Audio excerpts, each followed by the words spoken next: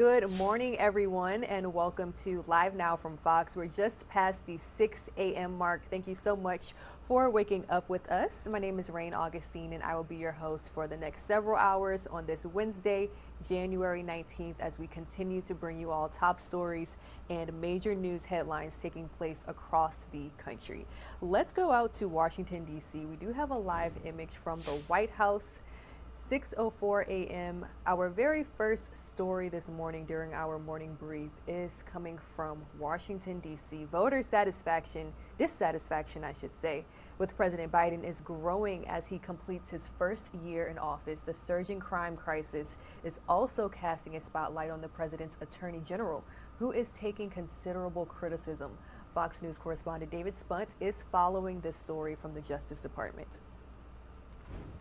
We are a government of laws. President-elect Joe Biden surprised many by choosing a respected federal judge as his pick for the nation's top law enforcement officer. The rule of law is not just some lawyer's turn of phrase. So help me God. Weeks into the job, Merrick Garland made clear civil rights investigations tied to demands from the left for sweeping police reforms would be a priority.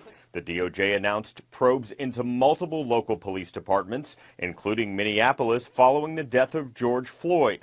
Last fall, the administration released $139 million in grants to hire more than 1,000 local police personnel. Some Democrat mayors, once calling for defunding the police, now begging Washington for more help. We cannot continue to endure the level of violence that we are now experiencing. The move came after a summer of violence, including in major cities, with progressive prosecutors at the helm. In Los Angeles, District Attorney George Gascon has opposed seeking the death penalty and backs charging fewer juveniles as adults.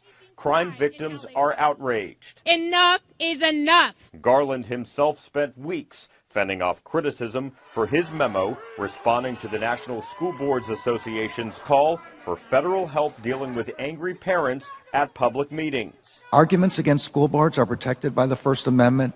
Threats are not. To kick off 2022, Garland highlighted the work of the department, responding to the attacks on the Capitol 1 year before. His critics, often Democrats, argue he needs to up the ante. You have, again, an attorney general who is, feckless and has not been helpful in terms of preserving our democracy. But 1 week later, Garland's DOJ announced charges of seditious conspiracy against the head of the anti-government far-right Oath Keepers and 10 others.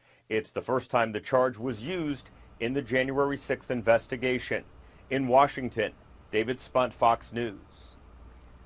Thanks, David. Moving right along with our top stories this morning. Better masks are now available for more Americans.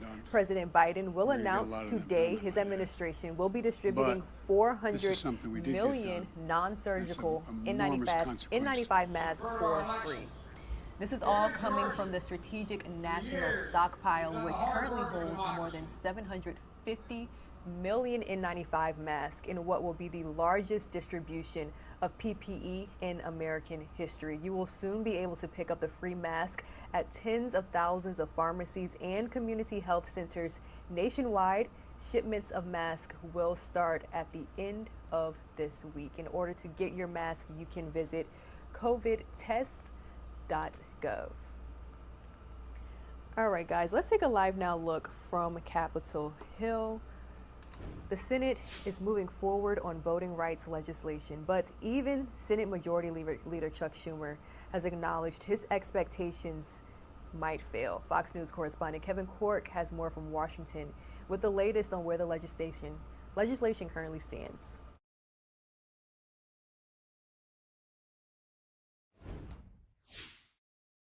Senate Democrats are under no illusion that we face difficult odds. In his fifth attempt to pass voting rights legislation this Congress, Senate Majority Leader Chuck Schumer took election reform one step further Tuesday, for the first time calling lawmakers into formal debate on the Senate floor. If Senate Republicans are going to oppose it, they should not be allowed to sit in their office. They got to come down on the floor and defend their opposition. The move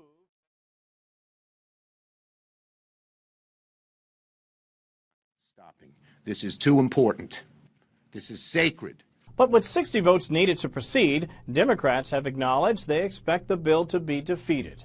This is about one party wanting the power to unilaterally rewrite the rule book of American elections.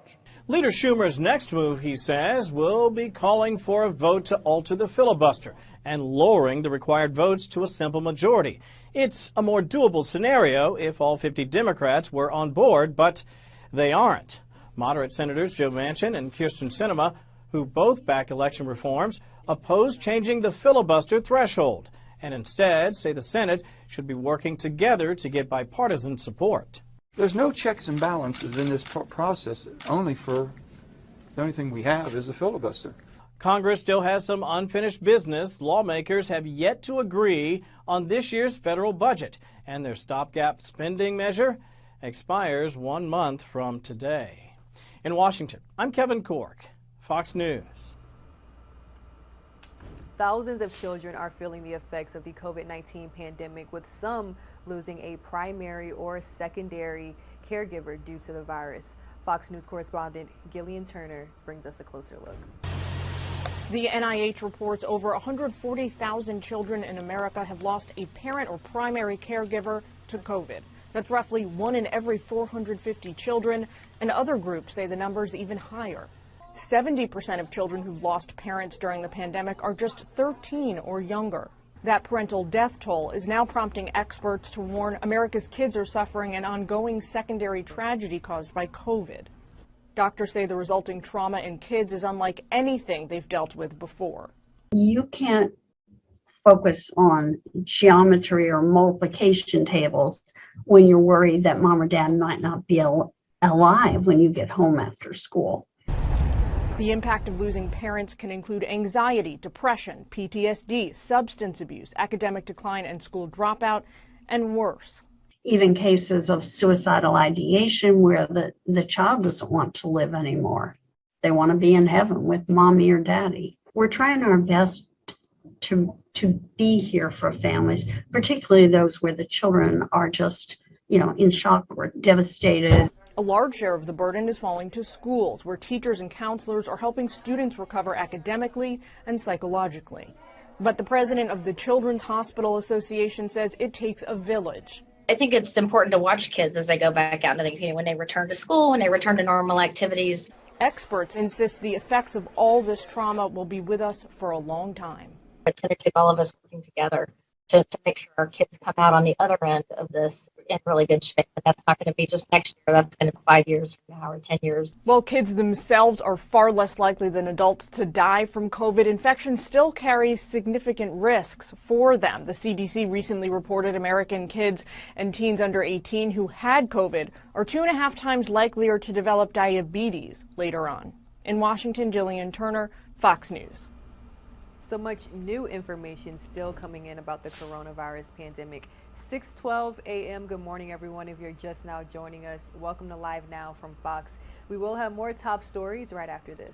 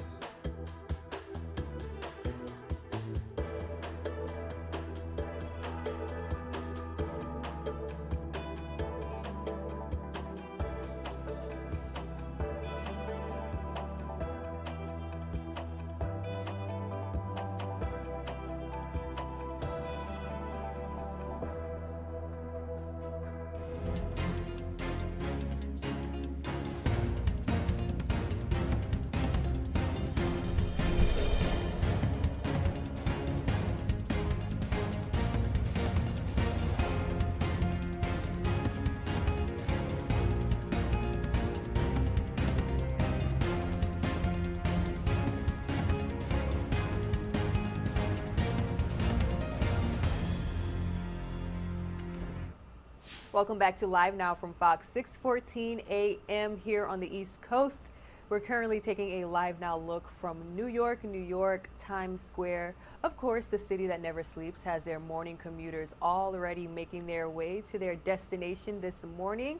So good morning. Hopefully some of you all are getting your news update this morning from us right here at Live Now from Fox. Let's continue on with our top stories this morning. The chief executives from several major airlines are warning if 5G wireless services are expanded this week as planned, it could soon disrupt travel for thousands of Americans this week. They are now asking the Biden administration for immediate intervention as their concern is not enough research has been done on whether 5G radio frequencies will interfere with current radar or other flight technologies. Fox News correspondent Kevin Cork is bringing us the latest on their concerns.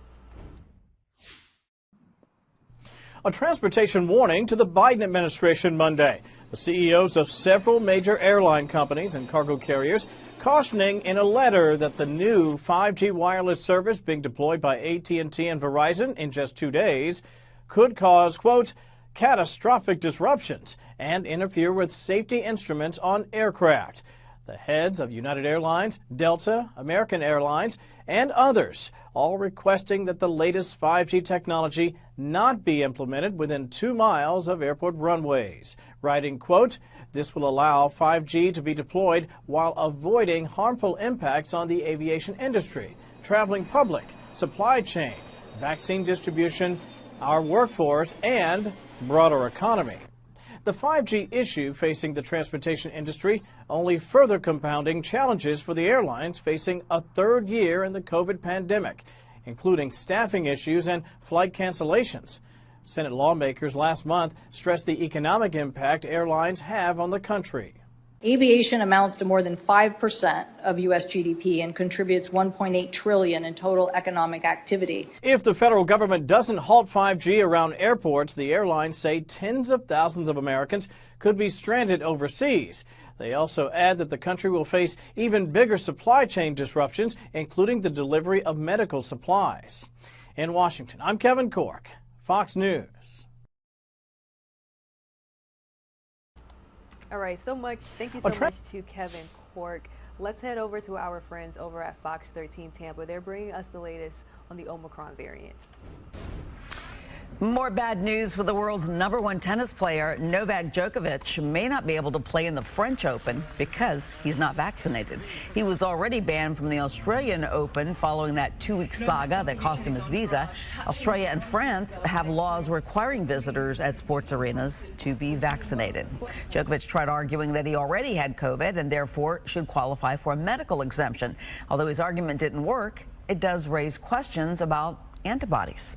So joining us right now is Dr. Cami Kim. She's Director of Infectious Diseases and International Medicine at USF Health, and we thank you for being here. We want to get right to this. You know, we didn't know a lot about the antibodies, like how long they last, how much protection they afford, and do we know more now about how much protection we get if you've had COVID? Well, it's pretty clear that either being vaccinated or having prior COVID does confer some protection, but for both of them, the antibodies wane. And when you have a variant like Omicron that's a little bit different than what you had before or what's in the vaccine, the more antibody, the better off you are. So that's why it's really important, whether you've been vaccinated before, if you had COVID, to have a booster. And the antibodies do decline. So even if you had those protective antibodies, they will go down. And so when you have a new variant, you want as much antibody in your body as possible. So that's why we recommend that everyone be vaccinated, whether or not they've had COVID or a vaccine. Okay, so if you haven't had your booster yet, but you did get COVID, you should go ahead and get that booster. That's what I hear you saying here, correct? Yeah, I mean, you'll be protected somewhat if you've had COVID, it's true. But I think all the studies and the best evidence suggests that the more antibodies you have, the better. And that with the new variants, your antibodies that were good for the last variant aren't necessarily going to be as good for the next variant that may come off after Omicron. And I think that's unfortunately what Omicron's telling us is most people probably had immunity to Delta because of the vaccine or getting Delta, but that hasn't been completely protective for Omicron, and the people who do the best are the ones who have the most antibody. And you know, some people seem to think that the natural immunity you get after getting sick with COVID, whatever the variant, is better than what you get from the vaccine. So what would you want to say to them? You know, I think it's really hard to say for certain because this virus has been so tricky, so it's been changing so much.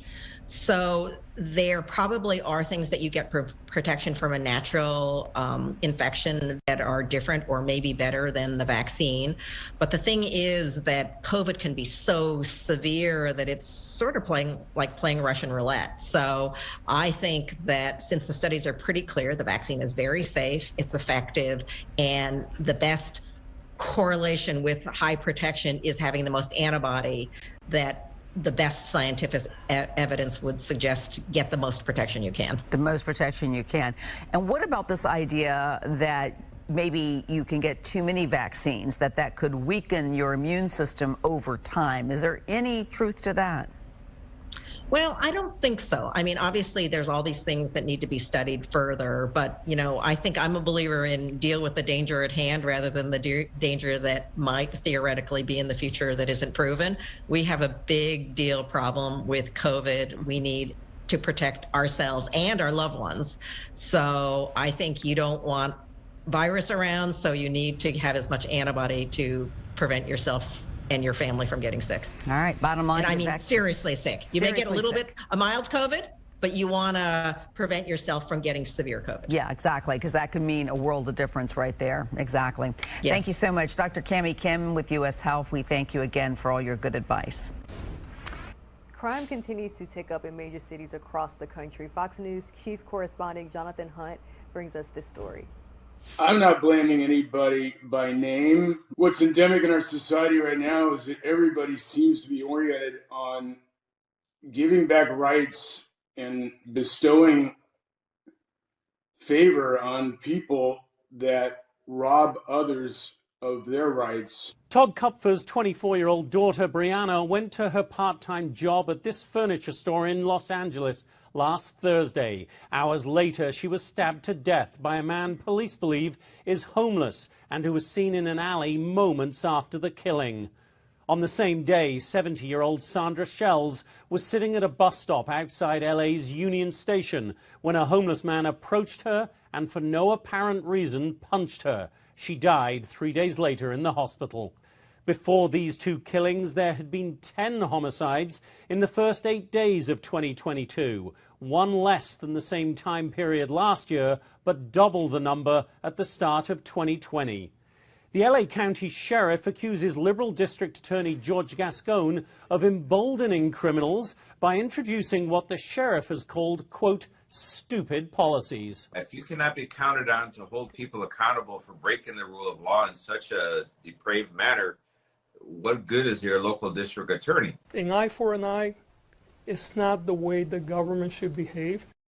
There is a similar debate underway across the country in New York, where the murder of Michelle Go, shoved in front of a moving train at a Times Square subway stop, has renewed the focus on the homeless and mentally ill roaming the streets and subway system. Democratic Mayor Eric Adams today toughened his language after previously talking about New Yorkers' perception of fear. We're going to drive down crime, and we're going to make sure New Yorkers feel safe in our subway system. In Virginia, meantime, the new Republican Attorney General has announced an investigation into the state's parole board, saying the board broke the law by approving the early release of violent criminals, all part of a growing national debate about the causes of crime and the effects of punishment. In Los Angeles, Jonathan Hunt, Fox News. 6:23 a.m. We're going to take a 2-minute commercial break, and when we return, we'll bring you all the latest on social media misinformation.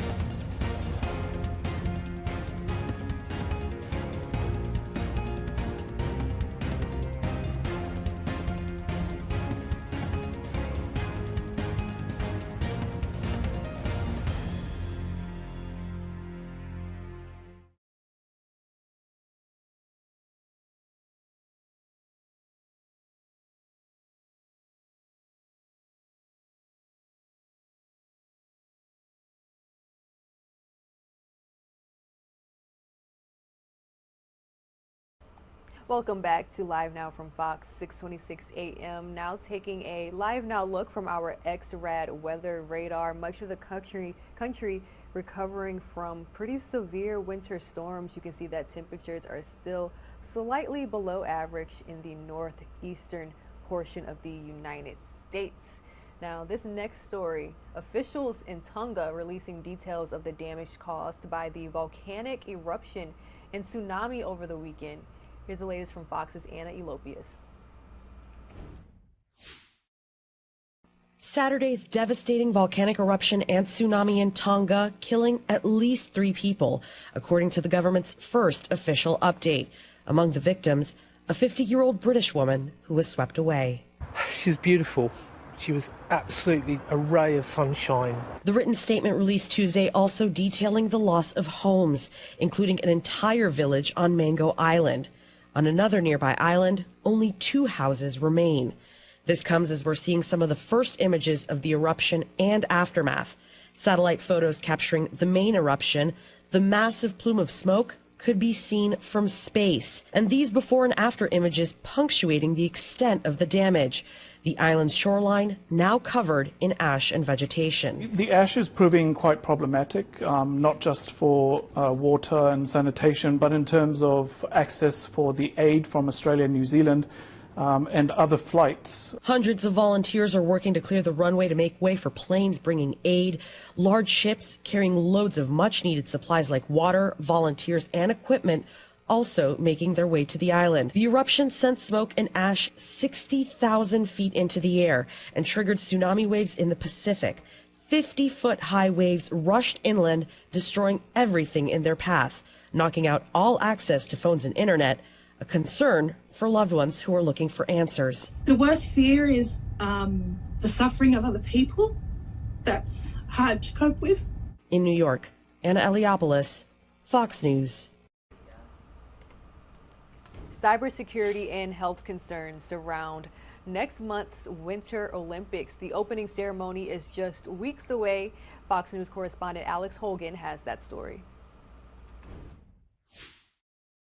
China facing new questions about the coronavirus and security concerns at the Winter Olympics. Cybersecurity group Citizen Lab says a mandatory COVID monitoring app contains security flaws that could leave athletes, audience members, and media exposed to data breaches. In a report released today, researchers say the app transmitted some data without any security at all, including the names of message senders and receivers. The information can be read by eavesdroppers with a Wi-Fi hotspot. This is about control, and it's going to highlight to the world just how authoritarian this regime is. Meanwhile, athletes and officials have already started arriving in Beijing. They're immediately entering a tightly controlled bubble in an effort to prevent the spread of COVID. On Monday, China canceled plans to sell tickets to the public and will instead organize spectators to watch the games. The decision coming as Beijing health officials announced the city's first Omicron case. We have also screened the risky areas and taken differentiated control measures on different groups of people. The coronavirus and cybersecurity raising new concerns over whether the Winter Olympics should even be held, and it's renewed some calls for countries to boycott the games. The IOC needs to be held accountable too for doing business with China and taking the Olympics to the game to countries like this. Several countries have told athletes to leave their personal electronics at home and to even use burner phones. In London, Alex Hogan, Fox News. A new bill aims to hold social media platforms responsible for what their users post, with the hopes of eliminating harmful content. Fox News correspondent Alex Hogan has more from New York City. The goal of this bill is to hold social media companies accountable for what users post, though it really all comes down to free speech. The new bill is sponsored by Democratic State Senator Brett Holman of New York. It's one of at least a dozen proposed bills as legislators try to regulate big tech companies like Facebook, right now working to remove harmful content like vaccine disinformation, self-harm, and posts which can lead to eating disorders. This bill focuses around those algorithms which promote what some lawmakers call toxic content. But under federal law, tech companies are not liable for what users post. Experts tell us that lawmakers have to address these changes without violating free speech. There's going to be really significant First Amendment challenges here. The ability to amplify speech or to or to suggest it to certain readers, or to you make efforts to try and deliver it to the people who you think will be most interested in it. Those are all the types of speech that's protected by the First Amendment. The sister of a federal security officer who was allegedly killed by a right-wing extremist during 2020 protests is now suing Facebook's parent company Meta, the family accusing the tech giant of promoting extremist content. Social media giants like Facebook and Twitter have also been under fire for censoring posts, including banning information about the COVID lab leak theory and even removing posts about the virus, and lockdowns now reversing course on those. Experts tell us it's hard to police these platforms because the information evolves over time. In New York, Alexis McAdams, Fox News. The White House says the president will host the first news conference in months today, marking his first year in office this week. The administration is already touting its accomplishments, defending its failures, one of which may be playing out today on Capitol Hill. That's where Fox News correspondent Doug Luzader brings us this morning. Actually, we will have that story from Doug in just a bit. First, let's get the update on voting rights legislation from our colleagues over at Fox 13 Tampa. Only a day after the nation honored the late, great Dr. Martin Luther King Jr., senators have returned to Washington amid harsh criticism from civil rights leaders. They're under intense pressure to pass a voting reform bill, which senators took up today. They moved forward with the legislation, even though it's doomed to fail. Here to explain the plan is our political editor, Craig Patrick. And Craig, it seems Democrats took the bill to the floor, even though they don't have the votes to stop a filibuster. Which is why it certainly seems as if this is doomed to fail. But having said that, there is a way, conceivably, Democrats could wind up passing this without suspending the filibuster rule. It's pretty far-fetched, unlikely to happen, but some Democrats think it might just work if they play it through. So let's start with what they actually want to change with respect to elections. Democrats have tried for months to hold a voting rights debate on the floor. Democrats want to update the Voting Rights Act of 1965. That law banned racial discrimination in voting and required states that have a history of discrimination to get federal approval before they change their election laws. Well, in 2013, the Supreme Court removed much of that federal oversight on grounds that a state's history that it's moved beyond should not subject it to a different set of rules in the present. Democrats want to reinstate the federal review process by using a different formula that could pass muster in the courts. They say it's needed because states are using former President Trump's false claims the election was stolen to justify new voting restrictions that Democrats claim can discriminate. But most Senate Republicans oppose reinstating the federal review process. They say the new state laws do not discriminate and that reviving the federal oversight would give the feds more power than is warranted. This is about one party wanting the power to unilaterally rewrite the rule book of American elections. Well, the plan appears to be doomed because under the filibuster rule, you need 60 votes to end debate and advance most bills toward a floor vote. And with all Republicans but one opposed, they don't have 60 votes. That's how a lot of bills stall in the Senate, and both parties have used the filibuster rule to stall them to either kill or revise them through the years, as Republicans point out now. You only have to go back a few years to read vigorous defense of the filibuster from our Democratic colleagues and their allies. Democrats tried to make a one-time exception by suspending the filibuster rule for this one voting rights bill, but they needed all Senate Democrats to make that happen, and two of them, Kyrsten Sinema and Joe Manchin, opposed it. They said this one-time exception would lead to other exceptions until the filibuster was gone, and with it, the power to drive compromise. So Democrats know they do not have the votes to end debate and bring this voting rights bill to an up or down vote, but they're playing it out anyway. Members of this chamber were elected to debate and to vote, especially on an issue as vital to the beating heart of our democracy as voting rights. So we know they don't have the votes to end debate, but there is some thought within the Democratic conference of what happens if you just wait for it to end on its own. Wouldn't at some point they reason Republicans grow tired of just talking, and if they just wait it out, then at some point debate would naturally end and then they could take it up? Pretty far-fetched, because Republicans seem to be just as motivated as Democrats, and certainly they can find a way to continue the debate through a series of motions, etc. But it is one of the strategies that Democrats are looking at as we speak, which tells us the debate that started earlier today could be a long way from finished. So what is the most likely outcome at this point, Craig? Well, there may be some effort to try to extend this to see if Republicans might concede and give up debate, but that likely won't happen. The most likely outcome in all of this is that Schumer eventually will call for a vote to suspend the filibuster rule. It will fail, and with that, this update to the Voting Rights Act will fail, and then there will be an effort to try to take certain components of various election reform bills to see if they can get some sort of bipartisan consensus, which also would not be likely, but those would be the next steps. All right, Craig Patrick, thank you. Only a day.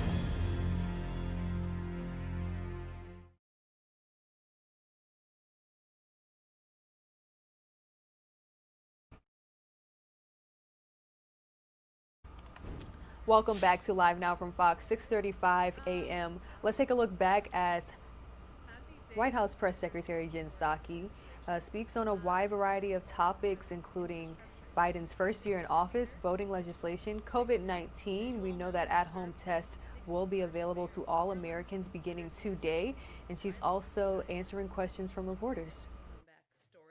Recovering from Hurricane Katrina and the BP oil spill, Mitch served as president of the U.S. Conference of Mayors, was named Public Official of the Year in 2015, and was voted America's top turnaround mayor in a survey of mayors in 2016. Prior to serving as mayor, he served 2 terms as lieutenant governor of Louisiana and in the Louisiana House of Representatives for 16 years. As the president's infrastructure coordinator, Mitch oversees the largest long-term investment in America's infrastructure and competitiveness in nearly a century. I wanted to have him come speak with all of you following our announcement on Friday of more than $27 billion from the bipartisan infrastructure law to fix an estimated 15,000 bridges across the country, and ahead of the president's meeting later this week with the Infrastructure Implementation Task Force, which he co-chairs. With that, I will turn it over. He's agreed to take a few questions before he has to go build some more bridges. I worked on that all day. Go ahead.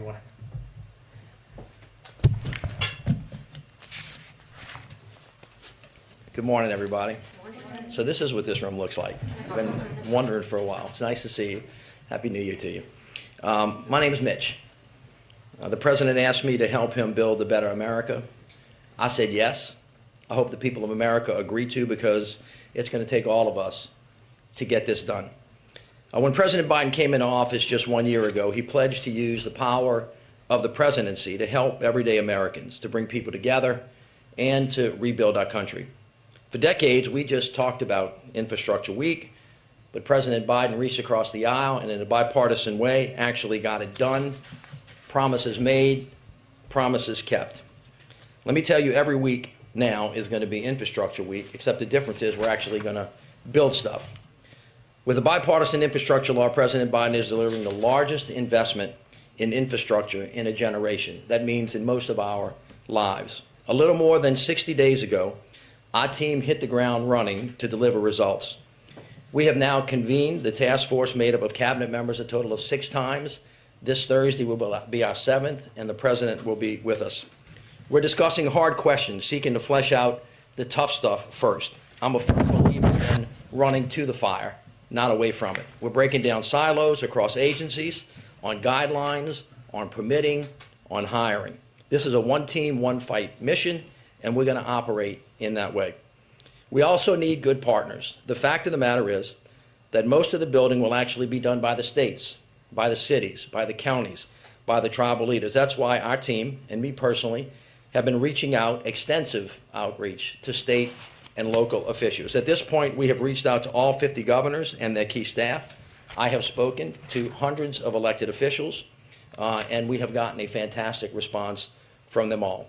As you know by now, we have asked states to appoint infrastructure coordinators, which we think will help foster cross-agency collaboration and make it easier for them to get problems solved very quickly. Already, states like Delaware and New Mexico have appointed coordinators, and states like Arkansas and Michigan are setting up interagency task forces. Our team is here to be problem solvers, to deliver, to build a team, and to help tell the story. Ultimately, we want to help people take advantage of this great opportunity to build a better America. Now, as a country, we haven't spent this amount of money on infrastructure in generations. So we're talking about how to do it with accountability and transparency, on time, on task, on budget, spending taxpayer dollars both wisely and well. Earlier today, I convened the inspectors general of federal agencies involved in the implementation of the law, letting them know we want to do this in a partnership, just like the president did when he was the vice president and he led the Recovery Act process, as the president has expected from his team since day one, including the implementation of ARP. As the president has made clear, results and accountability go hand in hand. To deliver results now and in the years to come, the federal government must undertake this work in a manner that is deserving of the public's trust. So we're going to lean forward. Stewardship of public dollars is a high priority. But I want to level set. This infrastructure work in general is not a one-time economic stimulus. It is not a race to see how many ribbons we can cut before the end of the year. Doing this is going to require balance. It's going to require order. We are definitely going to go fast, but we are not going to hurry, and we are going to get it right. On the nuts and bolts, we're on the right track. As the president laid out last week, we've made real progress. You've seen the announcements, rebuilding roads, ports, and airports. We're making progress on delivering high-speed internet to every American. We're making progress on ensuring water systems deliver clean water by replacing lead pipes. And of course, on Friday, the president rolled out the massive $27 billion allocation to states to fix over 15,000 bridges, the largest bridge program in American history. You see, bridges connect us. They connect people, the movement of goods. They connect communities. They connect the country. With this investment, President Biden is creating a bridge to the future, a pathway to win, a pathway for all of us to win. And today, we have another great announcement. The Department of Interior is announcing a new interagency program for cleaning up orphaned wells, a key initiative of the bipartisan infrastructure law. The law includes $4.7 billion to clean up orphan well sites, plugging, remediation, and restoration activities. So what does this mean for the people of America? Millions of us, millions, live within a mile of hundreds of thousands of orphaned and abandoned wells that leak and spew. These wells jeopardize public health and safety by contaminating groundwater, seeping toxic chemicals, emitting harmful pollutants, including methane. This well capping program also creates jobs and will revitalize rural economies in places where people are directly affected by a transitioning economy. And like so many of these issues we face, cleaning it up will take an all-of-government approach. Interior Secretary Deb Haaland is leading this effort in close partnership with the Department of Agriculture, EPA, and the Department of Energy, and already 26 states have asked for fundings to take advantage of this opportunity to clean up this mess. Secretary Haaland told me the other day a story about a school she visited where children had tissues in their nostrils due to constant nosebleeds, a result of contamination. Can you imagine having our children have to learn in this kind of environment? It has gone on for quite a long time. That's why we're doing this, real results where people live and where it really matters. Cleaning up communities, fighting climate change, creating new and better jobs, and building a bridge to a future economy. It's a really consequential effort. And later this week, there will be more announcements to come. In closing, let me just say, the President has been clear in his charge to me. Build a better America without unnecessary bureaucracy and delay, while at the same time doing what is difficult for the sake of what is right. And so better, as we have said many times, means creating good middle-class jobs, investing in American manufacturing, and building capacity right here at home, supporting disadvantaged and underserved communities so that no one and no community is left behind, advancing climate resilience and sustainability so that we can be better prepared and ready for whatever is coming our way. All of this will make us stronger and better, reduce costs for the middle-class families, and help us compete.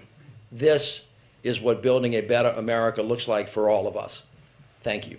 Jen, back to you. All right. Jeff, go ahead. Mr. Mayor, thank you very much. I was wondering if you could tell us what the response from some states in your old neck of the woods has been. We've seen many federal programs, Obamacare, one example, other things. Some red state governors have been resistant. Are you seeing a different kind of response on things like infrastructure, which the programs of which are popular, but the administration isn't necessarily? And just give us a time frame of when you think some of these ribbon cuttings, I know that's not the metric, but when will they be happening? Anything this year? Yeah, Jeff, thank you so much for that. A very wise person said, you know, even if they vote no, they want the dough. And that's absolutely true, especially on infrastructure. As I said, I have personally spoke to over 40 governors, 3 that chiefs of staff. The others, we have been contacted through staff. I've talked to a number of Republican governors, all of whom, in the reddest of red states, were very welcoming. They were very appreciative that the president had asked the call. We clearly acknowledged with each other that we may have differences of opinion on other issues, but on building roads and bridges and airs and airports and clean water and broadband, you know, 75% to 80% of the people of America want these things to happen, and the governors have committed to work with us to actually get it done. You mentioned that in my neck of the woods. I'm from the state of Louisiana, as you know. We have gotten beaten to death by Katrina, Rita, Ike, Gustav, the national recession, the BP oil spill, and a bucket load of other stuff. We always wonder when the locusts are coming. And we have had interaction, as I was lieutenant governor, with a Republican governor who I served with and a Democratic governor. In both of those instances, bipartisanship really is at the forefront of these initiatives. There are going to be some differences, but at the end of the day, there really is common ground, and I feel very good about the willingness to lean forward and to do the things that all of our constituents need, irrespective of what party that they're in. In terms of turning dirt quickly, as I said to you, to level set with everybody in this room, because you will ask me about this from time to time, can you hurry up? When's the money going to get it to the ground? When are the first ribbon cuttings?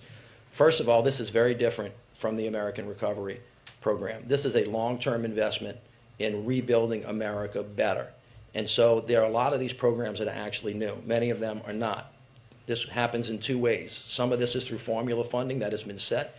Every governor has received an indication of what the states are going to receive for the next 5 years, and that's across whoever's sitting in the governor's chair, so they can start planning today and actually start breaking ground as soon as they're ready to do that.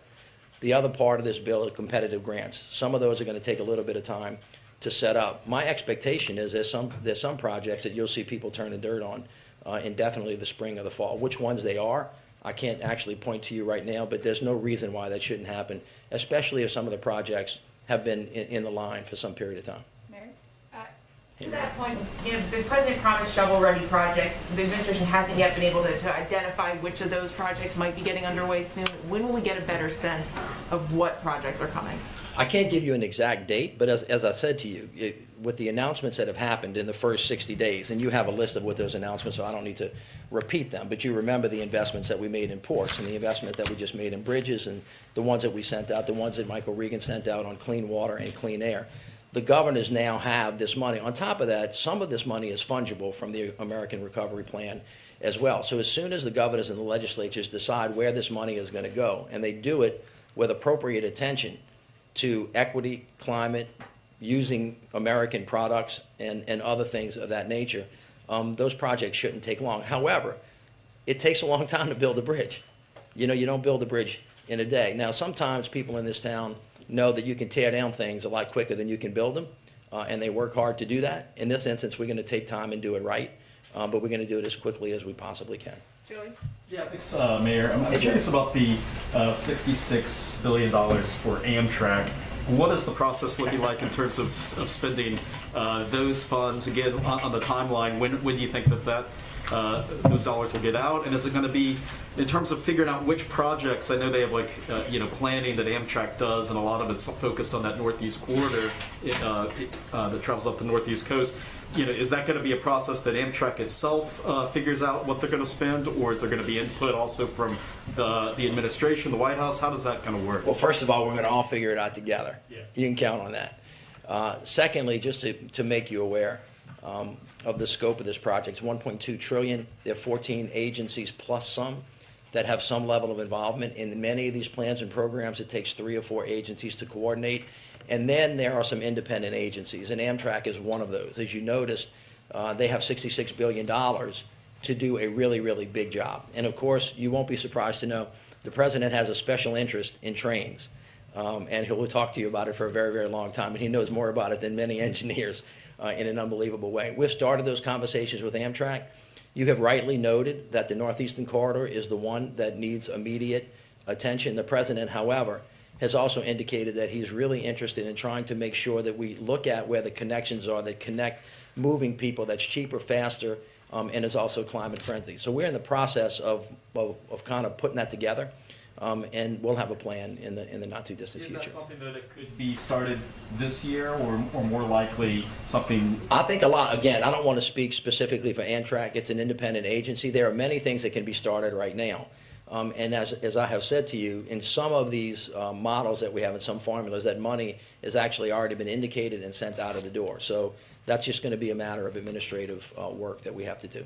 Nancy's Sure. going to be the last one. Go Hey, ahead. Nancy. Thanks, Mitch. Based on what you've seen so far, how many state governments have the capacity already to evaluate this huge number of projects all at once and determine which ones are most worthy of the funding? Because as we saw, for example, with the American Rescue Plan, you might be very organized here at the federal level, but if they don't have the staffing and the know-how and the capacity at the state level, there will be bottlenecks. Great. That is a fantastic question, and thank you for asking us. As you heard me say throughout this talk, it's all going to be about balance. How do you go fast and how do you get it right? How do you really try to do the right thing, but at the same time not go too slow? How do you deal with actually getting money to the ground quickly and making sure that people have the capacity to use it? Let me say this again to all of us who are younger than 80 years old. You have not seen this in our lifetime. And when we have tried to do this in the past, because we haven't spent a lot of time building up what I call downline logistics. You'll hear me say this many, many times. Sometimes up here in Washington, they want to create a cow, and when it gets down to the ground, it looks like a pig. And the point is to make sure that what we're trying to do down here gets down to the ground with the people from the ground up, understanding it, knowing it, analyzing and working in partnership with them. One of the things that should be obvious to anybody in this country is that we have a capacity problem on the ground. Notwithstanding the current circumstance that we're in, even if the world were perfect, you have to say to yourself, are we ready to build this much stuff this fast? And the answer is if you triage it appropriately, if you plan appropriately, if you run to the fire, and one of the fires is, do we have enough people? Do we have enough materials? And if we don't, how do we create workforce training programs? How do we build capacity? How do we manufacture products here? And you understand that this is a 5 to 10 year cycle. You can actually move into it if you do it intentionally and with thought. So to answer your very specific question, there are some states that have been in this business for quite a long time and have moved big stuff, and they're obviously more prepared than others.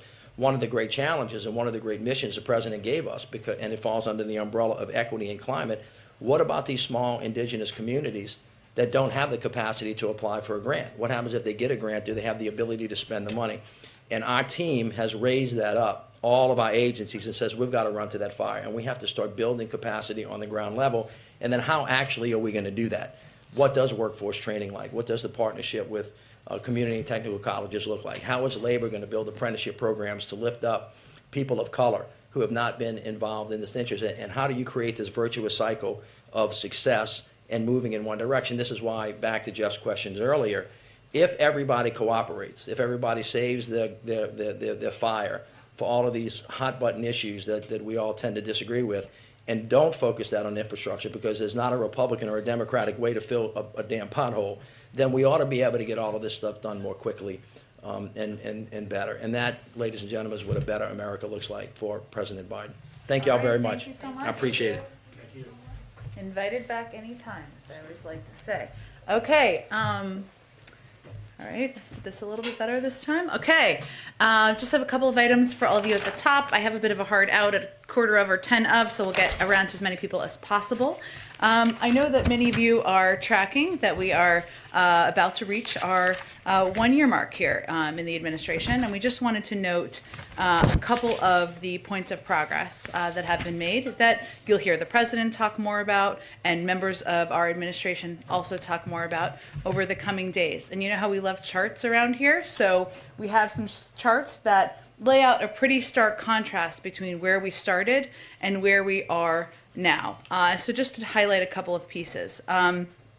During the president's first year, we saw the most dramatic change in our economy of anywhere in the world. It was the biggest year of job growth in American history, and it was the direct result of actions taken by President Biden and Democrats in Congress, including the American Rescue Plan, the vaccination effort it helped fund, and now the bipartisan infrastructure law.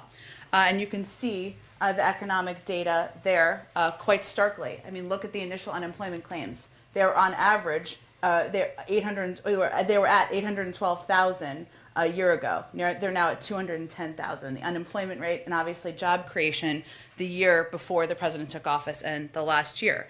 As it relates to COVID, if we look to a year ago, only 1% of adults were fully vaccinated. 74% of adults are fully vaccinated now.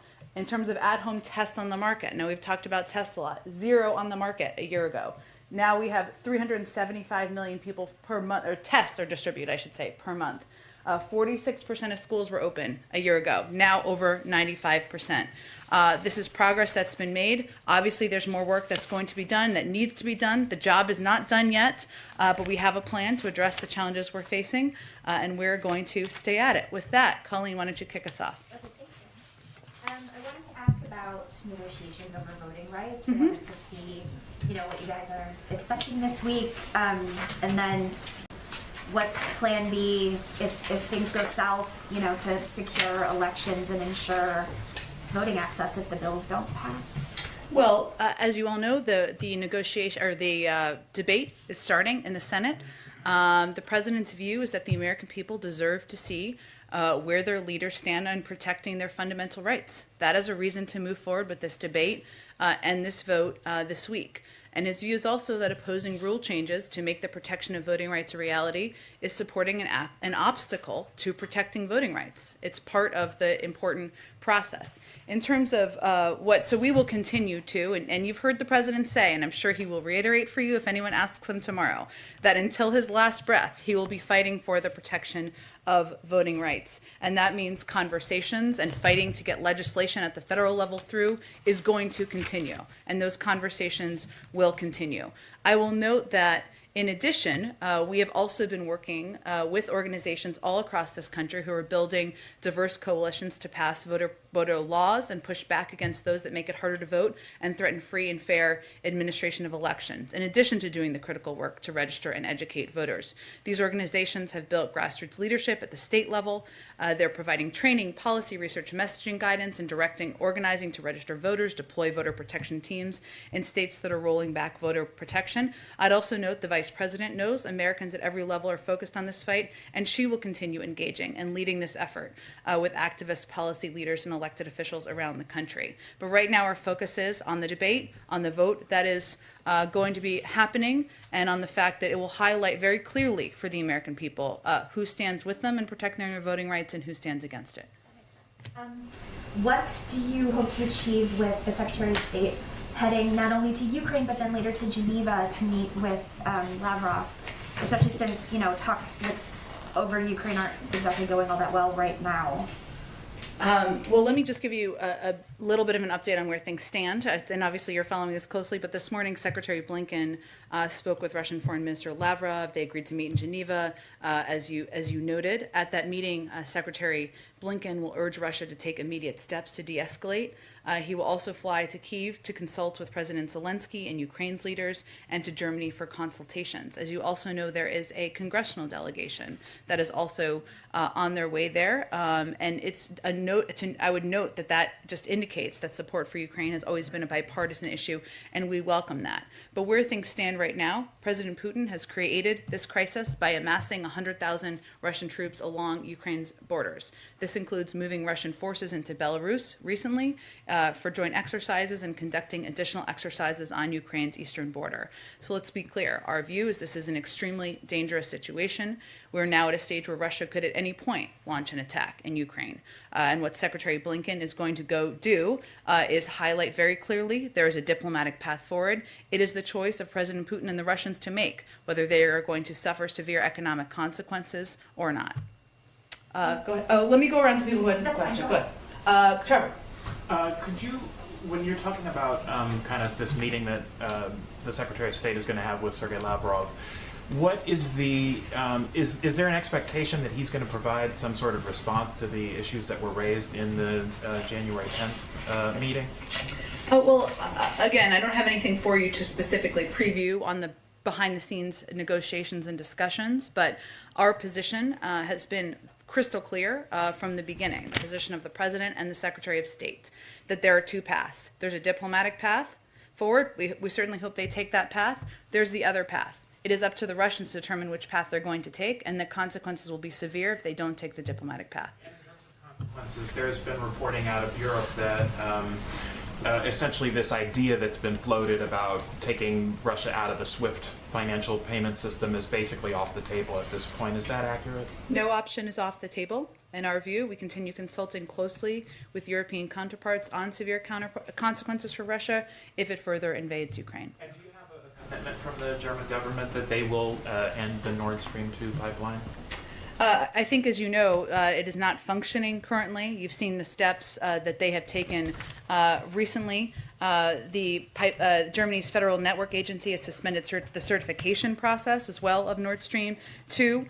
And our view continues to be that stopping the Nord Stream 2 pipeline is a credible peace we hold over Russia at this point in time, especially since it is not functioning. And if sanctions are imposed right now, which some are proposing, and Russia views these sanctions as a sunk cost, then this would be one less consideration in its calculus. So, of course, we're consulting closely with all of our partners and allies in this, but I would just note again that the pipeline's not operational, that Germany's Federal Network Agency has suspended the certification process. Go ahead.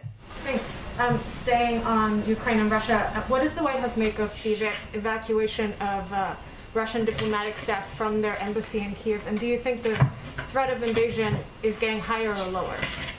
Well, I think, as I noted a few minutes ago, we believe we're now at a stage where Russia could at any point launch an attack on Ukraine. I would say that's more stark than we have been. In terms of the decision to move to evacuate their embassy or to move personnel out of their embassy, we have information that indicates the Russian government was preparing to evacuate their family members from the Russian embassy in Ukraine in late December and early January.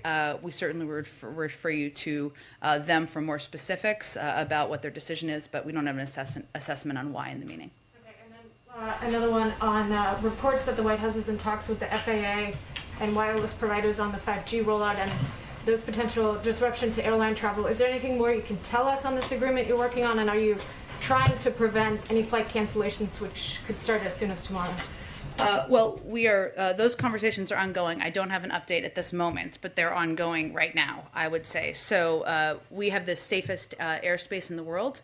We're committed to reaching a solution around 5G deployment that maintains the highest level of safety while maintaining disruptions, while minimizing disruptions to passenger travel, cargo operations, and our economic recovery. We certainly understand what's at stake for both industries. We are actively engaged, as you said, with the FAA, FCC, wireless carriers, airlines, and aviation equipment manufacturers to reach a solution. And we believe that with continued cooperation, we can chart a path forward. But certainly, minimizing flight disruptions, ensuring safety in travel is a top priority. And then one more, going Bloomberg on you. Microsoft buying Activision Blizzard will create the world's third biggest video game company. Does the White House have any competition concerns with this acquisition? Well, I would just note that today there is an announcement by the FTC and the Justice Department that's probably happening now. Broadly speaking, this is not about this specific case, which is, in our view, a critical step towards delivering on one of the key priorities of the executive order the president signed, which is strengthening enforcement against illegal mergers. And it basically kicks off the technical process to review merger guidelines. As it relates to this specific case that you mentioned, I don't have a comment on a specific merger, but I just wanted to point you to their announcement, their press conference that may be going on right now. Go ahead. Oh, Joy, let me go ahead. Let me go ahead so I just get to people and ask questions. Thank you. There's bipartisan supply chain resiliency legislation in the House, the U.S. Innovation and Competition Act. Is the White House engaged in getting lawmakers on board with this? Very closely engaged, and we've been advocates for investing in manufacturing here in the United States, including investment in our chips manufacturing capacity, but we're very closely engaged in these discussions. What kind of discussions you're having and where there's... Just that we've been engaged from the beginning. The president has long been an advocate for increasing investment in our manufacturing capacity at home, and we are looking forward to it moving forward. Another one. Does the president think that members of Congress should be prohibited from trading stocks? The president is prohibited from doing this, so where does he stand on this, and should their spouses be too? The president didn't trade individual stocks when he was a senator. That is how he approached things. He also believes that everyone should be held to the highest standard, but he'll let members of the leadership in Congress and members of Congress determine what the rules should be. Go ahead, Michael. Thanks, Ben. A couple of questions on what happened in Texas over the weekend. Sure. How is it that an individual who was known to MI5 in Britain, who was on a watch list as of 2020, ended up in a synagogue in Texas? How did that happen? Oh, well, our understanding, and obviously we're still looking into this, is that he was checked against U.S. government databases multiple times prior to entering the country, and the U.S. government did not have any derogatory information about the individual in our systems at the time of entry. We're certainly looking back, as I referenced, at what occurred to learn every possible lesson we can to prevent attacks like this in the future. Beyond that, I'd certainly refer you to the Department of Homeland Security. Obviously, the president referred to the incident as an act of terror. What is the significance of referring to the individual as a terrorist or referring to the incident as a terrorist incident? I think, and I talked to the president about this that day as well, I think there's no question that when somebody goes into a house of worship and threatens and holds hostage individuals who are there, that is an act of terror. That is terrorism. That is why he called it that, because we don't need to be, because it's very clear it's what it is. Go ahead. Hi, thanks, Jen. Getting back to voting rights for a minute, yeah. You mentioned that the White House administration is going to continue to push back against state legislatures. The president mentioned this as well last week. But just to drill down on that a little more, can we expect to see more litigation from the Department of Justice around this? And if you look at cases that have already been filed under Section 2, we know historically that takes a very long time, years to resolve. Are you confident that there is any action you can take that would result in any outcome before the midterms? Well, I'd really refer you to the Department of Justice. As you know, they have doubled their funding for voting rights protections, but in terms of individual cases or legal intentions or actions, I would point you to them. And quickly, to shift a little bit to healthcare and the Affordable Care Act, that was something that President Biden ran on, expanding the ACA. Yeah. He was able to do that, of course, through the rescue plan, but some of those other pieces were tied to Build Back Better, expanding Medicaid, again, addressing subsidies. Is there a plan B, a consideration of what steps could be taken if Build Back Better doesn't pass? Well, Here's the good news. There's a lot of interest, excitement, and engagement with a broad range of members of Congress about the shared desire to get something done and to lower costs for health care, for elder care, for child care. And there are a range of conversations that are ongoing, lots of ideas that we're discussing and we're engaged with. That is the status. The president proposed this as part of his package because he, as you said, he has advocated for, he ran on, he has fought for an expansion of access to health care, lower costs for health care. He also feels very strongly about lowering the cost of prescription drugs, something he thinks is frankly shouldn't be controversial in this country. If you're not for lowering the cost of prescription drugs, what are you for, Republicans in Congress, is his basic fundamental question. So this is something we will continue to discuss. We're continuing to fight for and work for. But I know there have been a range of reports out there, and I would just make very clear there is no specific proposal we are putting forward. We are just engaged in a range of conversations with members of Congress about what to do next. Go ahead. Thanks, Jen. Can you provide an update on the COVID testing website? Sure. Is it ready to go? Has the hotline number been created? Resiliency against crashes, that type of thing? Sure. So covidtest.gov is in the beta phase right now, which is a standard part of the process typically as it's being kind of tested in the early stages of being rolled out. We didn't start from scratch here, of course. The Postal Service already runs a website that sells goods to the public, as you know. Every website launch, in our view, comes with risk. We can't guarantee there won't be a bug or two, but the best tech teams across the administration and the Postal Service are working hard to make this a success. So it will officially launch tomorrow morning. It's in the beta testing phase right now. And I would also note that the U.S. Digital Service, which was an organization founded after healthcare.gov, after the healthcare.gov rescue, has been supporting the Postal Service to ensure that they have what they need to be successful in this critical moment. So looking forward to an official launch tomorrow morning, and right now it's in the beta phase. On Ukraine and Russia, I know you said that the United States is ready for Russia to engage at any time. I wanted to ask you, though, about the media narrative of the falsifying or alleging that Russia is going to say that Ukraine is going to attack Russia. Have you seen any indications of that? Has that narrative been put into work yet? We talked about this a fair amount on Friday because we've seen efforts to push that narrative in the media and in the public. And I think one of the key roles we can play here is making very clear that there is a long history of propaganda from Russian leadership, that they use it as a tool to spread misinformation as a means of gaining ground, and we should be very clear about what's accurate and inaccurate, and that's an inaccurate narrative. Go ahead. Thank you, Jen. Thank you. Since there are so few reporters in here today, I'd like to ask briefly about 3 transparency issues. The first one, I'm kind of amazed hasn't been brought up more in this room. That is that Vanity Fair reported recently that on October 22nd, a group of health experts from Harvard, the Rockefeller Foundation, and other groups proposed on a Zoom meeting with administration officials a plan to mass distribute coronavirus tests to homes before Christmas to prevent a winter surge of COVID-19 cases, but that they were told 3 days after that Zoom meeting that that idea was dead. So I emailed you about this yesterday and again this morning so that you'd be able to track down a firm answer on 2 details here. The first detail is which administration officials attended that October 22nd meeting. For example, did Drs. Fauci and Walensky participate?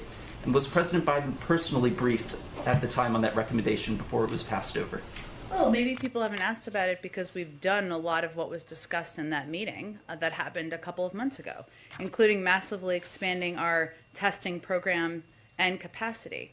And the issue at the time, which was a very small part of the conversation, was that the market had not expanded enough to at that moment in time be able to launch the website we're launching tomorrow.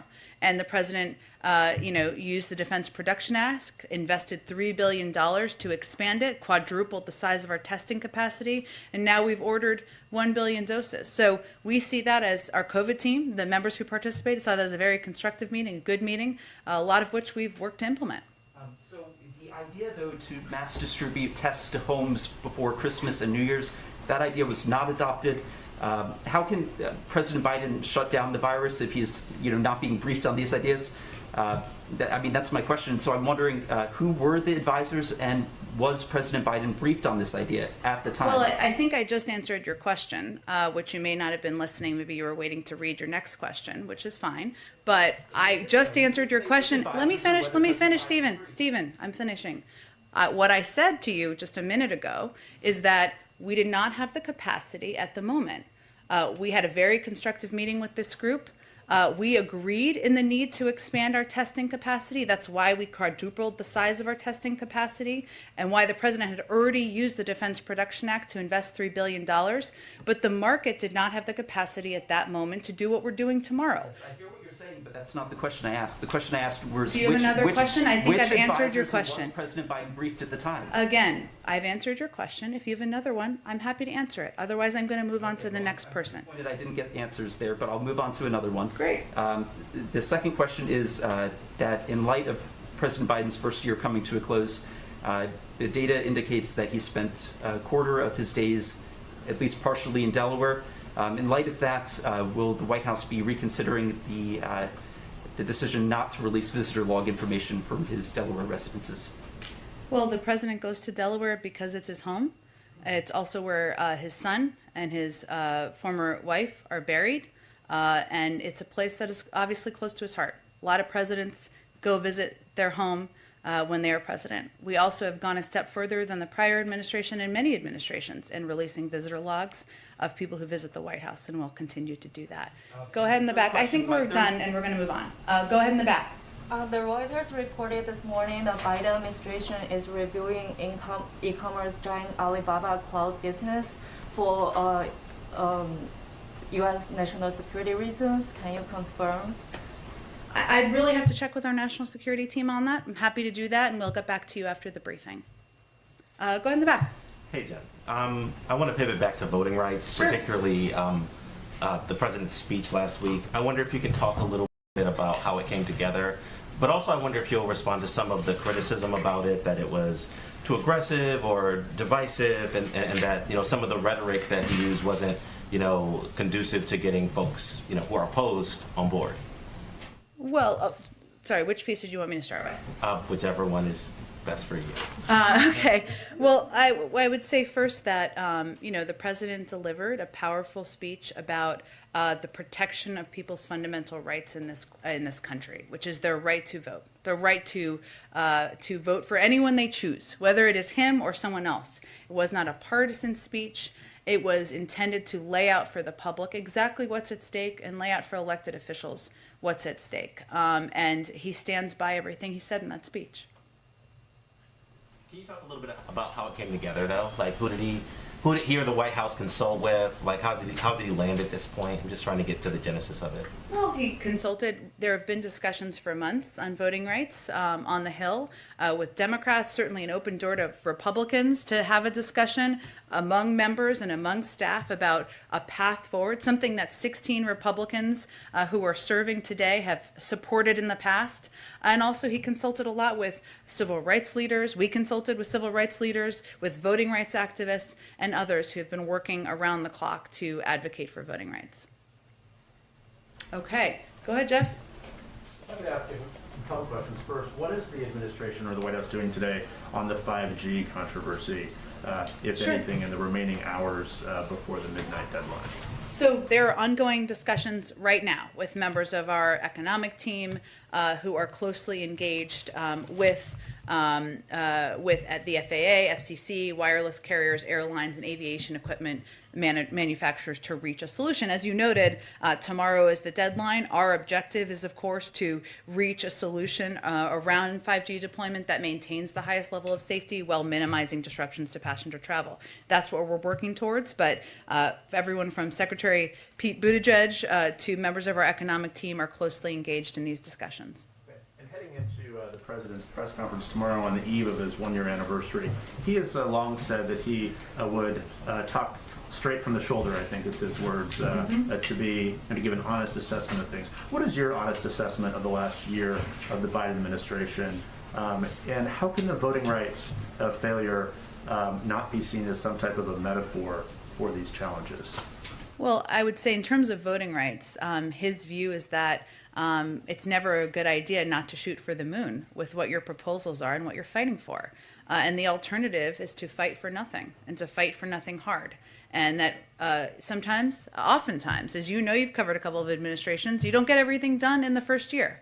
But what we feel good about, and this is why I brought some of these charts to show the contrast, is that coming into an incredibly difficult circumstance, fighting a pandemic, an economic, a massive economic downturn as a result, an administration that was prior to us that did not effectively deal with a lot of these crises, that there's been a lot of progress made. We need to build on that. The work is not done. The job is not done. And we are certainly not conveying it is. So our objective, and I think what you'll hear the president talk about tomorrow, is how to build on the foundation we laid in the first year. Go ahead. On 5G, the FAA has had 2 years to come up with a plan for this, to deal with this implementation. Should they have acted sooner to minimize disruption? Did the FAA drop the ball here? You know, I think, Mary, there'll be lots of time to look back and see how we got here, and I know many of you will do that, and of course that is understandable. But right now, over the next 24 or less than 24 hours, what we're focused on is trying to come to a solution that will minimize travel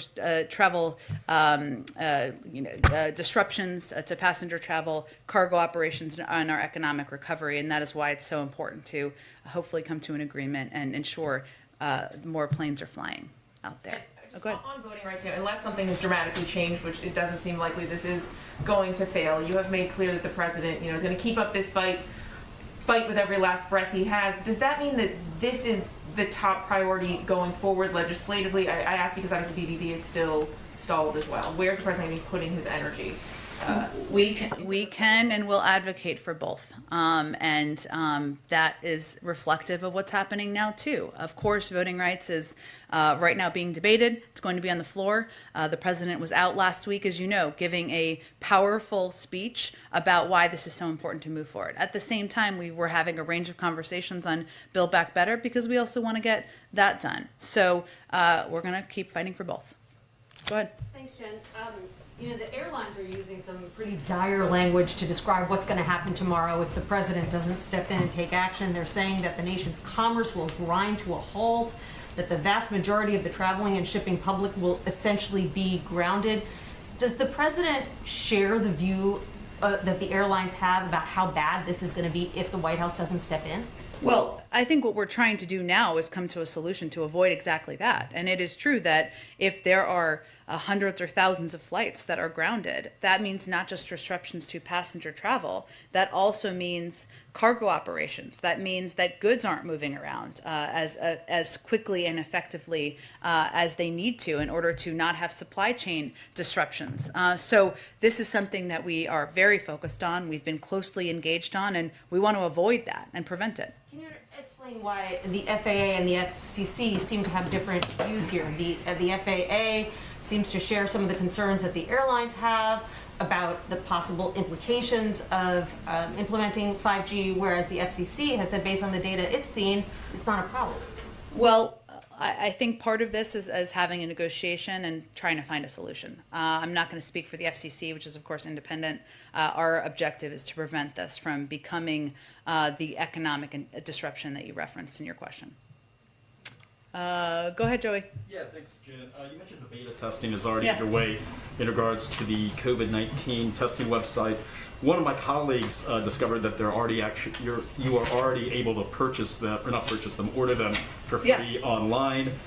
So, for people who are purchasing them today, are these orders being registered? Are they going to be able to get that's beta testing. Okay. So meaning we're going to launch it formally tomorrow morning, but this is how we did vaccines.gov as well. So it's kind of a part of the process. Do you have an official rollout tomorrow morning? What time in the morning can we expect? I don't have the exact time for you at this moment, but again, it's going to be out tomorrow morning, mid-morning tomorrow, and we're looking forward to getting free tests out to the public. And on the same topic, Maryland Governor Larry Hogan yesterday on Face the Nation said the federal government has, quote, fallen short in a couple ways recently in regards to its COVID-19 response. He pointed to these 500 million rapid tests, saying the federal government has purchased tests that his state had already contracted rather than purchasing new tests. He said, quote, we're sort of hijacking the tests that we already had plans for, and we're now getting some of those providers to tell us they no longer have the rapid test. So what is the White House's response to that criticism that the federal government is purchasing the same allotment of tests and hamstringing some state efforts? 7:25 a.m. here on the East Coast. Taking a look back as White House Press Secretary Jen Psaki speaks on President Biden's agenda. Moving right along with other top stories this morning. We're learning more about the hostage taker who died after a standoff at a Texas synagogue. 44-year-old Malik Akram reportedly had a long criminal record in his home country. Now, law enforcement on both sides of the Atlantic ramping up their investigations into this man who again took hostages at a Texas synagogue over the weekend.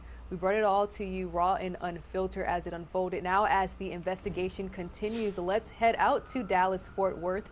Joining us right now is Fox 4 Dallas's Dan Godwin with the latest. Good morning, Dan. Good morning, Augustine. People are wondering how the now deceased hostage taker, Malik Akram, was able to get on a plane and enter the United States. It turns out there apparently wasn't enough in his background to set off alarms. The FBI, meanwhile, is searching for the person who dropped off Akram at a Dallas homeless shelter earlier this month.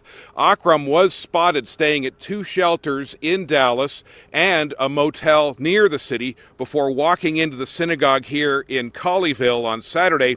Now, this past Tuesday, one of the Dallas shelters released a photo of Akram taken on January 2nd. FBI says it believes Akram acted alone, but it still wants to find and talk to that other man. Now, as for why Akram wasn't on any watch lists that would have prevented him from entering the United States, in 2020, he was probed by the UK's security service as a potential Islamic terrorist, but he was determined not to be a credible threat to national security. That, according to Sky News, his case was downgraded along with thousands of others who didn't meet the requirements for further investigation. As a result, Akram was able to enter the United States legally and travel around with a tourist visa. Now, this past Saturday, he walked into Congregation Beth Israel here in Colleyville and held 4 people hostage for nearly 11 hours until FBI agents stormed the building, killing Akram and allowing the 4 people being held to all get out safely. Augustine, back to you. Dan, as we continue to learn more about this situation, the question still remains, what was his motive? Do we know that yet? Well, as the hostage drama was unfolding, Akram was demanding the release of convicted terrorist Afia Siddiqui, who is also known as Lady Al-Qaeda. She is being held in a federal prison in nearby Fort Worth here in North Texas. She had been sentenced to 86 years for the attempted murder of U.S. soldiers in Afghanistan. So that is what is known at this point about Akram's motive for undertaking this hostage ordeal.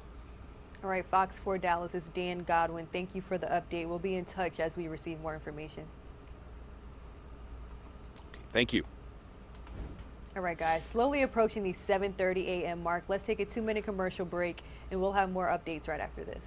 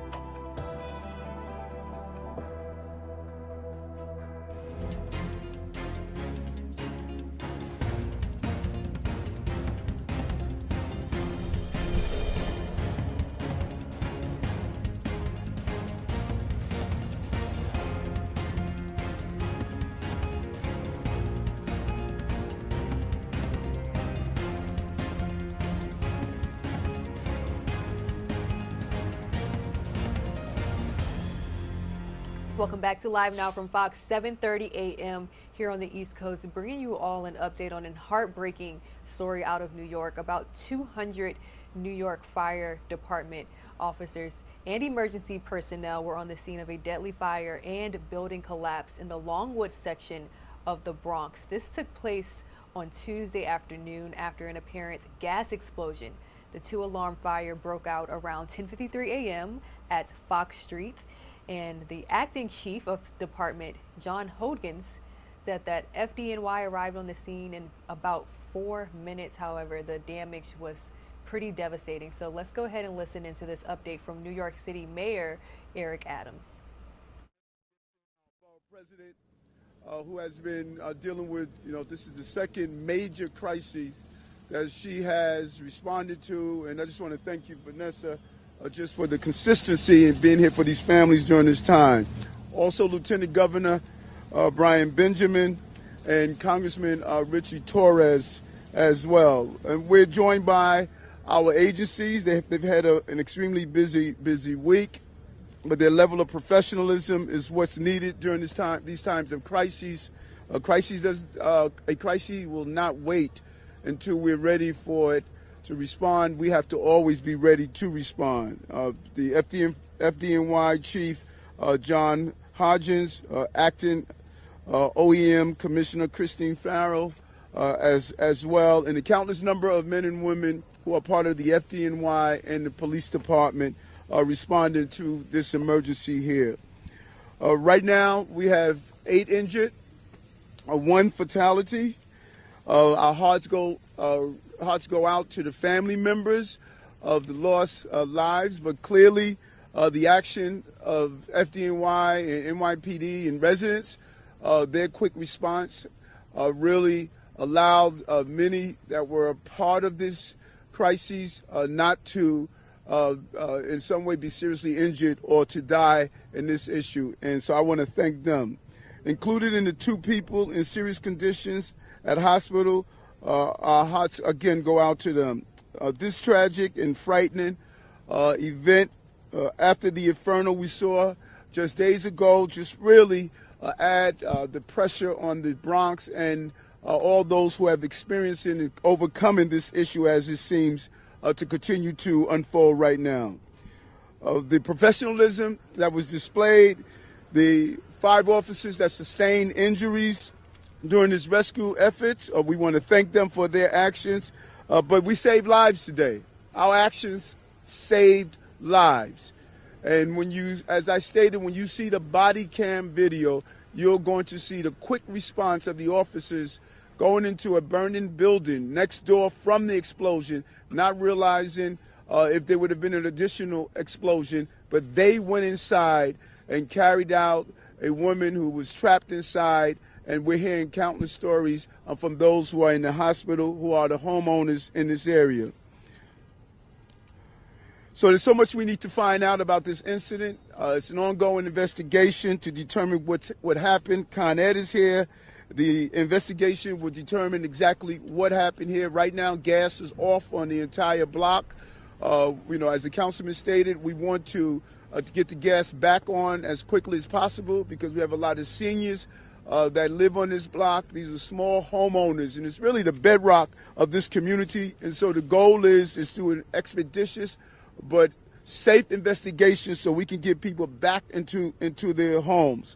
We want to make sure all New Yorkers are safe, and that is the goal of what we want to accomplish here. We're going to have the FDNY chief to give an official overview of what took place based on our preliminary investigation. But first, I just want to really turn it over to our councilman. This is his council matter district, and having him here on the ground, he's going to be here throughout the night with our services to make sure that we give the support that's needed to these families. As I communicated with them in the church, that we're going to be here for them to make sure they get the services they need. Councilman? Thank you, Mr. Mayor. I really appreciate you coming down here to the South Bronx in our time of need. For many of you that know, the Bronx has always been a borough that has always suffered back in the 70s and 80s from fires.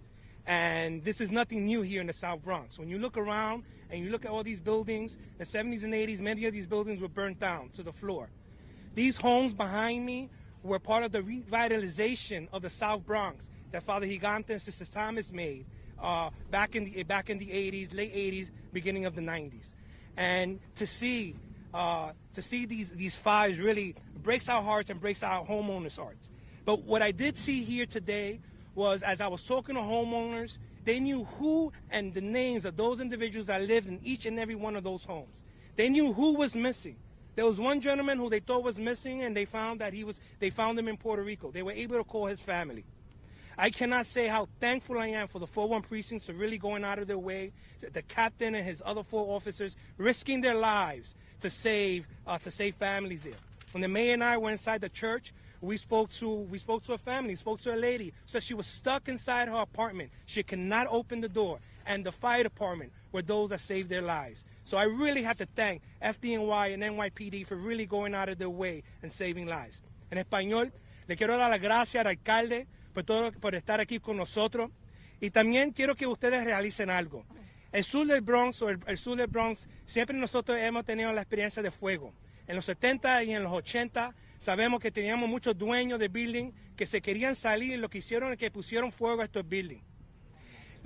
Las casas que tenemos aquí atrás de nosotros fue parte de realizar y traer el development para atrás a nuestra comunidad.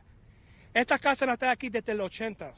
Es un orgullo para estas familias de ingreso bajo que pueden ser dueños de casa. Lo que ocurrió aquí nos ha devastado a nosotros, pero sabemos el amor.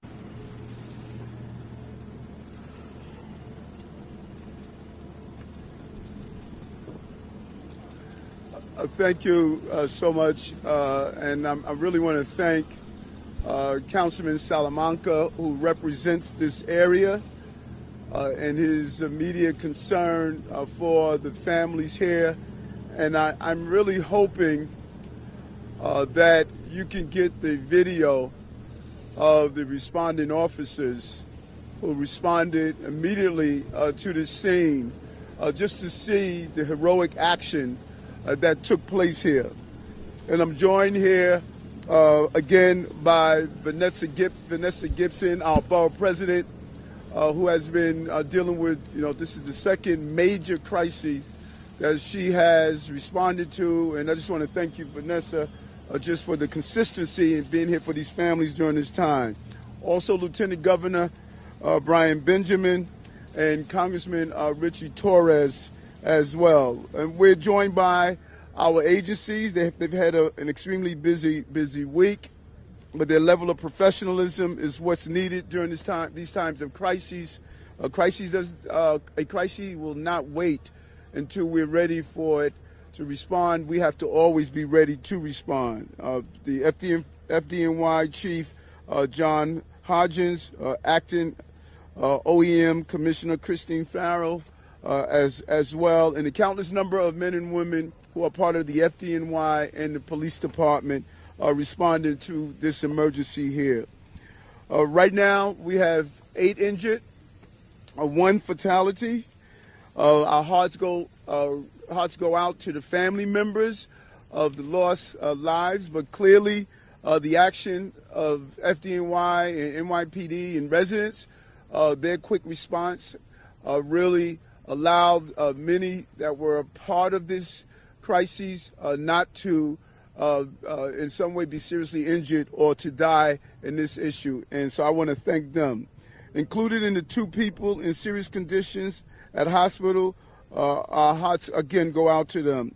This tragic and frightening event after the inferno we saw just days ago just really add the pressure on the Bronx and all those who have experienced and overcoming this issue as it seems to continue to unfold right now. The professionalism that was displayed, the 5 officers that sustained injuries during this rescue efforts, we want to thank them for their actions, but we saved lives today. Our actions saved lives. And when you, as I stated, when you see the body cam video, you're going to see the quick response of the officers going into a burning building next door from the explosion, not realizing if there would have been an additional explosion, but they went inside and carried out a woman who was trapped inside. And we're hearing countless stories from those who are in the hospital, who are the homeowners in this area. So there's so much we need to find out about this incident. It's an ongoing investigation to determine what happened. Con Ed is here. The investigation will determine exactly what happened here. Right now, gas is off on the entire block. As the councilman stated, we want to get the gas back on as quickly as possible because we have a lot of seniors that live on this block. These are small homeowners, and it's really the bedrock of this community. And so the goal is to do an expeditious but safe investigation so we can get people back into their homes. We want to make sure all New Yorkers are safe, and that is the goal of what we want to accomplish here. We're going to have the FDNY chief to give an official overview of what took place based on our preliminary investigation. But first, I just want to really turn it over to our councilman. This is his council matter district, and having him here on the ground, he's going to be here throughout the night with our services to make sure that we give the support that's needed to these families. As I communicated with them in the church, that we're going to be here for them to make sure they get the services they need. Councilman? Thank you, Mr. Mayor. I really appreciate you coming down here to the South Bronx in our time of need. For many of you that know, the Bronx has always been a borough that understands, well, not that understands, that has always suffered back in the 70s and 80s from fires. And this is nothing new here in the South Bronx. When you look around and you look at all these buildings, the 70s and 80s, many of these buildings were burnt down to the floor. These homes behind me were part of the revitalization of the South Bronx that Father Gigante and Sister Thomas made back in the 80s, late 80s, beginning of the 90s. And to see these fires really breaks our hearts and breaks our homeowners' hearts. But what I did see here today was, as I was talking to homeowners, they knew who and the names of those individuals that lived in each and every one of those homes. They knew who was missing. There was one gentleman who they thought was missing, and they found him in Puerto Rico. They were able to call his family. I cannot say how thankful I am for the 4-1 precincts for really going out of their way, the captain and his other 4 officers risking their lives to save families there. When the mayor and I were inside the church, we spoke to a family, spoke to a lady, said she was stuck inside her apartment. She could not open the door, and the fire department were those that saved their lives. So I really have to thank FDNY and NYPD for really going out of their way and saving lives. En español, le quiero dar las gracias al alcalde por estar aquí con nosotros. Y también quiero que ustedes realicen algo. El sur del Bronx, siempre nosotros hemos tenido la experiencia de fuego. En los 70 y en los 80 sabemos que teníamos muchos dueños de building que se querían salir, y lo que hicieron es que pusieron fuego a estos buildings. Las casas que tenemos aquí atrás de nosotros fue parte de realizar y traer el development para atrás a nuestra comunidad. Estas casas no están aquí desde los 80. Es un orgullo para estas familias de ingreso bajo que pueden ser dueños de casa. Lo que ocurrió aquí nos ha devastado a nosotros, pero sabemos el amor que nuestras familias tienen para uno al otro. Cuando yo estaba hablando con los dueños de casa, ellos sabían los nombres de cada persona que vivía en esa casa, aunque eran dueños o tenants. Cuando estábamos adentro, hablamos con ciertas familias, dueños de casa, que dijo que el departamento de bomberos tuvo que forzar la puerta abierta y le salvaron la vida. Y también el capitán del precinto 41 con sus oficiales fueron y salvaron la vida de otra persona, y van a ver un video. Le quiero dar las gracias al departamento de policía y a los bomberos y al alcalde por estar aquí, y realmente I thank you for really taking care of us in the South Bronx.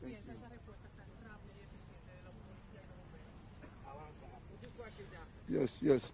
And now we want to bring on Fire Department Chief of Department John Hodgins.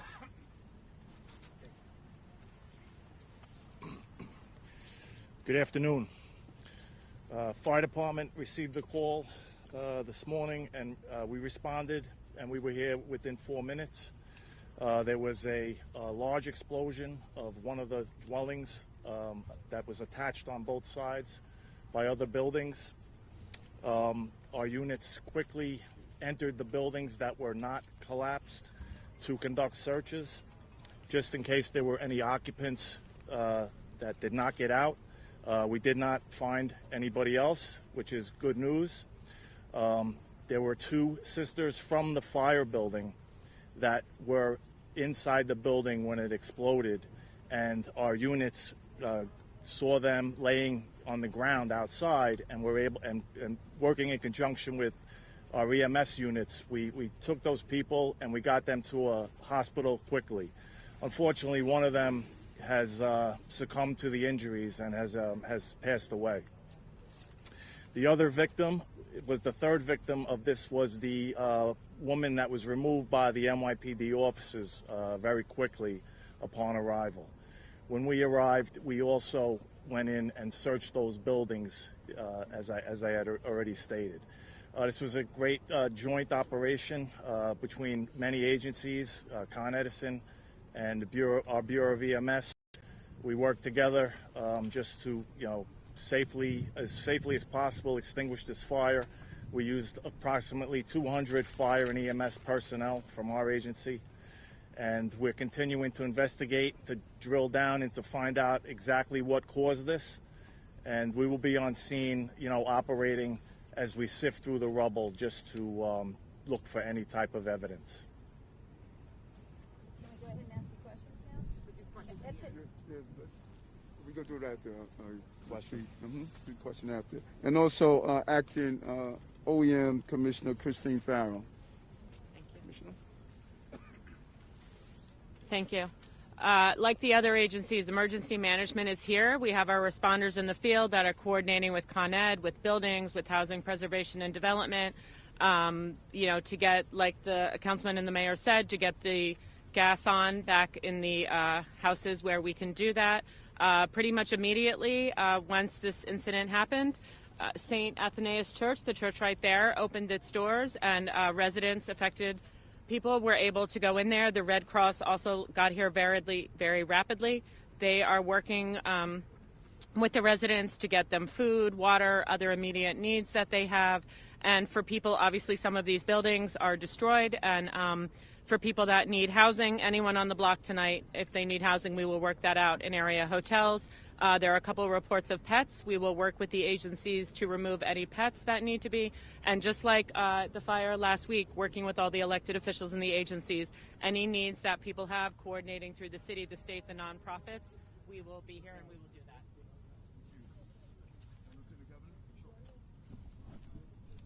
This is a serious tragedy. Audio side, I think the bolt box might be dead. We can check. The second time, only a week and a half apart, that the Bronx has suffered such a crisis. And this is not an accident. We will get to the bottom. Oh, sure. There are extra batteries in here. Batteries? Oh my God. Just died. You're that powerful on the microphone? That's what you call it. That's the mic. Exactly. She's like, press conference is over.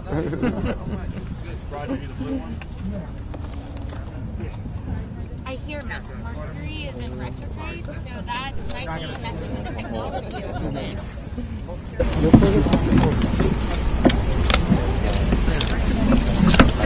Stop.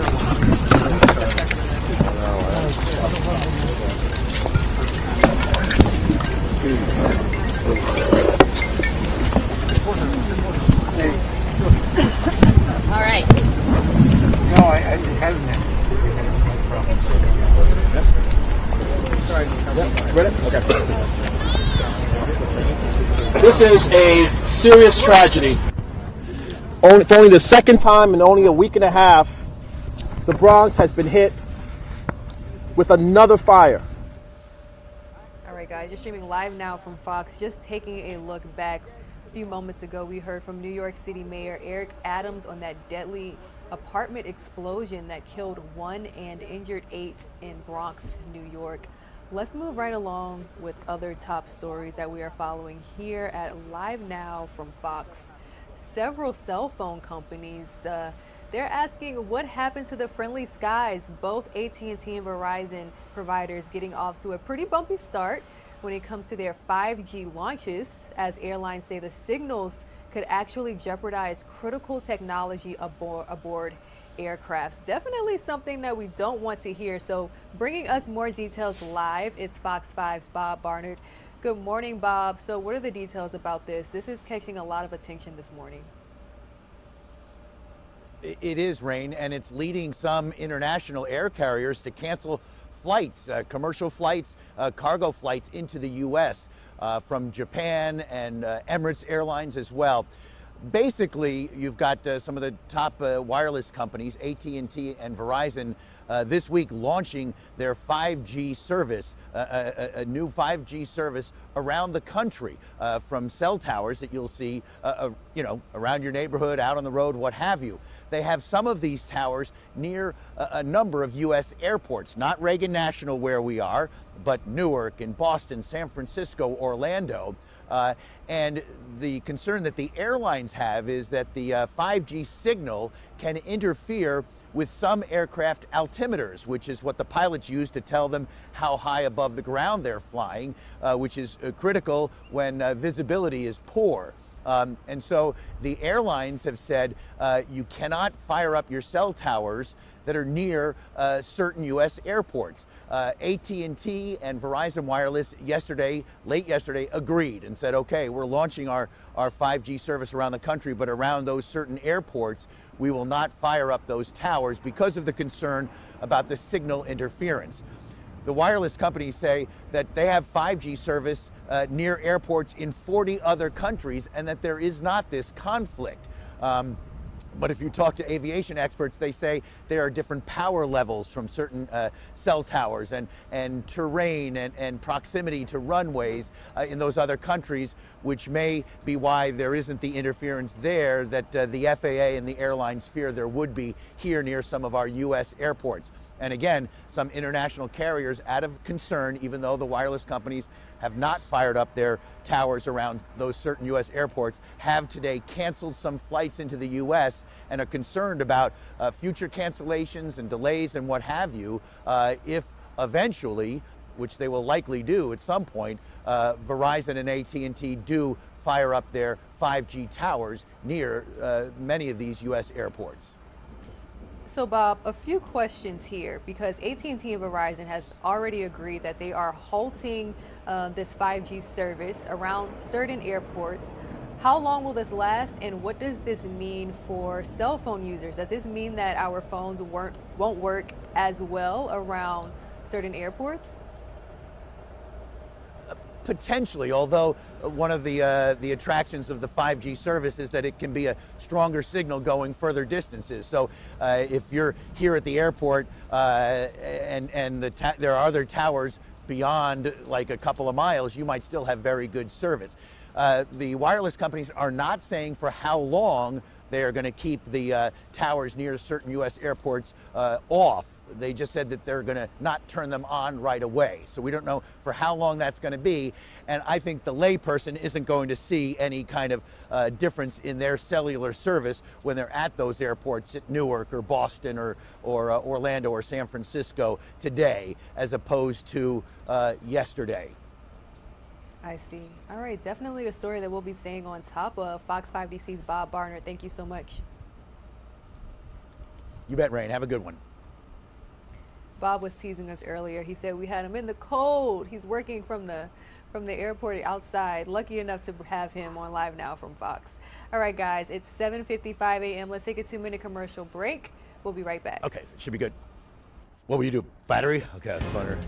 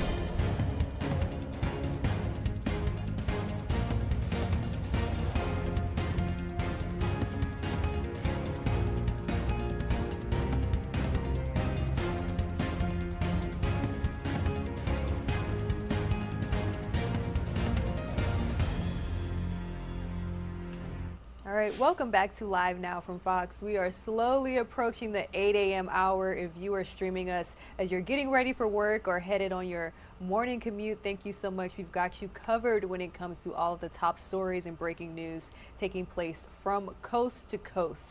Right ahead of the 8 a.m. hour, I would like to turn our attention to the coronavirus. So let's check in with our colleagues over at Fox 2 Detroit. They're bringing us an update when it comes to the Omicron variant. As the wildly contagious Omicron variant challenges our workplaces, school districts, and just about every part of our lives, COVID's battle with our frontline healthcare workers rages on. Currently, at Henry Ford hospitals, there are 520 patients with COVID, including 5 children. The total number is a 10% jump from last week. More than 60% of its COVID patients are unvaccinated, and 90% did not receive a booster. We keep seeing the misinformation related to vaccine, lack of efficacy of the vaccine. And it is honestly getting more and more frustrating. The data is mounting. The evidence is extremely strong. During its weekly Zoom address, Henry Ford health leaders said help is on the way. Another federal disaster medical assistance team will work in Wyandotte. The group will provide 24 inpatient beds.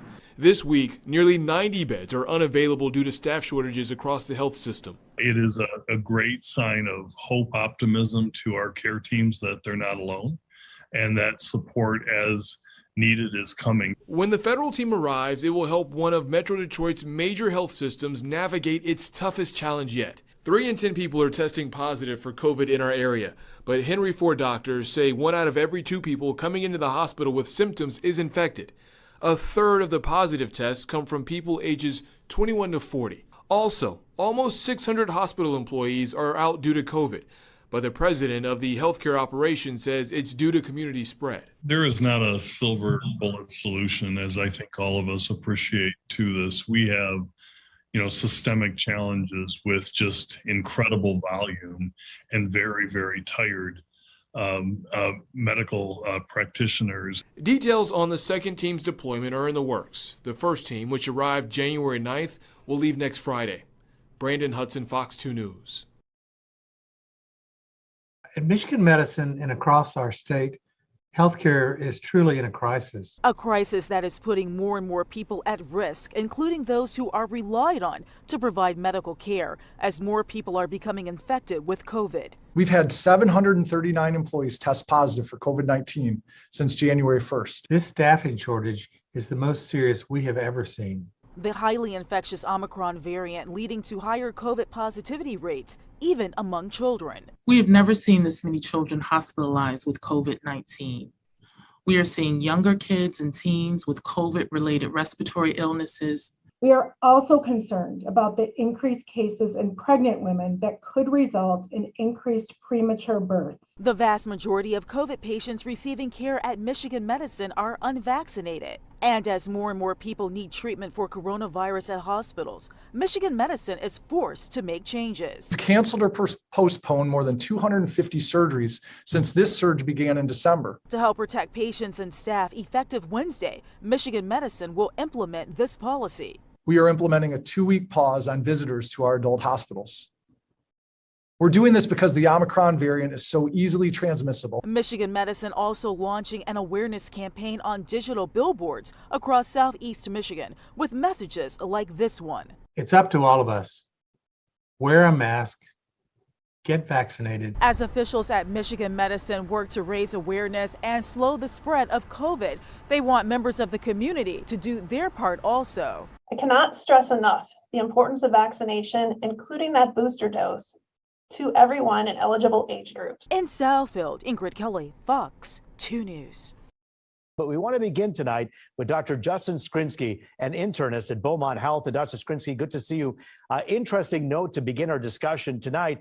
Your hospital system taking out a full-page ad in several newspapers warning people that your hospital and others are at really at a breaking point right now. Talk about that. Yeah, it really is a critical point right now. For instance, the past several weeks, we've been seeing this very, very high number of patients from the Delta surge. Now that Omicron is here, we're seeing much, much higher patient volumes. We're really concerned because not only do we want to take care of all those COVID patients, we've learned from the previous surges, we need to keep space available in the hospital to take care of all the patients, even the non-COVID ones that are coming in for emergency issues. You know, we keep hearing different numbers out there, Dr. Skrinsky, about the percentage of people who are sitting in the ERs right now and in the emergency rooms who are unvaccinated. Can you give us an accurate number that you're seeing there? Right. So right now it's about 60% unvaccinated, 40% vaccinated. And again, these are varying levels of severity. I think one of the important things is that we only see single digits, so maybe about 5% or less boosted. You know, you're hearing a lot of people say this Omicron is very much like a cold in many cases. In fact, so many people that we know say, look, I had, a head cold, I had a fever, I didn't feel so great, but it wasn't as bad as I thought it would be. When you hear people say that, does that worry you a bit?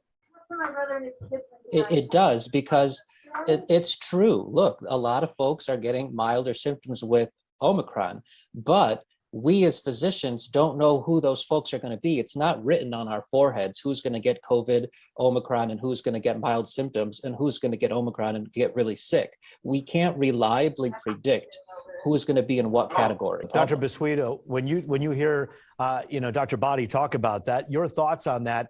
Right now, the Omicron variant does seem less severe in many cases. What's your take on it right now? If you look at the natural history of pandemics, when this happens, it usually signals the beginning of the end. And this is good news. Now, if you think about the 1918 pandemic, it lasted 2.5 to 3 years. Now, what is a pandemic? It means you get a virus that infects humans. It's highly transmissible, and there's no pre-existing natural immunity to it. And that's why it spread so fast. How do we get rid of pandemics? One is with vaccines, and the other one's with natural immunity. This Omicron is what's imparting natural immunity on the population, and it's going to get us to herd immunity. Now, the 1918 pandemic, we didn't have vaccines back then. We didn't get vaccines till the 1930s. Did it go away? Yeah, it didn't go away completely. We still have remnants of it, but it's now endemic. It's not pandemic. We had the H1N1, same thing. It went away a little sooner because we had vaccines. The vaccines had to go away a little sooner. How do these pandemics end? Number one, either natural immunity or vaccines. And Dr. Body and I agree that vaccines are lifesavers, that vaccines help. But when you see the symptoms, just like these past pandemics that have occurred, the natural history is toward the end, they get very, very contagious, but much more mild. And really, they're acting like boosters. Now, unfortunately, we've got an administration now, instead of having warp speed, we got snail speed. And if you want to doubt me, look at the testing lines for people who need a test. There's no tests out there. But we got vaccines, but, we have a one-trick pony administration here. Nobody's talking about therapeutics, and nobody's talking about natural immunity. Well, Dr. Basuido, to be fair, this administration is introducing tens of millions, if not more, of test kits that they're going to be putting out there. So they'll be hitting drugstore shelves very soon. They promised that at the first of the year. And also the COVID pill to the number of more than 10 to 20 million expected to hit the shelves as well after being approved by Pfizer. That's good news, right? Well, they knew last year that we were going to have a flu season this time of year this year. And we see miles long of lines of people waiting to get tests. There's no tests. I mean, and the tests are important, and it is very frustrating right now. Wait a minute. What do we need to talk about a test for? If you get the vaccine, mandate the vaccine, you don't need a test, right? Look at the Dr. Skrinsky stats. 60% of the people in the hospital are unvaccinated. Dr. Basuido, I thought I was fall off my chair. He said, you need the vaccine. I wrote it down right here. He said, you get the vaccine and you can stop this thing. So mandate the vaccine. What are we doing here? Mandate it. 80% of the people in my ICU here in Lansing are unvaccinated. So the ones that are really, really sick, they're still unvaccinated. It's the only predictor we have. Let's talk about this mandatory vaccine and if that's something that would actually wipe this out completely. Here's the issue that so many people who are unvaccinated and those who are skeptical will say is even with the vaccine, people are still getting COVID. Why is that? They're getting COVID, but they're not getting sick. The overwhelming majority of people that got vaccinated who then test positive for COVID-19, they have mild symptoms of a runny nose and a slight cough. That's what happens. It's like a hangover. It's like a hangover. Dr. Have you ever had a hangover? Okay, there you go. Get the vaccine. The worst you're going to get is a hangover. That's it. As the wildly contagious Omicron variant challenges our workplaces, school districts, and just about every part of our lives, COVID's battle with our frontline healthcare workers rages on. Currently, at Henry Ford hospitals, there are 520 patients with COVID, including 5 children. The total number is a 10% jump from last week. More than 60% of its COVID patients are unvaccinated, and 90% did not receive a booster. We keep seeing the misinformation related to vaccine, lack of efficacy of the vaccine. And it is honestly getting more and more frustrating. The data is mounting. The evidence. All right, guys. 8:07 a.m. We're taking a listen in as Fox 2 Detroit brings us an update when it comes to the Omicron variant. Let's head out live to the Washington, D.C. area. We have Fox 5 DC's Maureen Ume joining us with the latest when it comes to these free at-home COVID-19 tests. Today's the day.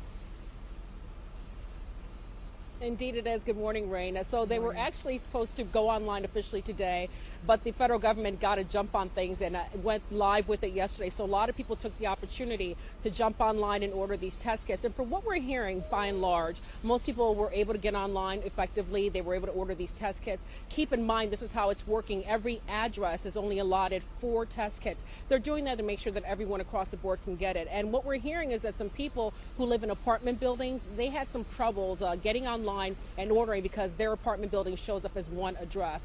So that was a hiccup that was happening for some folks, but the Postal Service saying, listen, if you're having this problem, make sure to go to our service helpline online and put in and ask for help that way, or call our help desk, and that way you can help get you these test kits. The Biden administration making some 1 billion test kits available. So anyone who does want one can get one. And in addition, the Biden administration has also passed a law saying that now insurance carriers have to give you, an insured person, up to 8 test kits per month per insured person. If you're not able to get it that way, you can also go online or maybe to a store. And once you do that, you can get reimbursed by submitting your receipt to your insurance carrier. So multiple ways to get these test kits. The White House acknowledging that, yeah, there are a few hiccups, but they say be patient. They've got tech folks in their administration and also within their own administration, the post office rather, working to make sure that these hiccups are definitely going to be worked out. So again, if you want to get these test kits, go to covidtests.gov. Test is plural. At no cost to you, no shipping fee there. The website, fairly easy to navigate. What you do is you use the clicker to order free at-home tests. The website then redirects you to a Postal Service form where you submit a name and address before checking out. The Postal Service saying it's going to take about 7 to 12 days to get this test kit out to you once your order is placed. They're expecting to start shipping out the first shipments by the end of the month here in January. But Rain, I got to tell you, a lot of folks, or some folks I should say, they're a little concerned about this timeline. They're saying the Biden administration should have made this more available when Omicron was really raging during the holiday season when folks had a hard time getting these tests. So right now, that's what's happening. They're not going to come out to the end of the month. Others are saying better late than never. So that's the situation we're having right now with these COVID test kits that are now fully online today, the official launch date, even though the government got a jump on it by opening up this online site yesterday. All right. Thank you so much for the update. Fox 5 DC's Maureen Ume. And also, we do expect President Biden to address the nation at 4 p.m. You can stream that right here at LiveNOW from Fox. Let's take a 2-minute commercial break.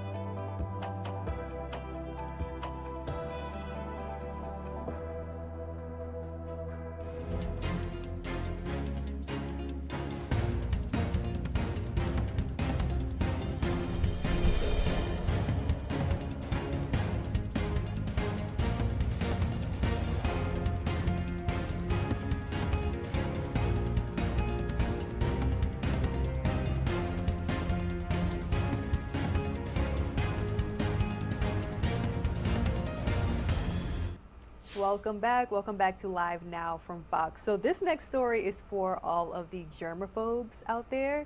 We're talking about how to keep your home germ-free. You don't always need to use chemicals. Fox 11 LA is bringing us some natural ways that you can clean your home. As COVID cases surge and children return to school, parents are more concerned and are looking for ways to keep their homes clean and safe. Joining us this morning to discuss all of this, Tanya Harris, the author of The Slightly Greener Method. Tanya, good morning. Good morning. Thanks for having me. Thanks for being with us. Okay, so your book says it all, The Slightly Greener Method. You're talking about non-toxic alternatives when it comes to unhealthy cleaning products. That's right. There's so many different ways that we can clean. And the good news is we don't have to go in with really harsh chemicals. There are some things such as hydrogen peroxide and rubbing alcohol that can actually kill some of these germs that we're worried about rather than using major disinfecting wipes. Yeah, and some of the stuff you already have in your home, right? So you're just reminding us, hey, use what you have. You don't have to go out there and buy all the stuff you think you need. Okay, so we discussed the fact that, you know, after winter break, parents sent their kids to school. Some parents waited a little. I know a lot of parents waited a week or two, actually, because of the surge in numbers.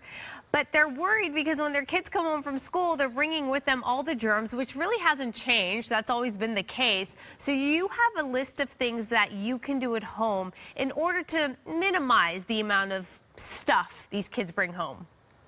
Exactly. And this is good for just about anything. It's just good practice to do this because if we do things such as designate a specific area for your kids to do homework, that really cuts down on the amount of germs you bring in. So the first thing I recommend is having an area inside your home where the kids come in and it could be either inside the garage or in a mudroom, but where you have some shelves and some hooks. And that way kids can hang their backpack and their lunchbox and they can take off their shoes so they're not bringing that into the home.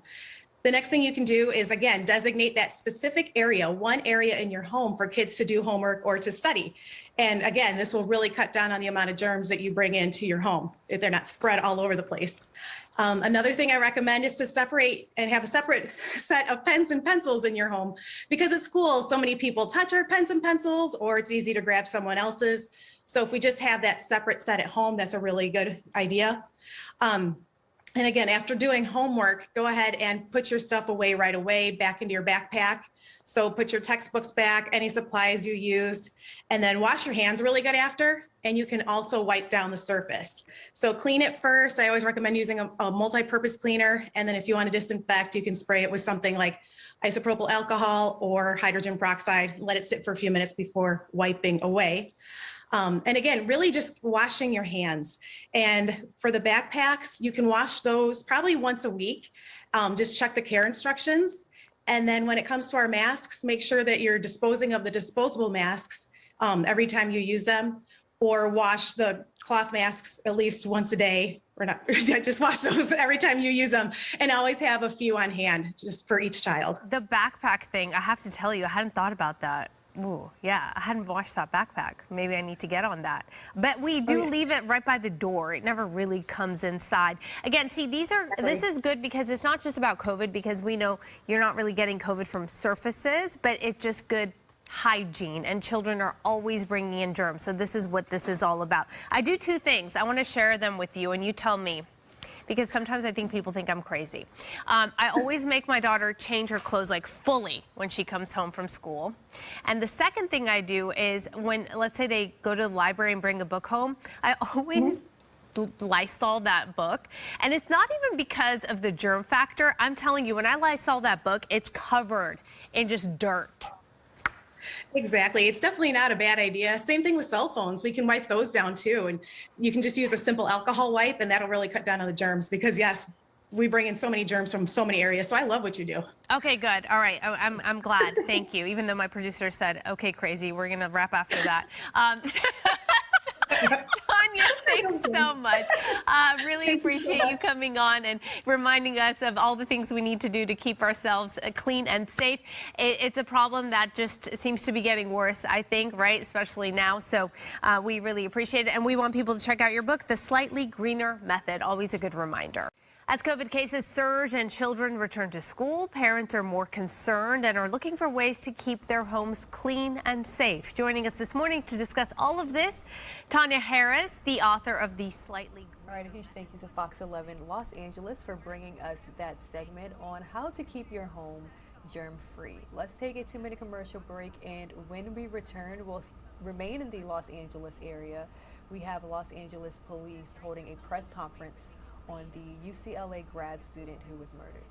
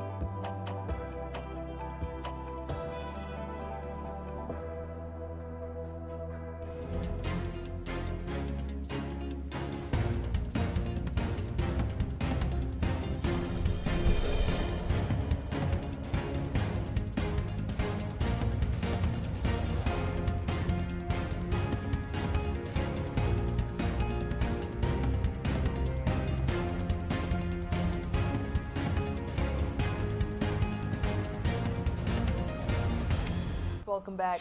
The shattered father of the UCLA graduate student stabbed to death last week in a random daylight attack in Los Angeles is blaming politicians for letting criminals run rampant. His 24-year-old daughter, Breonna Cuffler, was murdered Thursday by a person who walked into Croft House, an upscale furniture store where she worked, and killed her, stabbing her with a knife. We're going to take a look back as the Los Angeles Police Department held this press conference on Tuesday, giving an update into the investigation.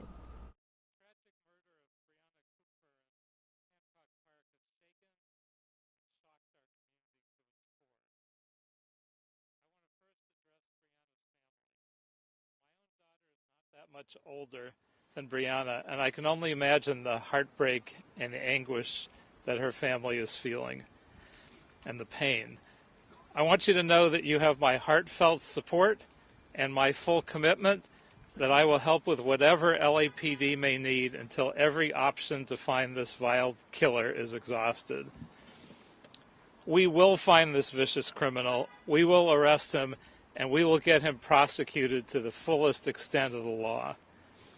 But we must fight for justice for her, even though nothing will bring her back. Our mission and my objective is that the perpetrator who took away Breonna from her beloved parents, colleagues, friends, and our community will be permanently locked away, constantly reminded of his horrible, ugly, and senseless murder of an innocent young woman who had endless potential. On the day this tragedy happened, I was immediately briefed in real time. LAPD has and will continue to have my full and unconditional support to bring the perpetrator to justice. As such, this morning I introduced a motion in City Council calling for a $50,000 reward for anyone with information that leads to the arrest and prosecution of the suspect. We must never allow this type of lawlessness to become commonplace. This horrible murder is an attack on our way of life, our civil society, and our neighborhood. And I want to thank Chief Moore, Assistant Chief Gurmala, Deputy Chief Blake Chow, Lieutenant John Radke, Detective Herman Fretlor, Captain Sonia Monaco, and Anthony Otero, and the entire team from Operations West Bureau and Wilshire Division. And now I'd like to read a statement from the family. It is with great sadness that our entire Kupfer family mourns the passing of our beautiful daughter, Brianna, as a result of this horrific attack. Brianna, who was born, educated, and was building her career here in Los Angeles, was a rising star in this community, whose ascent was unnecessarily cut short by the actions of a heartless criminal last Thursday. In many ways, she embodied everything that is great about Los Angeles, and the entire city should grieve over this senseless act. Brianna was a smart, funny, driven, and kind soul who only wanted to better herself and her community on a daily basis.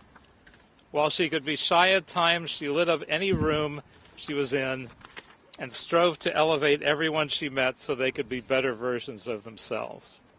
She deeply loved her family and friends and made every day better simply by her presence. We will miss her greatly, and there won't be a day that goes by that we will not think of her. We would like to thank the City Council, LAPD, and the entire West Side community for the outpouring of love and support that we have received since this tragedy, and hope that collectively we can find the person who murdered Brianna. This is not only about bringing that person who committed this crime to justice, but at its core, making the community safer and ensuring that it never happens again. We would like to especially acknowledge and thank our friends in the West Side community who have selflessly donated over $200,000 towards the apprehension and conviction of the man who murdered our daughter. This is exactly the type of community support that Brianna sought to provide in everything she did. In addition, we'd like to thank the anonymous donors who have added $25,000 and $10,000 respectively to this amount. Please take the time to hug and cherish your family today as Brianna would have wanted, and in her everlasting memory, work at the grassroots level to make our communities better every day. And with all the public and privately donated rewards added together, including the $50,000 motion I put forward in council this morning, we are topping over $250,000 for the capture and conviction of the suspects. This is important to bring more attention to this crime and to get more public response. We know that the suspect entered other businesses as well. If you saw him, let us know. I want to thank again Chief Moore for his immediate response as always. Not only is he a man of his word, he is a principled family man who shares my deepest sympathies for the family. I'm grateful to have him at the helm of this investigation, and now I'd like to hear from Chief Moore.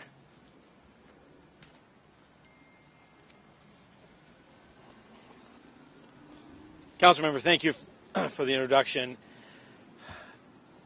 This has been a tough week in Los Angeles. When we look across the last 7 days, beginning with the loss of our officer, Fernando Arroyo's, followed by Brianna's murder, senseless murder. Unfortunately, it's also during a time in which we saw a murder of a 70-year-old woman as she stood at a bus bench getting ready to go to USC and be part of that first responder group, those individuals that are putting their lives on the line each day to safeguard all of us. And again, we also have a 16-year-old whose body was cruelly dumped on the side of the road of the 110 freeway last week, and I'll be attending her vigil tonight, Tiana Theus. We're here today because of Brianna. We're here today to call out to this community the cries for your help. This individual responsible for this vicious, senseless, and brutal crime, it walks amongst us. I am convinced of that. I'm convinced of it because of the reports of his activities prior to and in the aftermath of this brutal homicide, where he visited businesses up and down La Brea and along the Beverly corridor as well, businesses large and small. And as he walked about the area, countless thousands of people drove by, walked by. On Thursday, our officers from West Bureau Homicide responded and began their intensive investigation. An investigation that has not stopped over the weekend, continues every day and will continue until this man is identified and brought to the criminal justice system. And in that course of that investigation, they identified closed-circuit television footage that identifies some of the clues and tips that I've talked about here. They've also have imagery that we put a community bulletin together that I draw the public's attention to if they've not seen it. It's available at LEPD online. It showcases an individual with a distinctive backpack, a male, African-American, 6 foot to 6'5", thin build with short dreadlocks, wearing a painter-style face covering. It's been described as an N95, but it's actually closer to just a cone that you would find as a dust filter at, say, a Home Depot or a Lowe's. These are very distinctive attributes and a very distinctive identification. And I'm convinced that in a community that began its outpouring to me and the members of my senior staff and the Wilshire station about their care and their concern for this senseless tragedy, I'm looking to that community today to help us solve this crime. I am grateful for Councilman Koretz's motion for $50,000 as a reward, as an incentive. I am grateful for the outpouring of the love and support of this community. And I also extend to the Kumpfer family, as a father, as a police professional, as just a human being, the unimaginable pain that they must be going through losing a 24-year-old daughter who has a bright and optimistic future and every promise of those brighter days, of those moments of success and pride that every father, every parent wants to have in their son or daughter, and to have that viciously taken away by this brutal homicide. I can't imagine the pain. But let that family and let every family and every member of the community that is feeling this pain know that LAPD stands with you. Our work, not only here in the Hancock community, in the Melrose community, when we saw this last year an increase in violence, when we saw an increase in smash and grabs and in robberies, we brought added patrol resources. We marshaled resources that were brought at the hands of council members who brought us the ability to deploy more police officers, a greater visibility, and we saw success and we saw a reduction in crime. But yet we couldn't save this one. Well, that with that consequence, that we feel that pain, and let me commit to you that investigatively we're pulling out every stop, and I'm confident in the men and women of West Bureau Homicide, of the Wilshire Command, of this department, to not just stand with this family, but to serve this family by identifying this killer and bringing him before the criminal justice system. That is our sworn duty to protect and serve, and that we will do. At this point, I'd like to introduce Lieutenant Radke. This individual oversees the West Bureau Homicide Detail, a group of some of the finest detectives in our cadre, if you will, people who are dedicated to bring justice to families who have been victimized in such senseless crimes as we see here. Lieutenant Radke. Thank you, Chief. What we can say is that 5 days ago at 1:36 p.m. in the afternoon, Brianna was working in this store all by herself. She sent a text to a friend letting her know that there was someone inside the location that was giving her a bad vibe. Regrettably, that person did not see the text immediately. And at 1:50 p.m., a citizen who was coming into the store, a customer, found Brianna lying on the ground, lifeless, covered in blood. That person called 911. Our officers and paramedics arrived out here quickly, but regrettably, they determined that she was dead. Suspect took off on foot, and he was last seen walking through the neighborhood. He walked for miles, both north, south, east, and west throughout this neighborhood. Someone out there knows this man. Someone out there knows what he did, and boy, there's a lot of money on the table. You need to come forward, call the LAPD West Bureau Homicide. Our number is 213-382-9470, and let's give Brianna's family justice. Thank you. The number again, I'm sorry, is 213-382-9470. Are there any questions about the investigation at this time? Yes, they released that there were some items that were recovered that lead you to believe that this suspect is homeless. Can you talk about what those items are? Do you still believe the suspect's homeless? We do believe that the suspect is homeless, and that's in part by the fact that he came on foot, left on foot. He's carrying a backpack, which is consistent with homeless people carrying extra clothing with them and sleeping out in the streets. There's some additional information that I cannot share with you at this point, but we believe that he is homeless.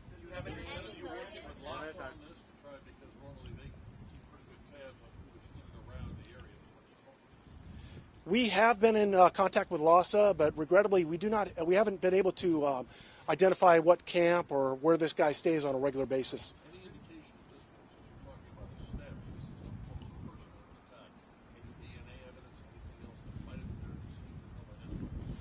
As you can imagine, we did a very careful crime scene investigation. There is evidence that we are awaiting processing at this moment, but at this point, I don't have any answer on that.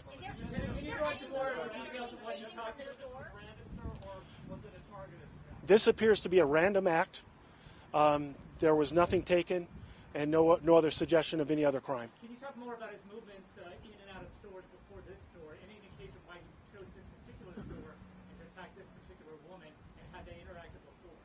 I don't want to speculate, but I will point out the obvious: is she was working by herself, and I think some of the other locations where he went inside, there were additional people working in the store at the same time. So that probably played into this.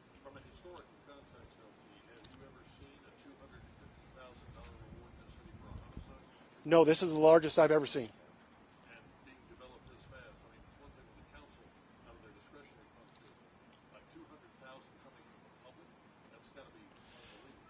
Yes, very impressive. And the Los Angeles community needs to come together and come together for the right reason. Of course, it's not just the money, but we need to hold this person accountable for what they did. Lieutenant, is there video from inside the store and any idea how long the suspect was in the store? Obviously long enough for her to send a text message. The suspect was inside the store for several minutes, and I'm not going to comment on all the video right now. You said there was evidence. Is there DNA evidence? Well, I don't know just yet, but I can tell you that we did our best to preserve any evidence that might have been present. What can you tell us about the murder weapon? The murder weapon appears to be a knife. That's it. So that'll conclude the question and answer portion. We'll have Captain Sonia Monaco from Wilshire area. She's going to speak very briefly to some of the overall crime stats. In an effort. Good afternoon. So first of all, I'd like to say to Brianna's family, our hearts are broken, and we're praying for you. It's a very difficult time. I have a daughter myself, and I want to echo what the chief of police said. We are doing everything in our power. Officers, detectives, everybody's working around the clock. I have reserve folks that are come out canvassing, assisting our detectives with the investigation, working very hard. We have our mountain unit. Everybody is out and about trying to identify and search for this individual. All we ask is a community that continues to work with us. You have been wonderful since I came here to Wilshire last year. You've helped us solve numerous crimes. I ask you to please take a look at your video, talk to each other, and any information that you might have, please contact our homicide detectives. You can also contact our WeTips at 1-877-TIPS 24/7. That's 1-877-TIPS 24/7. Thank you. Good morning, everybody. My name is Regina Gonzalez with you here on Live Now from Fox on this Wednesday, January 19th. This is a top story that we are continuing to follow this morning.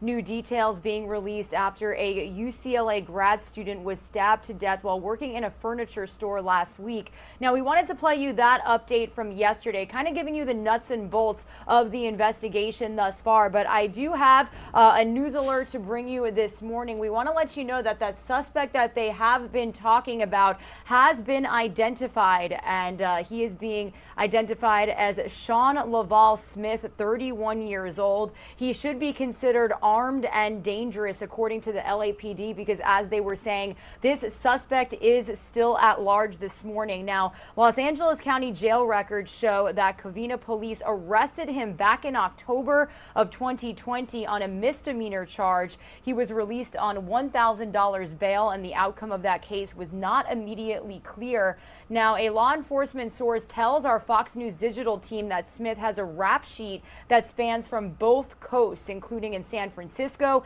and across the country in South Carolina. His most recent charge is allegedly for shoplifting, and he landed up in jail in San Mateo after allegedly assaulting a police officer. Los Angeles District Attorney George Gascon's office did not immediately respond to a request for comment. Smith allegedly walked into that furniture store on North La Brea Avenue on January 13th and stabbed Kupfer to death moments after she texted a friend to say a man in the store was making her uncomfortable. So this is a case that we are following very closely here on Live Now from Fox. I do want to let you know that at 9:15 a.m. Eastern Time, we will be speaking live with our Fox 11 Los Angeles team about this identified suspect and all the details we have this morning. Some of you are going to see a quick 2-minute commercial break. When you return, we are going to run you through all of the major top stories that we are following this morning as well. We're going to start off in Washington, D.C., because as we have been saying all morning long, President Biden is going to address the nation on the eve of marking 100 days, 1 year in office tomorrow. So we'll get you the latest on what he is expected to speak about, how he plans on rolling out a huge number of N95 masks, and we're also going to talk about that airlines 5G kind of chaos that's going on at airports across the nation. So stick with us. All that's coming up after this quick break.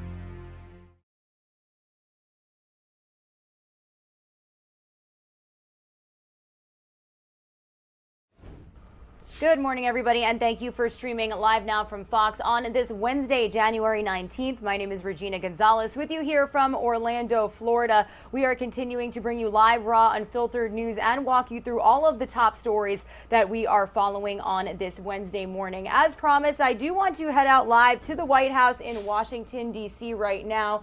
Like I was talking about right before that quick 2-minute commercial break, President Biden is expected to address the nation today, marking 1 1 year of presidency. Now, the administration is already touting his accomplishments and defending his failures, one of which may be playing out today on Capitol Hill when it comes to voting rights and legislation. So I do want to bring you the latest on what we could expect from those remarks happening at 4 p.m. Eastern Time from Fox's Doug Lazater. Well, it looks like the president's voting overhaul bill will go down in flames today here on the Hill as the president hopes to turn the corner at the White House. Robert Biden Jr. do solemnly swear. What has the president done 1 year since being sworn into office? If we look to a year ago, only 1% of adults were fully vaccinated. 74% of adults are fully vaccinated now. White House Press Secretary Jen Psaki defending the president's record on issues that he is sure to face today. He's going to get tons of questions about all the things that are going wrong. The two biggest things that are out of his control, COVID and inflation, which I would argue are the two things that Democrats' fortunes will most depend on. The president doesn't do this kind of thing very often. Far fewer, what the White House calls press conferences, than any of his predecessors in their first years since 1989. This as the administration just launched a website to request at-home COVID test kits. And look for the president today to talk about a new plan to distribute face masks as well. But on Capitol Hill, one challenge after another. Long odds are no excuse for this chamber to avoid this important issue. The Democrats may try to scrap the filibuster today to pass what has been at the top of their to-do list, a voting overhaul bill. But they are expected to come up short, with moderate Democrats Kyrsten Sinema and Joe Manchin unwilling to change the rules. The majority of my colleagues in the caucus, Democrat caucus, they've changed. They've changed their mind. I respect that. You have a right to change your mind. I haven't. I hope they respect that too. But Democratic leaders want to get everyone in the Senate on the record on this, for or against the filibuster. In Washington, Doug Lazater, Fox News. The things we haven't gotten done, we're going to get a lot of them done, I might add. And to bring you a little more information on what Doug Lazater just touched on in his report, better masks will soon be available for free for all Americans. President Biden expected to announce today that his administration will be distributing 400 million non-surgical N95 masks for free. This is all coming from the Strategic National Stockpile, which currently holds more than 750 million N95 masks in what will be the largest distribution of PPE in American history. You will soon be able to pick up free masks at tens of thousands of pharmacies and community health centers nationwide. Shipments of masks will start at the end of this week. We also do know today they are starting to roll out those free COVID-19 home testing kits as well. So the administration trying to push PPE and resources to Americans when it comes to the COVID-19 pandemic. Meanwhile, I do have another news alert to bring you here this morning. This is some information that we have gotten to our Live Now from Fox desk just within the last couple of hours. We are learning that the New York Attorney General is taking legal action to force former President Donald Trump and his adult children, Donald Trump Jr. and Ivanka Trump, to comply with the investigation into the Trump Organization's financial dealings. So the court filing said state authorities haven't yet decided whether to bring a civil lawsuit in connection with the allegations, but that investigators need to question Trump and his two eldest children as part of the probe. Now, the evidence that they are saying they have says the company used fraudulent or misleading asset valuations to get loans and tax benefits. Trump and his lawyers say the investigation is politically motivated, but in the court documents, Attorney General Letitia James's office gave its most detailed accounting yet of its investigation into allegations that Trump's company repeatedly misstated the value of assets to get favorable loan terms or slash its tax burden. The Trump Organization, it said, had overstated the value of land donations made in New York and California on paperwork submitted to the IRS to justify several millions of dollars in tax deductions. They say the company misreported the size of Trump's Manhattan penthouse, saying it was nearly 3 times its actual size, a difference in value of about $200 million. James's office also saying and citing deposition testimony from Trump's longtime financial chief, Alan Weisselberg, who was charged last year with tax fraud in a parallel criminal investigation. Now, James's office detailed its findings in a court motion seeking to force Trump, his daughter Ivanka, and son Donald Trump Jr. to comply with subpoenas seeking their testimony. Investigators, as according to the court papers, said that they had developed significant additional evidence indicating that the Trump organization used fraudulent or misleading asset valuations to obtain a host of economic benefits, including loans, insurance coverage, and tax deductions. So messages seeking comment were left with lawyers for the Trumps. So how they will respond to this, we will see if we get any statements, any remarks from any of the children or the former president himself. We will continue to follow this story here for you on Live Now from Fox. Meanwhile, moving on to some other major top stories that we are following this morning. This is a big one that we first got word of over the last couple of days. AT&T and Verizon pausing plans to start some new 5G networks near some airports. This is actually a live look at Philadelphia International Airport this morning. This is after airlines raised the alarm over the service potentially interfering with important systems on planes. So Fox News correspondent Matt Finn has more on the stoppage. Let's take a listen for those of you who are just getting up to speed with all these details. 5G service is not taking off as planned. AT&T and Verizon opting to delay Wednesday's rollout of the new wireless service at some towers around certain airport runways. It's a little bit unclear how many airports they're talking about. The decision coming after major airlines pressured cellular companies and the government to stop the new service because they say it would interfere with planes' critical safety instruments and cause massive flight disruptions. The airlines, which have warned about delays for both passenger and cargo planes if 5G is in use near airports, are pushing for a ban on the new service within 2 miles of runways. But the providers say their equipment will not interfere with aircraft technology as demonstrated by 5G's safe use in many other countries. AT&T, the first to pull some 5G, saying in a statement, quote, "We are frustrated by the FAA's inability to do what nearly 40 countries have done, which is to safely deploy 5G technology without disrupting aviation services." Shortly after, Verizon followed suit, saying they'll go ahead with the service, but have, quote, "voluntarily decided to limit our 5G network around airports." The Biden administration in talks with the airlines, wireless providers, and their regulators trying to broker a deal. We're committed to reaching a solution around 5G deployment that maintains the highest level of safety while minimizing disruptions to passenger travel, cargo operations, and our economic recovery. With the exception of some towers near airports, both AT&T and Verizon will be launching 5G service on Wednesday. In Los Angeles, Matt Finn, Fox News. And stay with us because at 10:15 a.m. Eastern time, we will be heading out to Chicago O'Hare International Airport to speak with Fox's Mike Tobin on this exact story. So we'll have that report for you coming up in just a bit. Meanwhile, some new developments continuing to come forth when it comes to the Texas synagogue hostage situation. It was a story that we first broke to you live here over the weekend as it happened on Saturday. Well, that investigation has officially expanded into the United Kingdom. So I do want to bring you the latest details from Fox News correspondent Alex Hogan.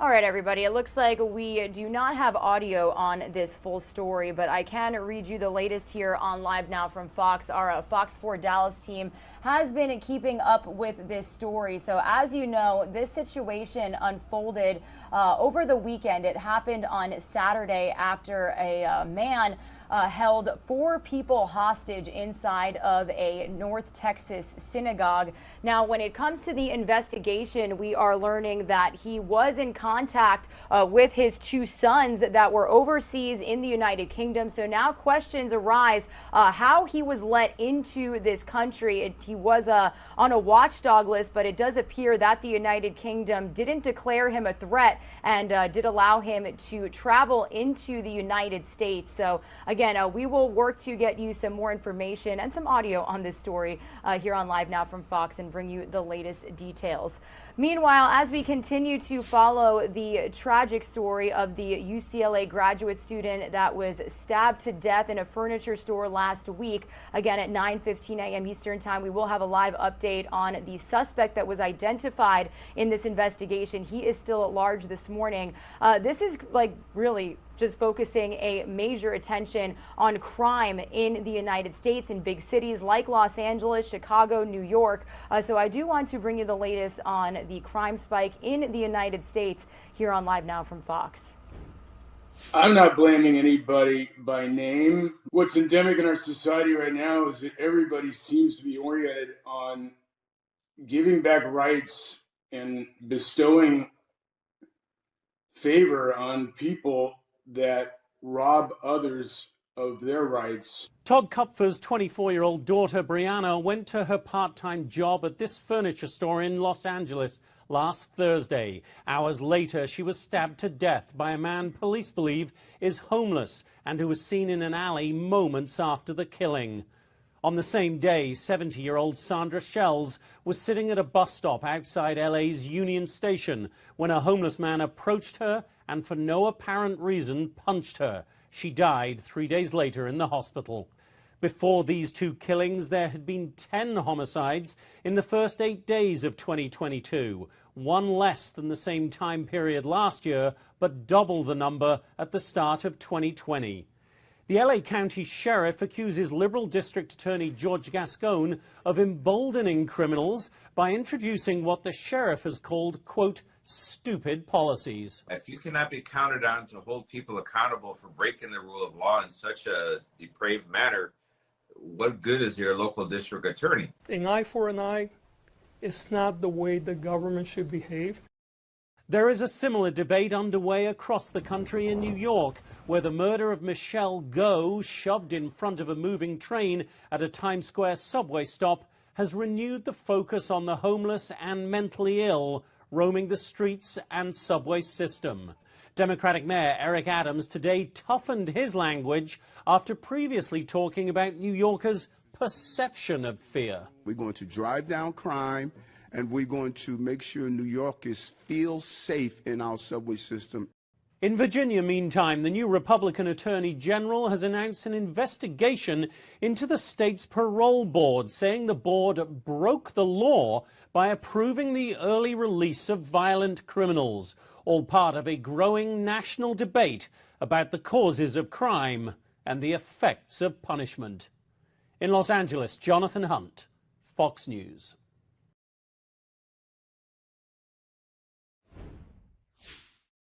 Meanwhile, speaking of New York, I do want to head out live right now to the scene this morning as we are learning that an NYPD officer is thankfully out of the hospital after he was shot during a struggle with a teen the night before in the Belmont section of the Bronx. Now, the 16-year-old remains hospitalized this morning. So our Fox 5 New York team, reporter Reagan Medji, to be specific, is bringing us the latest information as this situation did unfold overnight. Let's listen in. What is it going to take before we finally realize that we are endangering the lives of children by allowing children to carry guns that they are using on children? Mayor Eric Adams expressing frustration after another officer shot.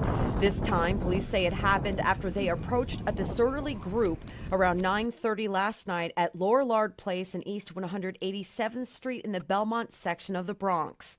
A 16-year-old would not follow orders to remove his hands from his pocket. After several attempts to have the individual comply, he began to physically struggle with the officers. At this point, There was a single round fired from the suspect's firearm that struck the suspect in his left groin area and then exited the suspect and struck the officer in the right leg. Commissioner Keishant Sewell says at no point did any officer fire their weapon. I've been privileged to lead the NYPD for 18 days, and it is the second time I've had to come to the hospital for an officer shot. It underscores that there are too many illegal guns on the streets of New York City, and all too often, those who are carrying them are young.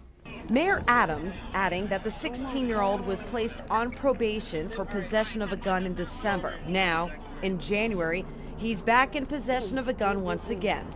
The mayor says something is wrong with this picture and is calling on lawmakers to look at the energy that's out there that say it's okay to carry a gun.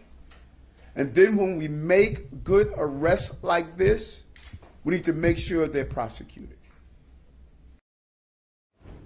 Meanwhile, staying in the Bronx for another breaking news situation that we brought you here on Live Now from Fox yesterday afternoon. At least one person is dead and several others hurt after a building collapse in the Bronx, an explosion causing this collapse. I do want to bring you the latest on this investigation and how the city is responding from our Fox 5 New York team.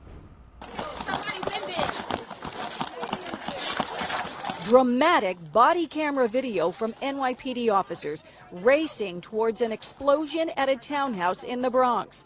Officers from the 41st Precinct rescuing several people, including a woman trapped under her couch and debris in an adjoining townhouse, knowing the structure could potentially collapse. 1, 2, let's go. Get her over the couch. One person actually said there's somebody still inside. And we went inside immediately and we could hear the person screaming, help, help, help. Citizen app showing flames and billowing smoke, causing the townhouse to collapse and destroying 2 others. It happened on Fox Street in the Longwood section of the Bronx shortly before 11 a.m. We had a report of somebody who did smell gas in advance of it. There was an explosion, and right now we're just investigating. 2 sisters lived in the townhouse where the explosion occurred. The 77-year-old was killed. The 68-year-old is in serious condition. 7 other residents, most of them elderly, living in the row of connected townhouses, were injured. This woman's 86-year-old grandmother lives in one of the homes. The moment her caretaker heard the explosion, she practically dragged her out of the house and took her to our house, which is near the neighborhood. With no shoes on. No shoes on. Neighbors describing the impact of the blast. We thought it was like a plane crashing the house. We don't know what was going on. It's like, in the first we thought it was like a car crashing my house because it was so strong, you know? And Con Ed had turned off the gas to 18 units in this block here in the Bronx. All but 5 have been restored, and that's because those 5 are unlivable. In the Longwood section of the Bronx, Linda Schmidt, Good Day, New York. Somebody's in there.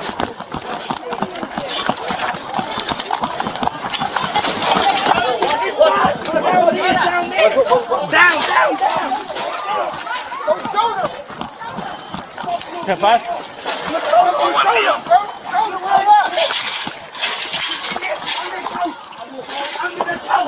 Right there, under the couch. All right, back out. Back up, guys, back up.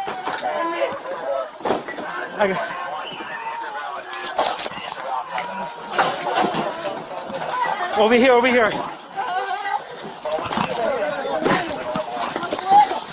All right, 10-6, we're inside.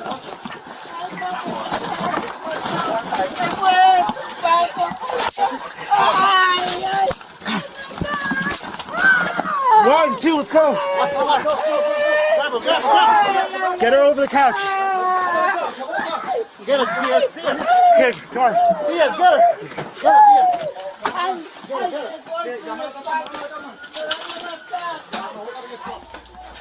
So quite a frantic sight that I wanted to bring you here on Live Now from Fox. Part of this video was just in that report from Fox 5 New York, but this is a dramatic new body camera video of New York police officers rescuing a woman hurt during that building explosion in the Bronx. This is video of an officer running to the scene yesterday afternoon, just moments after a home exploded and partially collapsed the entire building. Flames can still be seen shooting out of the rubble as the officer walks into the home next door. Inside, a woman is injured and trapped underneath her couch, as you could see there. It was just quite a sight. This is their job, everybody. This is, as a first responder, what you have to walk into sometimes. I can't imagine the emotions that they were feeling. As you could see, several officers work together to quickly free her before they move on to look for more victims. According to police, that woman is in serious condition as of today. At least one person died and several others were hurt in the blast. The cause of the explosion is now under investigation. So when it comes to the heroes that are first on scene when a situation unfolds like this, we wanted to show you this video here on Live Now from Fox. Some of you are going to see a quick 2-minute commercial break. We are officially a little past the top of the 9 o'clock Eastern time hour, 6 o'clock Pacific time hour. When we return, we'll run you through some of the live feeds that we have officially gotten into our desk. It does look like we should hear from Secretary of State Antony Blinken as he is officially in the Ukraine today. And we also have some feeds coming from a spacewalk that I'm working to bring you right now. So stay with us. We'll have a run through of these live feeds, plus some more information, some more details on how the city of Los Angeles is responding to that tragic killing of a UCLA grad student. All that coming up after this.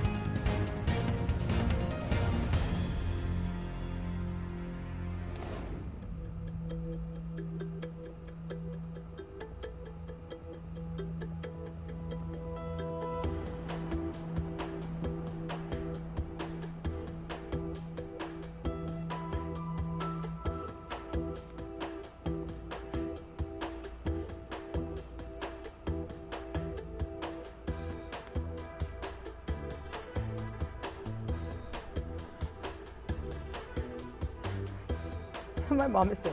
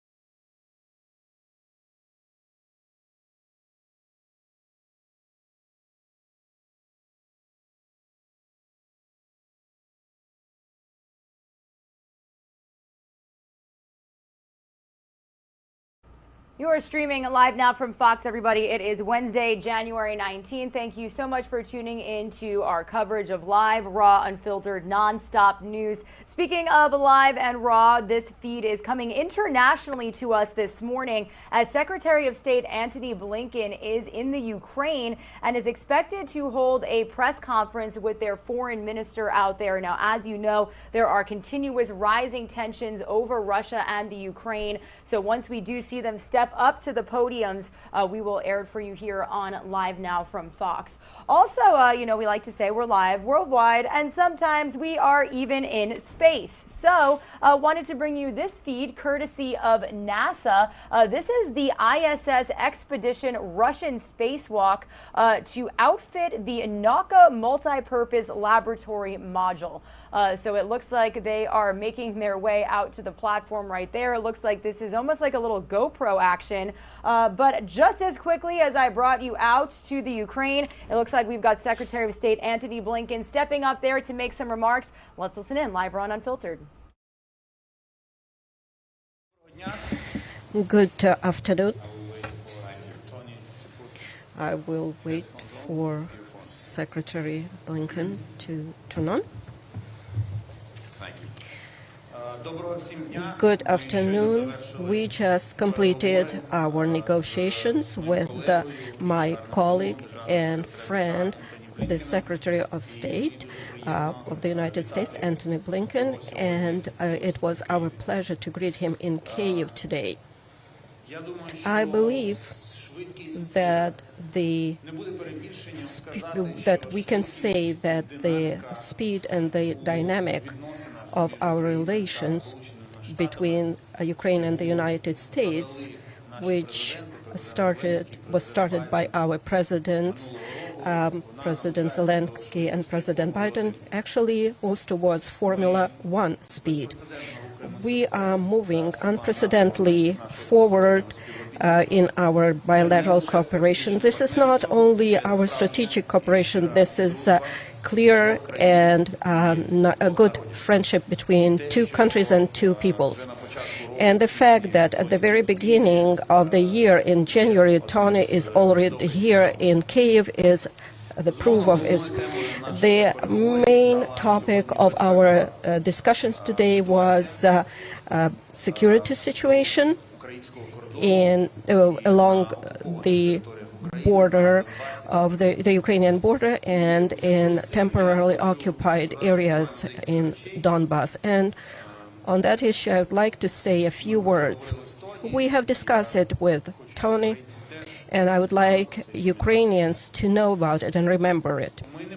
We should not forget that this war is a war from Russia against Ukraine, and it started in 2014. And according to the first plan, initial plan of the Russian Federation, Ukraine would not exist anymore, at least in its shape and form that it continues to exist. It exists and develops. We have gone through its very hard trying and through very big and hard periods in our history when we were fired at and our co-patriots died. But we were strong and we survived, and we are as strong as ever. And today Ukraine is very strong. We have a strong army. We we have very strong diplomacy, and I'm not shy about it, and we have strong partners.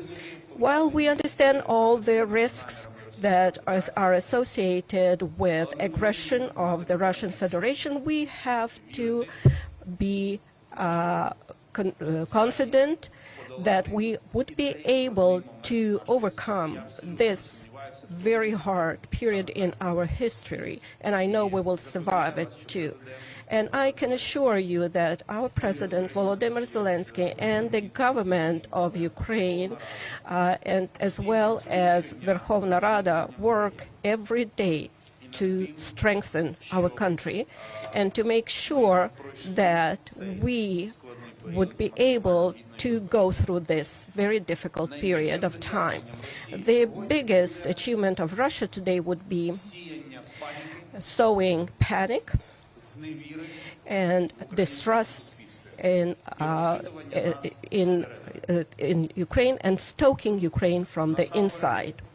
First of all, stoking our economy, our financial system. Therefore, we need to apply all our efforts to prevent Russia from achieving this goal. And even before we reach to our arms, our efforts are focused on making sure that the situation in Ukraine stays stable and the financial system is strong and predictive, and our Ukrainian economy would not suffer from the challenges that we face in the area of security. And all these topics were discussed today during our meeting with Antony Blinken. And we know that the United States stand with us not only in the area of security, but also in supporting our internal strength. And for that, I'm very grateful. Last week, to tell you the truth, Ukrainians, please trust your country and believe in your country, and we will be able to survive it. Last week was a week of high diplomacy. Tony, after Kyiv, travels to other capitals to continue these diplomatic rounds.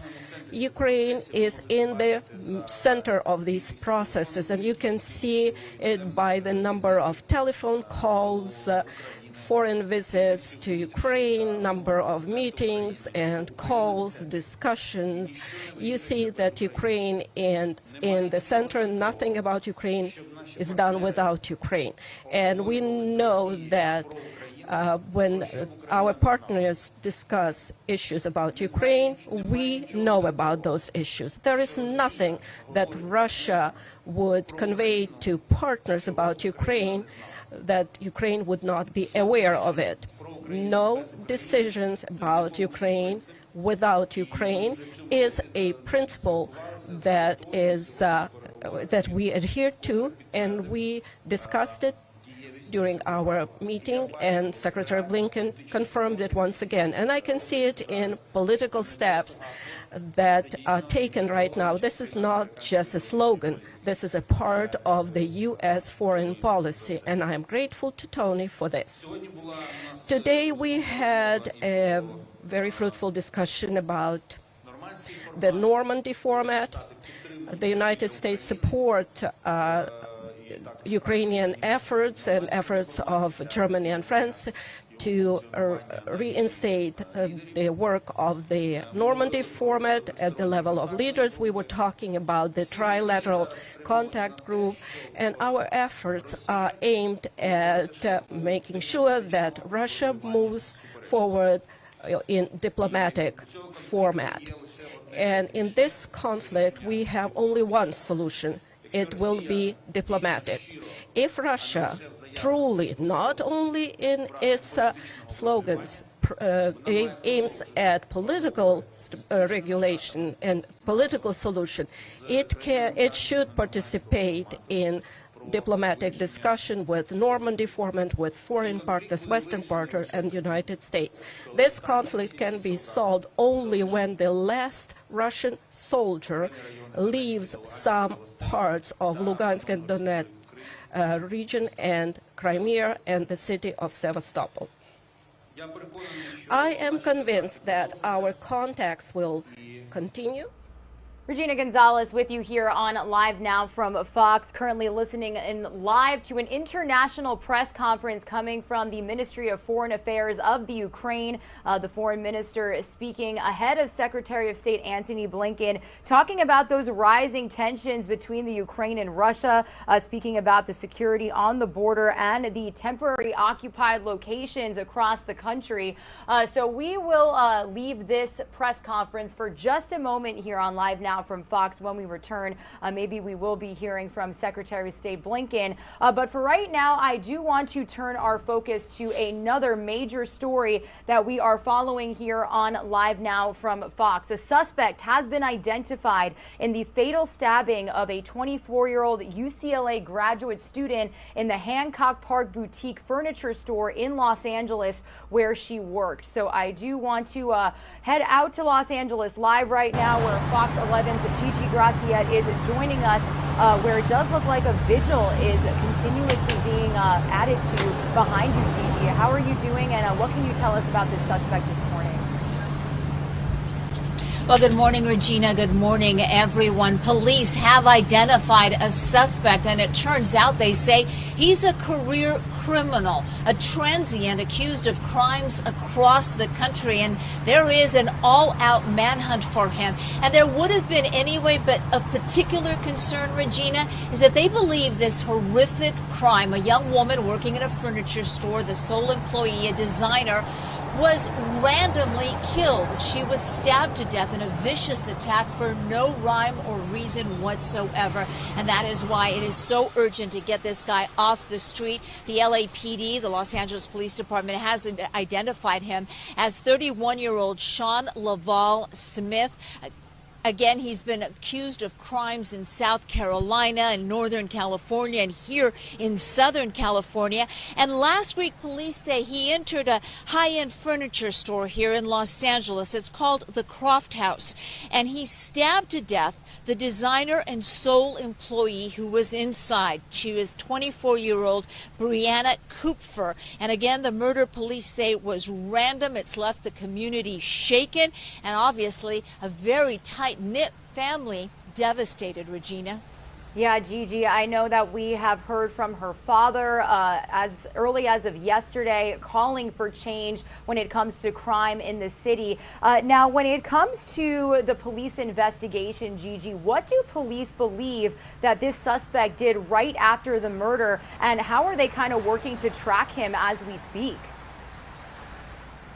They've done an impressive job of tracking this guy's movements moments after the murder. He was first caught on a surveillance camera walking out the back of the store and down an alley, and then they managed to track him about a half an hour later to a nearby 7-Eleven where he appeared as calm as could be. He was buying a vape pen, and they continue to try and track his movements, but at some point they eventually lost him. They do believe, though, he is still in this area, most likely using public transportation. They're asking folks to keep an eye out on the bus stops and train platforms. But one important caveat is they're asking people not to approach this guy. They do believe he's armed and dangerous, and they don't know what he's going to do next. Again, especially because this crime is random. She did not know her killer. Yeah, and you know, Gigi, that is probably the scariest part, and that leads to my next question. You know, she was a college student, so many students just like her in that area, just doing her everyday job. So how has the community as well as local officials responded to this tragic situation? Well, the community is absolutely shaken. This happened around 1:30, 2 o'clock in the afternoon. This is a high-end area. Just 2 doors down is a very popular and busy synagogue. The Jewish community very shaken that this happened on their block. So folks are, you know, they're sad, they're scared, and they're also mad. They're mad because apparently this guy has been out on bail for a misdemeanor arrest here in Los Angeles since 2020. And one of the big questions is, how come that case never went to court? Why was that not adjudicated? And apparently he's also out on bail in South Carolina for an arrest way back in 2019 where he's accused of firing a gun into a car that had people inside. That case apparently hasn't gone to court either. Unclear if there was a warrant out for his arrest on that. But and one of Regina, one of his most recent accusations, charges against him was assaulting a police officer up in central Northern California. So there's a long trail. Police say he's a career criminal, yet he was out walking the street. So people are sad that this young lady lost her life, and they're also very angry that somehow the system failed her and all of us here as a community. Yeah, and that, Gigi raises the question, like you just said, how was this man let back on the street after everything that he has done? So we will continue to touch base with you and your team on this investigation. Thank you so much for keeping our viewers up to speed, Gigi. You have a great day. Thank you, Regina. All right, everybody. Again, Regina Gonzalez with you here on Live Now from Fox. This is a tragic story out of the Los Angeles area that we will continue to bring you every new development on. Remember, this suspect is still at large. So the police department, the sheriff's deputies out there are asking if you see him, if you have any information, to please notify them. Do not go near him. He is said to be armed and dangerous. Again, a long criminal background. Why was he back out on the street? This is information that hopefully we will get as this investigation continues. So if and when they do find him, we'll be sure to break that news to you here on Live Now from Fox. Some of you are going to see a quick 2-minute commercial break. When you return, we are going to head back out to the Ukraine because we do have Secretary of State Antony Blinken speaking on his meeting with the foreign minister.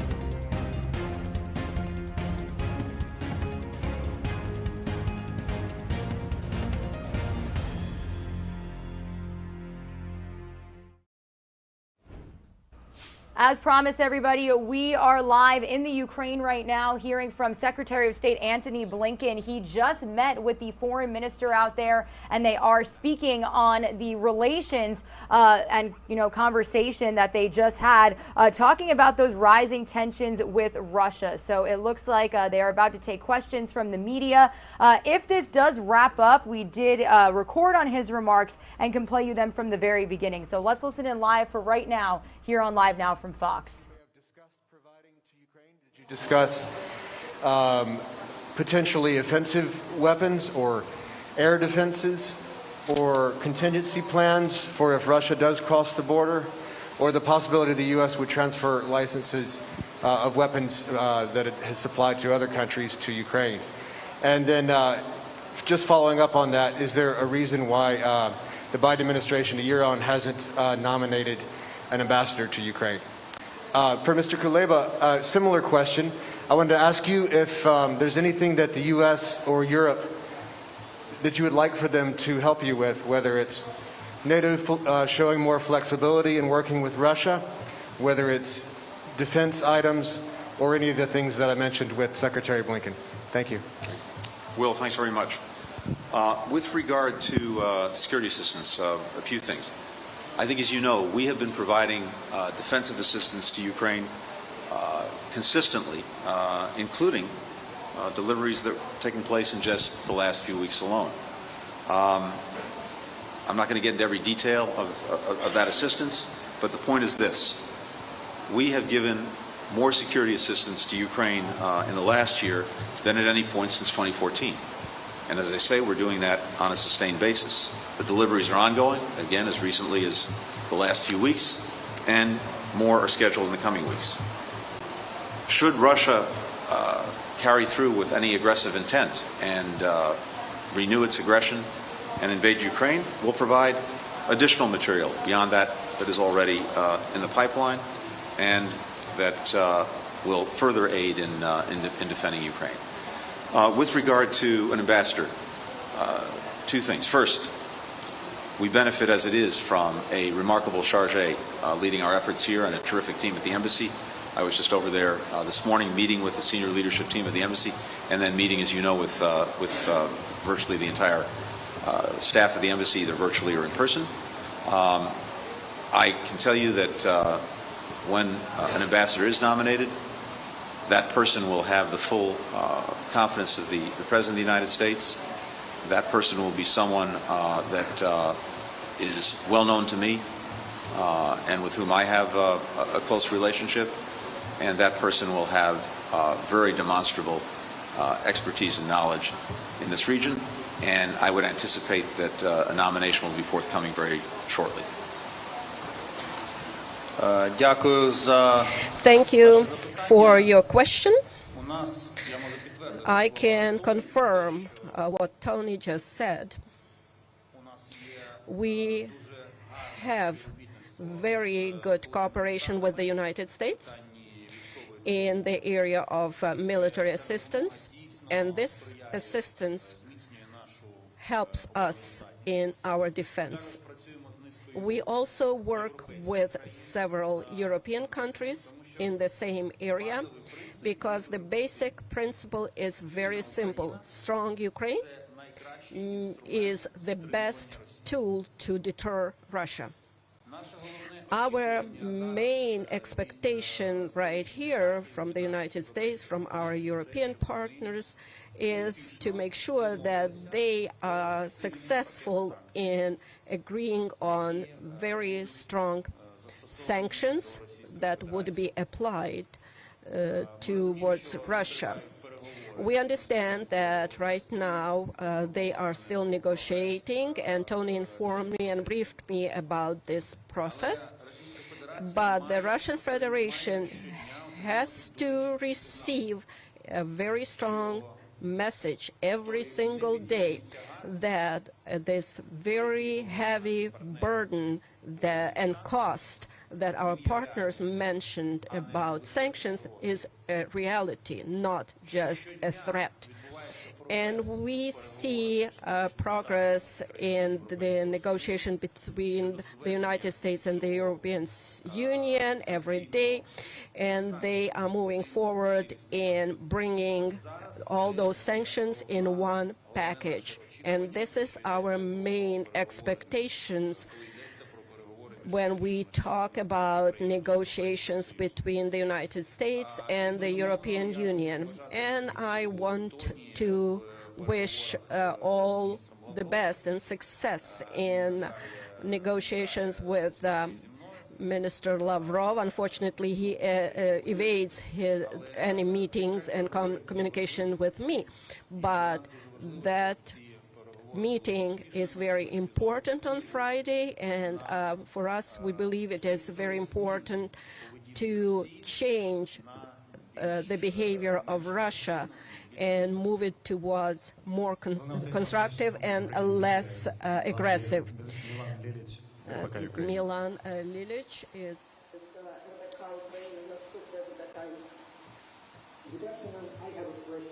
У мене запитання. So, Mr. Secretary, in your opinion, why are the Russians in such a hurry with all these security negotiations, and they keep insisting that these negotiations cannot last for weeks and months, that they will not wait for long, and so on? Maybe it is because the Russians see a certain deadline for that. Regina Gonzalez with you here on Live Now from Fox, everybody. As you could see, Secretary of State Antony Blinken in the Ukraine today, speaking alongside the foreign minister. They held some talks and discussions on the rising tensions between Russia and the Ukraine and how the United States can allow themselves to aid in this situation. So as they answer questions from the media right now, we were in another live report when Secretary of State Blinken started making his remarks. So what I'm going to do is bring you those remarks from just moments ago. We did record on them. So let's listen in to the full statement from Secretary of State Blinken here on Live Now from Fox. Unwavering support for Ukraine at a time when its security, its prosperity, its democracy, its fundamental right to exist as a sovereign independent nation are facing an unprecedented challenge from Russia. The Ukrainian people are no strangers to conflict. Since Ukrainians took to the Maidan 8 years ago to defend their choice for a democratic and European future, Russia has used every strategy in its playbook to try to undermine the will of the Ukrainian people. Since 2014, Moscow manufactured a crisis and invaded Ukraine's territory in Crimea, which it occupies to this day. Moscow orchestrated a war in eastern Ukraine, which it continues to fuel using proxy forces that it leads, trains, equips, and finances. Moscow has systematically sought to weaken Ukraine's democratic institutions, as well as to divide Ukrainian society, using everything from election interference to disinformation to cyber attacks. And Russia has also attempted to destabilize the economic and financial situation in Ukraine, and we are working together to mitigate those efforts. As we meet today, Russia has ratcheted up its threats and amassed nearly 100,000 forces on Ukraine's border, which it could double on relatively short order. We know, the Ukrainian people know, that Moscow's aggression to this point has killed more than 14,000 Ukrainian men, women, and children, and driven more than 1.4 million Ukrainians from their homes. The human toll of aggression would be many magnitudes higher if it were to be renewed. That's why President Biden asked me to come here, to underscore our steadfast commitment to Ukraine's sovereignty and territorial integrity. And it's why we will continue our relentless diplomatic efforts to prevent renewed aggression and to promote dialogue and peace. At the same time, we continue to bolster Ukraine's ability to defend itself and make clear the costs that the United States and Europe will impose on Moscow if it rejects the diplomatic path that we've laid out and proceeds with an unwarranted, unprovoked, unacceptable invasion or destabilization of Ukraine. For years, we've invested in Ukraine's economic growth, energy security, infrastructure, civil society, rule of law, and defense. We're continuing to provide that support, including defensive security assistance. This support has strong bipartisan backing in the United States. That was evident in the Senate delegation that was here just yesterday, as well as the House delegation that came in December. It's the message that the United States Congress sent in December by extending the Ukraine Security Assistance Initiative through 2022 and increasing its funding to $300 million. Second, I came to Kyiv to speak in person with the President, my friend Dmytro, other senior Ukrainian government leaders about the intensive week of diplomacy that we've just engaged in with Russia, both through the bilateral strategic stability dialogue, through the NATO-Russia Council, and at the OSCE, and now to consult and coordinate on the next steps forward. We had the meetings that I described. Immediately before those engagements, the NATO foreign ministers met to pursue our coordinated response to Moscow's military buildup, and the NATO-Ukraine Commission met as well. Across all of these diplomatic engagements, we've been firm in our principles and clear about the areas where we can make progress. One of the principles which you've heard us repeat, but it always bears repeating, is nothing about Ukraine without Ukraine. The same is true for the trajectory of Europe as a whole. Nothing about Europe and its security without Europe. That's been our message in public. It's been our message in private. We've consistently practiced what we preach.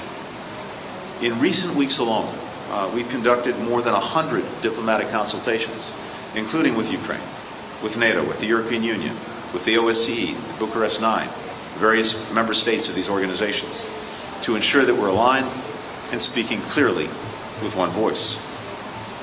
Throughout, we have made clear our strong preference for a diplomatic path to de-escalate conflict with Russia. That is the responsible course. And it's also why I'm heading to Berlin after this to consult with several of our closest European partners. And it's why I'll meet with Foreign Minister Lavrov from the Russian Federation in Geneva on Friday. The objectives of that meeting were one of the key topics that President Zelensky, Foreign Minister Kuleba, and I discussed earlier today. And as we've consistently done, we will brief our Ukrainian partners shortly after the meeting in Geneva as well and discuss next steps. The world is watching what's happening here. When Russia uses its strength to act with impunity against another sovereign nation, it makes other countries think that they too can violate the rules of international peace and security and put their narrow interests ahead of the shared interests of the international community. Third, the strength of our diplomacy, our deterrence, and any response to Moscow's aggression demands unity among allies and partners, as well as within Ukraine. That's a point I underscored today in the meetings with President Zelensky and with the foreign minister. Ukrainians have to stick together, especially at this time. President Zelensky continues to advance important reform efforts, including recently judicial reform, despite the external challenges and pressure that he's facing. To that end, I would urge the SAPO Selection Commission to complete the last step of their work without delay and finalize their selection. Now, as we know, one of Moscow's long-standing goals has been to try to sow divisions within Ukraine, to make it harder for Ukrainians to work together, to realize their Euro-democratic ambitions, to claim that democracy is a recipe for polarization and dysfunction. Ukraine has to avoid any actions that help Russia in the cynical effort. Don't let Moscow divide you. That means that leaders inside and outside Ukraine's government have to put aside their differences in favor of the shared national interest and work together to prepare for what could be difficult days. But in doing that, the United States wants you to know this. As you stand up to efforts to divide, to intimidate, to threaten, the United States stands with you resolutely in your right to make decisions for your own future, to shape that future as Ukrainians for Ukraine. Thank you. Україна тільки Our самостійно. first question will go to Will Malden of the Wall Street Journal, please. All right, everyone. Some of you are going to see a quick 2-minute commercial break, but wanted to play for you those brief remarks from Secretary of State Antony Blinken. Again, he is in the Ukraine right now, meeting with officials, just held a discussion with the foreign minister and was detailing a little bit of that conversation, talking about the intentions of Russia, how the U.S. plans on intervening, and that is why he is overseas making this trip. I do want to let you know that to the upper left-hand side of your screen, as you can see, we've got stocks up this morning. The Dow Jones Industrial officially up and trading as it is a little past 9:30 a.m. here on the East Coast. Some of you are going to see a quick break again. When we return, we are going to switch gears back to that tragic story out of Los Angeles.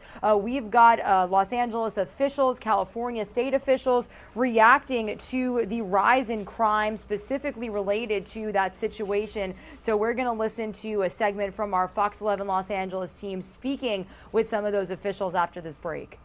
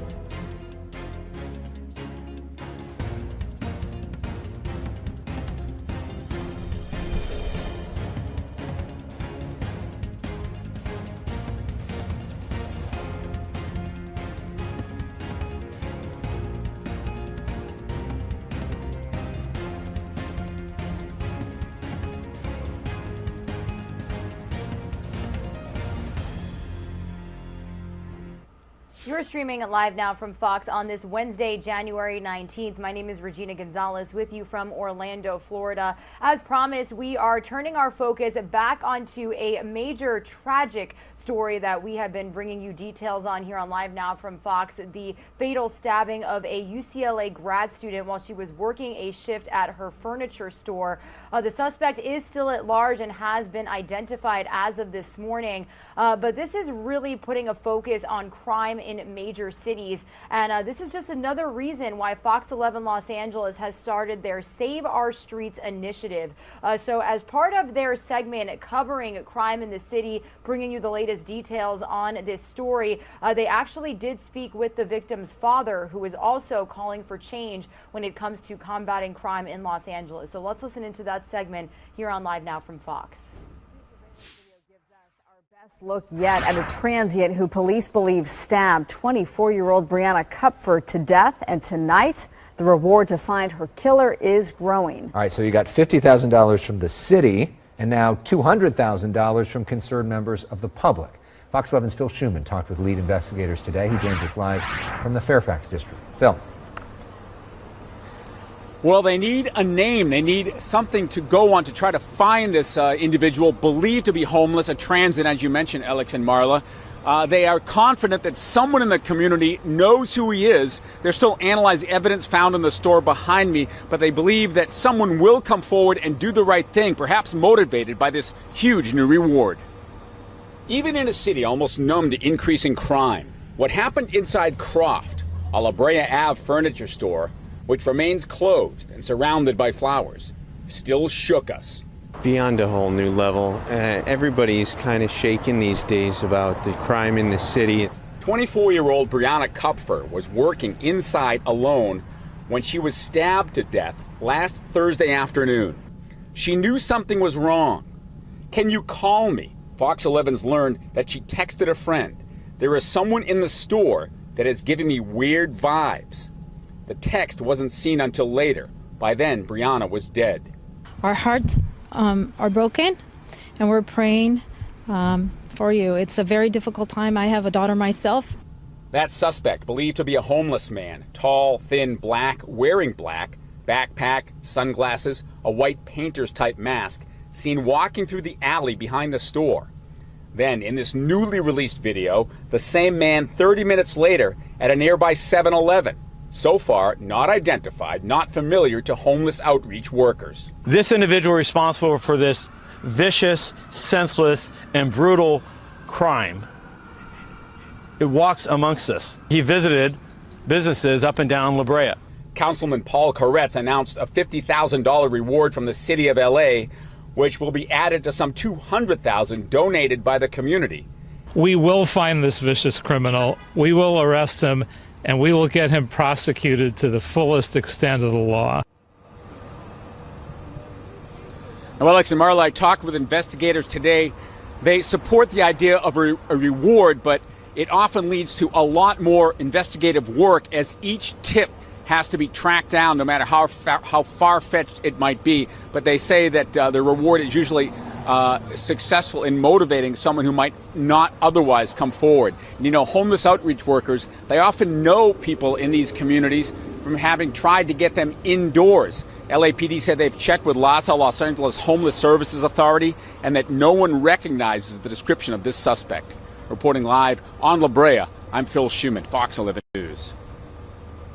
Phil, thank you so much. The murder of Brianna Kupfer is yet another reason why Fox 11 started our Save Our Streets initiative, looking for answers to what's been happening, trying to hold people accountable as well. Brianna's father, Todd Kupfer, is also searching for solutions and answers, of course. And tonight, he joins us now live to talk about this. Mr. Kupfer, of course, we are so sorry for your loss. Our condolences to you and your family.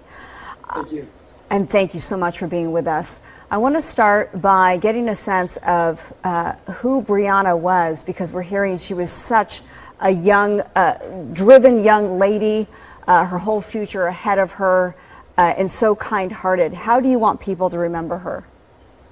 I mean, all that is very true, and there's obviously a lot more behind that. She was just an amazing woman who, you know, had a great care for her family and friends, and just beyond that, her she had environmental concerns. She cared about, making everybody better, and she never wanted to take the limelight, but the moment she stepped into it, she could command it and draw attention and make people laugh and make people, enjoy themselves. And she was one of 4 children of ours, and my kids all got along so wonderfully. They'd all, and finally become young adults. My youngest is 19, and over the holidays we shared an amazing time. And I literally said to them at one point in the day that I was so proud to see how tight their relationship was. And, as a parent, you just care so much about your children. It's your most important concern. And, you wonder and worry how they're doing and if they're safe. And, you get very proud when you see them achieving things that that they want to do. And Brianna was right there. She was, just getting to a point where she really knew how her path was going to go. And she had ideas about, future entrepreneurial endeavors. And in the meantime, she was trying to launch a career in design. She loves art. She loves to draw, and she loves creativity. So it just fit really well with her personality. But she had so many more aspects of her life and her character.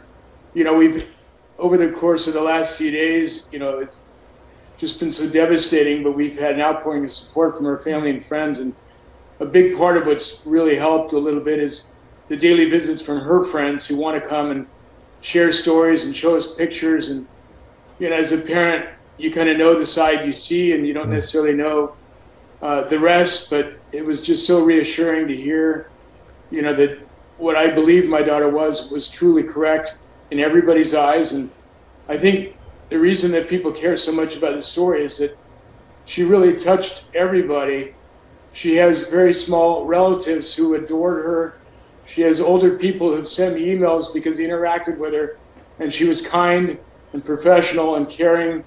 She just carried herself always, at a high level, and she just always tried her best to do better each day and to help everybody else if they needed help to do better as well. And it sounds like a crazy story that is not believable, but she really embodied that. And it's so gut-wrenching and obviously horrible as a father and, her mother and, siblings to have to go through this. And we just pray and hope that no one else will have to. And the outpouring has been wonderful, but the sad thing is we're creating sadness for the entire community because everybody has children. And for all of us, it's such an important thing, and it's just striking home for everybody. Right, and this concept that she could have been anybody in that scenario, which is why this is so scary for so many people, and people cannot imagine what you must be going through at this point. I know yesterday that you were frustrated that more had not been done to try to catch her killer. Today we have $50,000 from the city, another $200,000 put up from private individuals releasing of this surveillance video. That's at a 7-Eleven of the person believed to be the man who came into that store and stabbed your daughter to death. Are you more satisfied what you're hearing today? Is there more that you would like to be done? Obviously you want him caught, but what do you make of what happened today? Obviously we're very thankful for everybody that's shown care, and both in resource and whether it be financial or just in the hard work that detectives have done. I think some of that criticism was attributed to me. I'm not sure why. Obviously, as a parent of Brianna, I want to see this lead to capture. That's first and foremost. I certainly want him off the streets because he obviously appeared to not show much remorse, and you worry that he could put somebody else in harm's way. But I think, part of it is we've been fairly lenient on a lot of individuals, and I understand that people fall through the cracks, and some people are pushed out the bottom in the environment we're in. But, my only concern was that we were just at a higher level, certainly not necessarily at the police level, but more at the administrative level. We have become rather insensitive to crime and insensitive to what criminals can do to families. and the harm they can cause. Before we let you go, is there anything else you want to express in terms of what you've learned about the investigation that could help the public bring the suspect into custody? I wish I could tell you yes, but I think, I may learn more tomorrow in the days. Now that this is out there, I think the detectives are working extraordinarily diligently, and they are motivated, and they feel confident that they'll be successful, but it's just our hope and prayer. And lastly, this initiative is called Save Our Streets, to try to better make the rest of us safer. Sort of what have you learned from this process on that topic that you want to share? Well, everybody recognizes the fragility of life now, and there's a lot of fear because there's no such thing as safety in any community or any location. And we really do need to do a much better job. I mean, people shouldn't feel, fearful just to go out in the streets and to go into stores. I know there's a lot of initiatives, underway. I don't know how much they've caught root, but I do hope her story propels those initiatives to a much higher level. And, we're a fairly private family. This is not something I looked to do, but I've decided that I need to get in front of the camera for Brianna and the families that have their own Briannas. I just, agree with you. The crime in the streets, we need to do a much better job on it. Well, Todd Kupfer, again, we're so sorry for your loss. Our condolences to Brianna's mother, you and your 3 children, Brianna's siblings. Thank you so much for being with us tonight at 6 o'clock. Thank you. All right, wanted to play that segment for you here on Live Now from Fox. Our Fox 11 Los Angeles team speaking with Brianna Kupfer's father, who is just so obviously devastated and calling for change when it comes to crime in the city of Los Angeles, saying that this could have happened to anybody. Brianna did not know her killer, and again, that suspect has been identified as of this morning. A $250,000 reward being offered for someone with any information.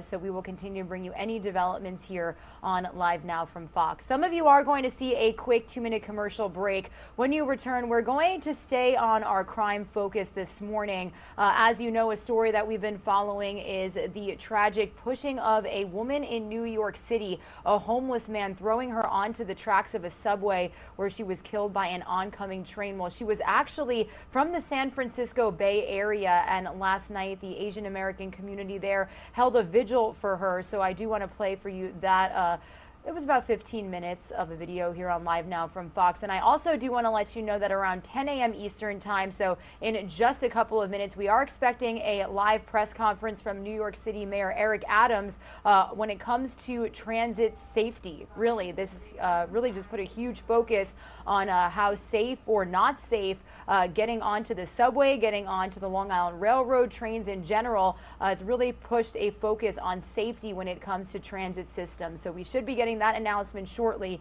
But in the meantime, I do want to play that vigil for Michelle Go when we come back.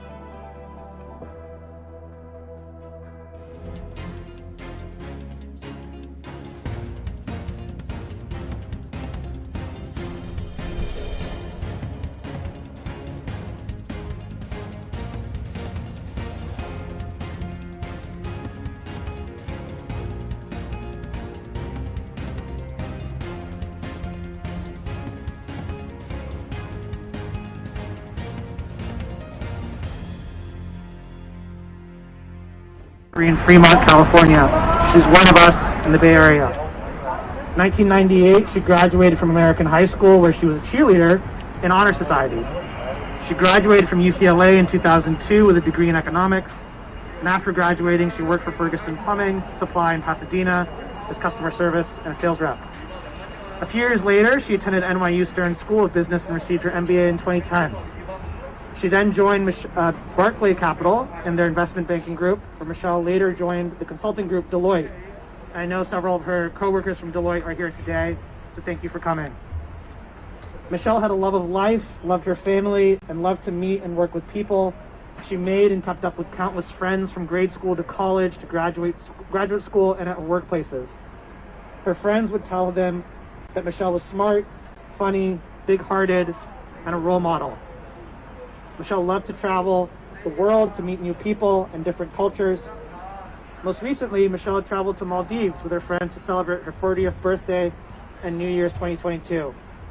She will be deeply missed by her parents, her brother, her many aunts, uncles, cousins, as many friends and colleagues who will speak here today as well.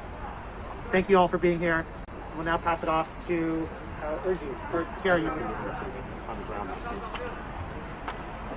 Hi everyone, my name's Gary Tan, and Michelle was a high school classmate of mine, and she lit up every room that she was in. She was just someone I looked up to, she was 1 year ahead of me, and she just showed what it meant to be alive, to be human, to strive, and to be one of us. I want to read a statement from one of our mutual friends who is also very close to her. Michelle, and this is from Ray Ma, who was her year. Michelle had a way of making everyone feel liked with her winning smile. I know it sounds trite, but she was one of those people who was always smiling. She had a simple, matter-of-fact style. She really looks identical from 2 decades ago, and she was just so easy to get along with. In high school, her main loves were cheerleading, and a classmate and I were just reminiscing about that's how we remember her. Always upbeat, athletic, full of energy, bouncing around in that uniform. And as an adult, she fell in love with traveling, and sometimes would be in part of my world, but unfortunately we managed to miss each other quite a few times. When I read all the articles about Michelle's devotion to nonprofit work, it did not surprise me in the least. She was just very kind through and through, and it makes this tragedy all the more senseless and difficult to bear. Condolences to her family and friends. I just want to say thank you all for being here.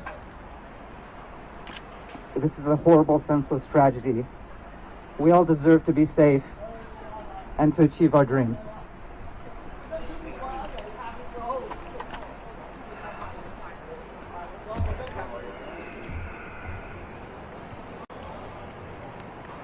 So I knew Michelle from work. I was a client and she was a consultant at our office, so I had the pleasure of working with her for about 6 to 8 months in cold Minnesota in 2019 and 2020. She came across as somebody who was really kind, always happy, like Gary mentioned. She was always smiling even when we did not meet the deadlines. She was incredibly smart and got along with everybody at our client office at my workplace. I would like to share a specific story. We were in Miramar, Florida for a workshop, and Michelle and I are similar in age, similar background, both of us got our MBAs. So we were at this workshop. We were at this workshop, and before our flight back to Minnesota, we decided to grab drinks. And we were just sharing a pizza, having a couple of glasses of wine, and we were joking about how I could never be a consultant because I'm terrified of flying. And she comforted me, and she was like, I've done this a million times, nothing will happen, it's one of the safest modes of transportation, we're going to be okay. So we got on that flight, and I was anxious as usual, but I kept thinking, okay, Michelle's here, she's traveled a lot, it's going to be fine. The flight picked up speed on the main runway and stopped right before it was going to go in the air. So there was some mechanical issue. We parked on the side. 20 minutes later, the you know, the pilot's like, oh, we're good to go, let's fly. So as you can imagine, I didn't trust that. I was anxious throughout. I landed, everything was fine, and I opened my mailbox and there was this email from Michelle, who I'd had one happy hour with and 6 months of work experience with, emailing to check if I was okay. And that was just so sweet and touching. She didn't need to do that, and I remember her till today, because every time I get on a flight I think about Michelle and that incident. When we found out about what happened, I was sharing these stories with my ex-manager, who was also very close with Michelle. We had a great working relationship. And I told him this story about this airline on the email, and his response was very simple. His response was, "That's so Michelle." And I think that was just her in a nutshell, who was somebody who was super caring, somebody who made friends easily, and somebody who was so memorable and kind. And it's just so unfortunate that this happened to her. And she deserved to be safe that day, and she didn't deserve this. So thank you for coming out here, and thank you for having me speak. My heart goes out to her family and friends. If I knew her for 6 months and she had such an impact on my life, I can't imagine how her family's feeling right now. So.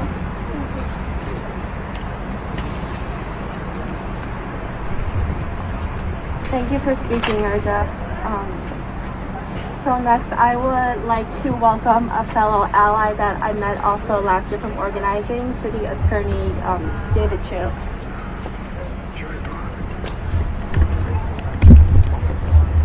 Brothers and sisters, good evening. I am sorry that we are gathered here today. It is with heavy hearts that we come to the heart of our Chinese community here in San Francisco, here in Chinatown. To Michelle's family and her friends, we grieve with you. We mourn with you. For those of us who did not have the opportunity to get to know her personally, we know that Michelle was a sister in spirit, was a friend in spirit. I know many of us have been thinking many thoughts since Saturday, but let me just share some of mine. I've been thinking a lot about New York City, in part because I used to live in New York City. I used to take the number 6 train. I used to stand at the platform in Times Square.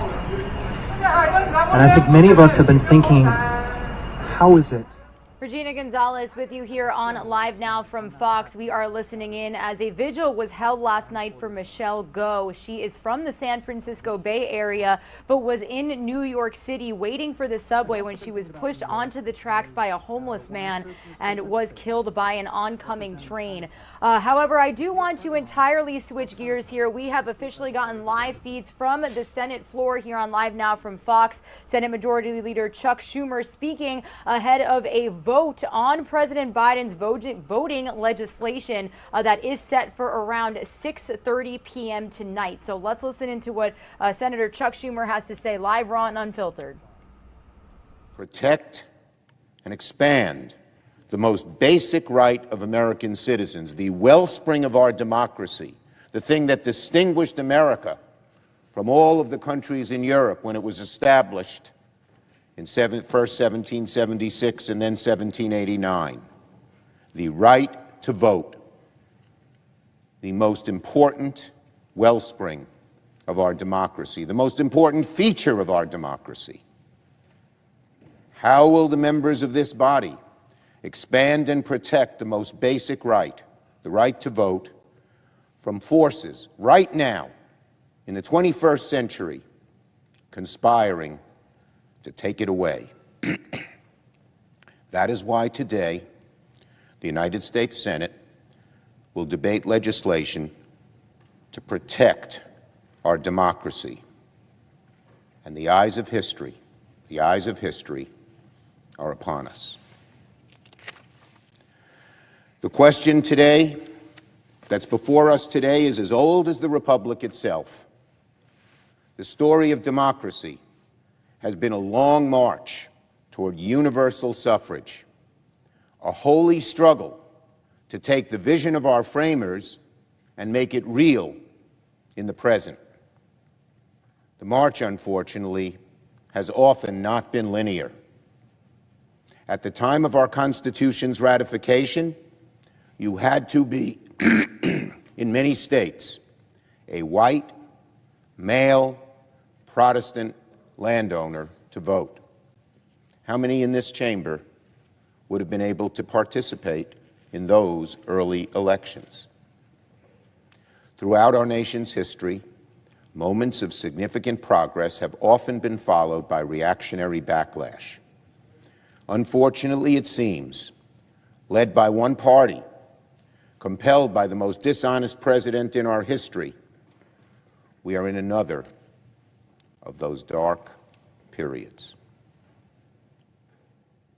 That is why, for the first time in this Congress, the Senate is debating and will vote on legislation to confront these threats: the Freedom to Vote Act and the John Lewis Voting Rights Advancement Act. For the information of all, debate on these bills will continue throughout the day, and as soon as 6:30, if not a little bit later, we will hold a cloture vote to conclude debate and proceed to final passage on these measures. I want to thank my colleagues who spoke yesterday in favor of these bills. There were so many eloquent and strong speeches. I never, at our caucus, I have rarely seen such passion about the need to vote and the need to change the rules to allow these vital bills, so fixed upon the wellspring of our democracy, voting, to pass. If the Republicans block cloture on the legislation before us, I will put forward a proposal to change the Senate rules to allow for a talking filibuster on this legislation, as recommended by a number of our colleagues who have been working on this reform for a very long time. Make no mistake, win, lose, or draw, members of this chamber were elected to debate and to vote, particularly on such an important issue as this. And win, lose, or draw, we are going to vote. We are going to vote.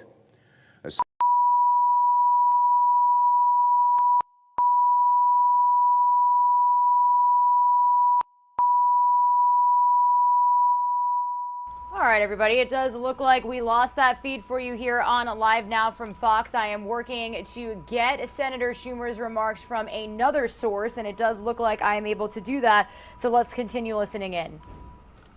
We are going to vote. We are going to vote, especially when the issue relates to the beating heart of our democracy, as voting rights does. For months, Senate Republicans have resisted virtually every attempt at holding a bipartisan debate on voting rights legislation. Senate met with resistance. And amazingly enough, my colleagues, none of them are here to hear it, our Republican colleagues don't even acknowledge that we have a crisis. Leader McConnell even claimed, quote, "States are not engaged in trying to suppress voters whatsoever." Let me read that quote again. This is from Leader McConnell's words. States are not engaging in trying to suppress voters whatsoever. I would ask the Republican leader, if there's no effort to suppress the vote, why have 19 states passed 33 new laws making it harder for Americans to participate in our elections, in the aftermath of one of the safest elections in American recent history, where there's virtually no evidence of any material fraud? None. If there's no effort to suppress the vote, why are states from Texas to Montana restricting the number and hours of polling places? Why have states like Florida and Texas made it harder to register to vote? Is that not suppressing the vote? Why are states like Iowa cutting down on the number of days you can vote early? Is that not suppressing the vote? And if there's no effort to suppress the vote, why have states like Georgia made it a crime for volunteers to give food and water to voters standing in line at the polls? Leader McConnell, once again, quote, states are not engaging in trying to suppress voters whatsoever. Just as Donald Trump has his big lie, Leader McConnell now has his. States are not engaging in trying to suppress voters whatsoever. The same types of lies that have motivated, same type of big lie that Donald Trump put forward has now motivated Leader McConnell and many other Republicans to embrace that big lie and spout others that come from the same poisonous tree. And what's even more galling, knowing our history, that the laws that I spoke of a minute ago don't target everyone. This is not an effort aimed at everyone. They're aimed particularly at people of color,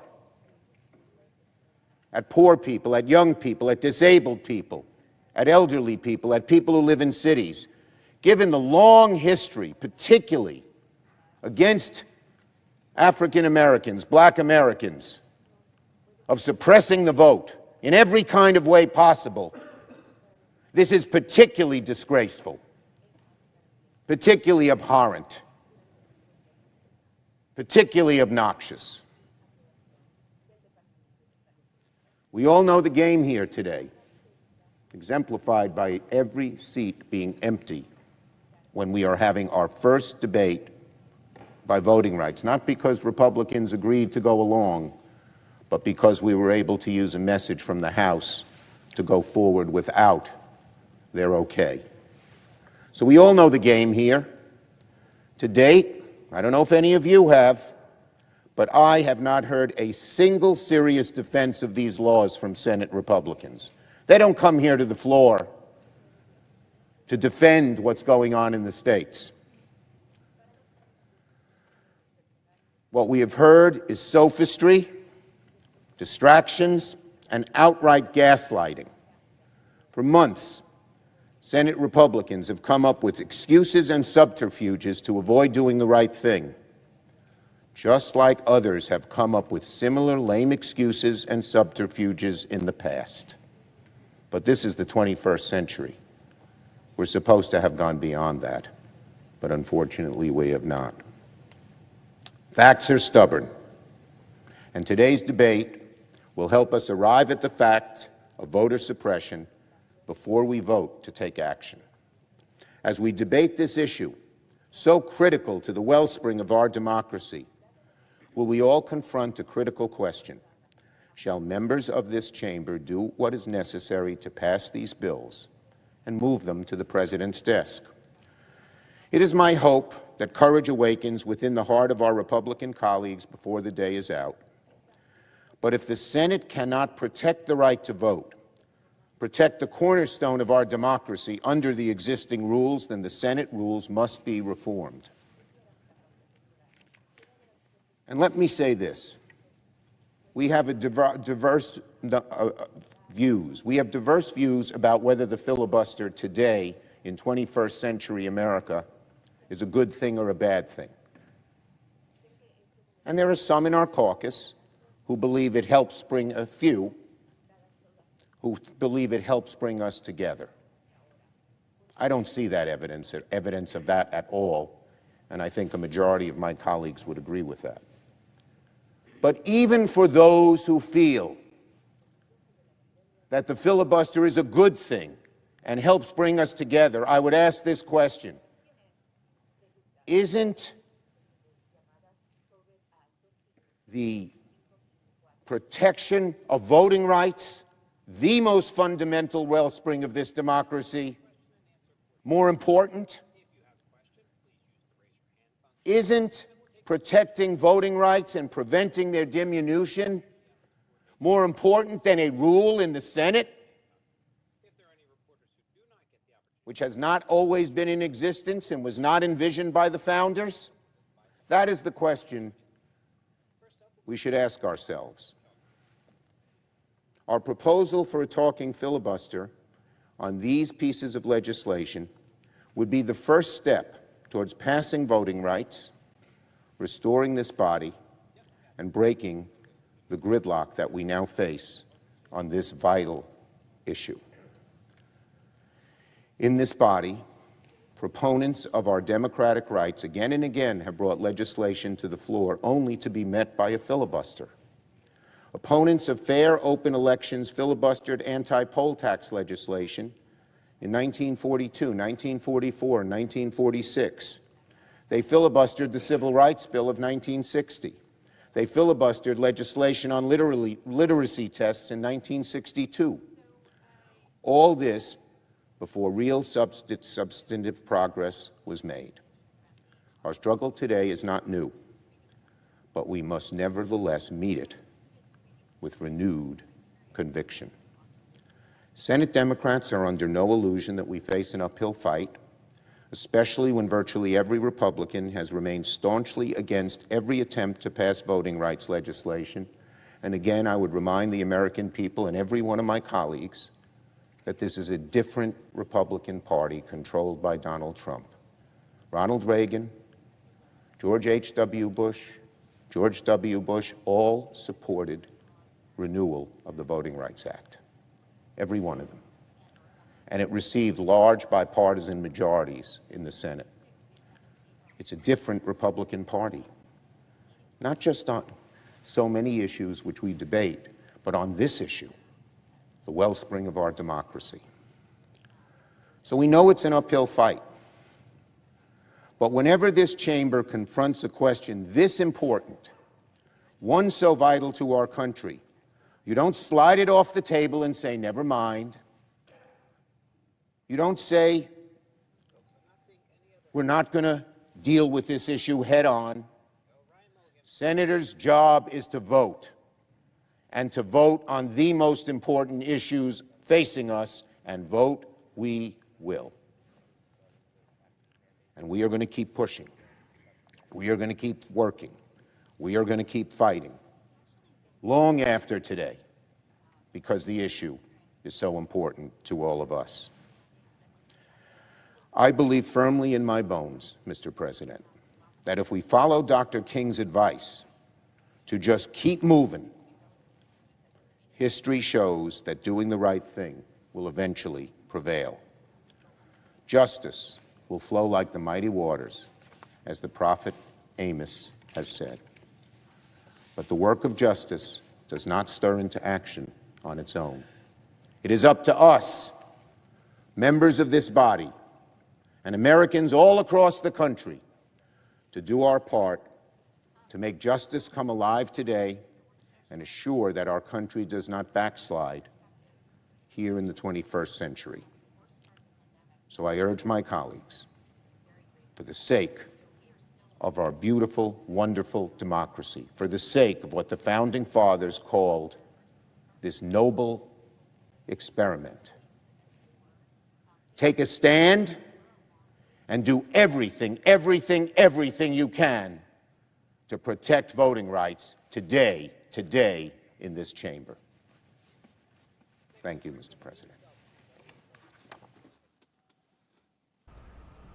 Some extensive remarks from Senate Majority Leader Chuck Schumer there on the Senate floor as they will continue to debate the voting rights bill before that filibuster vote that is expected to happen at around 6:30 this evening. Now, Democrats need at least 10 Republicans to break ranks in order to get that 60 vote, or those 60 votes needed to overcome the GOP filibuster.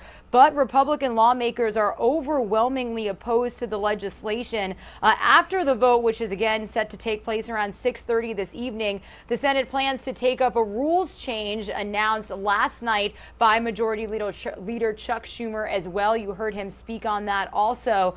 He did basically announce yesterday that they do plan on this legislation failing due to Senate Republicans. So again, this is something that we are going to extensively follow here on Live Now from Fox. Some of you are going to see a quick 2-minute commercial break. When when you return, we've got Democrats speaking from Capitol Hill live ahead of this debate and this vote tonight. So I do want to speak on that and bring you the House Democrats' live remarks after this quick break.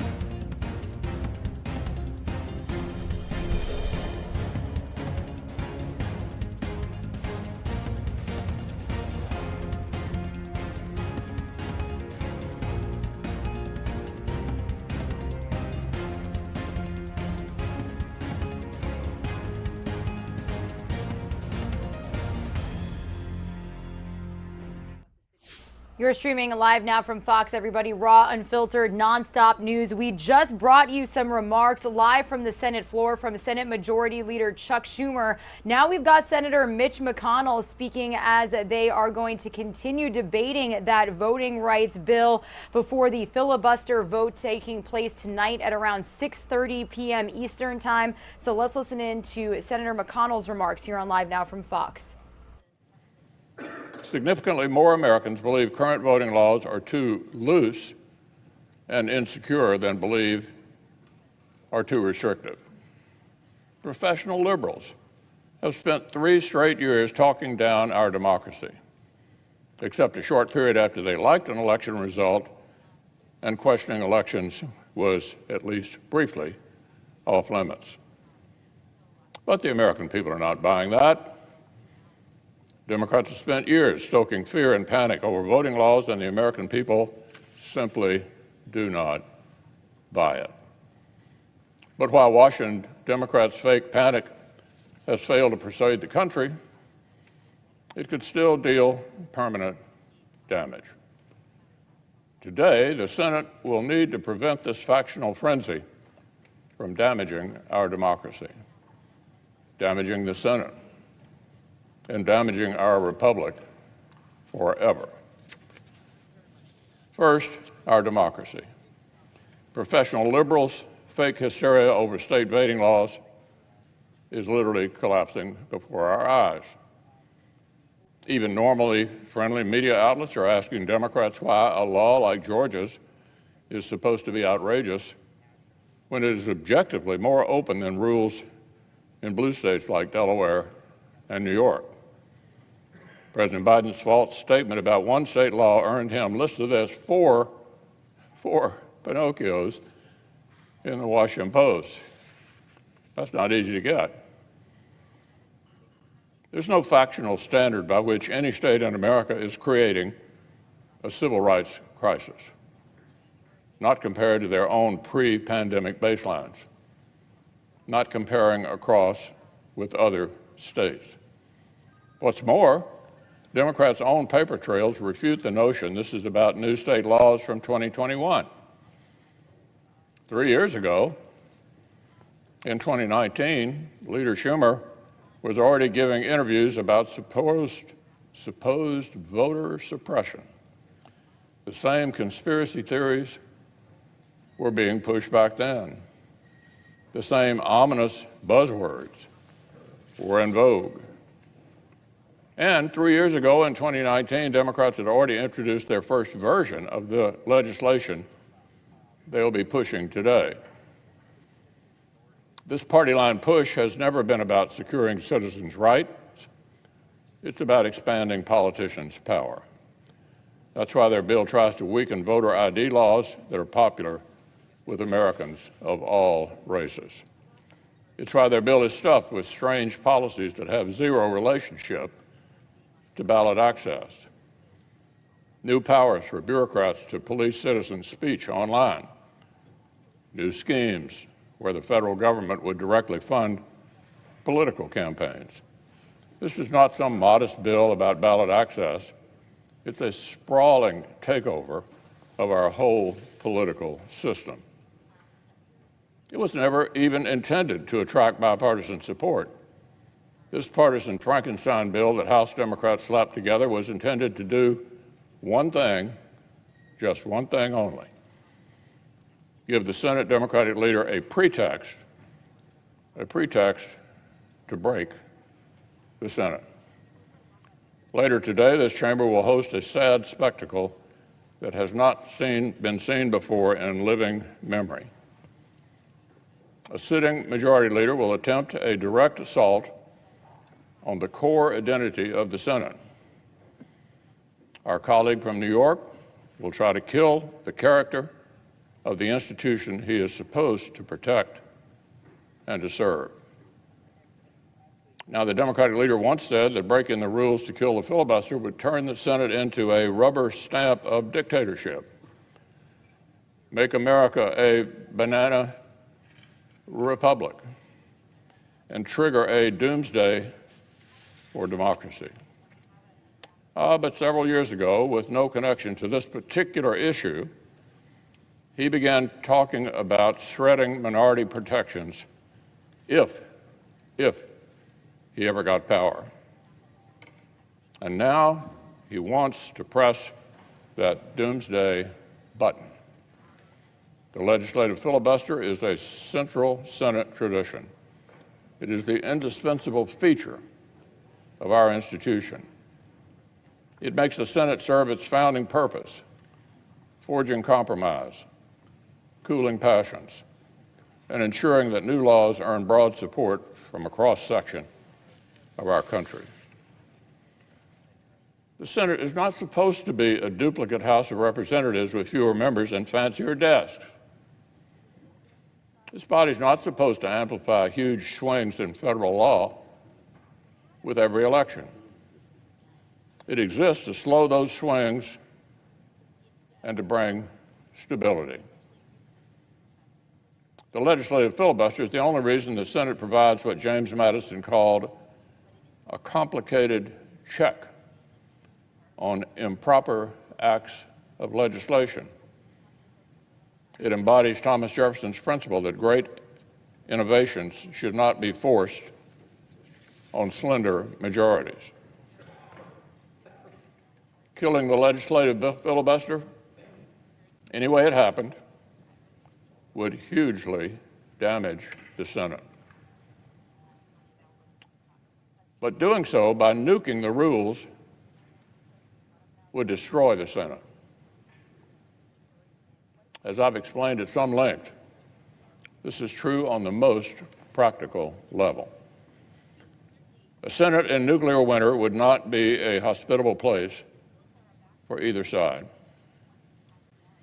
As then Senator Obama explained a decade and a half ago, if the majority chooses to end the filibuster, if they choose to change the rules and put an end to democratic debate, then the fighting and the bitterness and the gridlock will only get worse.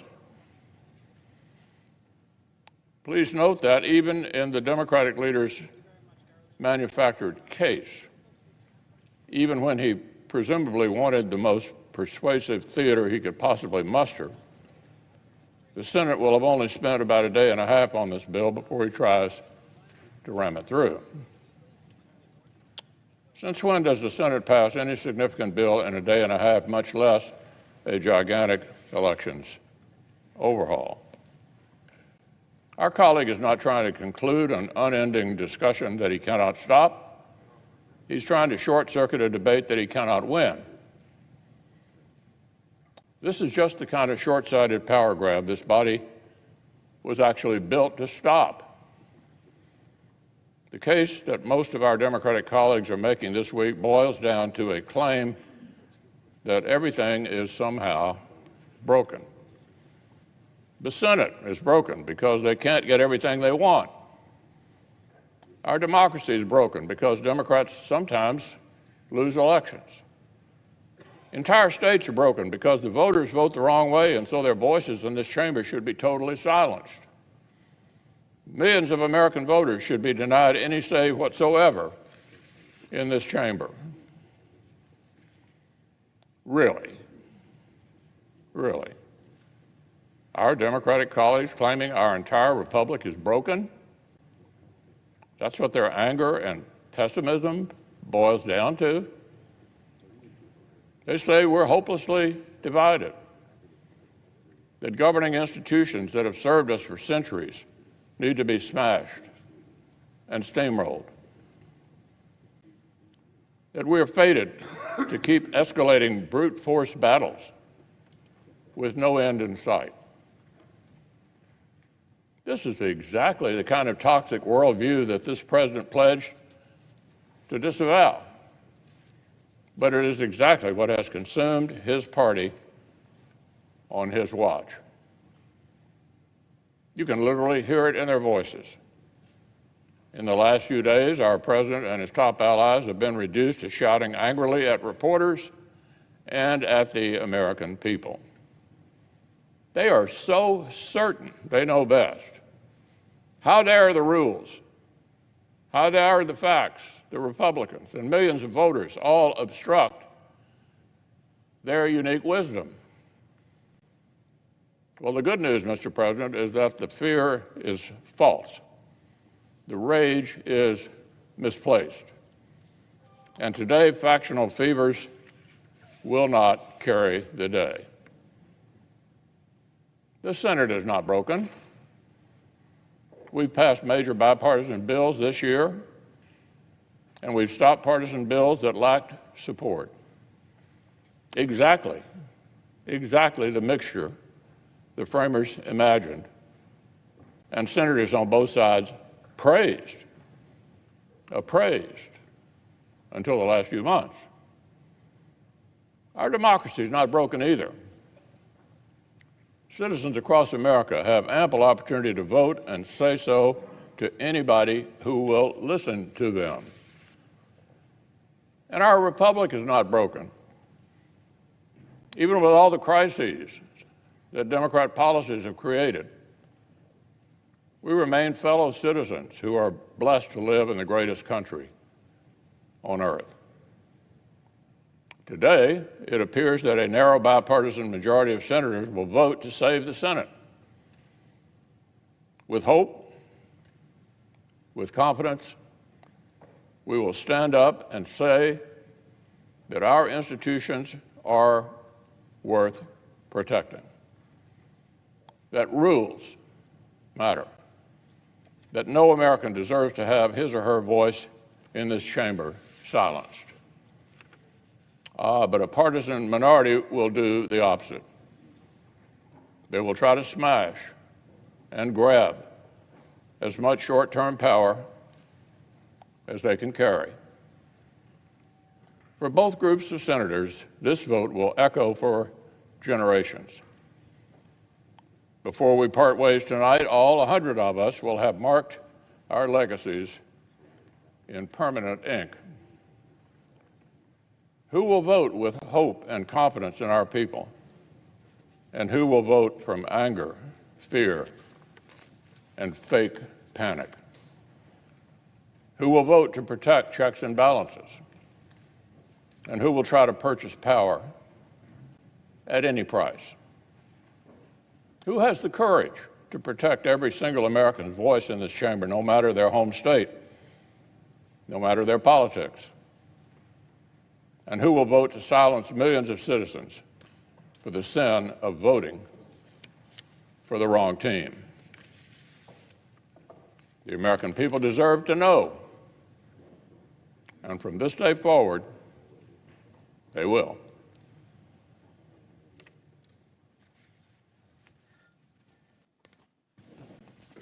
Mr. President. The Senator from Illinois. Mr. President, I would say to the Republican leader while still on the floor, would you entertain a question?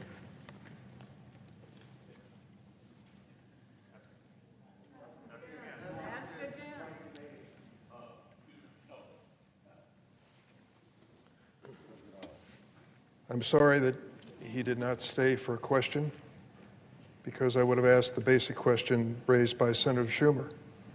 Does he really believe that there is no evidence of voter suppression in the actions of 19 states across our nation? I think the facts speak for themselves. For those who are witnessing this, this is a rare moment in the history of this chamber. In the recent history, it's rare because we're here. Half of the seats are occupied in the United States Senate. That is a rare occurrence, because it is rare that we come together to debate, to amend, or to even exercise the authority given to us as United States senators. It is also a rare moment in history, because we again are being called on, as others have before us, to speak to the fundamentals of freedom and democracy, and to go on record by the end of this day when night falls as to where we stand in the sweep of history. Mr. President, approximately 155 million Americans voted in the 2020 election, highest voter turnout percentage since the 1900 election. A record number voted early or cast mail-in ballots, options that were expanded in red and blue states in response to the deadly pandemic. That was before we had vaccines and COVID was killing an average of 1,200 Americans a day, and yet they voted. Tens of millions of Americans stood in line, some for hours, to cast their ballots. That's how important the American people thought it was to vote in 2020. People risked their lives to cast their ballots. It's hard to believe that fact can be measured against statements made by the Republican leader just a few moments ago that people don't care about the right to vote. They care enough to risk their lives, and they did in the 2020 election. Despite the crush of voters and the confusion of the pandemic, the 2020 election was judged the most secure in American history. That's not my opinion. That's the official statement issued by the Department of Homeland Security under the Trump administration, an agency which coordinates the nation's top security and voting infrastructure expertise. They released their assessment 10 days after the 2020 election, and they did so to counter a dangerous and unprecedented avalanche of misinformation, including from an enraged and defeated president claiming falsely the election had been stolen. These nonpartisan election security experts were not alone in rejecting Donald Trump's big lie.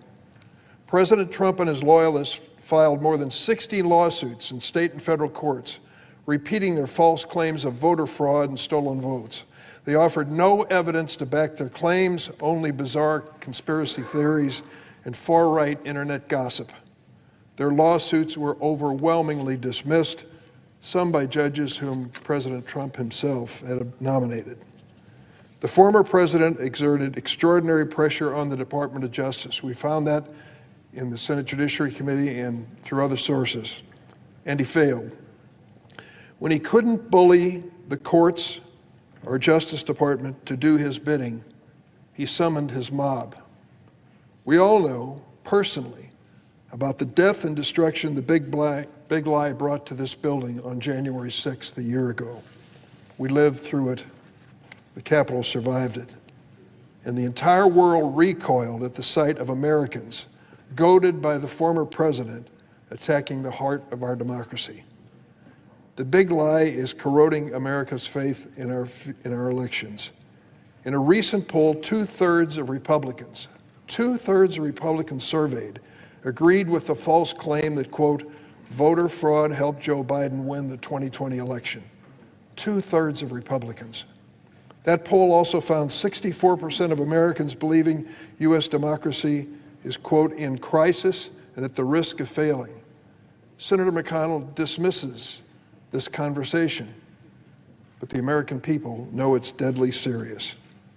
In another poll, 1 in 3 Republicans said they trust that the 2024 elections will be fair regardless of who wins. Only 1 in 3 Republicans. Donald Trump would rather destroy American democracy than admit he lost the election. And sadly, it seems that many Republican lawmakers would rather repeat his lies than face his wrath. Republican lawmakers in many states are using the big lie as a pretext to pass new laws aimed at undermining both Americans' right to vote and the integrity of our elections. Sadly, Republicans in the Senate are aiding and abetting this attack. 3 times last year, the Republicans used the filibuster, the weapon of choice in the Jim Crow era, to block this Senate from even debating voting rights. Mr. President, each morning we stand and pledge allegiance to that flag and what it represents. But I don't believe any senator stands to pledge allegiance to the filibuster. The filibuster is a rules creation in the Senate which really has stopped many important pieces of legislation from being considered. It was really the major reason in the 1960s that the Voting Rights Act and other civil rights legislation took so long. I know personally, 5 times I have brought to the floor the DREAM Act to give young people in this country a chance for a path to citizenship. And 5 times on the floor of the Senate, it's been stopped by that same filibuster. We've heard lofty rhetoric from the Republican leader about what the filibuster means in the Senate. It has been used perhaps in constructive ways, but it's certainly been used time and again for a destructive purpose. In the year since January 6, Republican legislatures in nearly 20 states have enacted laws making it harder for Americans to vote, and in some cases easier for partisan actors to potentially meddle and interfere with elections. In total, more than 440 bills with voting restrictions have been introduced in 49 states, and Senator McConnell can't see one example of voter suppression. Let me give you some examples so you know what we're speaking of. We've heard this from Senators Warnock and Ossoff about the state of Georgia, a new law making it a crime to give a voter waiting in line to vote a snack or a drink of water. A crime to give a drink of water to someone waiting in line. And as Senator Booker reminded us yesterday, these long lines many times are populated by minority populations. What a coincidence that they are the ones with too few voting machines or polling places and have to wait many times hours to exercise their franchise. In Texas, as a result of a new law known as SB 1, local election officials all over the state are reporting they're being forced to reject hundreds of absentee ballot requests for the state's upcoming March primary. In Denton County, Texas officials have had to reject over 40% of absentee ballot requests. In Travis County, nearly a third of mail ballot applications have been rejected. Making matters worse, this new Texas law ties officials' hands by making it a felony for an election official in Texas to send an unsolicited mail ballot application to a voter. And in Florida, Republican Governor DeSantis last week proposed creating a police unit that would be empowered to arrest voters and others who allegedly violate the state's election laws. This is straight out of the Jim Crow playbook. In addition, Republican lawmakers in at least 10 states have diminished secretaries of state's authorities over elections or shifted aspects of election administration to partisan bodies, including state legislators themselves or election boards dominated by the Republican Party. A new law in Arkansas now grants the State Board of Election Commissioners, made up of 5 Republicans and 1 Democrat, police powers to investigate complaints about violation of the state's election laws, despite no evidence, none, of voter fraud in the state, and empowers the board to upend the state's traditional county-based election administration. A new law in Arizona specifies the Democratic Secretary of State, Katie Hobbs, can no longer represent the state in lawsuits defending the election code. That power now lies with the Attorney General, who happens to be Republican, but only through January 2nd, 2023, when Katie Hobbs' term in office ends. Even more chilling, Republican lawmakers in a number of states have introduced or passed new laws criminalizing aspects of election administration. In Wisconsin, the election administrators could face criminal penalties for correcting mistakes on a voter's mail-in ballot. Voting rights experts fear that such laws could leave nonpartisan election administrators and workers forever looking over their shoulder, or cause them to quit or be replaced by those who are less experienced and more partisan. So why is this happening? As I mentioned earlier, the 2020 election had incredible turnout. According to the Census Bureau, 67% of all eligible Americans reported voting, and the majority clearly voted for President Joe Biden. So now Republican lawmakers are using the big lie to pass partisan election laws in order to reduce voter turnout and control outcomes of the elections this year and in 2024. Their target, Democratic voters, and their goal, sow the seeds of doubt in our democracy and the credibility of future elections. Republicans refuse to join us in protecting voting rights. Why? Because the agenda they are following was set by Donald Trump. And dissenters pay a price. If you endorse the big lie, he'll endorse you. If you don't, he'll unleash his fury. These attacks on voting rights are shaking the pillars of our democracy, the credibility of our elections, and the peaceful transfer of power. The vast majority of our Republican colleagues are all singing from the same hymnal. They say there's no new wave of voter suppression and election nullification. They're wrong. They claim that our proposals to restore the Voting Rights Act and set minimum federal standards for elections amount to an unprecedented takeover of state elections and a partisan power grab. They are wrong. Each of us in our desks has this common document that guides us, I hope, in all of our actions on the Senate floor. Despite statements to the contrary, we know that this document is explicit in what we are setting out to do today. The Elections Clause of the Constitution, Article 1, Section 4, gives Congress the authority to make election laws. The 14th and 15th Amendment give Congress the responsibility to protect voting by appropriate legislation. The Voting Rights Act was reauthorized and strengthened 5 times, always with a strong bipartisan majority. The last time it was reauthorized was 2006, 7 years before Shelby County. And that decision in the Supreme Court, we know, gutted the law's protection. The Senate voted then unanimously, Democrats and Republicans, to reauthorize and strengthen the law. 16 current Republican members of the Senate voted yes. It wasn't a federal takeover elections then, it isn't now, and they know it. I'm the person chosen by Senate Democrats to count votes, and based on their public statements, 2 Democrats may not vote to change the rules to allow this Congress to stop this power grab. These senators have given their reasons. There's something more important than an existing Senate rule, a rule that has been changed 160 times in the history of this body. The integrity of our free elections, the right to have your vote counted, and our oath to uphold and defend the Constitution, I believe, count for more. On January 6th, after the insurrection was quelled, we returned to the Senate to complete our constitutional duty, certifying the election and declaring Joe Biden president. Speaking to the few members of his party who still intended to challenge the electoral count on the feeble grounds that some of their constituents had doubts about the election, the junior senator from Utah, Senator Romney, said, and I quote, "The best way you can show respect for the voters who are upset about this is to tell them the truth." And then something happened on the floor of the Senate which rarely occurs.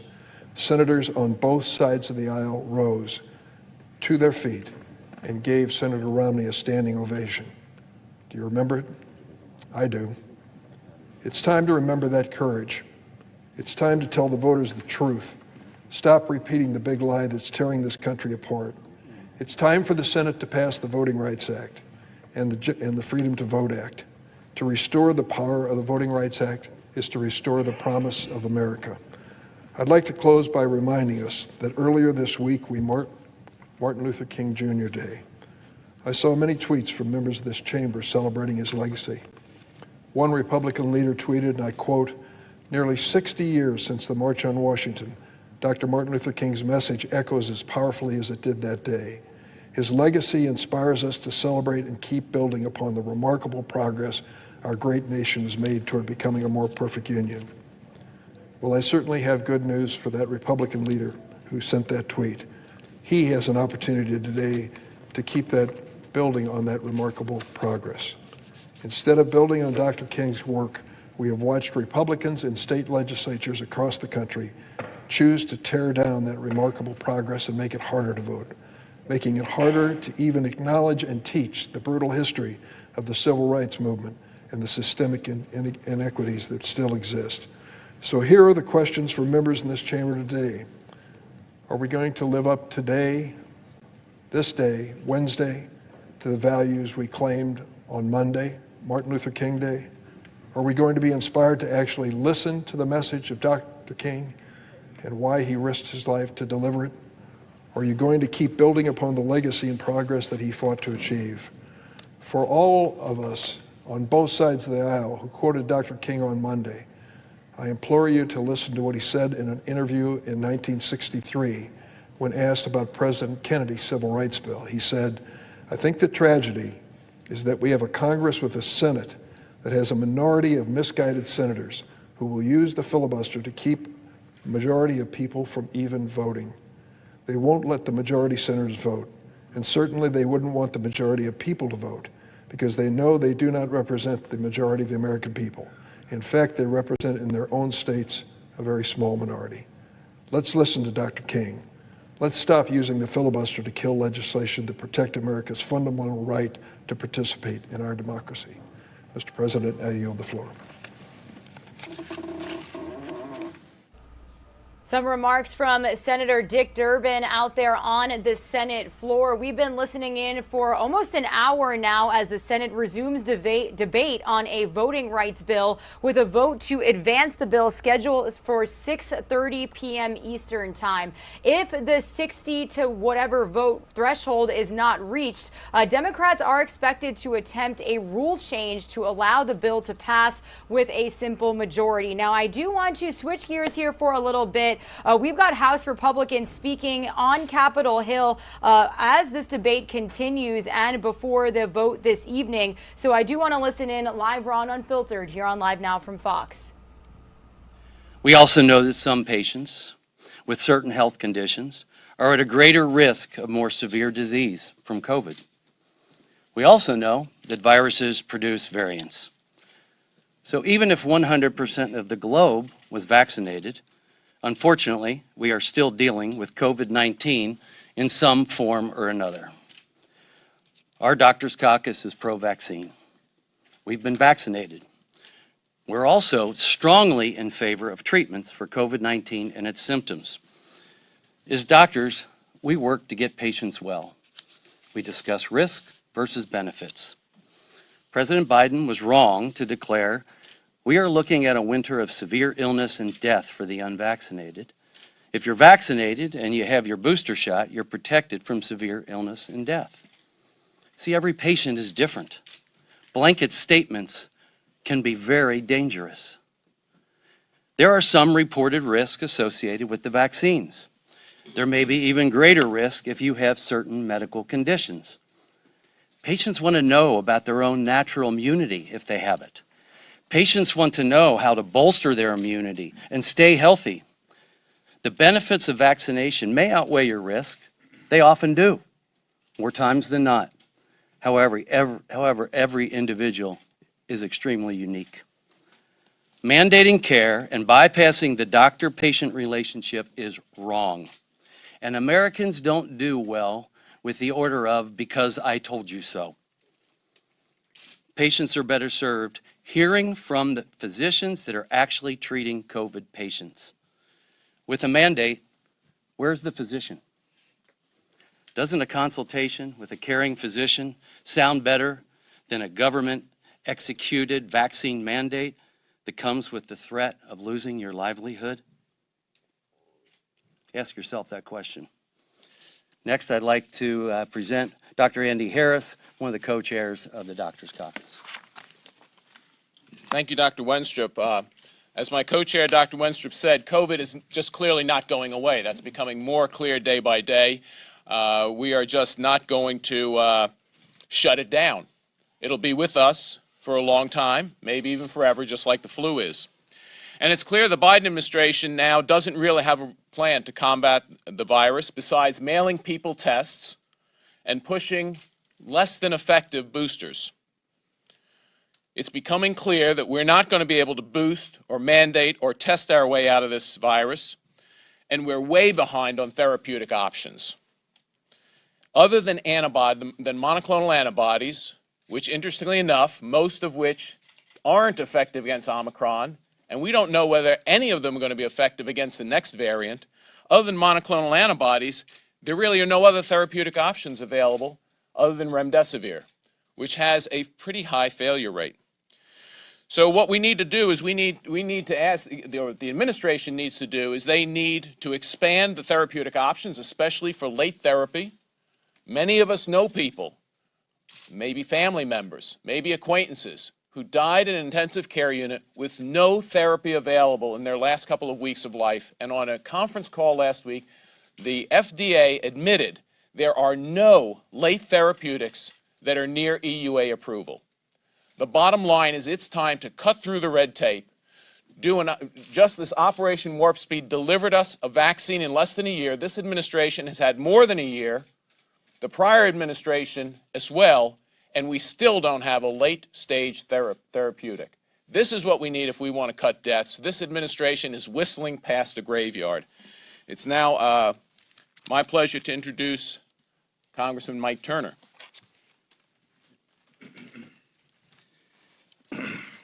Thank you. Last night, members of the Intelligence Committee were informed that Chairman Schiff has asked that the members of the Intelligence Committee present negative COVID tests in order in participating in normal committee events. We have a briefing coming up on Thursday. He's requesting that we present negative tests in order to, in his words, look to the attending physician's recommendations for how to safely conduct work here at Congress.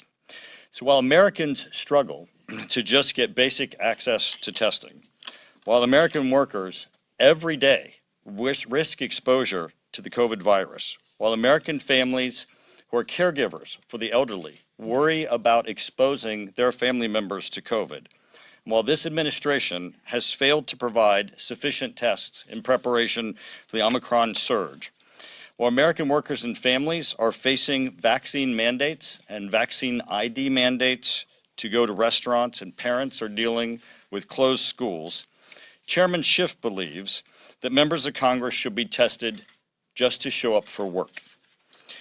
The American public does not have this privilege, and we will not comply. The Biden administration failed to plan for needed testing for the American people. Schiff believes that he should have a privilege that the average American worker does not. Our members will not comply with Schiff's request that we submit to COVID testing just to do our job, and I have a copy of the email request that I'll be providing to you. Thank you. And now I put this to Jordan. 2 years ago this month, Dr. Fauci has put on notice that the virus most likely came from a lab that was doing gain-of-function research. He gets a letter on January 31st, 10:32 p.m. 2020. He gets an email, from Dr. Christian Anderson that says, the virus looks engineered, virus not consistent with evolutionary theory. Dr. Fauci goes into complete overdrive to cover this information up and not present it to the American people.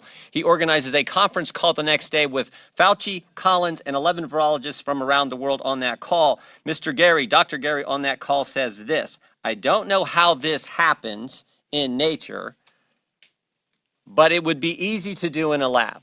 4 days later, those people who express those sentiments start to change their position. They write a piece in Nature Medicine magazine on February 16th. It first gets published online. That piece is then cited on February 9th, 2020 in the now famous letter in The Lancet that becomes the gospel that this thing, according to Fauci and this group, didn't come from a lab. All that happens in 20 days.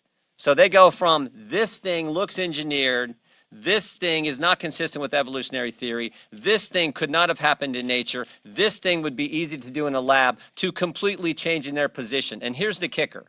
The two guys who said those things, Dr. Anderson and Dr. Gary, 3 months later get rewarded with an $8.9 million grant from Dr. Fauci to continue to do research on coronavirus.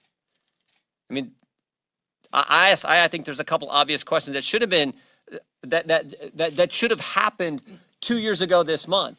Why didn't Dr. Fauci, when he first got put on notice that this was happening after that conference call on February 1st, why didn't he notify the commander-in-chief?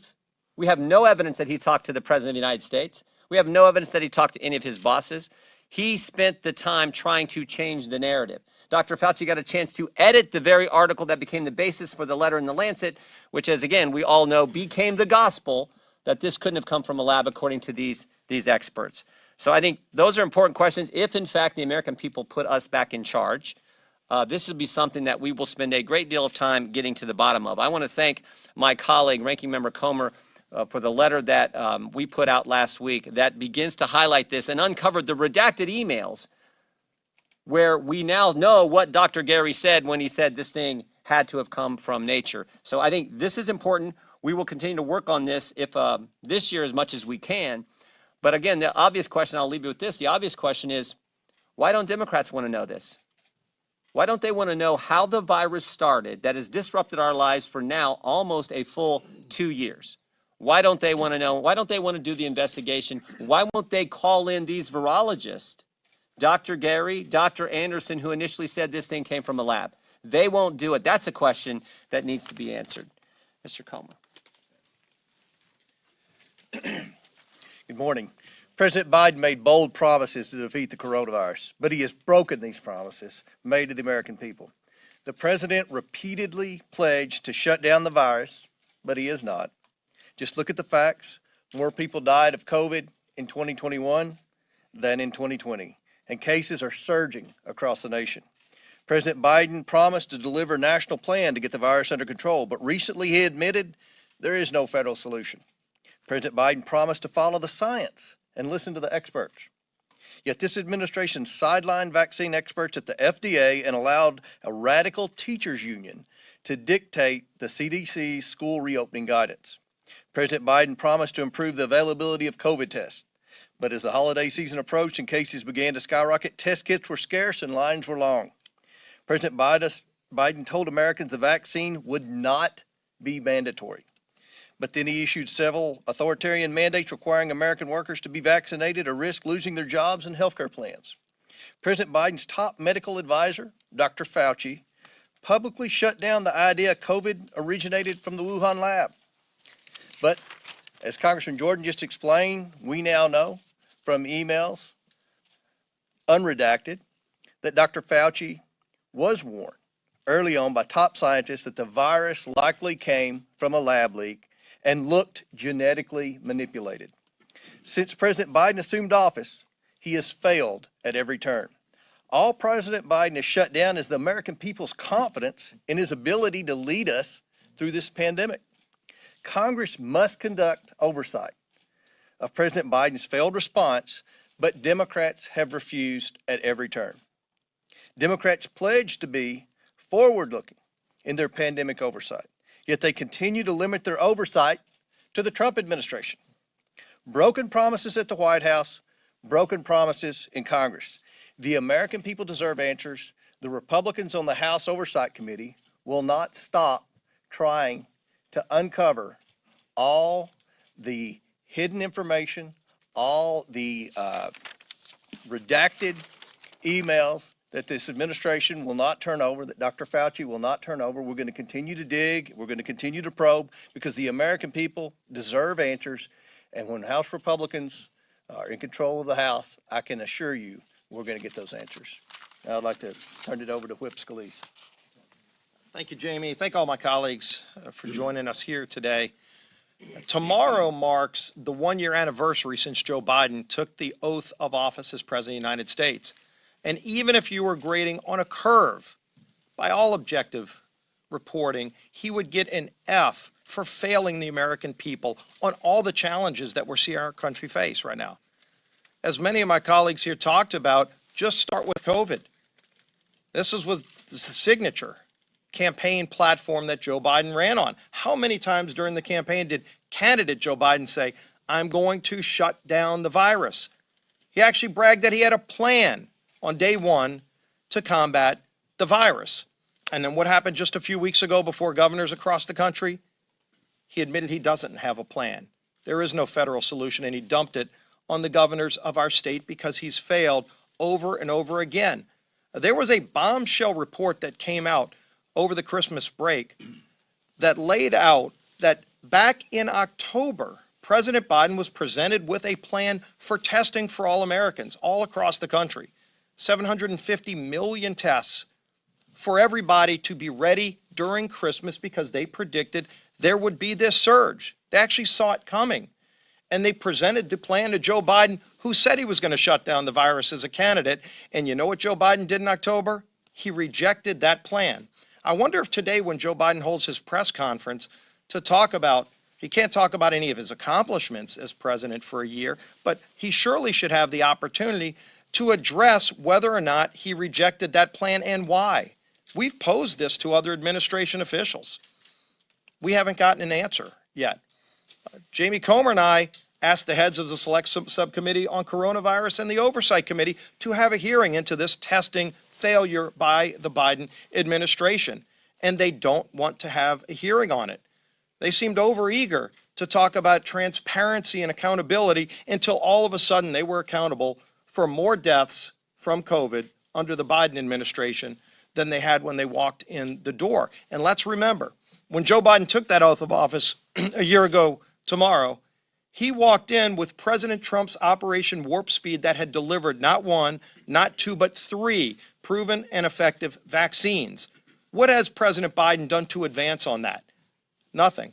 What has he done to go look into more therapeutic options, to look into natural immunity? Again, on testing, the failures that we see where people right now have to wait hours in lines to try to get testing when he was presented with a plan in October and rejected that plan. Kind of hard for him to say now that it should have happened because he was the one who stopped it from happening. Are we having any oversight into the origins of COVID? As Jamie Comer and Jim Jordan pointed out, there are reports out there that Dr. Fauci's advisors, he's got a team of advisors, that some of them were suggesting years ago, that over a year ago, that this started in the lab in Wuhan. We had a hearing on the Republican side because the Democrats don't want to have a hearing on this.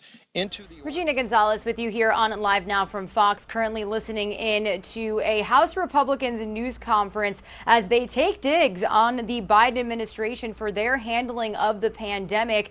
This is ahead of Biden marking 1 year in office tomorrow. And we do want to let you know that he does plan on addressing the pandemic, plus the voting bill that is making its way through the Senate right now, debate continuing on as we speak. He is expected to speak on that around 4 p.m. Eastern time this afternoon. However, as we say on the topic of COVID-19, I want to head out to New Jersey. That is because we've got Governor Murphy visiting a federal COVID-19 surge testing site and making an announcement. So they were just talking about the lack of tests in the nation. Well, now we've got a governor speaking from a testing site. So let's listen in here on Live Now from Fox. University's Chris Galp residential complex right here in Galloway Township. I also want to give a shout out to E True North. This site is going to be open every day, I believe, at 7 a.m., 7 days a week for the next 3 weeks. The team here will have the supplies to administer 1,000 PCR tests per day with results in roughly 24 hours.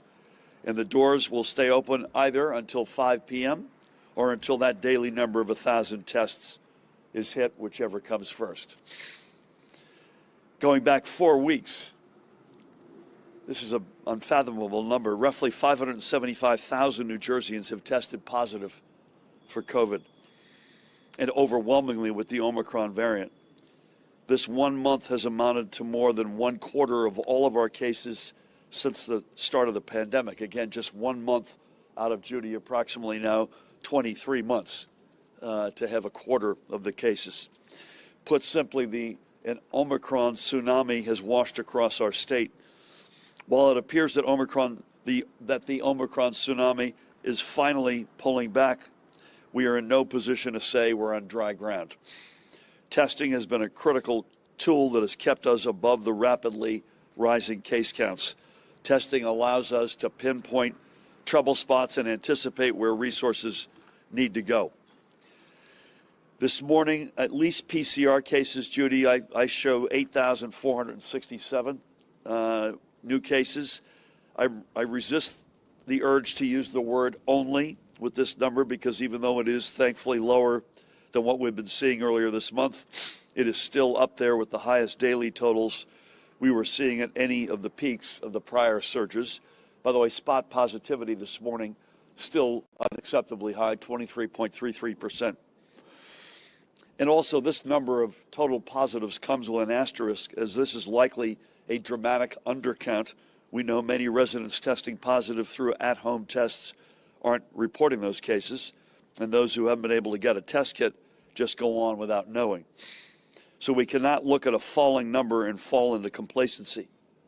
Omicron inundated us once. We do not wish to see that happen again, and it can if we let our guards down. Sites like this behind me are how we get ahead of COVID to stay, so we can return our state and our communities to a much-needed sense of normal. And do not forget that this is a virus that can still land you in the hospital. As of last night, 5,204 New Jerseyans were being treated in our hospitals. Again, those numbers, thank God, are down from last week, but they still rank among the highest. Additionally, of those, 844 patients are in intensive care, and 519 of those require a ventilator, and those numbers have been hanging steady. And Judy, I don't want to put words in your mouth, but even though the total hospitalizations are down, the ICU count has stayed sort of static.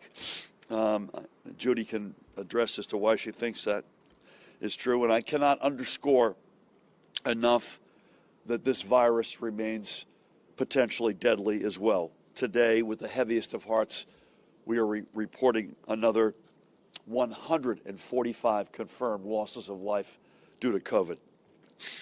When you get tested and you know your COVID status, you could take the necessary steps and precautions to not only protect yourself and your family, but to help further slow the spread throughout your community and workplace. Now, aside from here at this outstanding complex, again, Harvey, thank you, and Maureen for your great leadership and your colleagues. There are testing sites quite literally all across the state. And to find one nearest you, go to covid19.nj.gov and click on the link for testing. And while you're at it, make sure you are vaccinated if you are not yet, or go get your booster shot if you've been putting that off. And again, there are nearly 2,000 places across the state where you can get vaccinated or boosted. Again, go to that main website, covid19.nj.gov, and click the link for vaccine info to find where. We know the vaccines work, and we know the boosters work even more on top of that.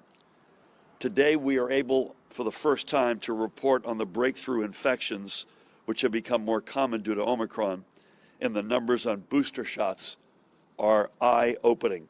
The rates of infection and hospitalization for those with boosters is more than 3 times lower than those who only have a primary vaccination, whose, by the way, chances for illness or hospitalization are already significantly lower than the unvaccinated minority of residents.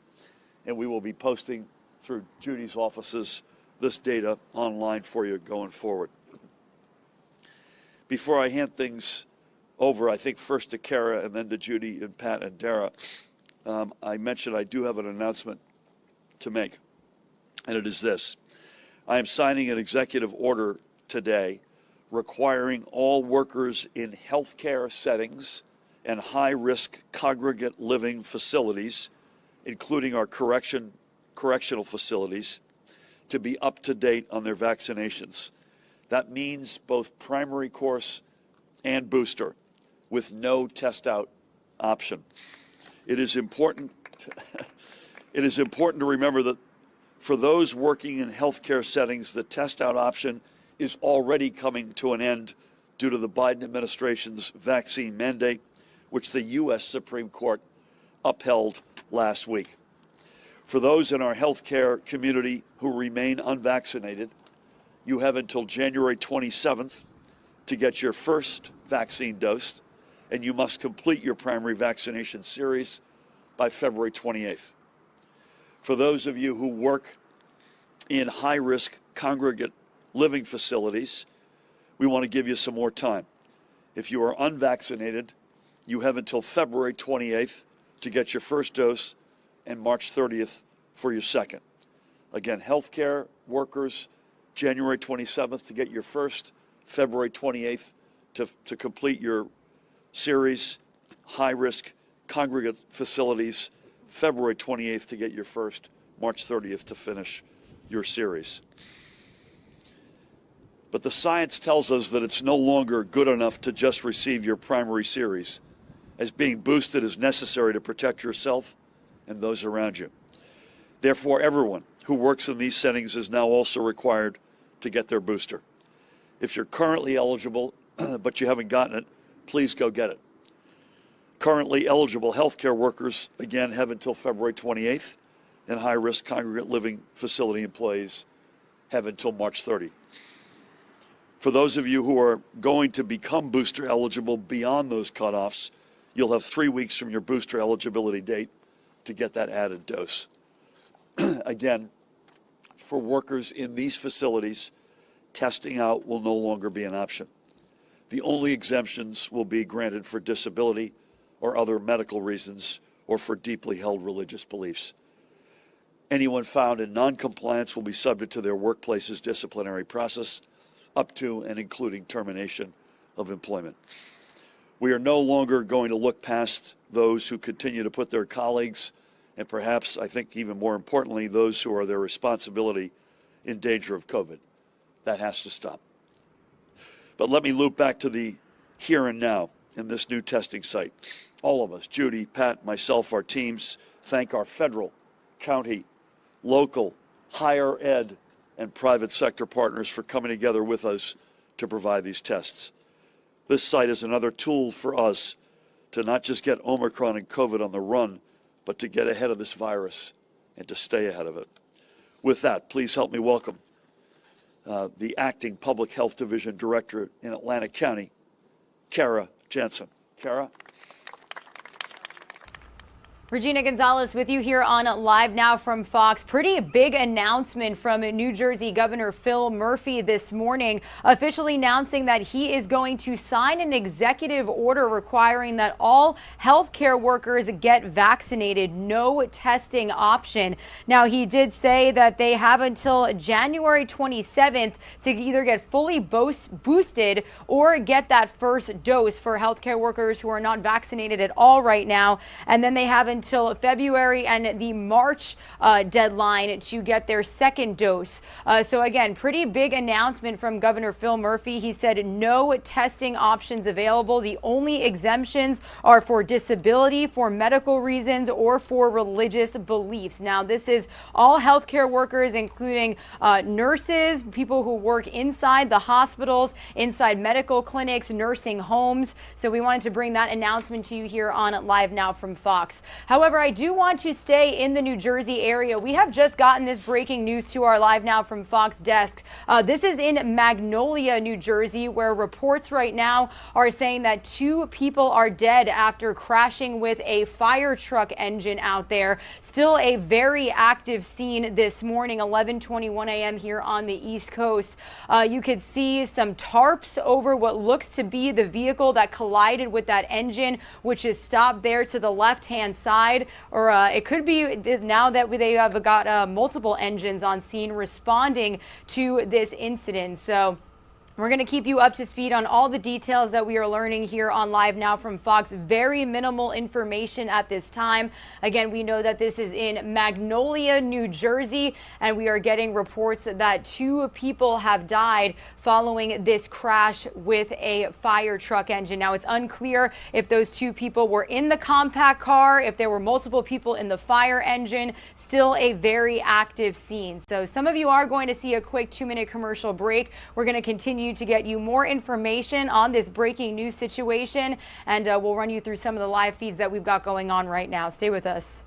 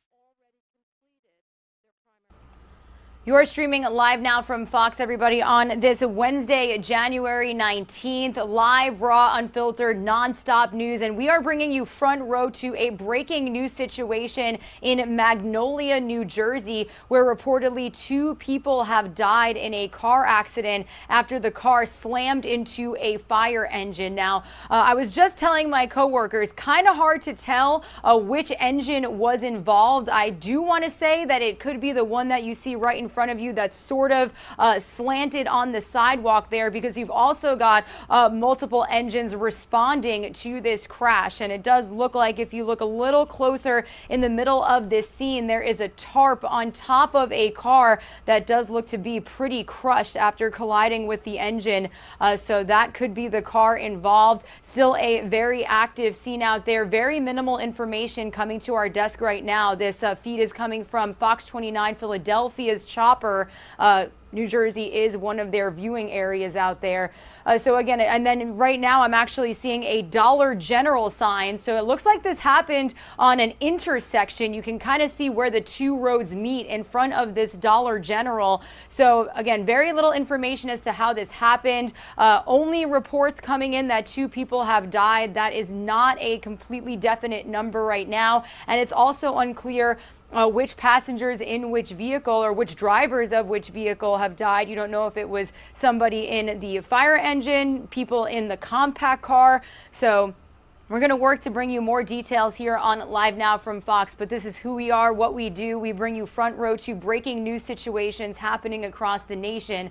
So when we got this feed, we wanted to show you this very active scene here on Live Now from Fox. We're going to continue monitoring this video, and we'll leave it up for you on the screen. But I do want to entirely switch gears here and go back out to Capitol Hill as the Senate is resuming debate on a voting rights bill, with a vote expected to take place on that filibuster at around 6:30 p.m. Eastern time. It looks like this is Senator Amy Klobuchar speaking on the Senate floor. So let's listen in live, raw, and unfiltered here on Live Now from Fox. Silencing the people of America, all in the name of an archaic Senate rule that isn't even in the Constitution.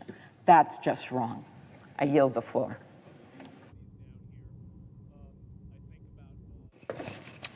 Mr. President. Senator from Michigan.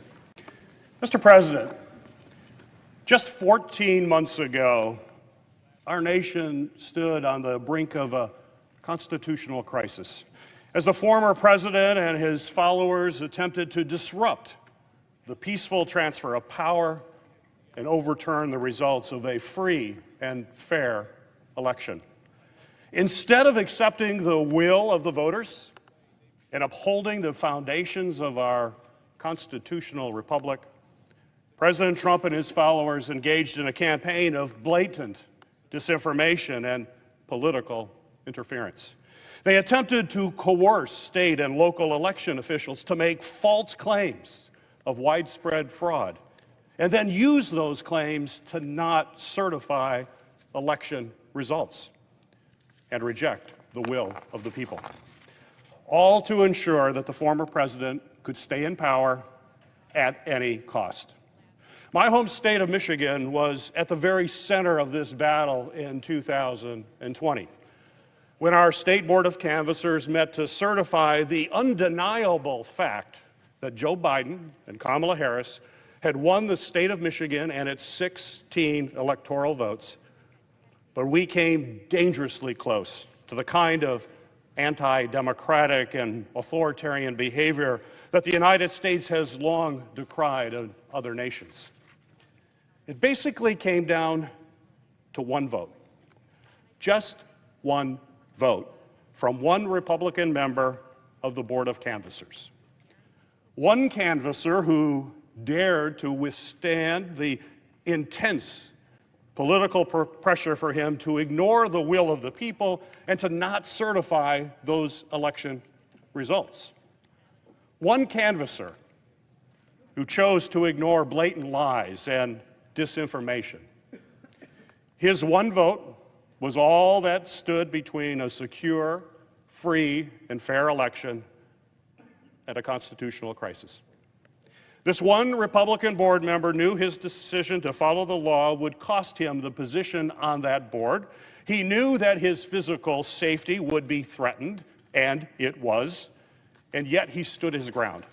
He fulfilled his constitutional duty and followed the will of the people of the state of Michigan by voting to certify those results. So what was his reward for his courageous vote? Well, Republicans removed him from the board, sending a very clear message and a threat to all those who will follow him. Despite failing to coerce enough officials to ignore the law and falsify election results, and despite losing one bogus challenge after another in the federal courts, we all know that the former president didn't stop his efforts there. No, instead he rallied his supporters and incited them to attack the United States Capitol building, the very citadel of our democracy, to disrupt Congress as we conducted the ceremonial certification of the results. But thanks to the brave actions of law enforcement officers, the National Guard, and so many others, our democracy withstood these unprecedented attacks on our constitutional republic. This attack shook the very foundation of our democracy and exposed cracks that shows that it's more fragile than we ever thought was possible. But despite all of this, I believe that we need to celebrate the fact that 2020 presidential election was secure, according to the Department of Homeland Security and the FBI. We should celebrate that we had record turnout, even in a once-in-a-lifetime pandemic. And we should commend the election workers who made this incredible feat possible. Instead, too many people, including too many of my Republican colleagues, have continued to sow doubt in the integrity of our election process.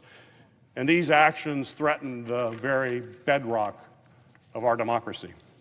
Instead of condemning falsehoods and violence, there is a concerted effort underway in Michigan and all across our country to rewrite history, remove election officials, and rewrite state laws to limit voter participation.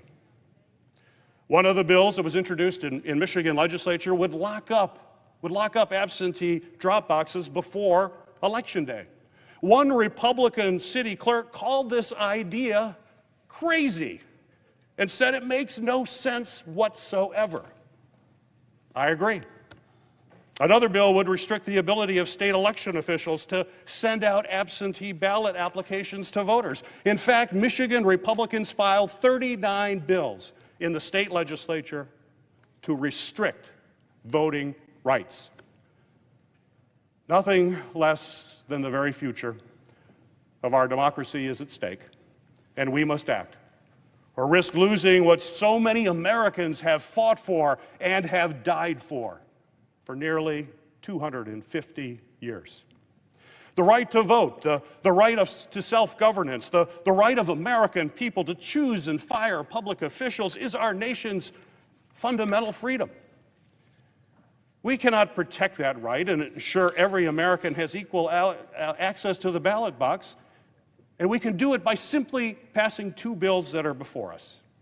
The Freedom to Vote Act will protect the rights of voters by facilitating registration, early voting, and vote by mail. It will set a standard to ensure that every citizen in every state has guaranteed rights.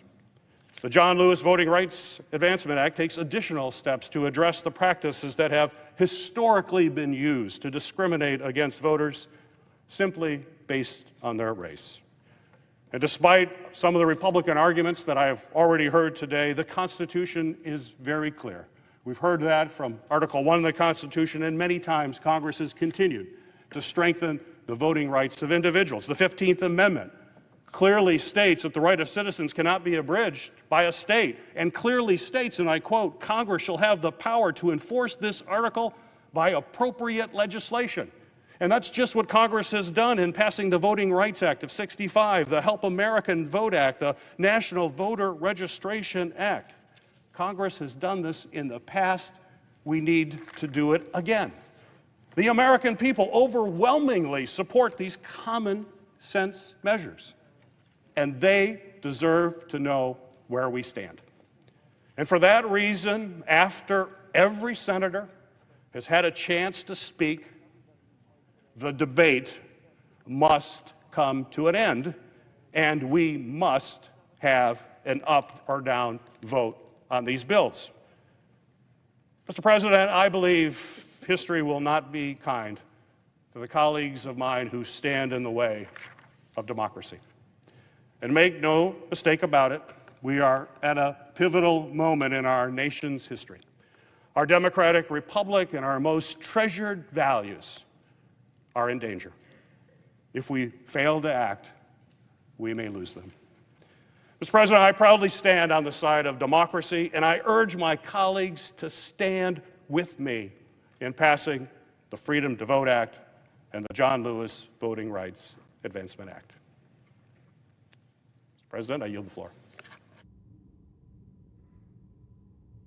President. The senator from Texas. Thank you, Mr. President.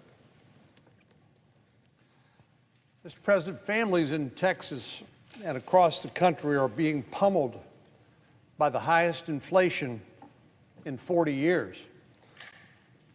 For everything from gasoline to groceries to clothing to utility bills, basic expenses have skyrocketed. Groceries just don't cost more, they're also harder to find.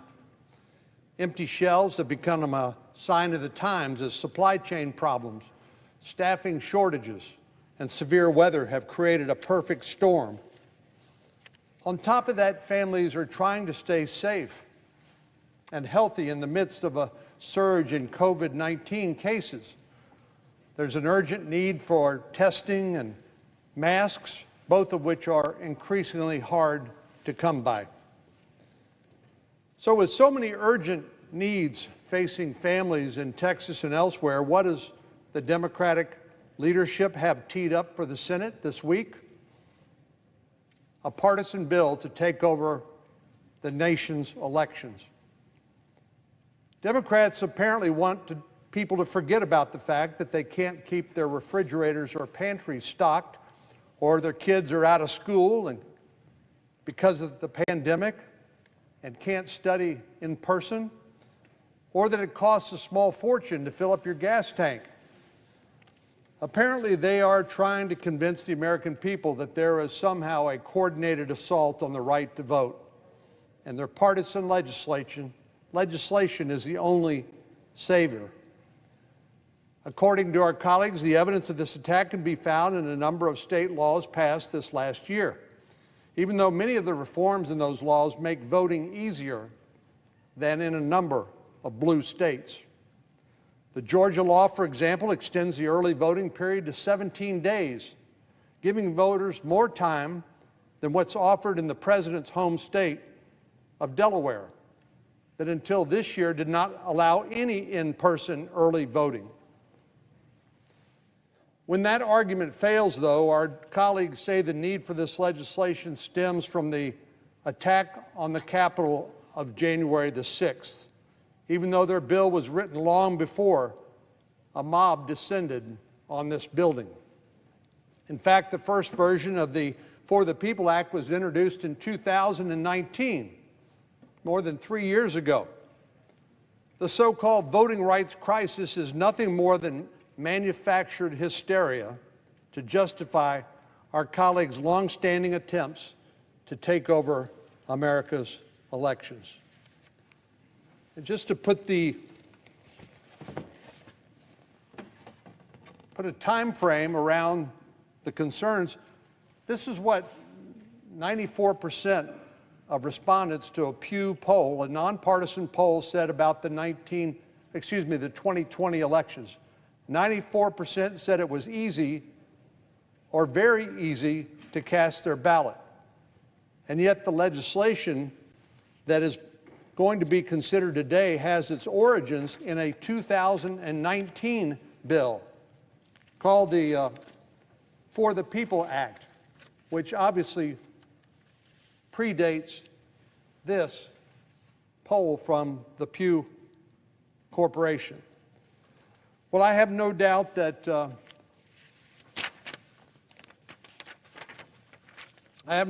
Senate will reject this legislation once again. But I never cease to be amazed at how far our colleagues are willing to go to enhance their own political power purely along partisan lines. Matter of fact, they've done a complete about-face. Less than 5 years ago, the majority leader said we should build a firewall around the legislative filibuster. He's now laid the groundwork and will call the vote to end it. The Democratic leader has tried to frame this radical move as a way to promote debate. But make no mistake, our colleagues aren't trying to blow up the Senate to force Republicans to explain our opposition to the election takeover bill. In fact, we've done that endlessly. We don't need this drama in order to explain our position. I, for one, have spent hours on the Senate floor explaining the dangers of this partisan legislation, as have many of my other colleagues. The only conclusion I can reach is our Democratic colleagues are trying to blow up the Senate in order to clear a path for purely partisan legislation, to take a body that was actually created to promote bipartisan consensus building and make it possible with purely Democrat votes to work their will in a body that represents some 330 million Americans.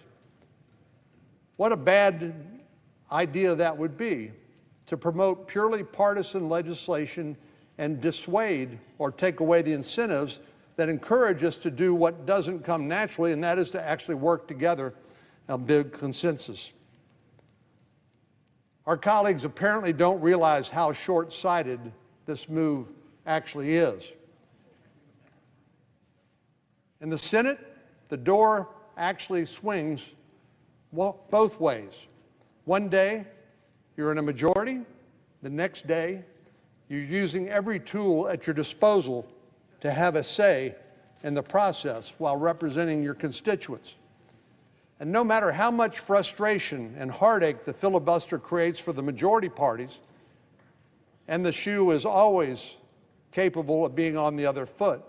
Those of us who've been here a while have been in the majority and in the minority and understand the frustration that a majority feels when they can't get what they want. while complying with the Senate rules and the consensus building requirement of the 60-vote cloture vote requirement.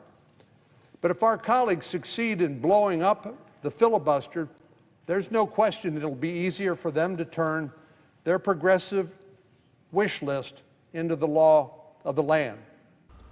Regina Gonzalez with you here on Live Now from Fox. We are continuing to listen in live from the Senate floor. Texas Senator John Cornyn speaking right now about the filibuster and the voting rights bill. There is an expected vote at around 6:30 p.m. Eastern time.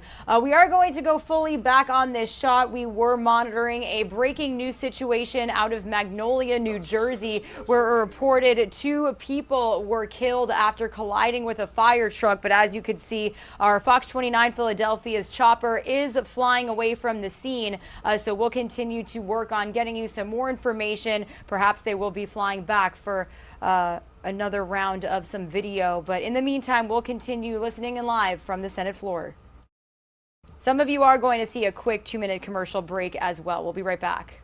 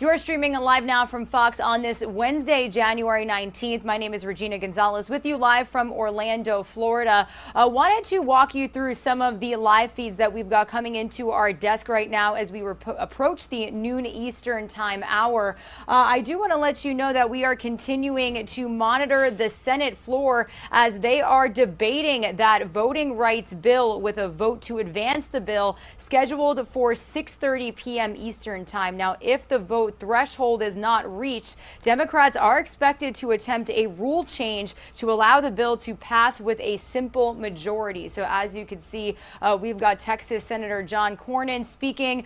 He's got some slides, some cue cards to show his fellow colleagues on the Senate floor there.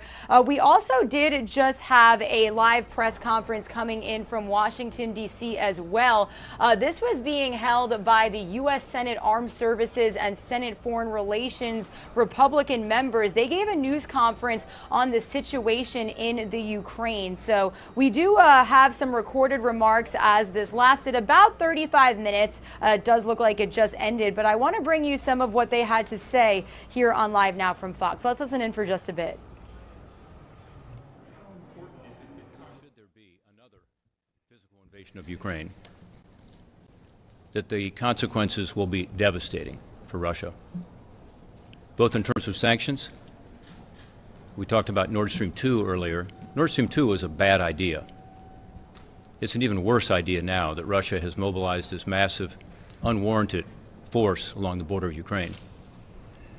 But the other sanctions that must be discussed publicly and made clear would go much further than just sanctioning Nord Stream 2, which of course has to happen. We also need to let Russia know that we are going to provide additional military, defensive, lethal weapons to Ukraine. Already we are doing that, and I was pleased to see as we left Ukraine yesterday that the C-17 landed. It was from the UK, one of our strong allies, and it had within it anti-tank weapons that Ukraine badly needs to be able to respond should Russia and Vladimir Putin make a terrible mistake. But we need to continue that, and should there be an additional invasion, we need to let the world know that there will be substantially more of those kinds of military weapons and assistance provided to Ukraine, as well as additional buildup of NATO forces in other Eastern European countries, and a commitment, an ironclad commitment, that the free world, not just the United States, not just NATO, but that the free world will stand strong.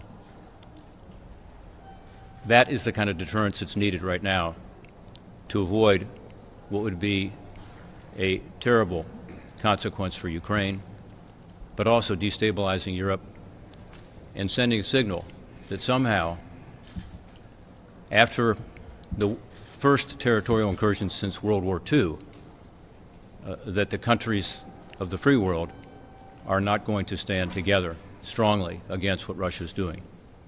I believe what we saw in our Codel, what we heard this morning, was a very strong message, a message of unity. We need to be sure that our actions back up our words. Senator Wicker. Thank you, Senator Portman. And I think if we all try to limit our remarks, it'll give us a chance to be heard. I want to echo what Senator Portman said and what Senator Risch said. This group is, we're partisan Republicans, but the delegation that we sent on the 48-hour trip to Kiev this weekend was bipartisan.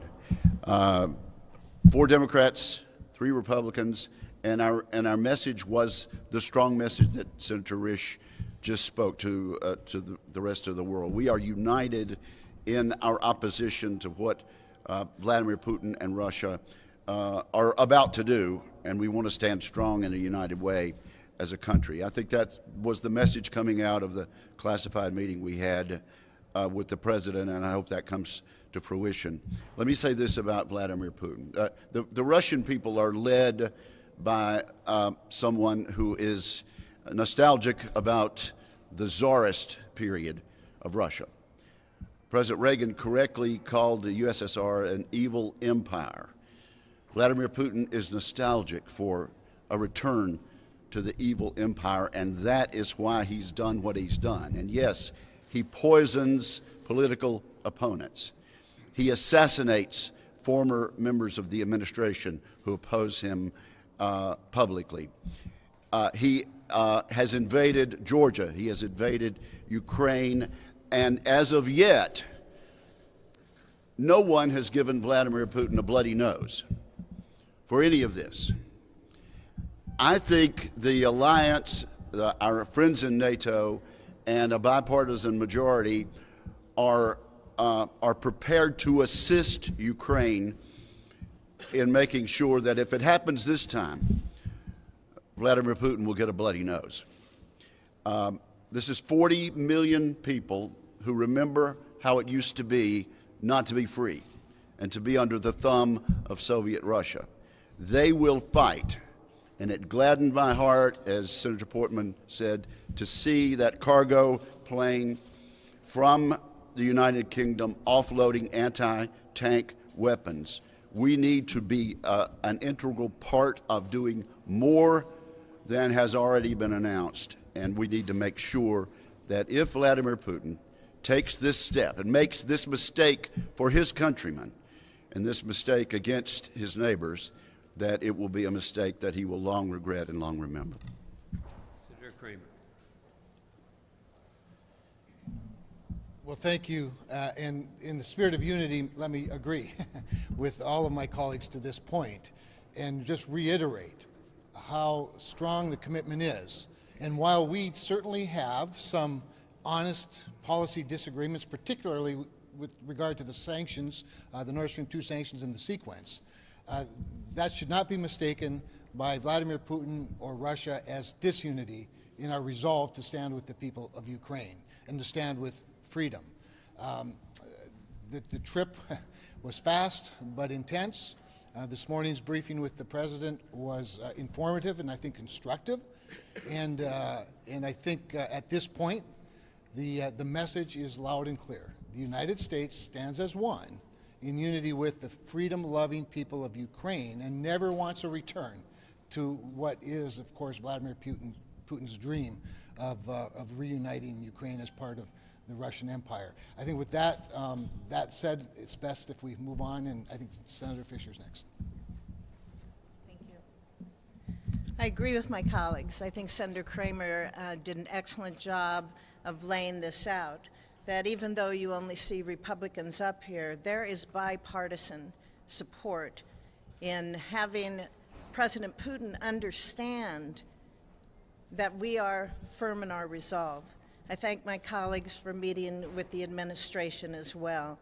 Obviously, we all know that President Putin is putting up false flags. He has 100,000 or more people at the border, troops at the border. He has been saying that NATO is there to envelop Ukraine. It is seen by him as a threat to his country.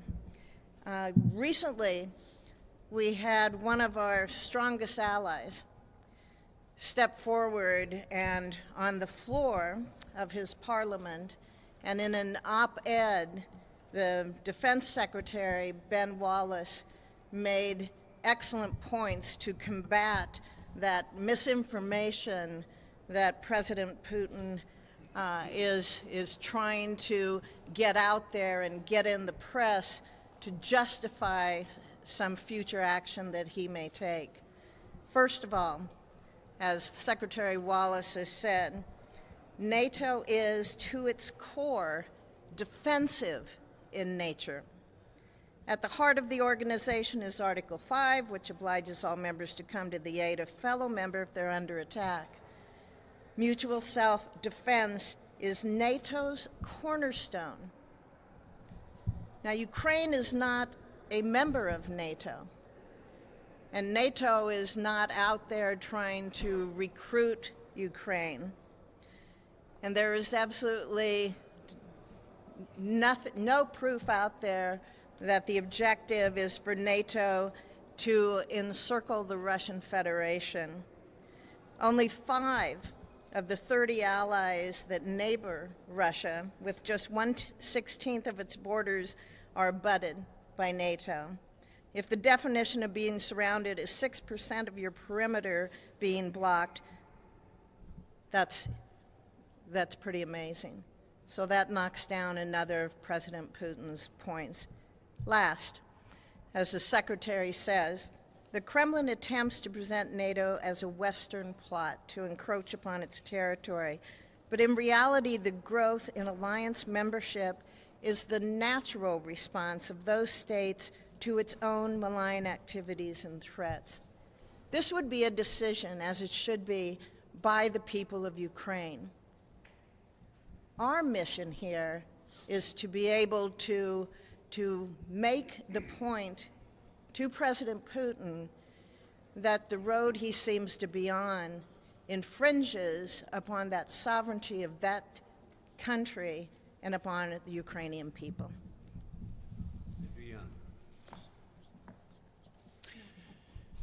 Well, I am here, and I believe my colleagues are here today because we, like every American, are cheering for our Commander-in-Chief to be successful, to help protect our values and interests as Americans. And one of the things that's really important that we do is that we incentivize and we encourage this president to be resolute as we deal with the current situation.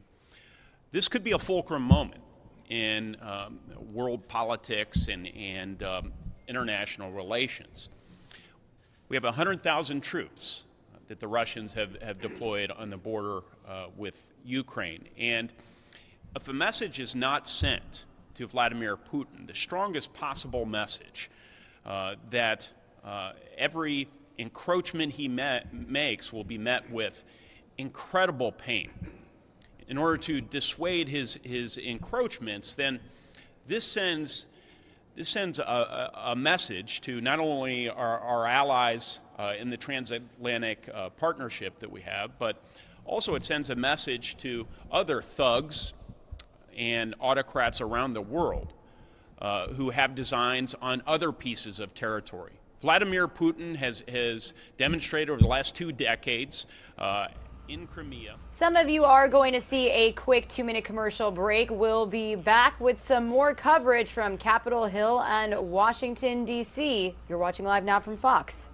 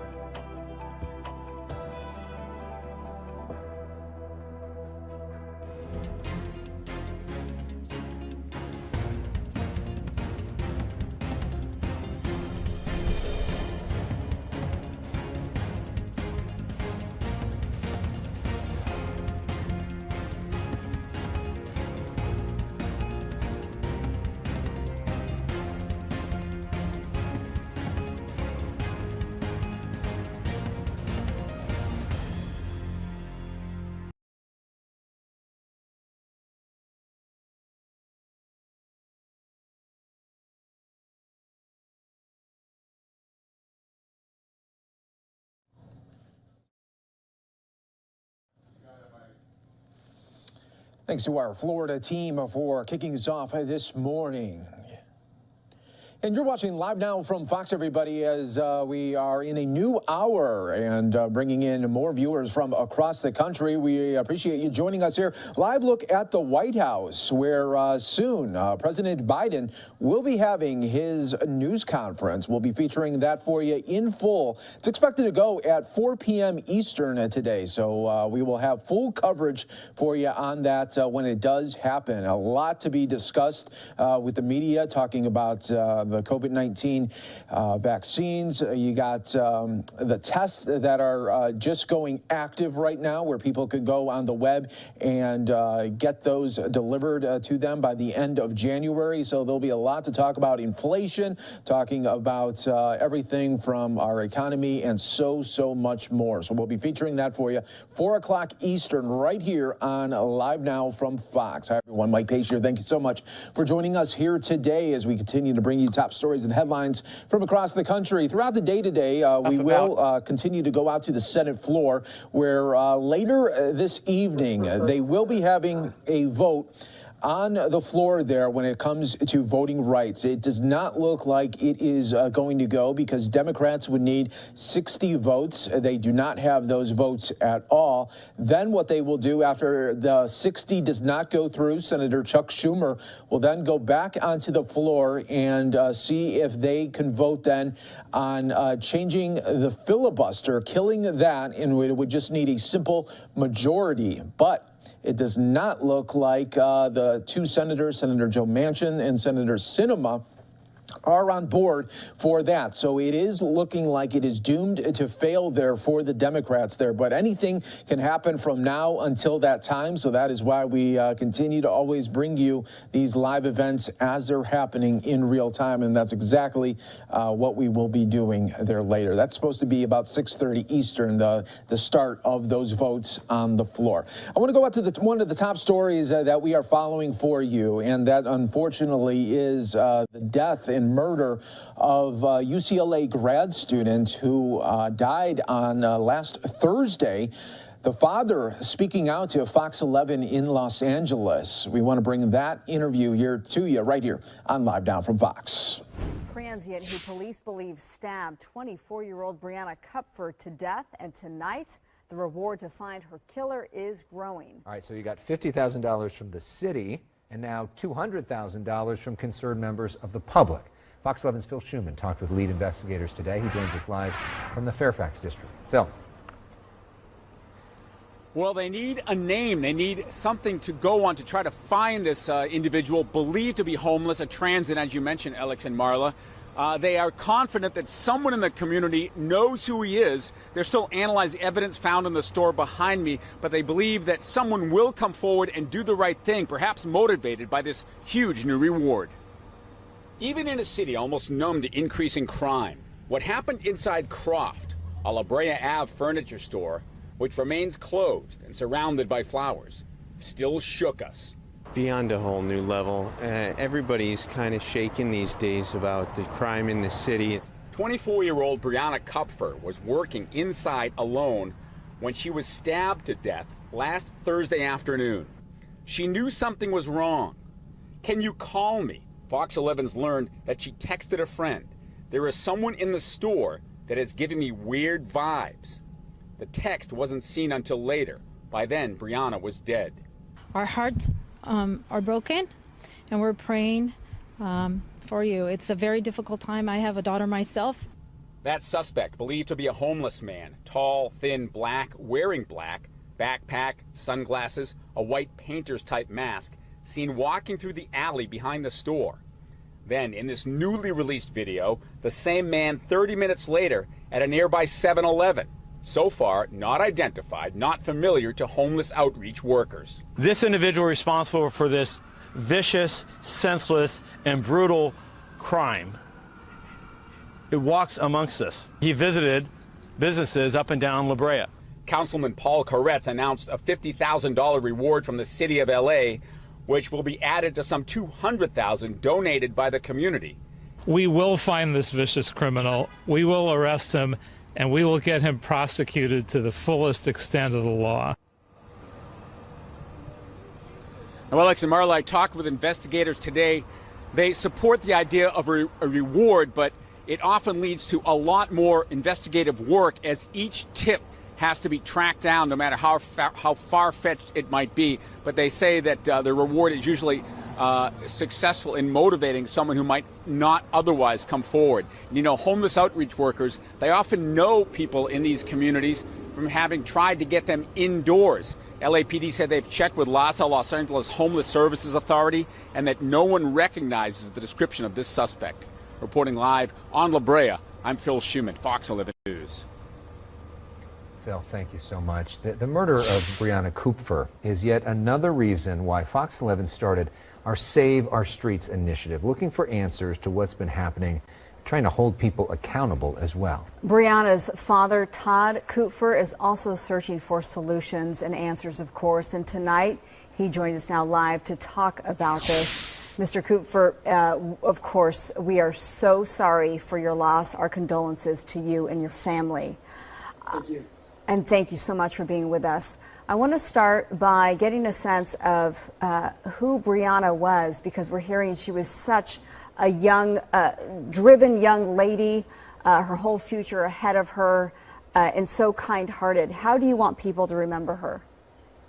I mean, all of that is very true, and there's obviously a lot more behind that. She was just an amazing woman who, you know, had a great care for her family and friends, and just beyond that, her you know, she had environmental concerns. She cared about, you know, making everybody better, and she never wanted to take the limelight, but the moment she stepped into it, she could command it and draw attention and make people laugh and make people, enjoy themselves. And she was one of 4 children of ours, and my kids all got along so wonderfully. They'd all, and finally become young adults. My youngest is 19, and over the holidays we shared an amazing time. And I literally said to them at one point in the day that I was so proud to see how tight their relationship was. And, as a parent, you just care so much about your children. It's your most important concern. And, you wonder and worry how they're doing and if they're safe. And, you get very proud when you see them achieving things that that they want to do. And Brianna was right there. She was, just getting to a point where she really knew how her path was going to go. And she had ideas about, future entrepreneurial endeavors. And in the meantime, she was trying to launch a career in design. She loves art. She loves to draw, and she loves creativity. So it just fit really well with her personality. But she had so many more aspects of her life and her character. We've, over the course of the last few days, it's just been so devastating, but we've had an outpouring of support from her family and friends. And a big part of what's really helped a little bit is the daily visits from her friends who want to come and share stories and show us pictures. And, as a parent, you kind of know the side you see, and you don't necessarily know the rest. But it was just so reassuring to hear, that what I believed my daughter was truly correct in everybody's eyes. And I think the reason that people care so much about the story is that she really touched everybody. She has very small relatives who adored her. She has older people who've sent me emails because they interacted with her, and she was kind and professional and caring. She just carried herself always, at a high level, and she just always tried her best to do better each day and to help everybody else if they needed help to do better as well. And it sounds like a crazy story that is not believable, but she really embodied that. And it's so gut-wrenching and obviously horrible as a father and, her mother and, siblings to have to go through this. And we just pray and hope that no one else will have to. And the outpouring has been wonderful, but the sad thing is we're creating sadness for the entire community because everybody has children. And for all of us, it's such an important thing, and it's just striking home for everybody. Right, and this concept that she could have been anybody in that scenario, which is why this is so scary for so many people, and people cannot imagine what you must be going through at this point. I know yesterday that you were frustrated that more had not been done to try to catch her killer. Today we have $50,000 from the city, another $200,000 put up from private individuals releasing of this surveillance video. That's at a 7-Eleven of the person believed to be the man who came into that store and stabbed your daughter to death. Are you more satisfied what you're hearing today? Is there more that you would like to be done? Obviously you want him caught, but what do you make of what happened today? Obviously we're very thankful for everybody that's shown care, and both in resource and whether it be financial or just in the hard work that detectives have done. I think some of that criticism was attributed to me. I'm not sure why. Obviously, as a parent of Brianna, I want to see this lead to capture. That's first and foremost. I certainly want him off the streets because he obviously appeared to not show much remorse, and you worry that he could put somebody else in harm's way. But I think, part of it is we've been fairly lenient on a lot of individuals, and I understand that people fall through the cracks, and some people are pushed out the bottom in the environment we're in. But, my only concern was that we were just at a higher level, certainly not necessarily at the police level, but more at the administrative level. We have become rather insensitive to crime and insensitive to what criminals can do to families and the harm they can cause. before we let you go, is there anything else you want to express in terms of what you've learned about the investigation that could help the public bring the suspect into custody? I wish I could tell you yes, but I think, I may learn more tomorrow in the days. Now that this is out there, I think the detectives are working extraordinarily diligently, and they are motivated, and they feel confident that they'll be successful, but, it's just our hope and prayer. And lastly, this initiative is called Save Our Streets to try to better make the rest of us safer. Sort of what have you learned from this process on that topic that you want to share? Well, everybody recognizes the fragility of life now, and there's a lot of fear because there's no such thing as safety in any community or any location. And, we really do need to do a much better job. I mean, people shouldn't feel, fearful just to go out in the streets and to go into stores. I know there's a lot of initiatives, underway. I don't know how much they've caught root, but I do hope her story propels those initiatives to a much higher level.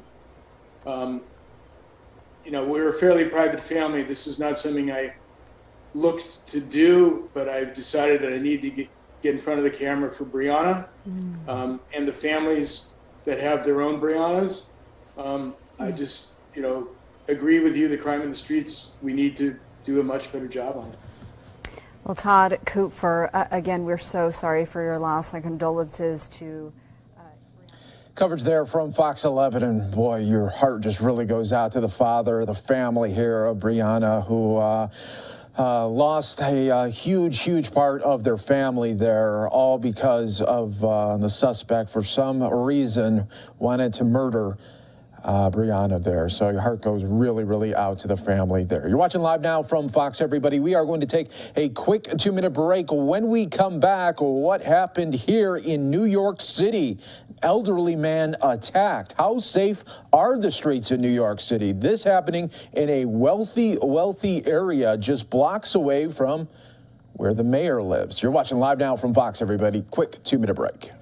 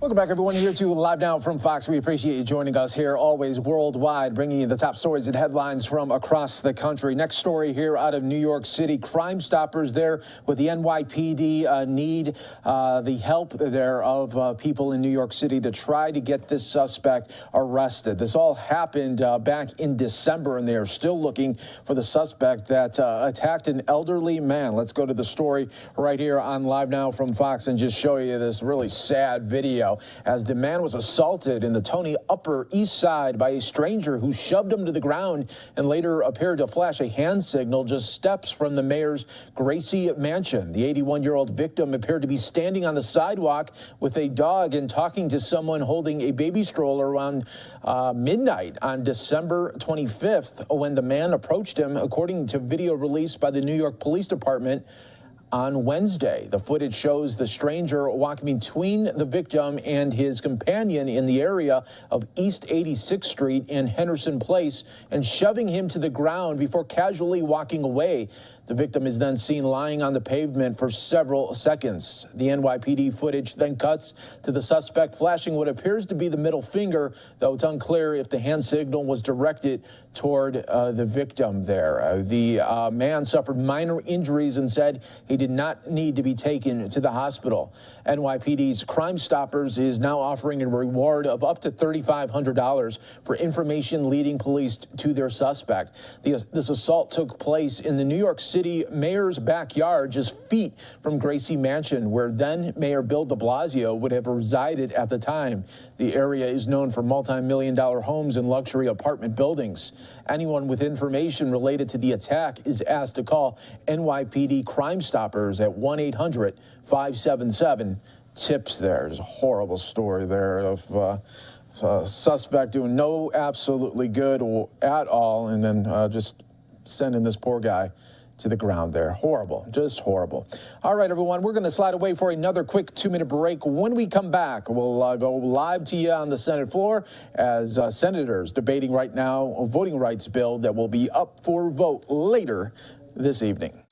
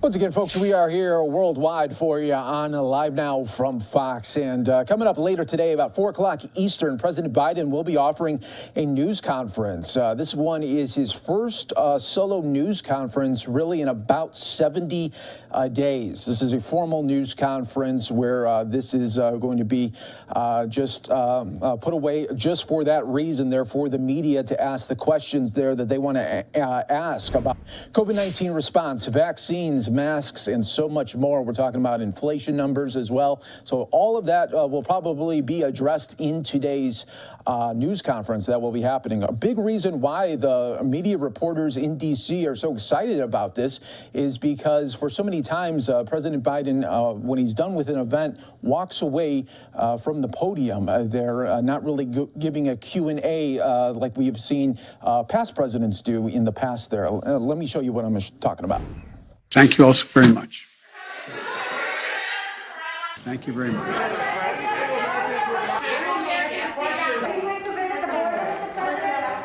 Thank you very much.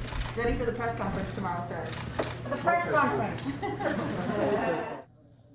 All right, so we will be having that, again, a news conference for you about 4 o'clock Eastern right here on Live Now from Fox, everybody. I do now want to go out live to the Senate floor where we are hearing more about voting rights that will be up for a vote later today.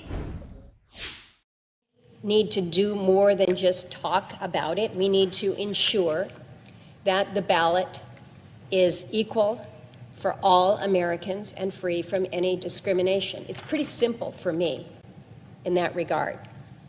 And that wherever you've got uncertainty, wherever you have ambiguity in the laws that govern our federal elections, we need to clarify these. We need to clarify these so that there aren't these open questions or perhaps cynical interpretations that would go with them. And so how do you do it? Because this is all hard stuff. We acknowledge that. We acknowledge that.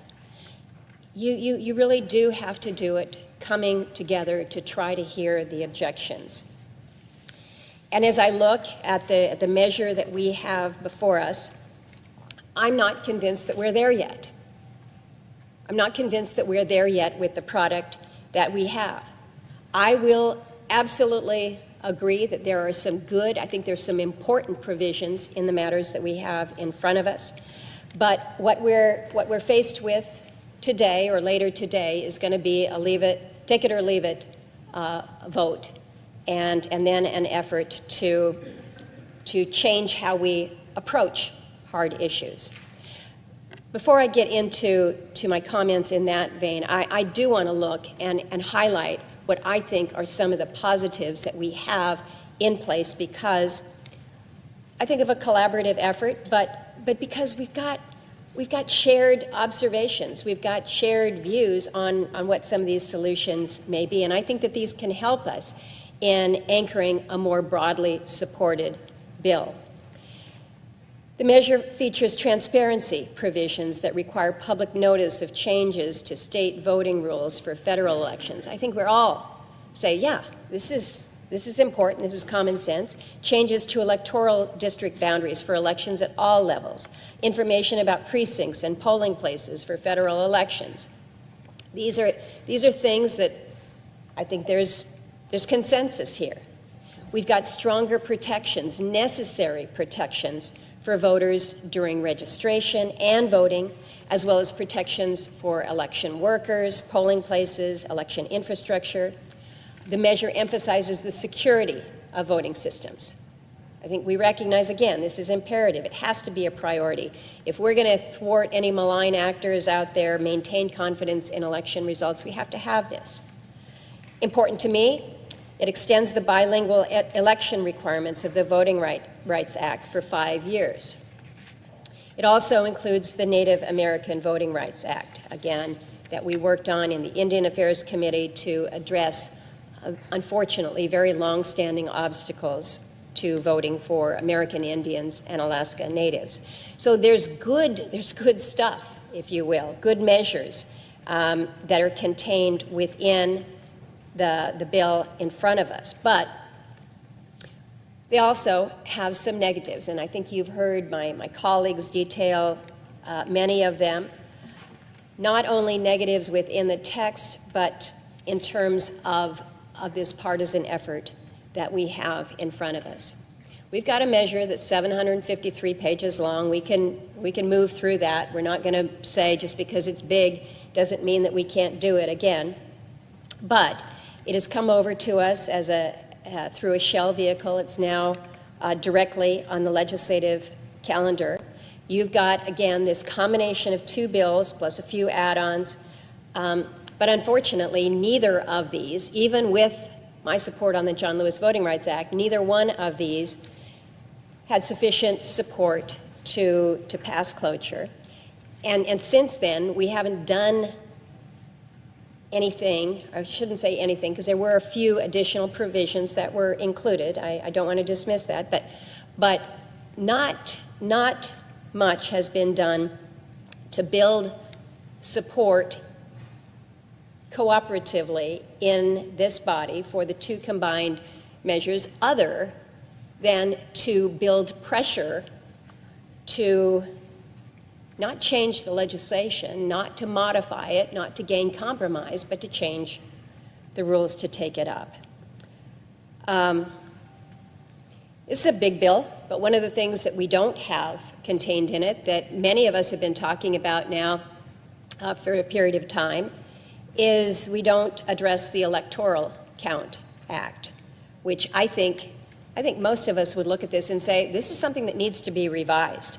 We do not need a repeat of 2020 when, by all accounts, our last president, having lost the election, sought to change the results of that election by demanding that his vice president exploit vague statutory language that was written decades ago. We need to address this. The bill before us has some gaps, but at the same time that it has gaps, it's also pretty prescriptive in many areas. Some of the previous objections that I had made to the Freedom to Vote Act remains. I share with my colleagues, I want us to protect voting rights. I think we should all want to protect voting rights. But my concern that as we look at this measure is that it's going to make any kind of a change that states would make to their election laws for any reason extremely difficult to do without being directly challenged in court. And maybe that's the goal here, but what it does do, in my view, is deprive states of the flexibility to design and implement their own laws as the Constitution provides. And again, I look to my state for some of those very specific examples where if I have a small remote village with perhaps 100 voters, and I have a prescription in federal law that says a polling place must be open and available for a period of a week to 10 days with 2 weekends. If you're out in a village and you're living a subsistence lifestyle, Saturday and Sunday don't mean anything to you. It's when are the animals moving? When are the fish moving? Let's not put limits on our states so that they can't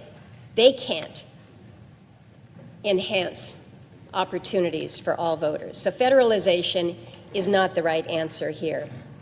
And again, whether we're talking voting rights or other issues, typically in my state, a one-size-fits-all approach is not the right effort. So we've got to find an appropriate balance that doesn't result in a takeover of states' ability to run their own elections, and how we are able to achieve that balance is important.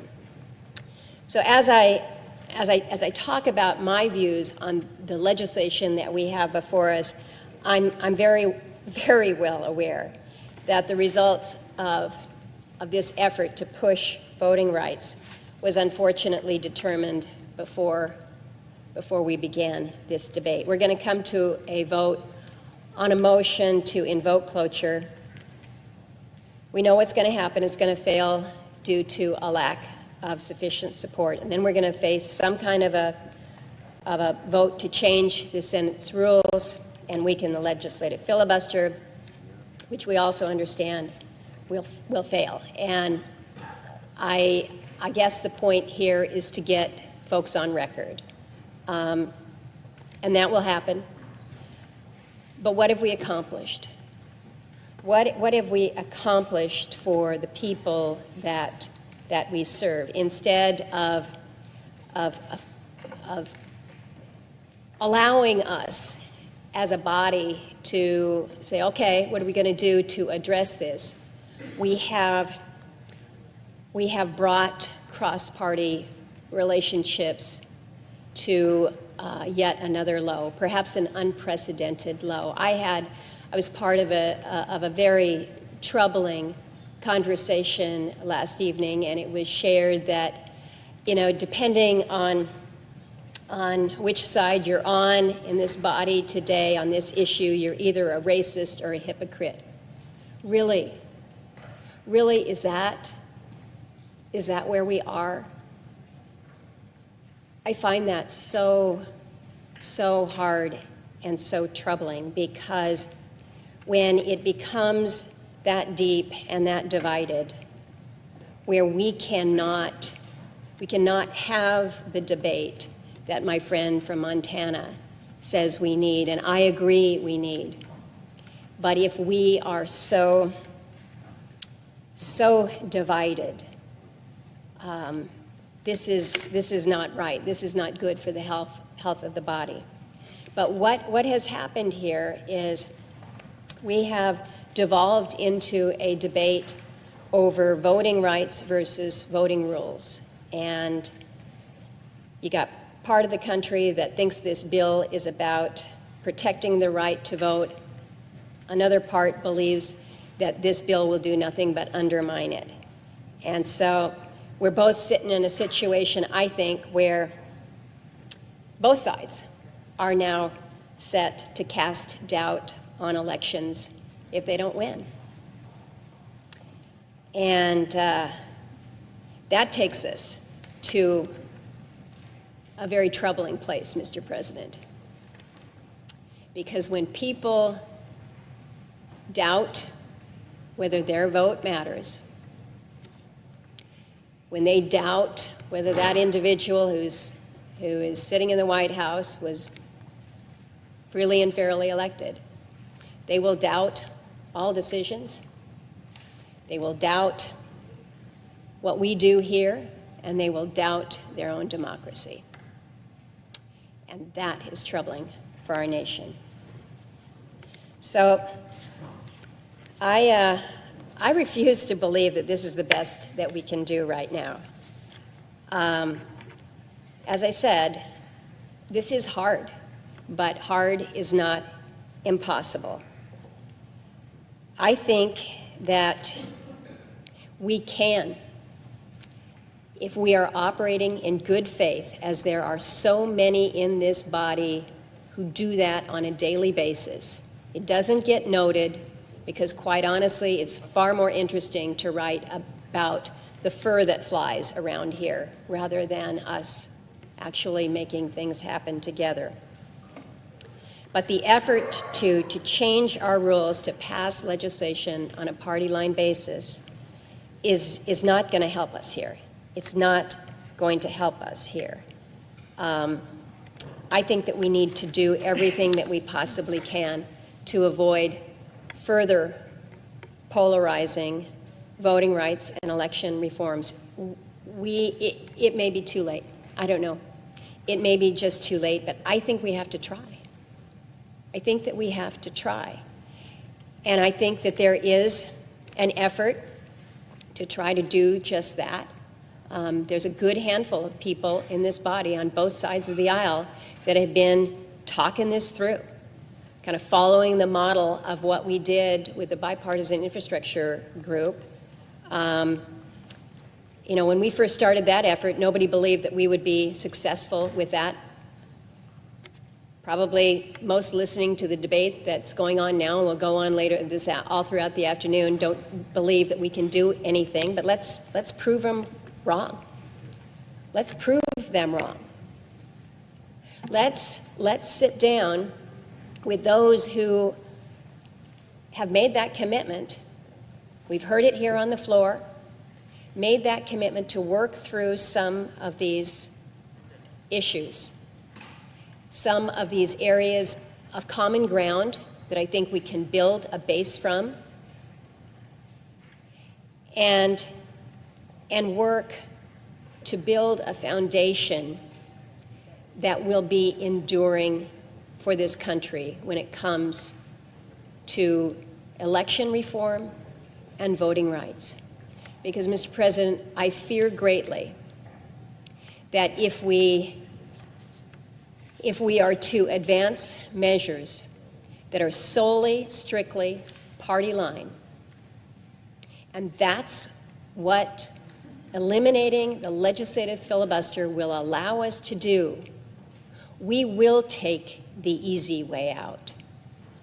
Senator Tester suggested that maybe we're getting a little legislatively lazy around here. We will get even lazier because we don't have to do the hard work of trying to find consensus.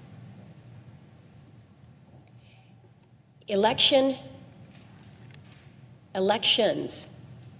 and voting rights are so important. We understand that. Let's commit to resolving the issues that divide us, that will not only help bring this Congress closer together, but that just possibly, just hopefully, and maybe I too am naive, Senator Kaine, but that just possibly can help heal this country, because that's what we need right now. With that, Mr. President, I yield the floor.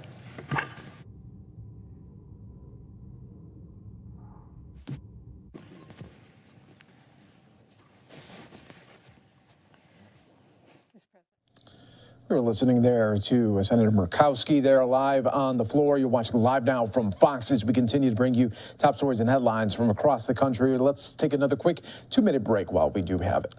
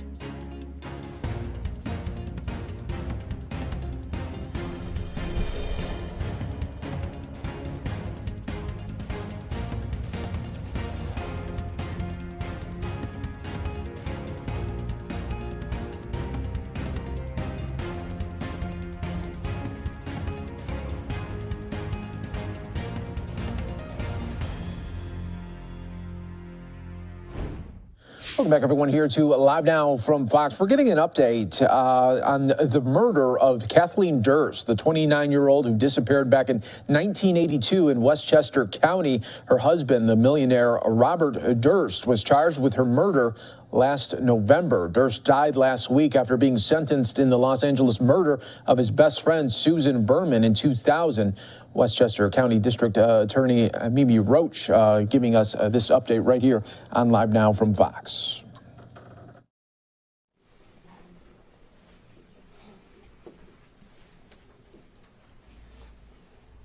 We'll close the door too.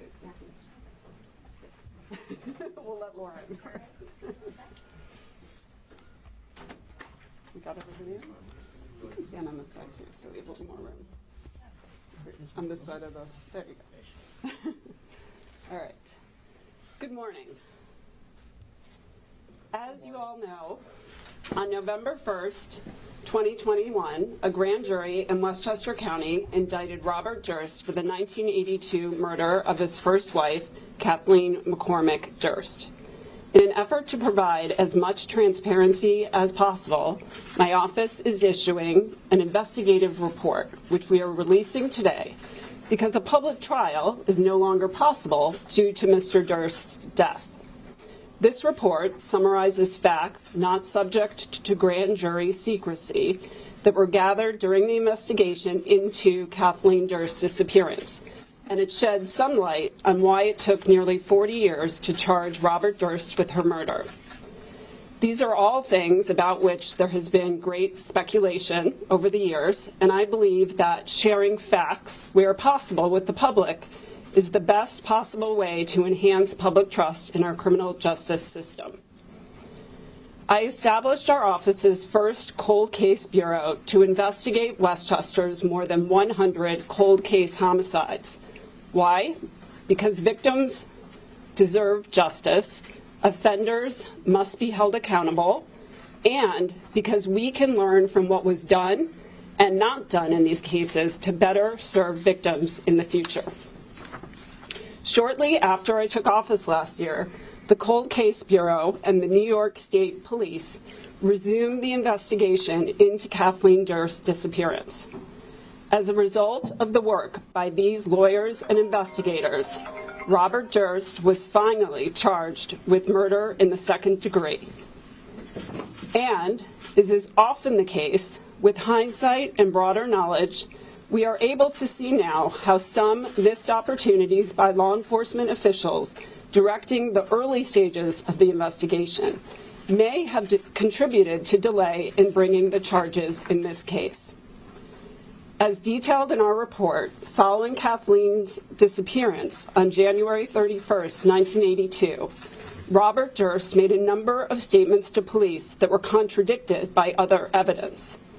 This evidence included multiple reports of incidents of domestic violence by Durst against Kathleen, including with a gun, physical evidence in the Durst South Salem home, and statements by witnesses disputing his whereabouts immediately after her disappearance. And yet, the focus of the investigation remained guided by Durst's version of events, that he had driven her to the train to New York City on the night she disappeared. Most significantly, reports that eyewitnesses had placed Kathleen in Manhattan were debunked only after New York State Police investigator Joseph Becerra got involved in the investigation almost 20 years later. Further, in the initial investigation, great reliance was placed on a phone call, supposedly placed by Kathleen to her medical school after her disappearance, which falsely suggested she was still alive. Many years later, evidence was developed that showed that this call was in fact a ruse that Durst had orchestrated using his friend Susan Berman. As we now know, Durst later murdered Berman in December of 2000 in order to keep her silent, and he was ultimately arrested by authorities in California in 2015 and successfully prosecuted for that murder. That conviction had significant implications for our office's ability to bring charges. Specifically, under New York law, Durst's conviction provided new, legally admissible evidence that Durst had directed Berman to call the medical school, pretending to be Kathleen in order to misdirect the investigation, and legally admissible evidence that Durst had admitted to Berman that he killed Kathleen Durst. With these two new pieces of evidence, our office was able to charge Durst with Kathleen's murder. Those of us in law enforcement who are always seeking to do better by victims can and should look at how this case was handled and what, if anything, we can learn about the crucial early stages of criminal investigations, especially those where individuals with status, wealth, and power are implicated. By learning from past investigations, we can better assure the public that no one is above close scrutiny of law enforcement, and we can better help domestic violence victims like Kathleen Durst and so many more. In our view, the initial investigation in this case demonstrates the danger of what's known as tunnel vision, having a theory of a case which is maintained even when there are red flags that should cause those initial theories to be questioned. While the investigation focused on Manhattan initially, that should have changed more quickly as more facts came to light. It did not until almost 20 years later, thanks in large part to investigator Becerra. That may have led to significant missed opportunities to obtain physical evidence outside of Manhattan.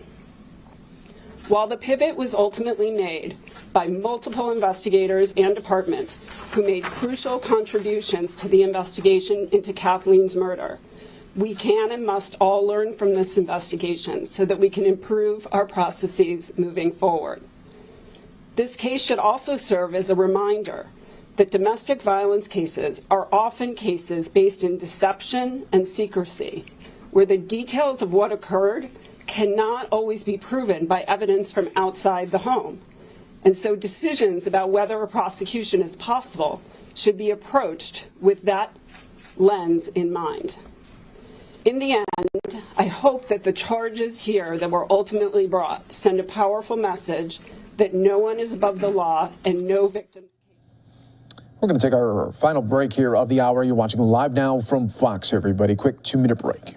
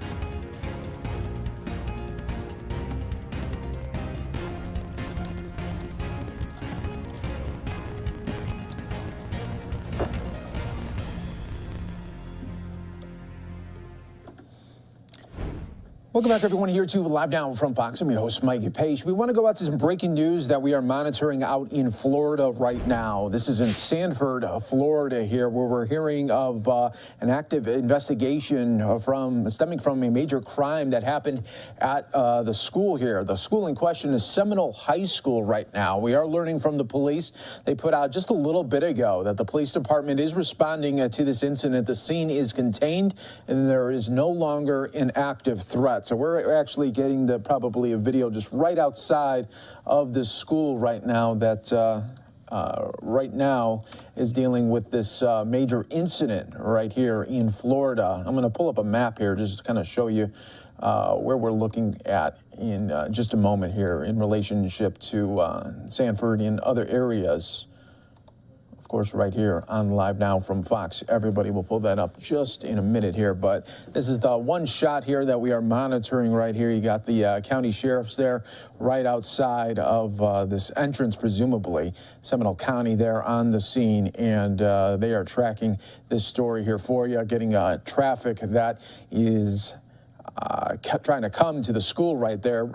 Probably, during an incident like this, you're maybe having parents or friends of the family here wanting to check in on the situation, but right there is just the law enforcement there telling them that you can't go in here right now at this moment. So for the latest update there is that we have, it looks like an update coming soon from the law enforcement team there. So we'll be trying to get that for everyone as soon as we get that shot for everyone here on Live Now from Fox. They will be giving an update here shortly, and we'll be seeing just exactly what may have happened and at this school. But since it's now that the situation is all clear, and the threat now has been contained there, we'll be keeping a definite eye on this story here for you on Live Now from Fox. And if we do get any more updates, of course, we'll bring it to you right here on Live Now from Fox, everybody. But I just wanted to bring that to your attention, that we're monitoring this news here.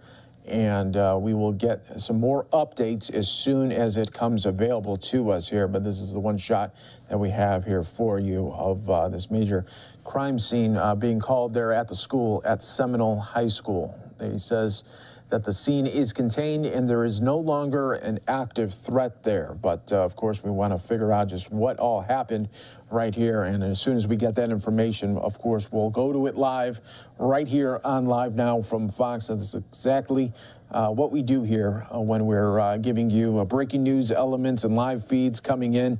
We try to get that to you as soon as we can right here. But the scene now clear there and just waiting for those updates, everyone, keeping an eye on that. All right, live look right now at the White House, where we are awaiting soon, 4 o'clock Eastern. President Biden will be making a news conference there. We'll be taking that live here for you and giving you all of the updates and coverage there as it gets going about 4 o'clock Eastern. We'll be bringing that to you here live on Live Now from Fox. In the meantime, everyone, I do want to go back out to Westchester County, New York. We're getting an update there on the Kathleen Durst investigation.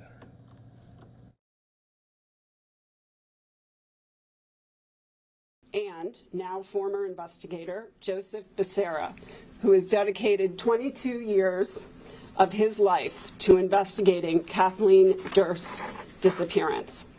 We would not be here today but for his work on the case beginning in 1999, and but for the willingness of the New York State Police to dedicate resources to the investigation that we resumed in 2021. The whole team worked collaboratively with the FBI, the Westchester County Department of Public Safety, Westchester County Department of Laboratories and Research, and other law enforcement agencies from across the county and country. Lastly, we'd like to thank the Los Angeles County District Attorney's Office, who also assisted us in the investigation. And now I can open it up to any on-topic questions that anyone has. Were there any members of the McCormick family invited today? We have been communicating through their lawyer as directed.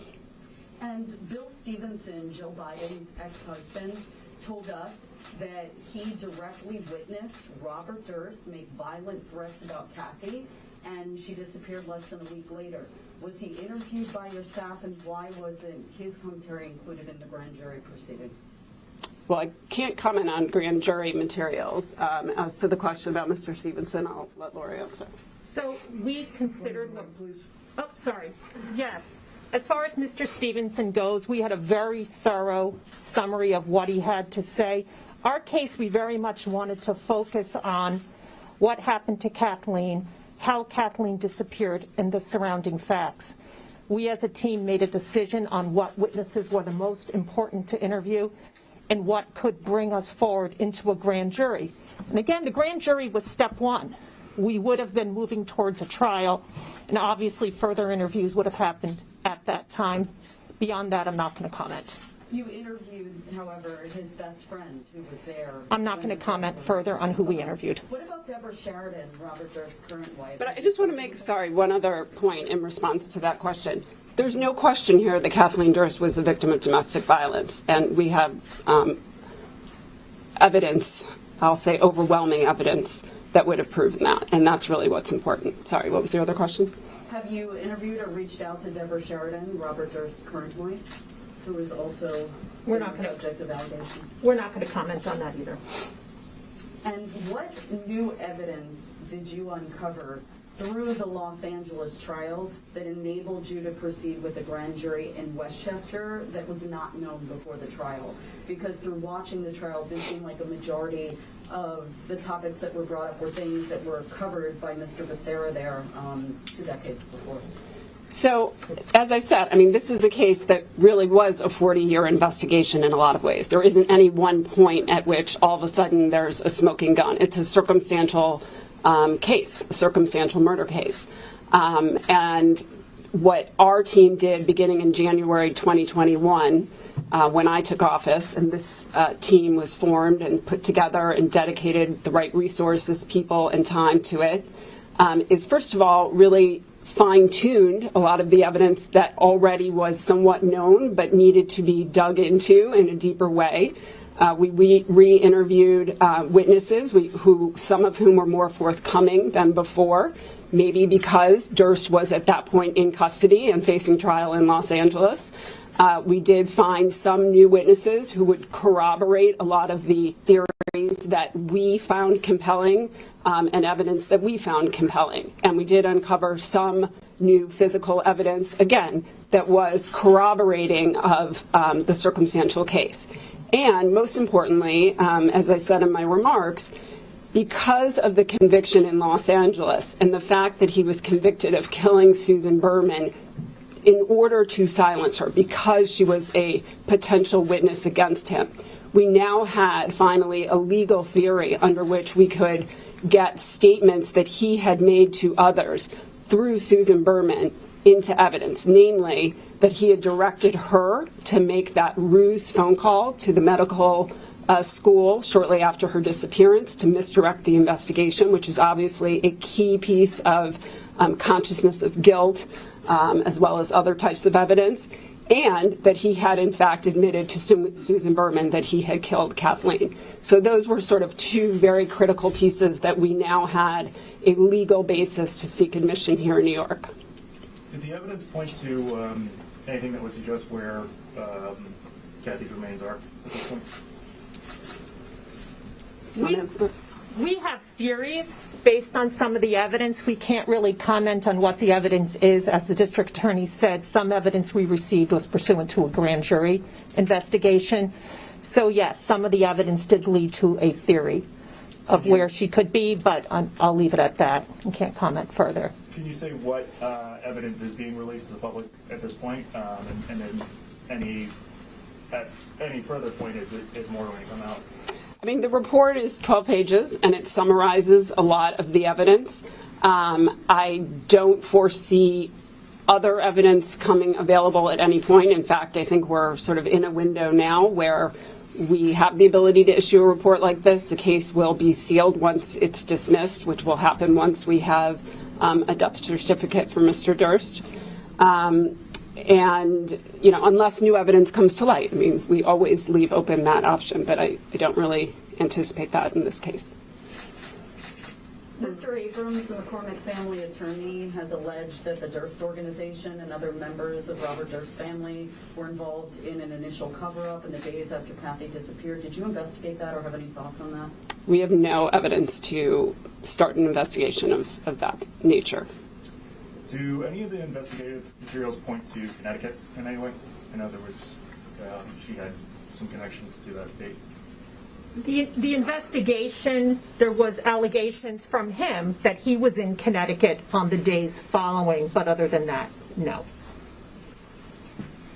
For Investigator Becerra, after working on this for so long, was there satisfaction that the murder charge was brought, that his death kind of make it bittersweet, that it didn't play out to the end, to the conclusion?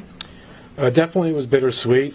We all worked long hours, long years on this case. I guess the biggest disappointment is not knowing where Kathy is, just so we can give her family final closure. Mr. Becerra, while you're up there, what role did the former district attorney Janine Pirro play in this case not going to a grand jury 20 years ago? I can't comment on that. Thank you.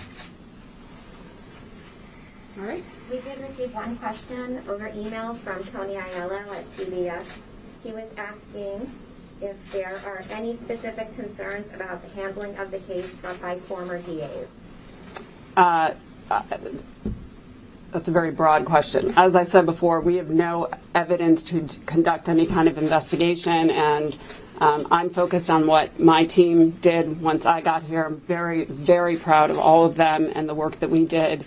And I just think it's really important in Kathleen's honor to focus on domestic violence victims everywhere and trying to better serve them before it's too late. Can you say anything about the period from November of 2000 till September of 2001? Can you talk about anything in there, because that was such a crucial time with two other killings in the case. Was there anything, any missteps there, anything that was not done that you discovered? I mean, look, this is not, as I said, I think in my remarks about putting blame anywhere. I did point to things that I think very early on in the investigation, we would have liked, looking back, to have seen done. Would we have liked them to, drill down more in the beginning on the witnesses who claimed to have seen her in New York City in the apartment building that investigator Becerra later was basically able to debunk? Yes, I would have liked that to happen earlier. Would we liked to have seen them drill down more on this supposed phone call, which left open this possibility that she was still alive? Yes, I wish all of that had happened sooner. It's hard to say right now, standing here at this point, why it didn't. But I think it's an important thing for us moving forward. I don't think that anyone here did anything intentional. But there's always hindsight. Monday morning quarterbacking is easy to do in investigations, and so we can look at the path of the case as a whole and wish that some things had been done sooner. I might have missed this over here. Is there any indication in the record, in the file, whether Susan Berman was ever asked about that phone call? Meaning? The phone call to Einstein. No, but you're asking whether she was ever asked before she was killed. By law enforcement? Yeah. Law enforcement hadn't interviewed her as of the time of her death. Even back in the early, Even 1982, nobody had ever talked to her. That's my understanding, yes. Correct? Yes. Can you speak to the nature of the physical evidence you said you had? Was there any, DNA evidence that pointed to his involvement in her death? So, as I said, I think part of these missed opportunities in the beginning may very likely have led to missed opportunities in obtaining physical evidence. There was not a thorough search done of the Westchester home near the time of her death, of her disappearance at the time, as it was called. We, at this point, later when we renewed the investigation, were in the process of trying to take advantage of advances in certain DNA technology to see if there was something that we could use to corroborate some of our other evidence. But that now will not happen because of his death. And has the murder weapon ever been found? No. What is your message for you and for Mr. Becerra, if you could both answer this question? What is your message directly to Kathy's surviving siblings? Her parents passed away years ago. Sure. I mean, I've said before, and I'll say again, my heart goes out to them, obviously, first, as it does to all victims' families for their loss, and to the added pain of having to not have closure for this long. I mean, we all standing here as members of law enforcement work every day to give closure to families of victims, and so we really understand how much more painful that can be. Unfortunately, we weren't able to have a trial to have them see, hopefully, what we believe would have been an ultimate conviction on second-degree murder of Mr. Durst, but we hope that at least the bringing of charges brought them some closure. They have expressed in the past to our team that it did, and we hope that that remains so. And Mr. Becerra, can you answer that question as well, please? Back in 1999, when I reopened the case, I got to know Kathy's family very well. Very loving, nice family, and you could tell the heartbreak they had after all those years of not knowing what happened to Kathy. I did make a promise to them that I would see it through. I'm a little disappointed in the end, just the fact that we couldn't bring him to trial and the fact that we don't know where Kathy is. But I'm hoping they'd appreciate all the work that went into this case and that it would bring them some closure. And sorry you're getting the wrap, just another quick one, I'm sorry, I apologize. What stage, or what part of the process were you in with California in having him brought to New York to stand trial? We had served the papers that would require them to have him transferred here. So that's the stage we were at. Had he put in any position on that? Did he challenge that at all, like through a lawyer or anything? No. It hadn't yet appeared in court. We had filed the forms from the interstate agreement on detainers to bring him to New York. He had refused to sign the forms, and we were in the process of having it brought into court in California. The DA's office in the county where the prison is would be the ones who would bring that into court. Was your team ever asked to hold off on the grand jury in Westchester by the prosecutors in California until their trial was completed? The short answer is no. We don't need to be asked. Prosecutors' offices coordinate all the time on which cases should go first based on the strength of the case, who has better physical evidence, like a body in a homicide case. There is nothing unusual about that. I can say that based on my, almost 20 years as a prosecutor in various jurisdictions. It made sense for Los Angeles to go first, and in fact helped and strengthened our case. Once I came into office, that trial was already, in fact, proceeding. It then had a hiatus because of COVID, and we used that time to further our investigation. All right. Thank you, everyone. That's it. Thank you.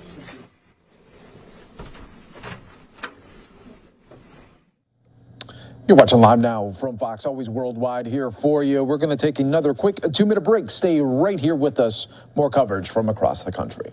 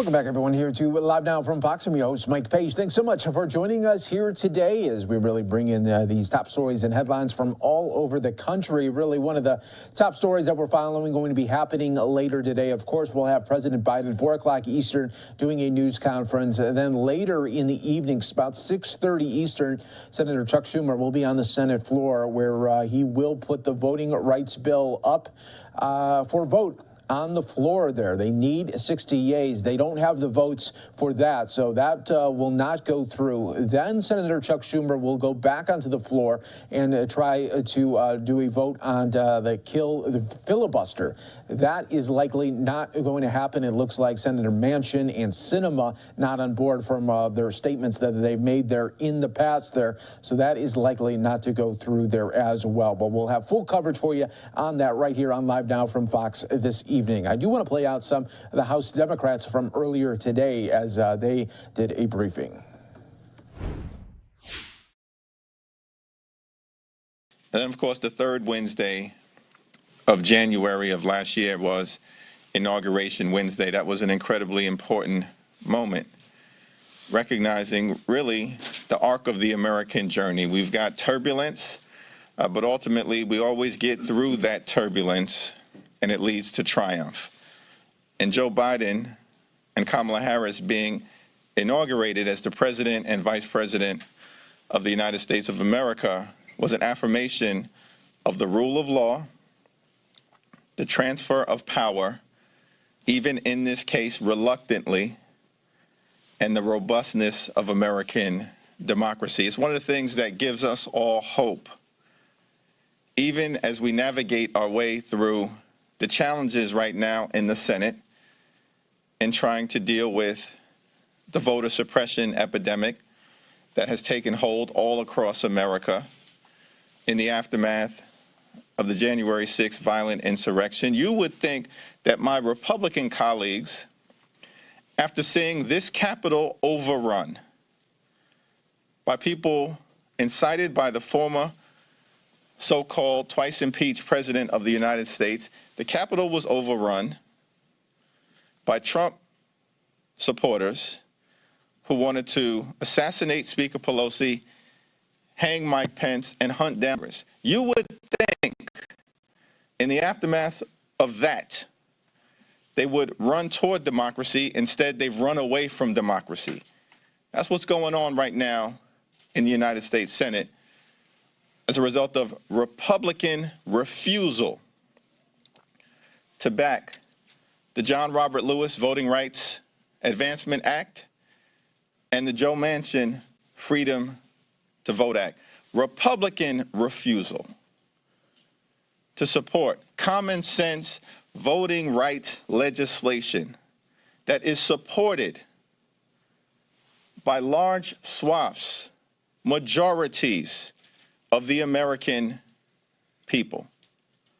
Support for voting rights in America, which really should be bipartisan in nature at this moment, because in the aftermath of the passage of the original 1965 Voting Rights Act, voting rights in America has largely been a settled question. A settled question. So the question that we now are asking of our Republican colleagues, what happened? Because the original Voting Rights Act was reauthorized 4 different times, and each time the original Voting Rights Act was reauthorized, it was passed in this Congress with bipartisan majorities and signed into law by Republican presidents. 1970, Richard Nixon. 1975, Gerald Ford. 1982, Ronald Reagan. 2006, George W. Bush. 4 times the Voting Rights Act has been reauthorized into law. 4 times signed by a Republican president. And in 2006, the Senate vote was 98-0. 98-0. There are 16 Republican senators who voted to reauthorize the Voting Rights Act in 2006 who are still here. All you need is 10 of them All you need is 10 of them. And we can have voting rights protections in place in the United States of America. So we're asking the question, and we'll continue to ask it, what happened to the modern day Republican Party? Was it the election that took place in 2008? Did that disturb you? Did that throw you off? Were you confused by that? Still trying to figure out how it occurred? What happened to the modern day Republican Party that you've abandoned your own principles? Principles that Richard Nixon, Gerald Ford, Ronald Reagan, and George W. Bush espoused, and that 16 of you voted to authorize in 2006. What happened to the modern day Republican Party? It's a cult right now. Is it because the cult leader has told you to oppose voting rights? Vice Chair Pete Aguilar. Thank you, Mr. Chairman. One of the things we also want to highlight is the work that House Democrats have done working with the Biden-Harris administration. Tomorrow marks the one-year anniversary since President Biden and Vice President Harris took office. Weekly unemployment rates, claims are down to levels not seen since 1969. We're the only economy in the world that is stronger today than before the pandemic began. President Biden rescued the American economy, and he set a course for unprecedented economic revival if we are able to successfully beat this pandemic. On that front, the Biden-Harris administration is succeeding where the previous administration had failed. 200 million vaccines, 75% of adults protected. Teenagers and children across this country, including my own 2 kids, are vaccinated. 96% of schools are open today. The racial equity gap in vaccines has been closed. Just last week, funding for bridge repair under the bipartisan infrastructure bill was announced, and more announcements are forthcoming. We will not stand by and watch the radical right sabotage our economic success and divert us from paying attention to what's important, which is voting rights and ensuring opportunity throughout this country. We'll continue to fight every day for the American people so we can deliver for working families. That's what House Democrats are committed to. That's what we hear overwhelmingly from our colleagues of what we should focus on. Thank you so much. Thank you, Pete. Questions? Thanks, sir. Progressives are calling for primary challengers for some of these moderates that aren't on board with things like voting rights, things like eliminating the filibuster in the Senate. What do you say to Democrats who are elected officials in office that are being called to be primaried? Well, I think right now, my focus and the focus of many members of the House Democratic Caucus is just making the case for why every single senator, Democratic and Republican senators, should support voting rights, should support the John Robert Lewis Voting Rights Advancement Act and the Joe Manchin Freedom to Vote Act. And hopefully, my colleagues in the Senate who are talking directly to their colleagues in the Senate Democratic Caucus will be able to be successful in prevailing upon them that a rules change is necessary. Respect the Constitution, not senatorial custom. The Constitution is pretty clear. The framers of the Constitution understood the word supermajority. These are highly enlightened, educated individuals. They understood that word. They put it in the Constitution 4 times. 4 times. To amend the Constitution and pass a constitutional amendment, supermajority. Ratify a treaty, supermajority. Override a presidential veto, supermajority. Convict the president who's been impeached by the House, supermajority. Pass legislation to impact the American people, simple majority. This is not really complicated, folks. This is a Senate custom that was birthed by Jim Crow segregationists. So I think the most productive thing that we can do right now is keep the focus on making the substantive arguments, because we have a strong substantive case to be made, and let's leave the politics for another day. We'll switch sides. If those appeals to Senators Manchin and Sinema are unsuccessful and they vote against these rules changes, what should the next steps be? Where should congressional Democrats go from there? Well, let's let the process play itself out over the next day or so. I've got great confidence in Leader Schumer, as well as my colleagues, particularly Senator Warnock and Senator Booker, and those colleagues who are close to Senators Manchin and Sinema, who are continuing to talk to them about finding a way to lift up voting rights in America.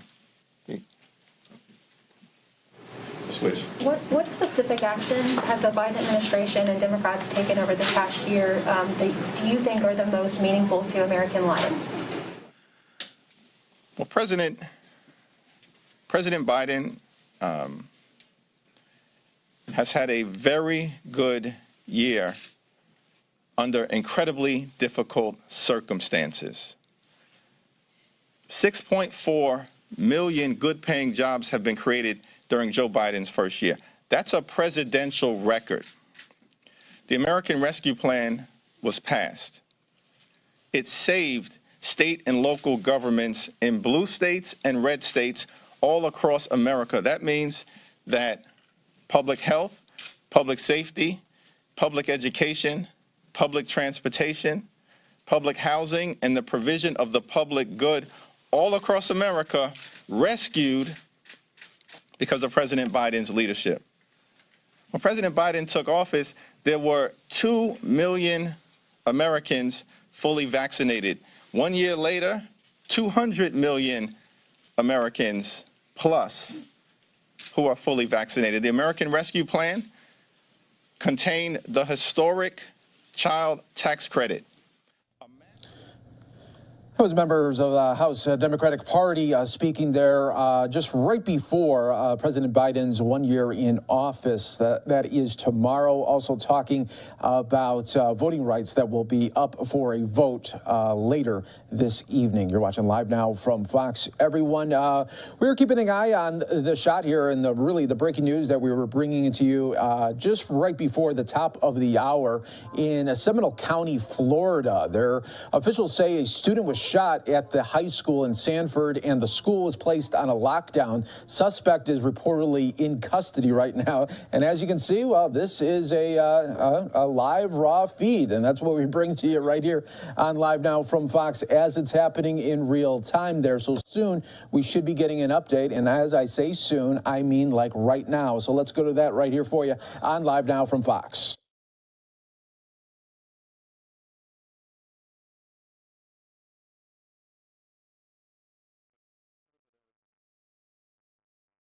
To the Seminole High School, and during the course of that we found out that an individual had been shot. That person has been transported to the hospital where currently right now there are non-life-threatening injuries. Currently right now as well is that we have Sanford Police Department as well as joined with other agencies within our local area. We do have the person, the suspect in custody. We're currently interviewing that person at the time.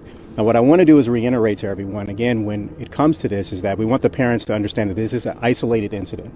Okay, there is no one else outstanding. We want to make sure that they understand again that we want to make sure that they understand the children are safe. Okay. Currently, right now, they're still investigating the incident, and as soon as I have more information, I'll be able to let you know. Where did the shooting happen? It happened within the school. Inside the school. Are these students involved? Is it a student victim and a student shooter? Currently, right now, we do know that one of the children did go to the school. We are looking into finding out about the other individual as well. And where on campus? The actual victim. Where on campus did it happen inside the school? Somewhere around the Tomahawk Hall area. Now, how old was the student that was shot at? Yeah, we're not releasing that information right now. Do you know, was that student actually struck, or were they just shot at, but that they were shot. They were shot and transported.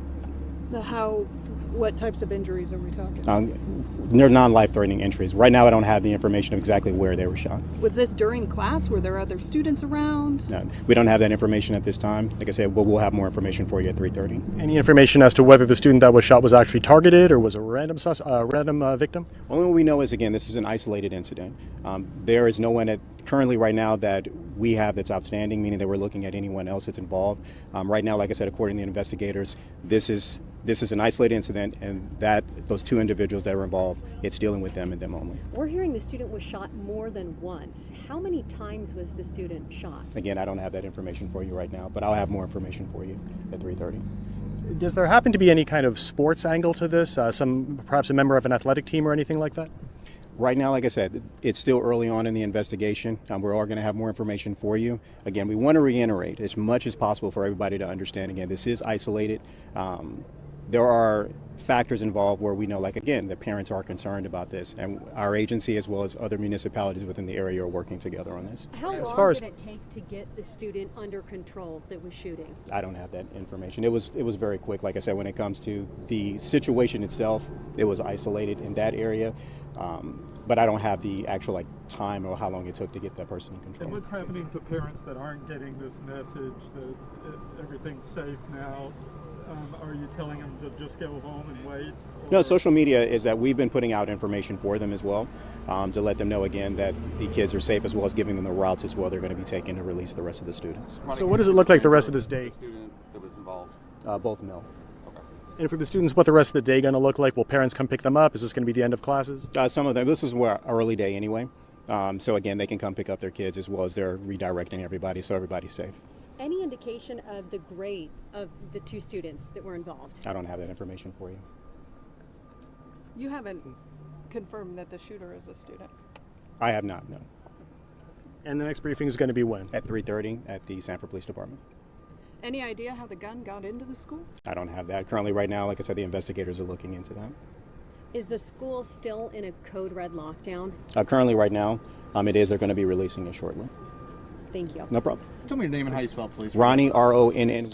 All right, so there'll be another update coming about 3:30 Eastern, and we're just learning that this is from the officials there. Isolated incident, a non-life-threatening injury for that student, and the suspect in custody. And of course, 3:30 Eastern, we'll have more details on that for you once we learn a little bit more. You're watching Live Now from Fox, everybody. We're going to take another quick 2-minute break. When we come back, we do have the governor of Texas, Greg Abbott. He is live right now, and we'll be bringing that to you right here next on Live Now from Fox.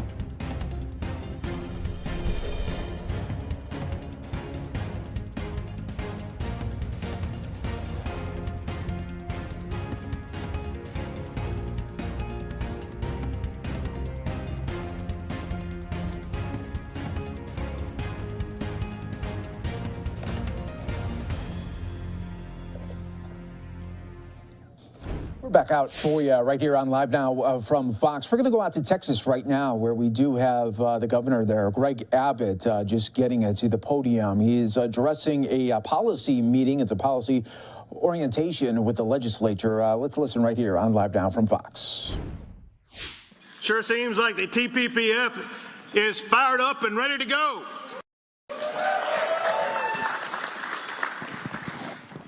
I want to thank Tamara and Paul for being here and for everything they were talking about. So our relationship, and I lost track of it. Did you go back to your table or did they go back there? You're right here. So y'all didn't go into the full explanation of how we really know each other.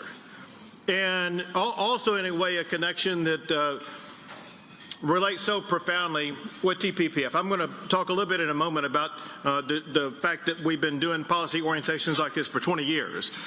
But let's go back to the year 2016. It was at this policy orientation in January in 2016 when I outlined for the first time for anybody to know a project that I was working on that turned into a book, that turned into a movement, that turned into legislation, and that was the proposal for Texas to join the Convention of States movement. I don't think there were any more prolific or energetic backers and supporters of that than Paul and Tamara. I can tell you probably for a fact, without their support, it would not have passed. Citizen action involved, that showed what can be done in getting legislation passed at the Capitol. Thank you all for what you did to get that passed. And to Greg Sindelar, listen, thank you for your leadership. Thank you for taking the reins and continuing to advance TPPF, putting aside any dissing of the Texas Longhorns. We can find a way to work together to do what TPPF has done. As you noted, the fact of the matter is TPPF is the premier policy organization in the entire United States of America. Thank you for your leadership. I'm going to back up what I just said, and I'll back it up in a couple of ways. Just 2 nights ago, I was in Houston area with Robin and Jim Lennon, many of whom you know. Robin and Jim are right over here with the Kingwood Tea Party. And we had as a special guest that evening, Grover Norquist.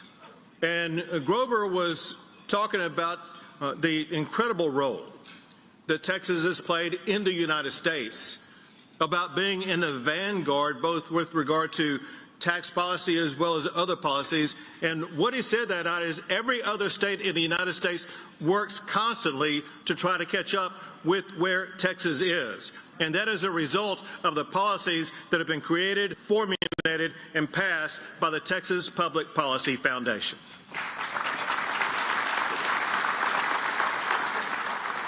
But as we trace back and look what has happened over the past 20 years, you'll see that there truly are results that speak for themselves, that emanate from policies that have been discussed at TPPF.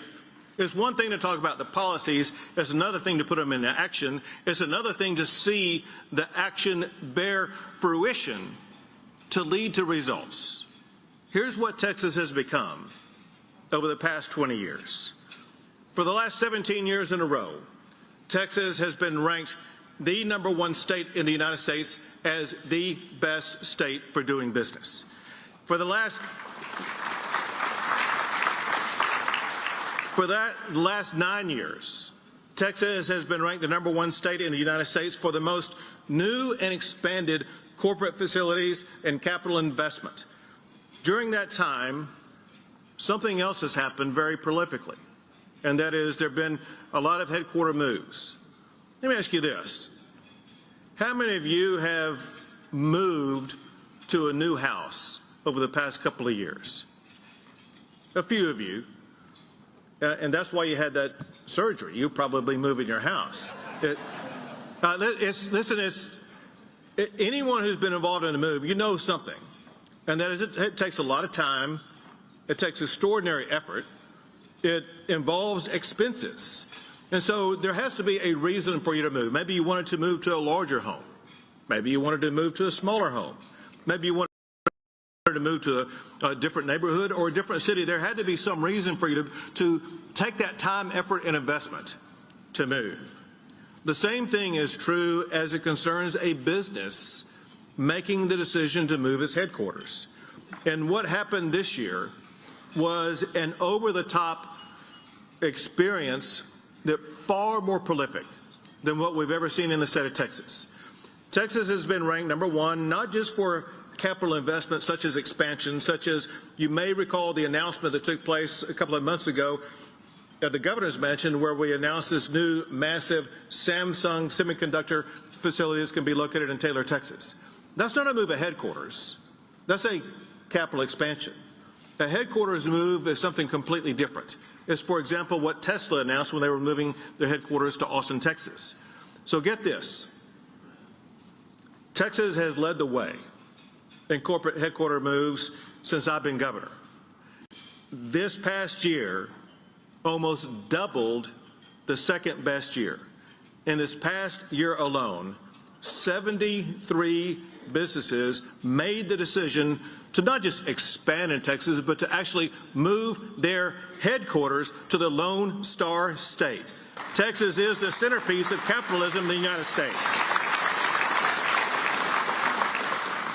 And when you see all this business activity, it leads to so many other results. I'll give a couple of them to you. One is that for 19 years in a row, Texas has been #1 in the United States for the most exports from our state. No state comes close. And a lot of people think that maybe tech may be centered in some other state, but the fact of the matter is for 8 years in a row, Texas has been ranked the #1 state for technology exports. And I want to make one point very clear. Some of you may construe, maybe fairly so, that a lot of what I just mentioned involves large businesses. We know, however, that the beating heart of business environment in the state of Texas are our small businesses. 9 out of 10 of all businesses are small businesses, and they employ about half of all Texans. And I'm proud to tell you as we gather here today, Texas is now ranked the #1 state in the United States to start a small business.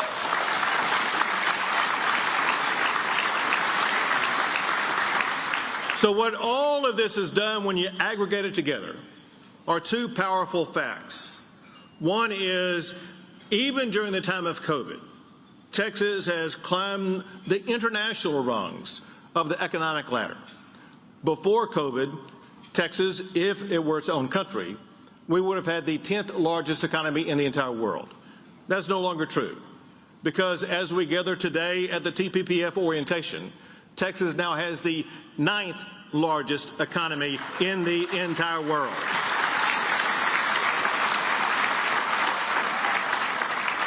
I'm sure you're wondering the country that we passed, Brazil. And only the way things are going for Texas and the way things are going for Brazil, they're never going to catch us. But there's a more maybe important aspect about the meaning of all of these stats and numbers I've been given to you. All these new jobs that are coming here, all these new jobs that are growing here, they lead to more paychecks. Texas governor there flexing the muscle there of the economic climate there in Texas, talking about all the businesses that have since moved their headquarters like Tesla has done there from California to Texas. You're watching Live Now from Fox, everybody. We will take another quick 2-minute break. When we come back, we'll take it back out to the Senate floor where senators continue to debate voting rights ahead of a bill that likely will not go anywhere. You're watching Live Now from Fox.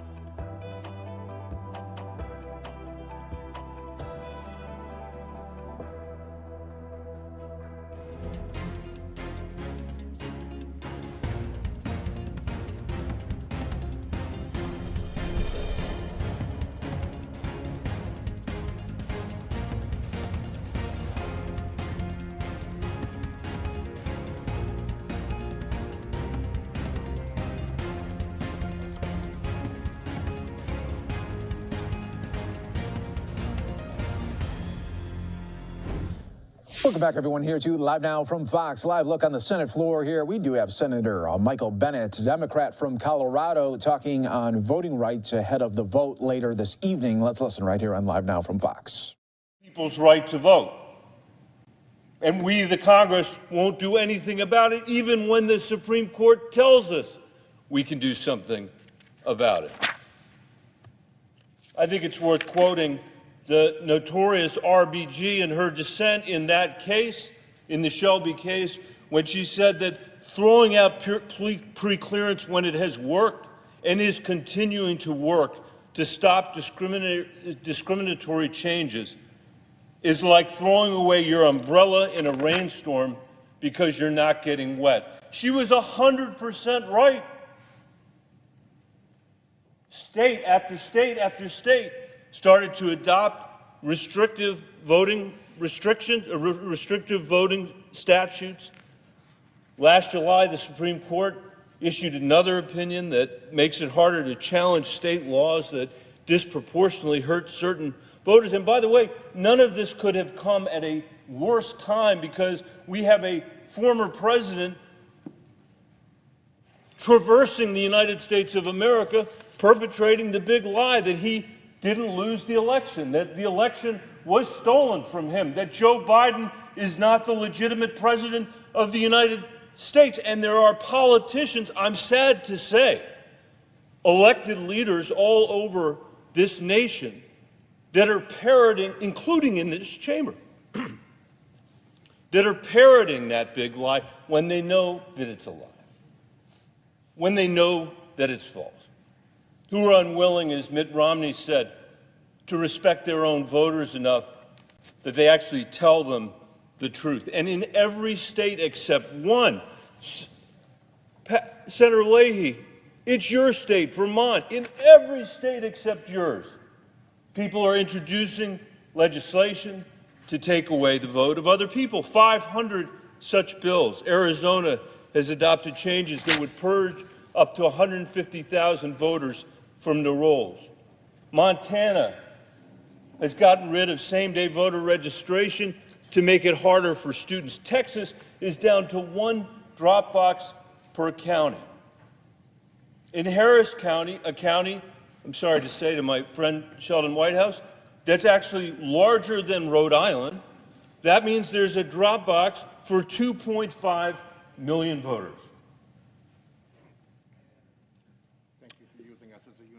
Glad to use Rhode Island as a unit of measure. It's also smaller than a number of Colorado counties, but it has its charm. It has its charms. It has water, which we don't have in the state of Colorado. But just let me say, because I'm here with my colleague from Colorado who, when he was governor, did a lot to make sure that people would have the right to vote in our state. In contrast to Houston, where there's 1 drop box, in my hometown of Denver, where there are 500,000 registered voters, we have 40 drop boxes in Denver. We're a lot smaller, but we got 40 times the number of drop boxes that they have in Houston. After Georgia's Republican Secretary of State refused to buckle to President Trump's demand to find somehow another 11,000 votes, you remember the phone call?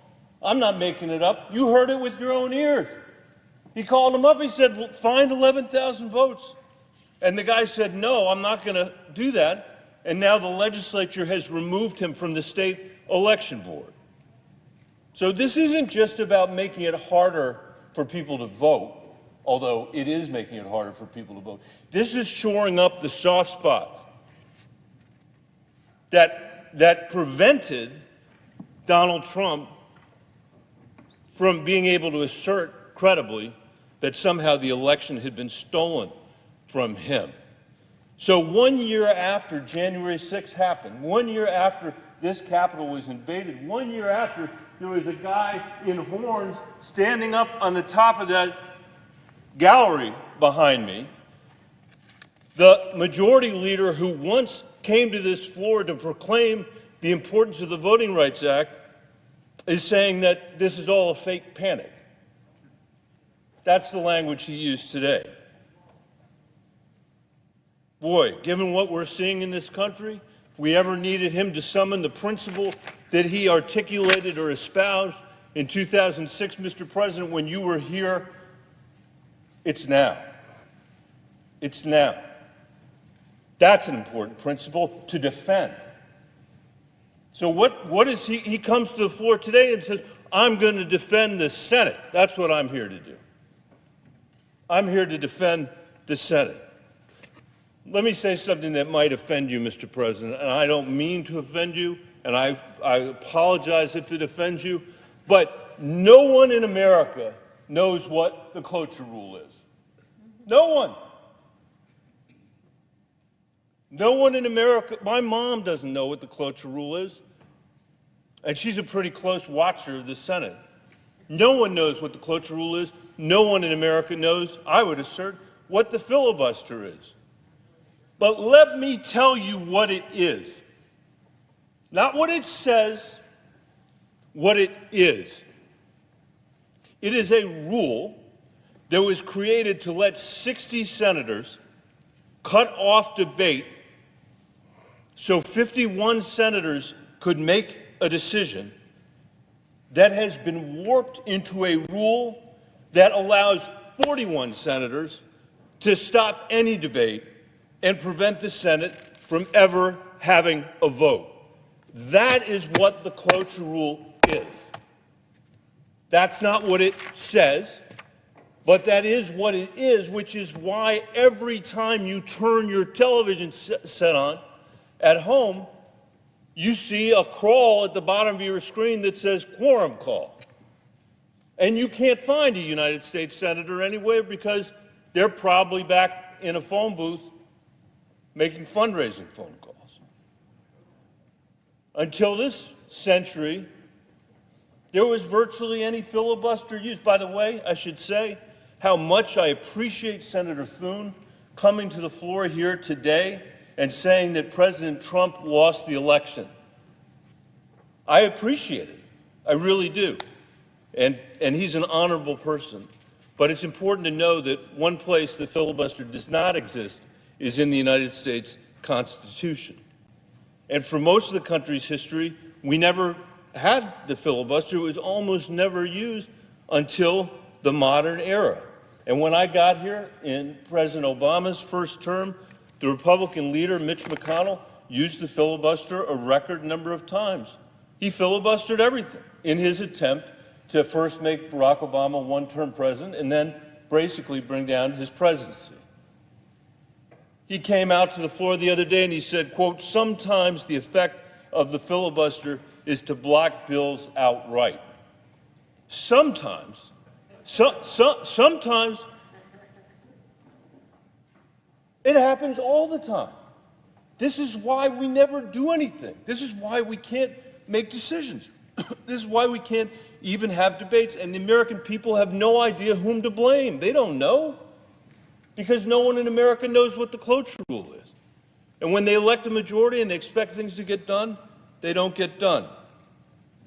Senator McConnell argues that the filibuster, quote, gives all kinds of citizens in all kinds of states a meaningful voice in nearly everything we do. And we've heard that over and over again today, the voice that somehow we're shutting out. I haven't met anybody who thinks that their voice is meaningfully represented in the United States Senate.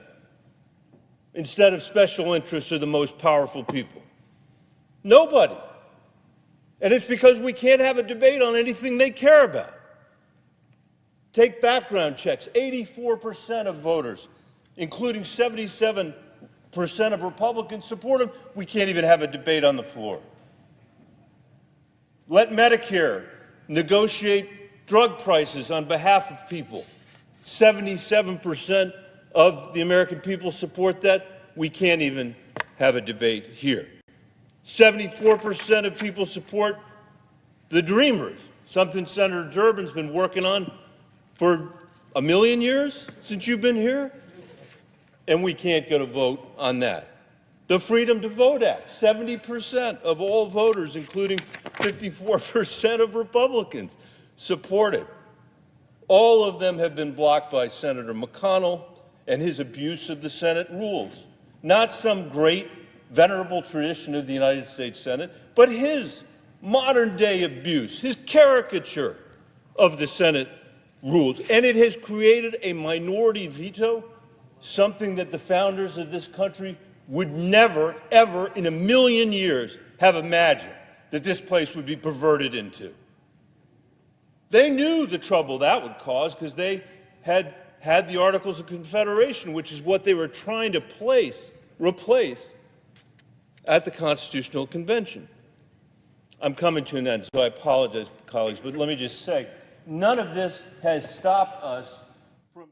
We're going to be taking our final break here of the hour on Live Now from Fox. Some of you will be seeing it. You're watching Live Now from Fox, bringing you the feeds in as they come in, live, raw, and always direct. Judges on the court when Donald Trump was here, because you can do those things with 51 votes, and that's about the extent of Senator McConnell's legislative agenda.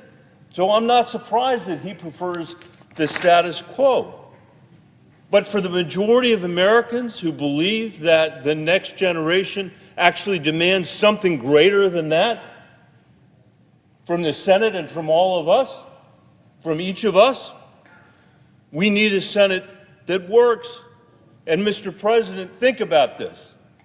Think about this. It's easy to forget. The Clean Water Act in 1972 passed 74-0. By the way, I worked with the senator from Louisiana on that surprise medical bill. I'm proud of that bill. But it's not the Clean Water Act of 1972. The Americans with Disabilities Act of 1990, 91-6. The Children's Health Insurance Plan, 85-15 in 1997. Comprehensive immigration reform. We were part of that effort, 68 votes in the Senate before it completely collapsed into smithereens. And of course, the reauthorization of the Voting Rights Act. Does anybody think, Mr. President, do you think that any of those bills would pass with a bipartisan majority like that today? Not a single one. We wouldn't even get to the vote.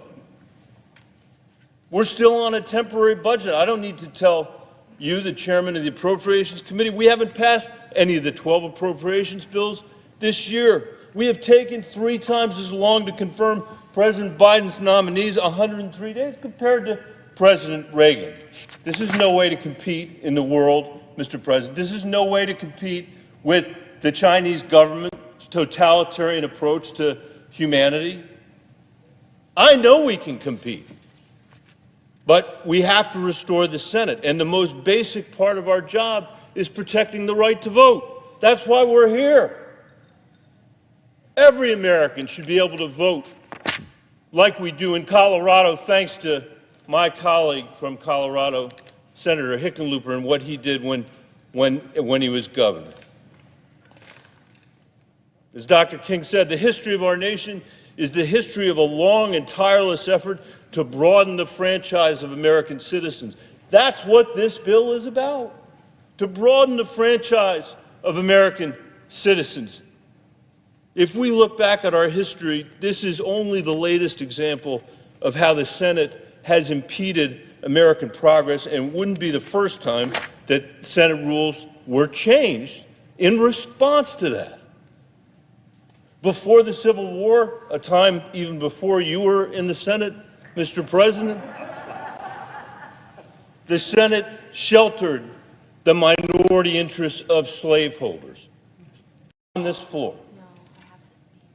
After the war, it enabled monopolists and robber barons and isolationists to profit from the misery of the conflict and its aftermath. And each time in our country's history, crises forced the Senate to fundamentally change the way it worked. And each change has led to meaningful progress, including clearing the way for the passage of the 14th and 15th Amendments to emancipate and enfranchise former slaves, sweeping antitrust reforms, long-delayed legislation to protect civil rights. The bottom line is that the Senate rules are not suspended in amber, especially when they're being abused the way they're being abused today. They can, and they always have, changed with the times. And finally, let me say this. As we consider these reforms, the last thing we should do is make another House of Representatives. That's not what I want to do. I want to have a Senate where you got to come out here and debate, where you can't filibuster in secret in your office, but you have to be out here to persuade the American people of the righteousness of your cause, where the minority has the right to offer amendments, and where, in the end, 51 senators can actually make a decision so that we can move this country forward. And so that each one of us, whether we're in the majority today or sometime in the minority, can live under the rules that we've constructed to make the Senate actually function for the American people. And that, Mr. President, I think is why most of us have been sent here, and it's what I hope we're going to accomplish today. And if we don't, we got to keep fighting. The senator from Louisiana mentioned that this isn't 1965. Let me end by saying this. The economic gap between white Americans and black Americans is as great today as it was in 1968. That is a brutal fact about the state of our economy. And it's why we need a Senate that actually can respond to the needs of the American people. And with that, Mr. President, I thank you for your patience and your indulgence. I apologize that you're having to consume part of the last year listening to a years-long speech. But with that, I yield the floor. Mr. President. Senator Grassley. To hear the other side talk, by the other side I mean the Democrats, they would never dream of questioning our democratic process. So I want to take you back in history just a little ways to just before the 2020 election. Let's not forget the outlandish conspiracy theory promoted by leading Democrats in the run-up to the 2020 election that somehow the Postal Service might not deliver absentee ballots.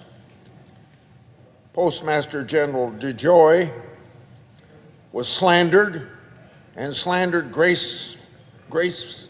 disgracefully based on no evidence whatsoever of any wrongdoing. The postmaster is hired by the Board of Governors of the Postal Service. He was neither appointed by President Trump, nor did he answer to President Trump. The fact that DeJoy had supported President Trump's election was just enough for the other side to concoct a highly implausible election tampering plot. Now, after the election of President Biden, we heard no more about the problems with the Postal Service maybe not delivering mail. The necessary business transformation initiated by Postmaster General DeJoy to make sure that the ballots did arrive to be counted on time, that business transformation resulted in an election pause to allay irrational fears stirred up by partisans. We have heard precious little about this alleged threat to democracy since the election. Now, had the election gone differently, I suspect that we would have heard a lot more.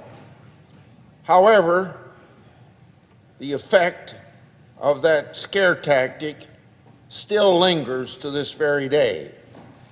However, along that line, I hear from Iowans who dropped off their absentee ballot for the first time, scared that their vote would not have been counted if mailed because of that conspiracy theory against DeJoy that somehow the Postal Service was not going to make sure, or was going to make sure a Democrat ballot didn't get delivered.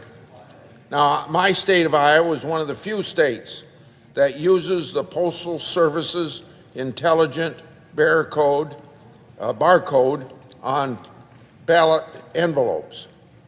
That helps the Postal Service expedite the ballots and allows Iowans to track their ballot until it is delivered to the county auditor. Iowans continue to be able to vote absentee with great confidence that their vote will count. So it makes me very sad that some were convinced otherwise as part of a political con game prior to the 2020 election. This denigrating of our election process for short-term political gain is disgraceful. Now, I see the current false claims about state laws suppressing votes in the same light. Whether Democrats believe that their own talking points, or whether it is a cynical attempt to paint Republicans as anti-voting, these false claims undermine faith in the democracy. I yield.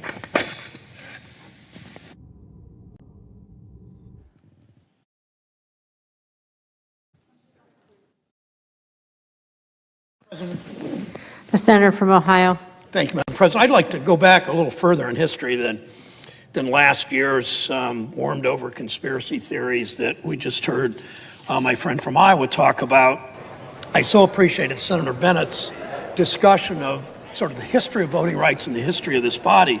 The American public certainly doesn't know what cloture means. The American public really doesn't know all that much about the filibuster either. But go back a few decades. The filibuster was used to suppress the vote. The filibuster was used by many people in my political party back when too many Democrats were on the wrong side of history and the wrong side of civil rights. It was used by Southern segregationists. It was finally overcome by some Northern Republicans with a whole bunch of Northern Democrats. But then think what else the filibuster's been used for. The filibuster was used in the 1970s and 1980s to protect big tobacco in Kentucky.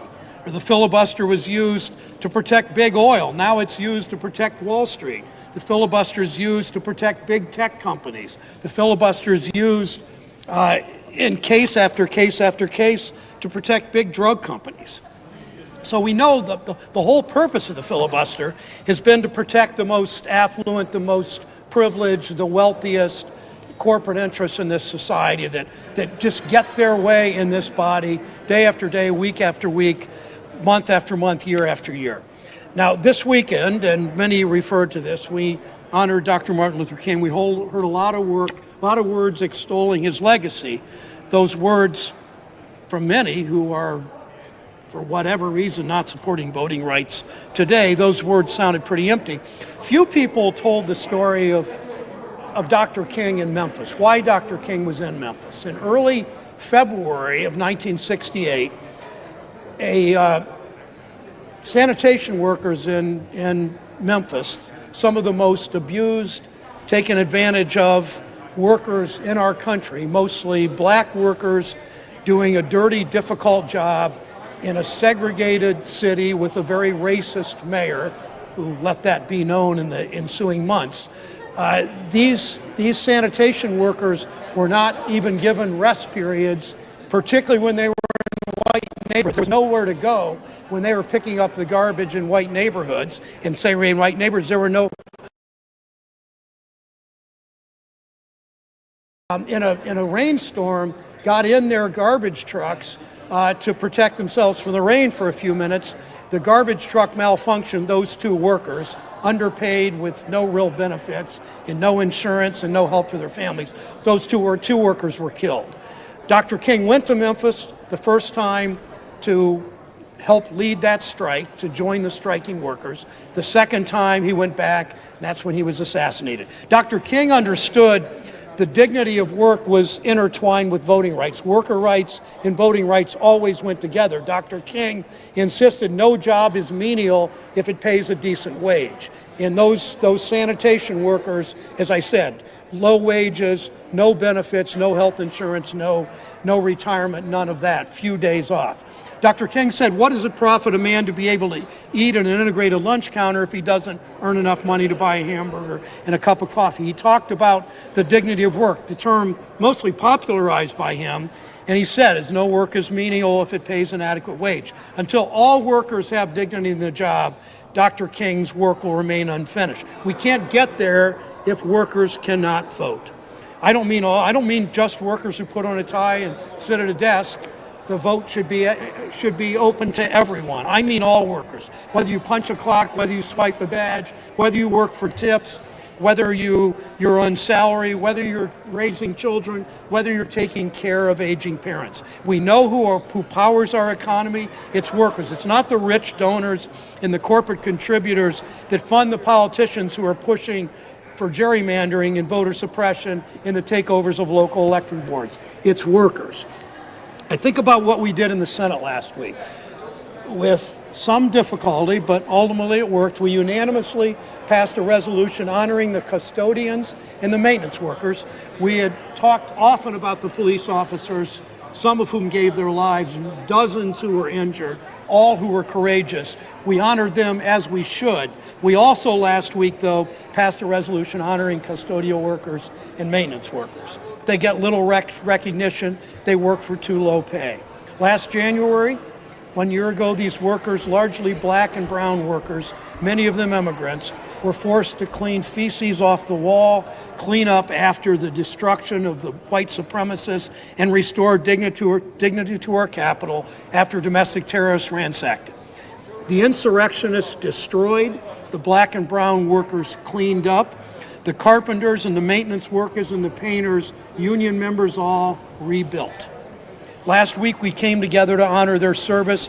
They deserve more than words, more than gratitude. So often they and other working people don't have much of a voice in this country. They don't have the high-priced lobbies that come here. Many of you have looked down the hall and seen in front of Senator McConnell's office, you've seen the lobbyists lined up who always seem to get what they come for. Workers don't have corporate lobbyists. They aren't going on campaign donor retreats, but workers have the vote, or should have the vote. The voting booth is where all of us are supposed to have an equal voice. The voting booth is where workers are supposed to be able to go to hold the wealthy and the powerful accountable. So it's not surprising that politicians who pass corporate tax cuts, the same politicians who do the handouts to the wealthiest 1%, don't want lots of workers to vote.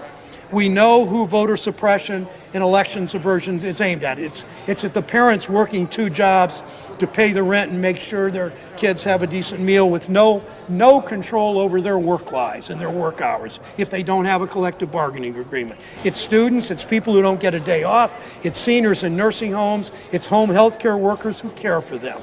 So often these are women of color working the graveyard shift after coming straight from their second job. We know whose votes these politicians want to throw out after they're cast. We know which cities the former president went after. What does Philadelphia, Pennsylvania, Senator Casey, and Atlanta, Georgia, Senator Ossoff and Warnock, what do they have in common? They're diverse places with a whole lot of black and brown workers who cast ballots that the rich and powerful don't like. Ultimately, as others have said, it comes down to this.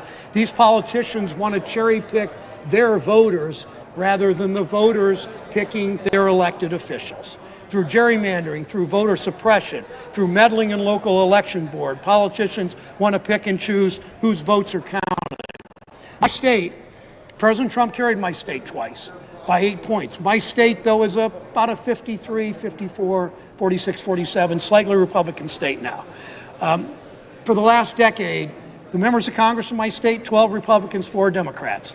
In 2012, and 14, and 16, and 18, and 20. None of that changed. Not one of those districts changed because Republicans, with their corruption and with their skill at drawing maps, drew those maps in ways that there was no real fair elections. We know whose votes they don't want to count. It's the votes of low-paid and the overlooked, the votes of workers who power this country, yet don't have much power. The votes of people who might hold politicians accountable, who might demand fewer tax cuts for rich people and an increase in the child tax credit, in the earned income tax credit, the largest tax cut for families in our nation's history. 90% of families in Colorado, in Georgia, in New Jersey, in Ohio, and all over this country, 90% of families with children get at least a $3,000 tax cut because of what we did in this body when we said no more Republican freight trains carrying tax cuts down the track.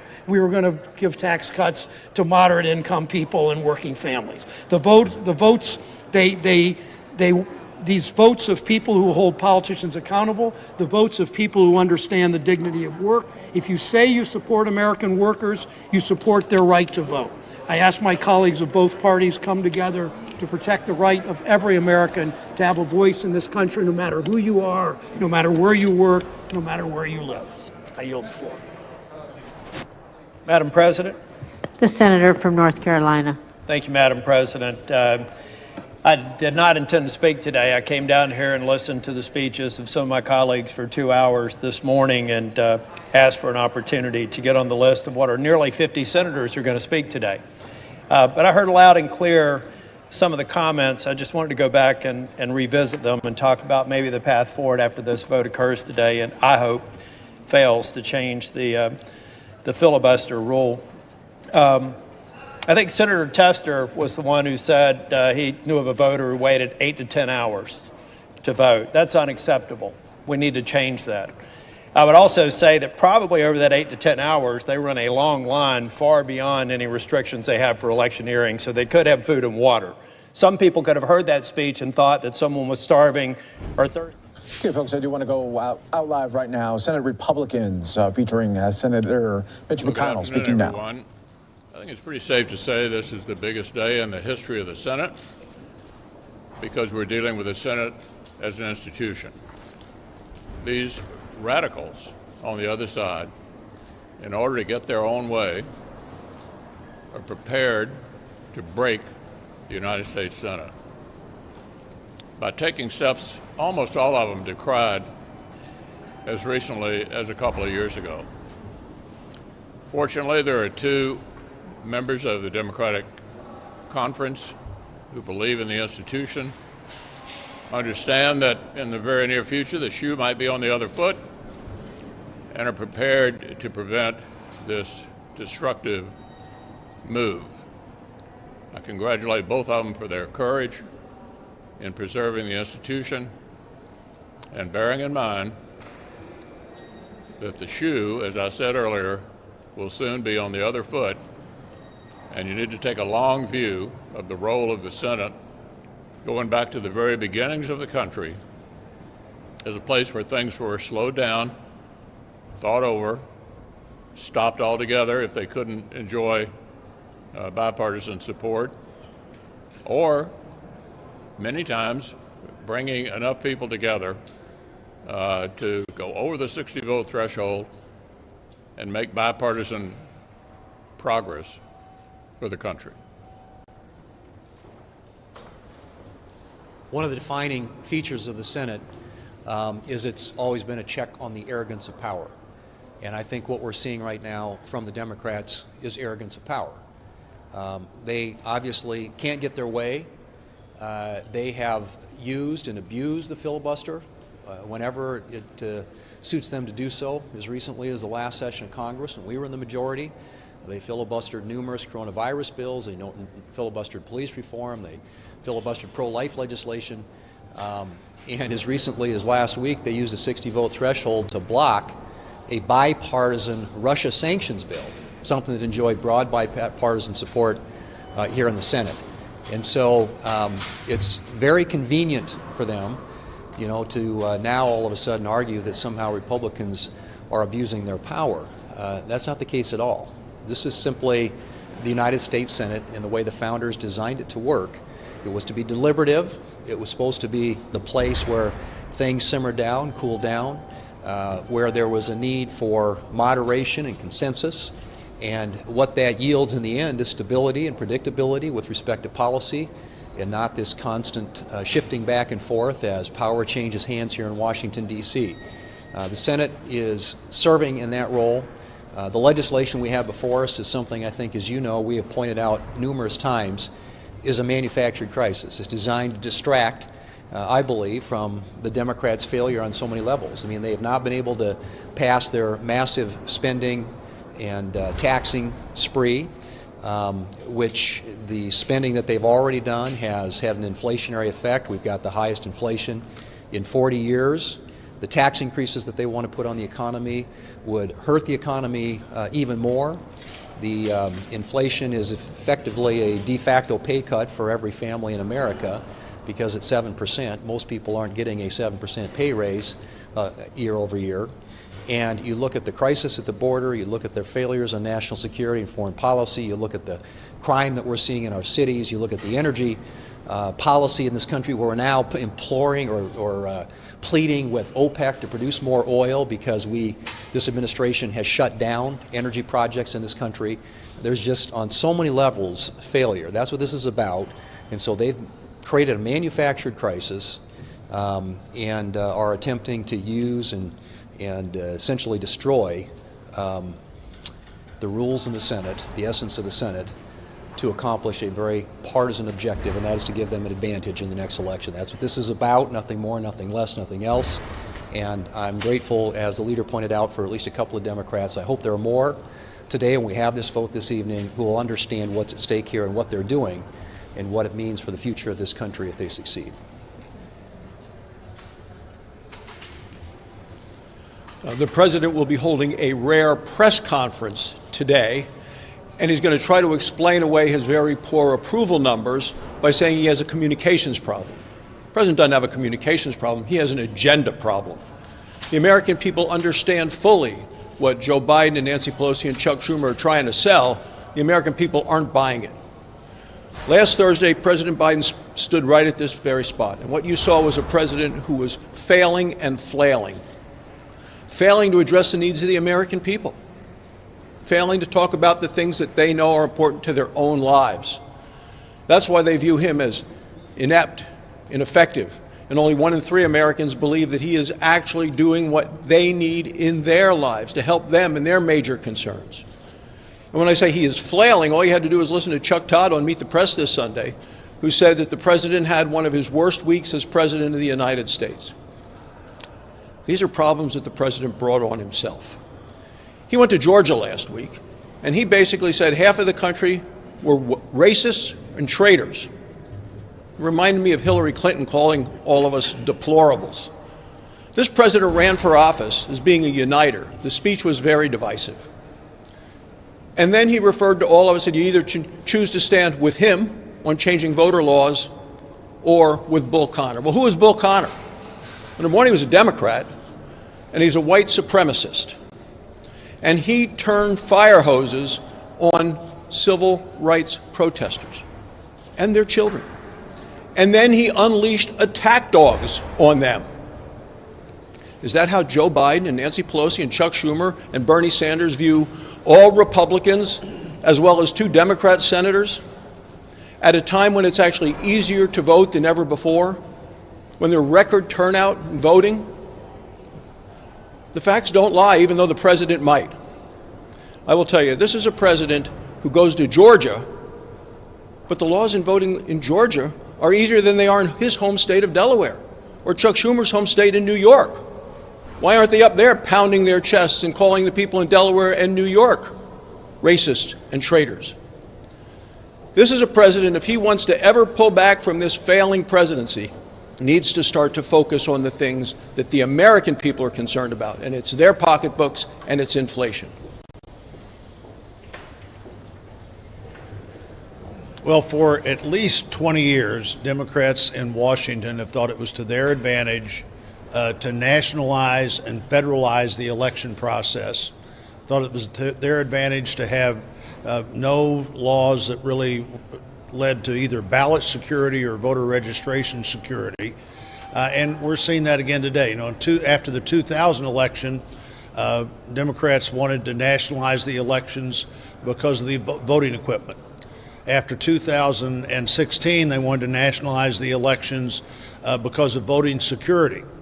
After 2020, they wanted to nationalize the elections because states were passing election laws that were in almost every case a step forward that just might be paring back a little bit from the extraordinary positions they took and should have taken during the pandemic.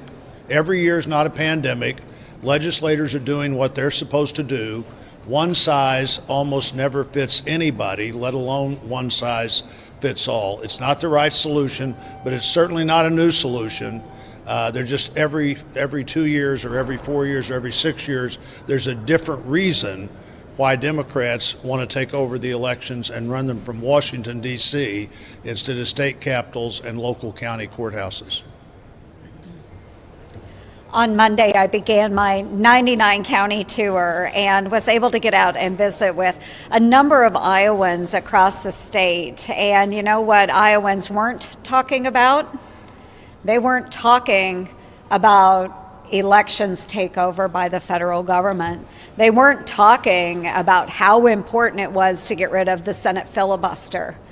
What they were concerned about? Inflation.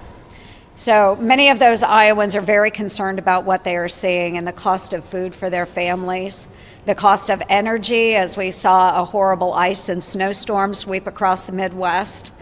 They are concerned about the cost of gas to get to their workplaces. That's what Iowans are concerned about, folks. They are not concerned about voting laws that the federal government wants to take over. And I would encourage any elections official across the United States, if you want to see an example of a great system, come to Iowa and take a look at the integrity we have in our elections. We set a great example for the United States, and yet Iowa is one of the states that has been targeted by the Biden administration and the Democrats, even though our voting laws are more progressive than New York and Delaware. So again, Iowans aren't talking about the issues that the Democrats are focusing on today. They're not focusing on the issues that President Biden is talking about today. And I wish that the Democrats would get out on their own all-county tours in their states instead of just existing in this D.C. bubble. And maybe they would find out what is really important to their own constituencies. My parents are both Democrats. They wouldn't recognize the Democrat Party today. They were Democrats because they believed back then the Democrat Party stood for something. The only thing the Democrat Party stands for now is power. If you look at what I've been up here 3 years, look at what the Democrat Party, 3 years, look what the Democrat Party is doing. They want to pack the Supreme Court. They want to get rid of the filibuster. They want to take over elections. They don't care if the executive branch follows the law. They don't care if the borders are open. They don't care that we defund the police. So the Democrat Party needs to go back to the party that my parents believed in, a party that believes in people, the power of the people, not the power of the party. Yeah. Talking about Democrats who think they should take the long view, that one day the shoe's going to be on the other foot. So with that in mind, if you were to regain power, would you commit to not further weakening the legislative filibuster moving forward? Well, we don't have to reset because the filibuster is not going to be changed today. But I can tell you for sure, and even if you have short-term memory loss, you may remember that frequently the previous president called upon me and my colleagues to change the filibuster rule. I had a one-word answer repeatedly, no. To take you back a long way, after the 1994 election, a really great election for my party, we took the House for the first time in 40 years, took the Senate back. One of the things we dealt with on day one was an effort to change the rules of the Senate to get rid of the legislative filibuster. Who would have benefited from that? This brand new majority just taking over with excited plans about the future. 100% of Senate Republicans voted no. So this party in the Senate has been consistently, no matter who was in the White House, no matter who controlled the Senate, consistently opposed to changing the essence of the Senate, which is the legislative filibuster. What's your message for voters of color who are concerned that without the John L. Lewis Voting Rights Act, they're not going to be able to vote in the midterm? Well, the concern is misplaced because if you look at the statistics, African American voters are voting in just as high a percentage as Americans. a recent survey, 94% of Americans thought it was easy to vote. This is not a problem. Turnout is up, biggest turnout since 1900. It's simply they're being sold a bill of goods to support a Democratic effort to federalize elections. As Senator Blunt pointed out, this goes back 20 years. The excuses change from time to time, but this has been a Democratic Party goal for decades. If Republicans take back control of Congress after the midterms, what would be your agenda? That is a very good question, and I'll let you know when we take it back. In the meantime, what the election this fall is going to be about is about this administration and how it's doing on inflation, on border security, on foreign policy, on standing up to the Russians. This midterm election will be a report card on the performance of this entire Democratic government, the President, the House, and the Senate. And in the course of the campaign, various Republican candidates will come out for what they will do, what they're for. That's always an important part of every election. But make no mistake about it, the election this fall is a referendum on this all-Democratic government.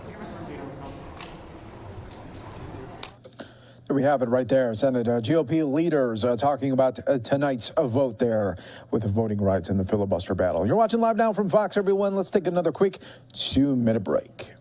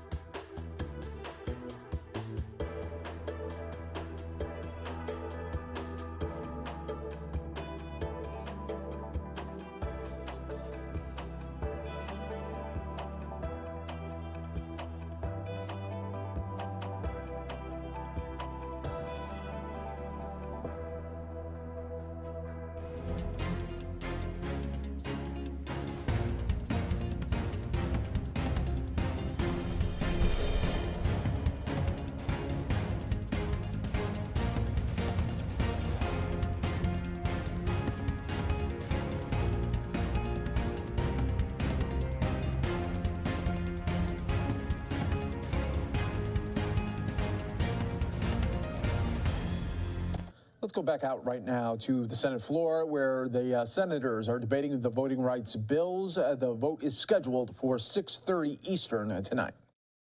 He's a Rhode Islander. He was a Reagan appointee. He's a Republican. He's a very distinguished judge. And he has said it is crucial that the electorate can understand who is speaking, and thus to give proper weight to different speakers and messages when deciding how to vote. That crucial right is denied to Americans wholesale because of an unprecedented dark money campaign of interference in our democracy. You see it whenever it's election season. You're watching a television show and suddenly your TV screen is occupied by an advertisement that tells you that somebody is a bum, that somebody is no good, that somebody is terrible, that smears them. And at the end it says, this advertisement was brought to you by Americans for Peace and Puppies and Prosperity, some completely imaginary group that was cooked up just to launch those advertisements, and whatever filth those advertisements contained is then disappeared with the end of that front group. It's the political equivalent of toilet paper. You flush it when you're done with the filth, and whoever is behind it keeps their hands clean. So we now have a tsunami of slime, as one writer put it, flowing through our country, and it is denying our citizens the most fundamental right they have when they vote, which is to know who the actors are and who is doing what to whom. Well, in this bill is the Disclose Act that would fix that. If you spend more than 10 grand in an election, you have to report it. And I don't care how many shell corporations and donors' trusts and phony 501c4s you line up to blockade your identity, our bill will get through it. It super drills through however many screens you put up, and the American public will at last, once again, know who's really talking to them in their elections. Dark money, Madam President, takes away voters' right to know who's talking to them and what's going on in their democracy. It is a fundamental right. And unfortunately, it doesn't end there, because the other rights that my colleagues have so eloquently talked about, to get to the ballot, to be treated fairly at the ballot, to not be harassed on the way to the ballot, to be able to get a ballot mailed to you, the Republican efforts around the country to attack those rights, to suppress votes those ways, you know how that's being done? It's being done with dark money. We know it because they've been caught. It's not a matter of debate or dispute. When these enterprises are set up to deprive what Reverend Warnock calls some people of their right to vote, and when the laws are done so that that is accomplished against particularly African American voters with what one court called surgical precision, that is not happening at random. It is happening because enormous amounts of anonymous money are flowing into groups to make it happen. And I will close with two examples. One is called Heritage Action, which is the current state of the art on this is you set up a phony 501c3 and a phony 501c4, and they're a pair, and the money to the 501c3 is deductible, and the political dirty work is done by the 501c4, and Heritage Foundation, which we've all heard about, is the 501c3, and Heritage Action is its 501c4. And Heritage Action was recorded talking to its secret donors. And the person who was making the presentation to the secret donors in May of 2021 said, "We worked quietly with the legislatures. We got the best practices to them. We helped draft the bills. We made sure activists were calling the state legislators, getting support, showing up at their public hearings, giving testimony. In some cases, we actually drafted the bills for them." Or we have a sentinel. Think about that word for a minute. A sentinel on our behalf, give them the model legislation so it has that grassroots from the bottom up type of vibe. She said, and we did this with little fanfare. Honestly, nobody even noticed. My team looked at each other and were like, it can't be that easy. Well, the Disclose Act will stop it from being that easy to have an out-of-state dark money campaign take a state legislature and get them to pass voter suppression laws without the state legislators even know who is behind it. And that's on tape. I am not making this up. The other one that's always worth looking at are our friends at the Honest Elections Project, which actually doesn't exist. What exists is something called the 85 Fund. And the 85 Fund is allowed under Virginia law, Senator Kane, to have a fictitious name and to operate as if it were operating under its fictitious name. And it has several. One is the Judicial Crisis Network, which we all know helped stock the court with right-wing judges. But another one is the Honest Elections Project. Honest Elections Project and Honest Elections Project Action are the pair that work on this. Money has poured into this effort, and the Honest Elections Project has been smack in the middle of it. In 2012, 77% of its money came through Donors Trust, which is a great identity laundering device for right-wing dark money. In 2013, 96%. In 2014, 88%. In 2015, 84%. In 2016, 82.6%. In 2017, 93%. In 2018, 88.8%. And in 2020, the year that the Honest Elections Project waged dark money voter suppression, the 85 Fund received over $45 million identity laundered through Donors Trust. And much of that money came from one single $19 million contribution. Somebody wrote a $19 million check to suppress votes. Folks, if we don't get to the bottom of this, we're going to have a real problem on our hands. And when we get to the bottom of this, the American public will be with us because they hate this stuff.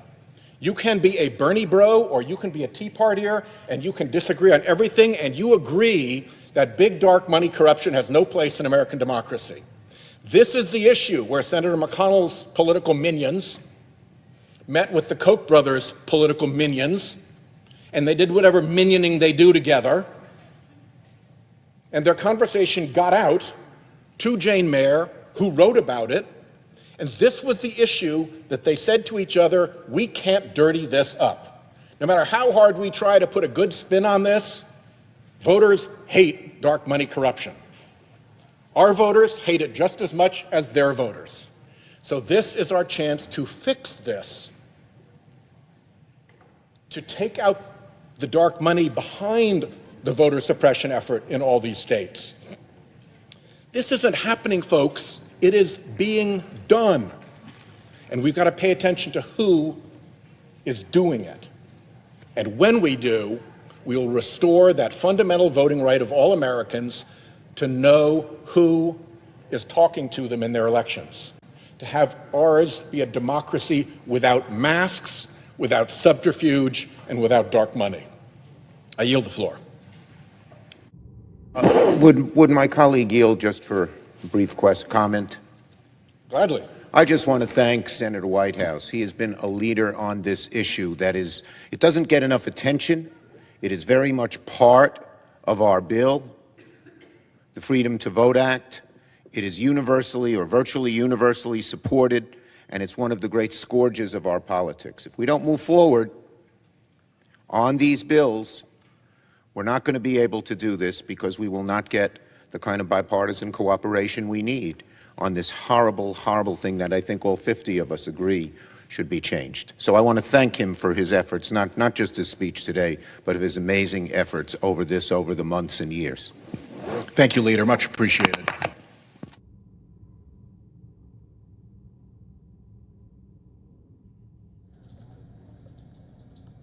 President. The Senator from South Carolina. Thank you, Madam President, for the opportunity to talk about something really important to all Americans, but specifically important to Americans from the Deep South who happen to look like me. As I listened to the President talk about the importance of stopping what he characterized as Jim Crow 2.0, I felt frustration and irritation rising in my souls as I keep hearing the references to Jim Crow. I asked myself how many Americans understand what Jim Crow was. I am so thankful that we are not living in those days. But just for those who don't appreciate the Jim Crow that was, it was a time when my grandfather, born in 1921, would have experienced that if he was still alive. He could tell the stories of the Jim Crow South and the Jim Crow era, an era where in order for a black person to vote, you had to pass a literacy test. Now, if you could read at that point, it would not just be a test on whether or not you could read, it would be a test on, do you know who your governor was 20 years before you were getting ready to vote? It would include the threat of being lynched, literally killed, because those in power wanted to stop black folks from realizing and fully participating in the greatest nation on earth and exercising what I believe is a fundamental responsibility and right of Americans, the right to vote. It would include beatings and the power of intimidation, the loss of your job if you dared to show up to vote. And so when I hear my president and your president, our president of these United States, just a little while ago, a week or so ago, talk about Jim Crow 2.0 and using as the poster child of this new Jim Crow South being the Georgia voting law, I rushed to read the law one more time so that I could understand what in the world is he talking about. Now, I'm here this afternoon, because I had a conversation with the South Carolina NAACP about 2 hours ago. And they encouraged me to come to the floor and make my comments as public as possible so that people understand what I have read in the Georgia law and compare it to the Jim Crow South. So what we know about the Georgia law, and I've read the law, what we know about the Georgia law is the controversy that the president spoke about and that we heard members of Congress speak about over the weekend is it is illegal to get water while waiting to vote. Now that claim has been proven false. It is not illegal to get water while waiting in line. That is false. The only time you can't get water while waiting in line to vote, according to the Georgia law, is if there's a partisan, someone campaigning for someone, you can't bring them water. But if you are an election worker or a relative, you can, of course, bring the person water. So that was completely false. But if that is the threshold of the new Jim Crow era, it looks nothing like the past. However, even that is false. What else is in that Georgia law that is supposedly the poster child of voter suppression? It allows for early voting, to include now the souls to the polls, where you have Sundays where you can vote early. As a matter of fact, 17 days of early voting, more early voting than the president's own home state or New York. It allows for mail-in ballots without an excuse. The same thing that was turned down by the voters in New York. No excuse, on demand, mail-in ballots is now the law in Georgia. New drop boxes. That pre-pandemic, it was not legal to have a drop box in Georgia. Now it is legal to have a drop box in Georgia. And voter ID, supported by at least 60% of Hispanics, 60% or more of the majority population. After going through point by point and realizing in South Carolina the minority turnout was stronger than the overall turnout in South Carolina, and 2 of the 3 African American senators in the United States Senate today, 2 of us, represent those southern states. It's hard to deny progress when 2 out of 3 come from the southern states that people say are the places where African American votes are being suppressed. Not to mention the fact that 2020 was a banner year for minority participation in the greatest nation on earth from a voting perspective, and that is, my friends, good news.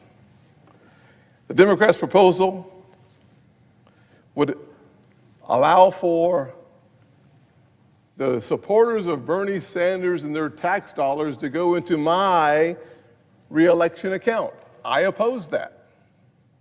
It would undermine voter ID laws across our country. I oppose that. It puts unaccountable bureaucrats in charge of our elections. Americans oppose that. And walking in on the day of the election, registering to vote without any verification is something I, too, oppose. And so, Madam President, When I think about the important issue of voting, and when I think about the issue of voter suppression, it lands on my front porch. Because as a guy who has voted in the Deep South all my life, as a person who was born in 1965 with a mama who understands racism, discrimination, and separate and not equal, the grandfather who I took to vote and helped him cast his vote because he was unable to read, to have a conversation in a narrative that is blatantly false is offensive, not just to me or Southern Americans, but offensive to millions of Americans who fought, bled, and died for the right to vote. So if we're going to have an honest conversation about the right to vote, let's engage in that based on the facts of the laws that are being passed, not the rhetoric surrounding those laws, where it looks like power is more important than people. I'll close with this. The Civil War of this nation started in my hometown. One of the most powerful and popular senators in the history of America was Strom Thurmond. 2010, when I ran for Congress, I ran for Congress in the place where the Civil War started. And I ran for Congress in a Republican primary against the son of Strom Thurmond. I won that race, not merely because of who I am, but because of who we have become as a nation.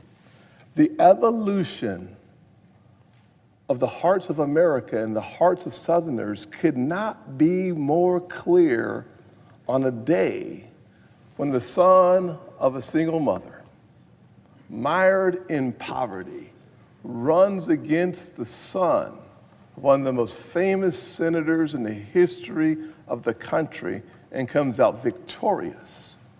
I would love for us to have a conversation about what we're doing for Americans as opposed to this negative, false narrative of what is happening to America.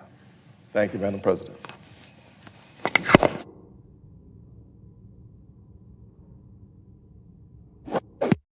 Madam President.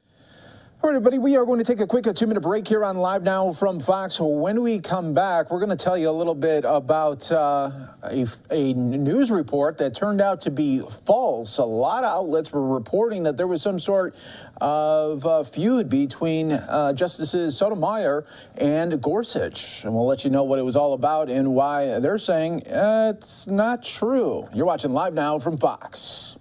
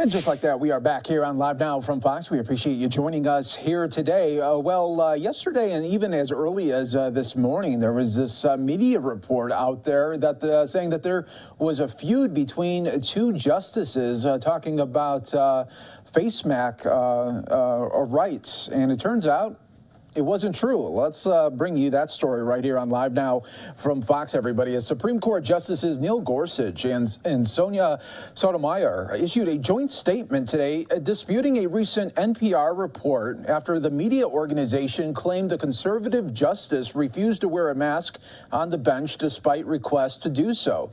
Reporting that Justice Sotomayor asked Justice Gorsuch to wear a mask surprised us. It is false. While we may sometimes disagree about the law, we are warm colleagues and friends, Gorsuch and Sotomayor said in a joint statement to the media. NPR's story by legal affairs correspondent says Gorsuch didn't mask despite Sotomayor's COVID worries, leading her to telework. The reported Chief Justice John Roberts ordered the justices to wear masks because of the surge since Sotomayor has diabetes. The correspondent also couched her language, writing Roberts' understanding that in some form asked the other justices to mask up, suggesting that he did it at Sotomayor's behest.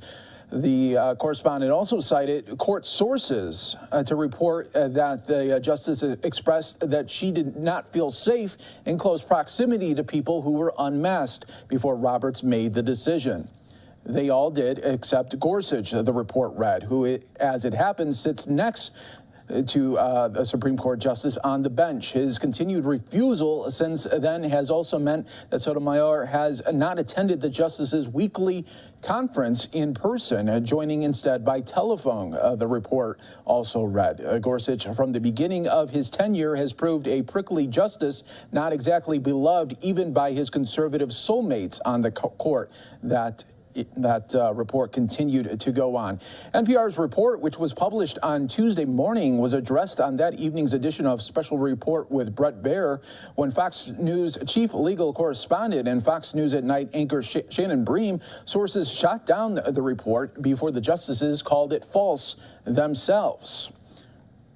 Now, this report was also, unfortunately, picked up by other media outlets there that was able to expand it even more. USA Today published a story headline saying, "Report, Supreme Court Justice Neil Gorsuch refuses to wear a mask in the courtroom despite requests from Roberts," while CNBC's was titled, "Supreme Court's Gorsuch refused to wear masks despite requests over Sotomayor's COVID concerns," the report says. So that was just a little bit of the back and forth that was being talked about, but then that joint statement comes out and says, not true at all. You're watching Live Now from Fox, everybody. We're going to take another quick 2-minute break and, of course, get you back out to that Senate floor where we have Senator Cory Booker right now speaking on voting rights legislation.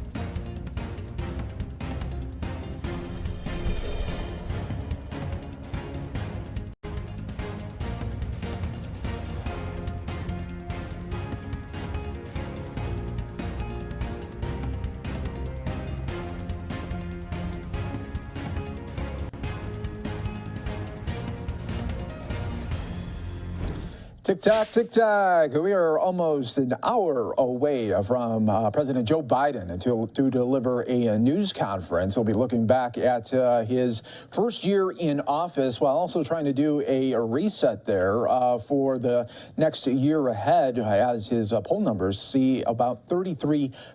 So he'll be asked on a wide range of topics from the COVID-19 response to the economy, the inflation, and also supply chain issues and much, much more. So we'll be featuring that for you coming up here on Live Now from Fox at 4 o'clock Eastern. We'll be bringing that to you live from the beginning all the way to the end. Another one that we are monitoring today, coming up about 6:30 Eastern, there will be a vote on the Senate floor for this voting rights legislation, voting rights bills that are going to be discussed right now. You see Senator Cory Booker there with the Democrats speaking on its favorability right now. Let's listen right here on Live Now from Fox.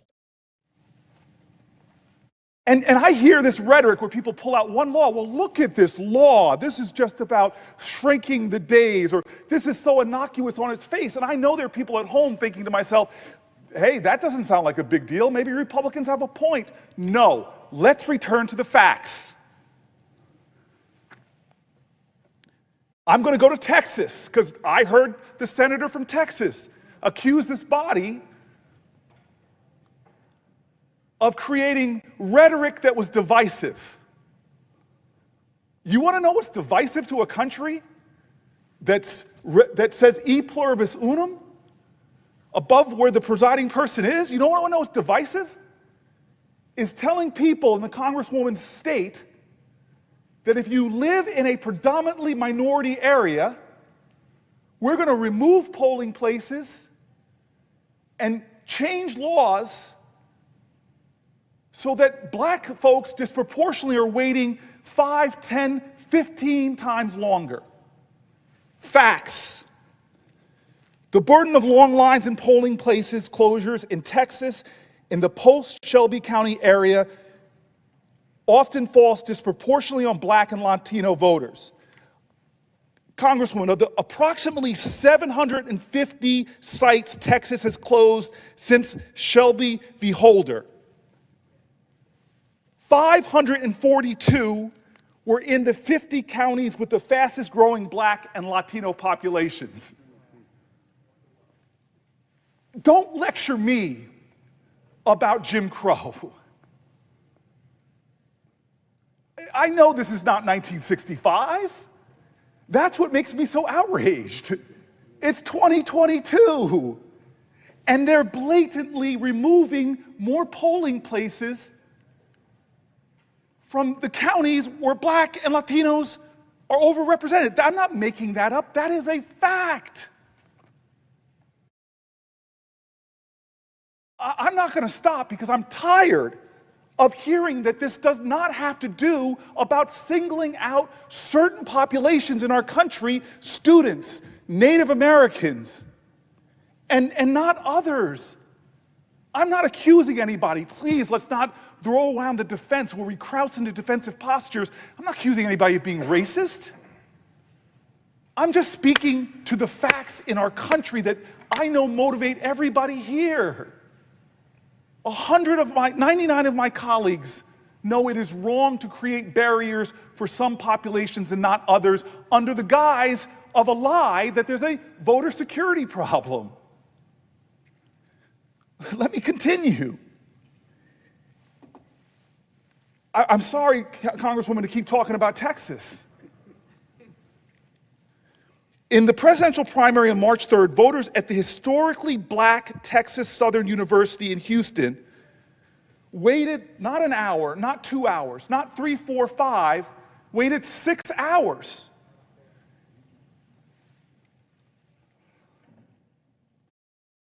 A poll of Texas voters conducted just in 2020 election underscored the disparity of non-white voters faced in casting their ballots. I'm sorry, Senator Kaine, you were very good when you talked about that sign of 98% of people happy. I sat here stunned. I was wondering who they were polling, because they were not polling black and Latino voters in Texas when they did that. Let me give you the facts.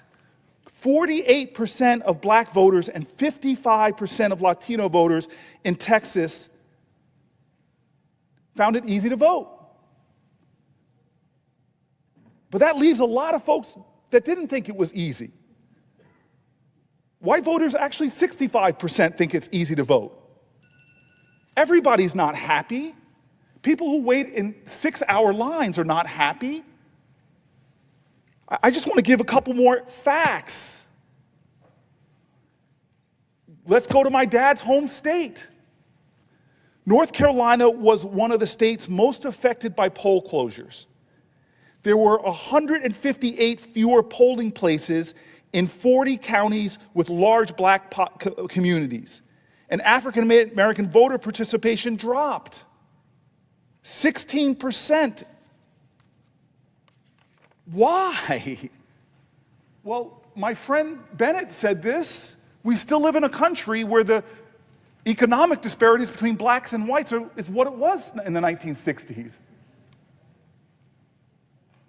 And so if you're a black struggling family and your option to vote means standing in line for 10 hours compared to predominantly white counties where the wait is longer, you don't go vote. And that's not just black folks. The stories about disabled voters, with about 1 in 7 or 1 in 8 pointing out that it's hard for them to vote because of physical impediments, that's discriminatory against them. It doesn't mean people here are anti-disabled. We're not throwing those labels around. I'm just talking about the facts. And so I just want my colleagues to know that I can pull story after story of these states, the 19 that are passing these laws. If you pull them out and want to read them absent context, you're going to try to obscure the larger picture that's going on in our nation, is that we are seeing entirely Republican legislatures passing laws that are disproportionately impacting certain groups by the facts. And so I want to close with this, because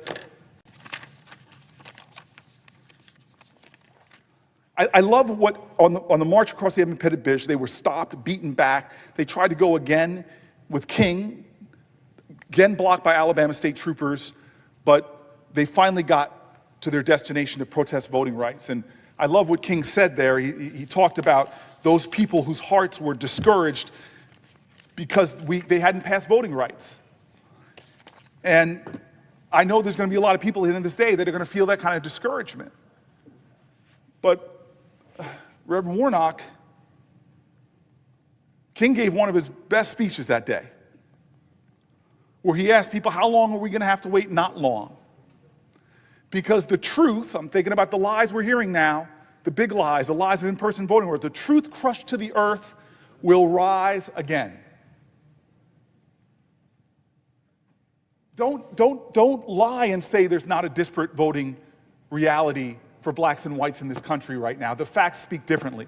Don't lie and say that these laws are not being done in a way to make it harder for students to vote. Don't lie and say that we are a nation that should be doing more to ease access as opposed to putting up more barriers, because to go on more barriers is anti-democratic. Those lies will not live forever. I do believe still that the arc of the moral universe is long and it bends till justice. I still believe that the best of our democracy will come out if people do not give up and are not discouraged. I ask my colleagues right now to continue on the floor today, to continue to tell the truth of what's happening in your states, to continue telling the truth of what's happening in our nation. Because we will win this fight. I don't know how long it will take, but that will be determined by how dedicated we are to the principles of this democracy. We must live in a nation where everyone is equal, not in rhetoric or in slogan or in salutes, but everyone is equal in the experience they have through participating in democracy. The vote is the bedrock of our nation, is the foundation of the country, and it does have cracks that need our repair. Whether we get down on our knees in prayer or we stand tall, let's continue the work of this democracy so that freedom and justice does roll down like water and righteousness like a mighty stream. Forgive me, colleagues, for speaking well beyond my time, and I apologize if I demonstrated too much emotion. Thank you, Mr. President, Madam President.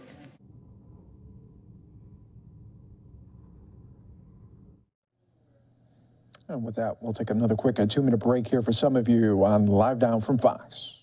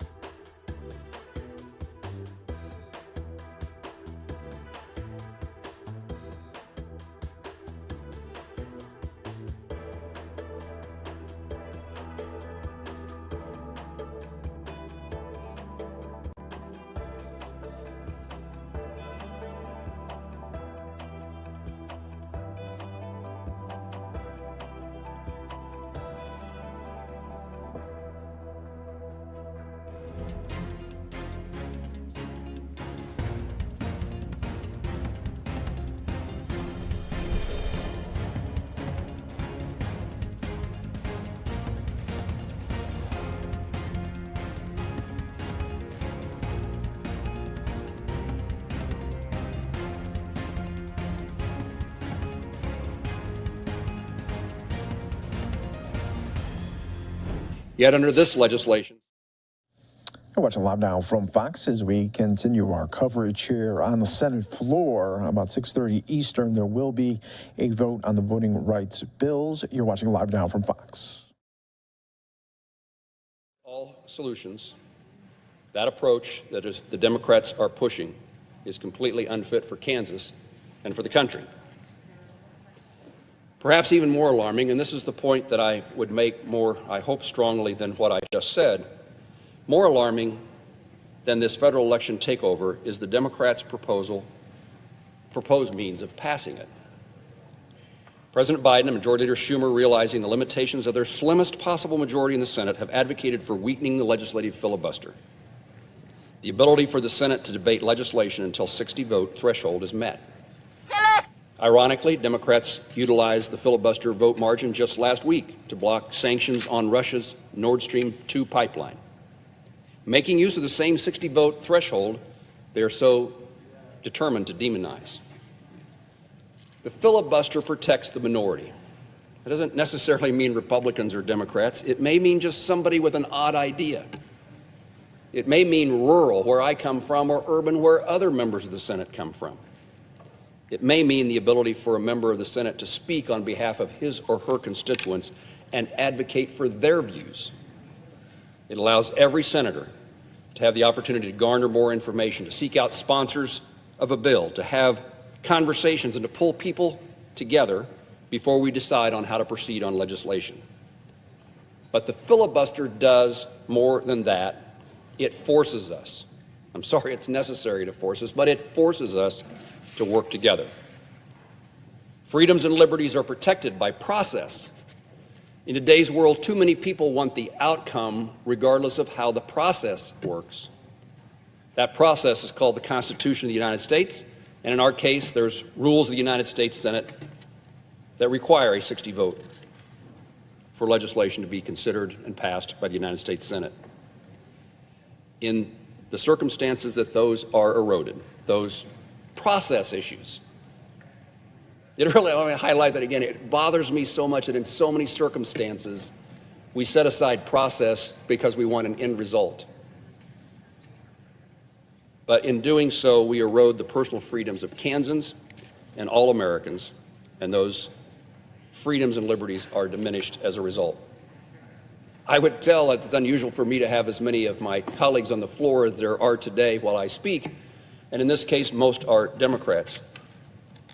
I would say that if we want to change the United States Senate, and I'm a critic of the way that we do business here, I've never enjoyed serving in the United States Senate in which it worked well. If we wanted to do something that would actually make a difference as compared to change the process by which we consider legislation, how about having committees that actually do their work? How about having hearings and markups and debate? Give me the chance, give all of my colleagues the chance to participate in this democracy of developing legislation. But how many times have I voted on things that are garnered, put together, patchwork together, created by the leadership of the Senate or the leadership of the House, or working together a bill that is proposed by the White House? I want to have ownership, and even if I don't get my way, at least I had the opportunity, and it is the committee process that allows us to do that. And instead of fixing something fundamental as the Congress of the United States and having committees that work, we're going to change the process by which we can get to a bill or pass a bill and reduce the role that people who have different ideas play in that outcome. Give me ownership of legislation through a committee process. Don't take away my ability to better represent Kansans and Americans and people in the minority by changing the 60-vote rule. Americans voted for a Congress that is nearly a 50-50 split between the parties in the House and a precisely 50-50 split in the Senate. I don't think Americans voted to give one party free rein to implement an unprecedented power grab to nationalize elections and fundamentally reshape the way the Senate passes legislation. Thankfully, there's a bipartisan opposition to weakening the filibuster. A majority of senators agree it would bring about massive uncertainty for Americans who don't want to be subjected to the dramatic political swings when one election occurs and one party's in power and then the next party's in power. There's so much uncertainty in this world because there was never the consensus to build a 60-vote margin for a piece of legislation. We must have confidence in our elections. It matters. I want everyone who is legally entitled to vote to be able to vote. And I understand that voting is a fundamental right. But Kansans know best what's for Kansans, and congressional Democrats would be wise not to underestimate our resolve in making our own determinations. Madam President, I yield the floor. Madam President. The senator from Wisconsin. Thank you, Madam President, and thank you for covering the presiding chair for a little longer than usual to allow me to make a few words, make an address to the Senate. Now, I rise because it is time for the Senate to stand on the side of protecting our very democracy and the freedom to vote. You know, this used to be a bipartisan issue, and I was proud to know the history that the Voting Rights Act of 1965 passed the Senate 77-19. And in 1982, when it was reauthorized, extending it, President Reagan said, I pledge that as long as I'm in a position to uphold the Constitution, no barrier will come between our citizens and the voting booth. And this bill is a vital part of fulfilling that pledge. When I served in the House of Representatives, the dean of the Wisconsin delegation, Representative Jim Sensenbrenner, a Republican, led the bipartisan effort for the Voting Rights Restoration and Amendments Act of 2006.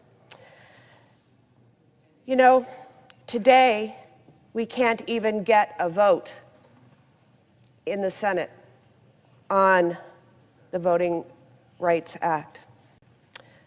Why have today's Republicans walked so far from those that came before them? There's a simple answer. Too many of my colleagues on the other side of the aisle refused to stand up for democracy and instead chose to stand on the side of Donald Trump and his big lie about the 2020 election being stolen from him. It wasn't. Trump lost fair and square, and President Biden won, and that's simply a fact. And to suggest otherwise is a fraud that undermines people's faith in our very elections. Enough is enough. We must act. We have the responsibility to do so. The threat posed by this big lie is all too real, and in my home state of Wisconsin, we have a stark example of it. I come from a purple swing state. We have had many, many closely decided elections in recent history.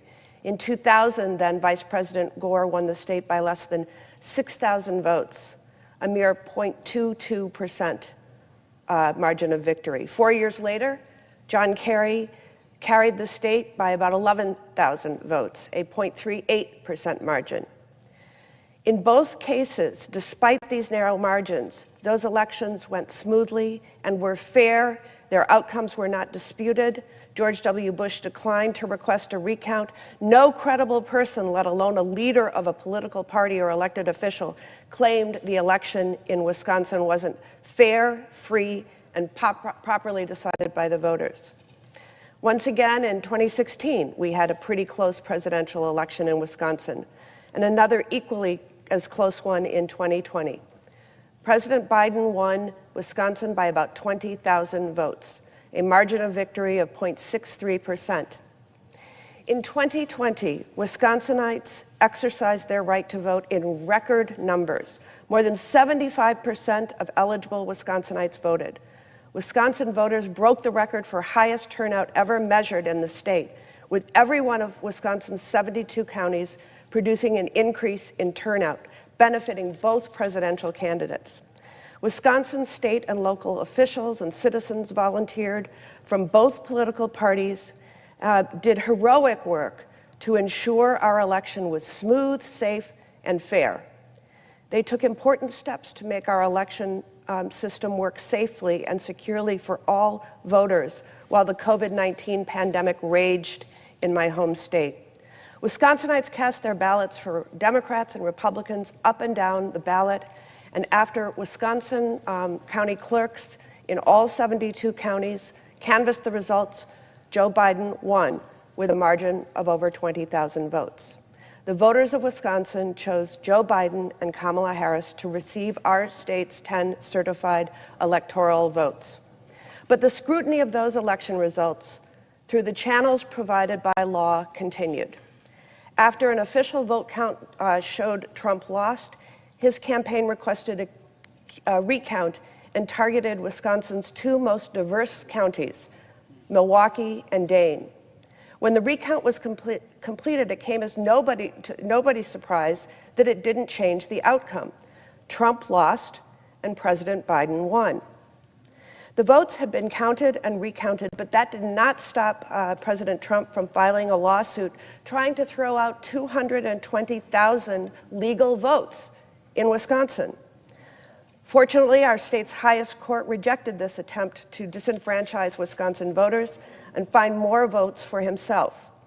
As two Wisconsin Supreme Court justices wrote, concurring with the majority decision dismissing Trump's campaign case, the evidence shows that despite a global pandemic, more than 3.2 million Wisconsinites performed their civic duty. More importantly, as it relates to this lawsuit, these voters followed the rules that were in place at the time. To borrow Justice Hagedorn's metaphor, Wisconsin voters complied with the election rulebook. No penalties were committed, and the final score was the result of a free and fair election. But that wasn't the end of the road for Republican efforts to sow distrust in the 2020 results in Wisconsin. In February 2021, a committee of the Republican-controlled Wisconsin State Legislature, by a party-line vote, directed the nonpartisan Legislative Audit Bureau to review the administration of the 2020 election. The Bureau, according to its report, spoke with the staff of the bipartisan Wisconsin Elections Commission and surveyed all 1,835 municipal clerks and 72 county clerks in the state. They also reviewed a host of records regarding the election, including a total of 45 sworn complaints pertaining to the election that had been filed with the Elections Commission. In October, the Bureau issued its report, which did not find any evidence of widespread voter fraud or wrongdoing in the election. Separately, a conservative think tank, the Wisconsin Institute for Law and Liberty, conducted its own review of the election. Their report, released December 2021, also concluded that there was no evidence of widespread voter fraud in Wisconsin. In fact, or the fact is, that our bipartisan Wisconsin Elections Commission conducted a free, fair, safe, and secure election, just as local elections clerks did across our state. Trump has still not provided any credible evidence of voter fraud or election irregularities. In fact, federal judges appointed by Trump rejected on the merits his false claims about the Wisconsin election. Despite all of this, the Republican leadership of the Wisconsin legislature authorized yet another sham process to question the integrity of the 2020 elections. With a budget of at least $680,000 of Wisconsin taxpayer dollars to boot.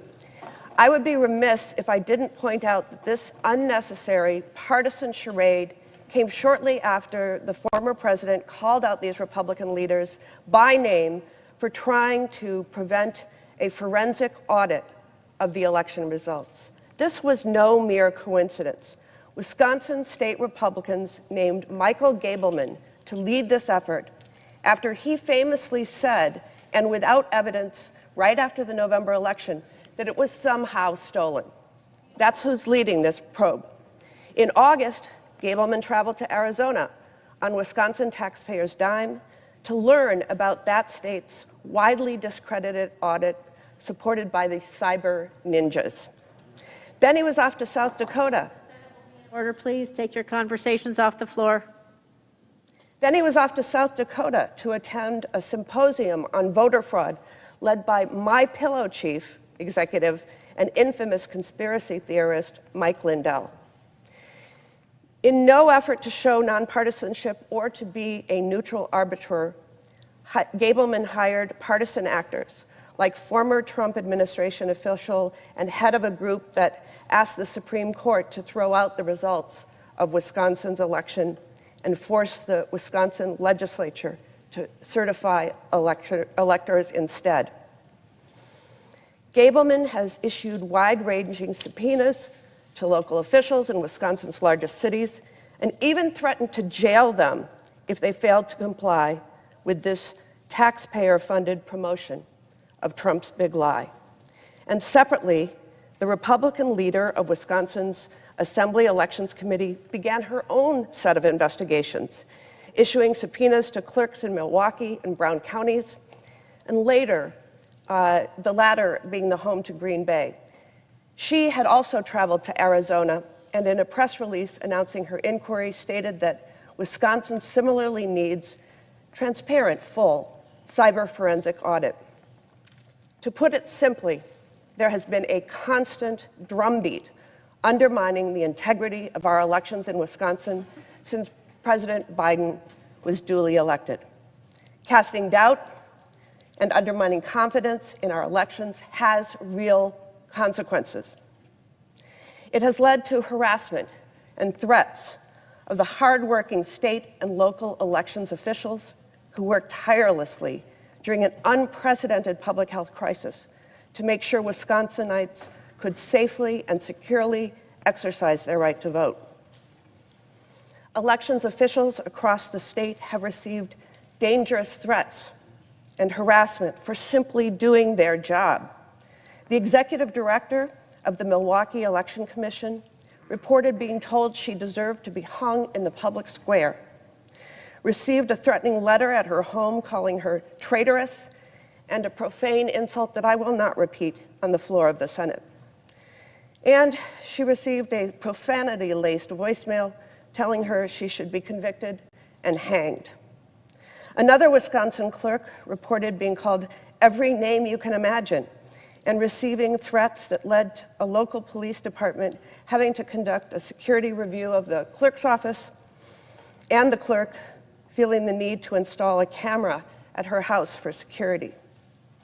In Rock County, Wisconsin, the county clerk's office asked for protection from the local sheriff in the wake of angry calls after a news report had misstated the county's votes. One of the members of the Wisconsin Elections Commission had pictures of her home posted on social media and received threatening messages about her children. Even elected officials are attacking the role of these individuals in administering our elections. A Republican sheriff has called for the 5 members of the bipartisan Wisconsin Election Commission to face criminal charges for guidance they provided during the pandemic about collecting absentee ballots from nursing homes. Madam President, let's be clear. On January 6th, 2021, Donald Trump not only incited a violent insurrection against our democracy, he also incited an ongoing attack on voting rights across America. Across the country, we've seen more than 400 bills that restrict access to voting that have been introduced in 49 states. In Wisconsin, the Republican-controlled state legislature has advanced legislation curtailing voting rights and putting up barriers to make it harder to vote. Last year, they passed measures that would make it harder for voters to turn in their absentee ballots. They have passed legislation that threatens election officials with felonies for assisting voters with minor issues on their ballots. And they want to make it harder for people with disabilities who cannot make it into the polls to exercise their right to vote. Thankfully, our Wisconsin governor has vetoed these measures. Despite Dropbox being a safe, secure, and effective way for voters to turn in their ballots and have their votes counted, and despite previous support for their use from Republicans in the state legislature, Trump's big lie has pushed them to now oppose the use of Dropboxes statewide. In fact, there is now a push to override guidance from the Wisconsin Elections Commission to make Dropboxes for legal ballots illegal in Wisconsin. At the same time, the Republicans in the state legislature are advancing a redistricting proposal that will double down on Wisconsin's unprecedented level of hyper-partisan gerrymandering, where politicians pick their voters instead of people choosing their elected officials. Not to be outdone, the New York Times has reported that my fellow senator from Wisconsin, quote, and this is a quote, believes Democrats cheat. This false accusation was accompanied by a proposal from this U.S. senator to change the rules in Wisconsin and have the Republican-controlled legislature seize control over the administration of our elections, taking this nonpartisan process out of the hands of our bipartisan independent Wisconsin State Elections Commission. As was reported, quote, Senator Ron Johnson, a Republican, said that GOP state lawmakers should unilaterally assert control over federal elections, claiming that they had the authority to do so even if Governor Tony Evers, a Democrat, stood in their way. An extraordinary legal argument debunked by a 1932 Supreme Court decision and a 1964 ruling from the Wisconsin Supreme Court, end quote, from the New York Times. For my part, I believe voting rights are fundamental to our democracy, and that is why I will keep on working to pass the John Lewis Voting Rights Advancement Act and the Freedom to Vote Act, so we stop voter suppression efforts and protect the right to vote. We must ensure that regardless of where you live in this country, you have the same access to the ballot box and faith that our elections are fair and safe. I yield back. Madam President. Senator from Tennessee. Thank you, Madam President. My Democratic colleagues are continuing what started last week with spending hours trying to convince members of their own party, both here in this chamber and across the country, that they had no choice but to blow up the Senate rules by firing a partisan torpedo at the filibuster. Now it appears, from what we heard, that they used demeaning, shaming words and really went about weaving quite a frightening tale about what would happen if their Democratic colleagues did not cave on this issue.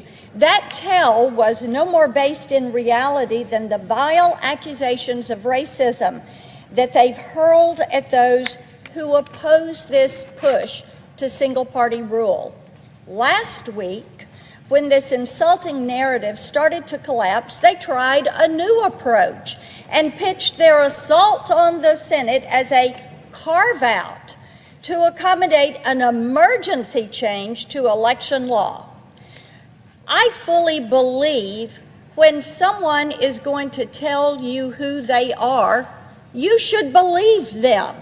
And over the past year, we have watched Joe Biden and the Democrats throw self-control out the window and leverage emergency after emergency to expand their power.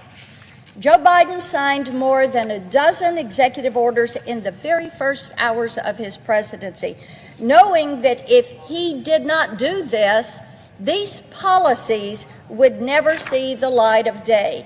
The people, and that is the people of this country, hadn't seen fit to give his allies in Congress the majority that he needed for his agenda.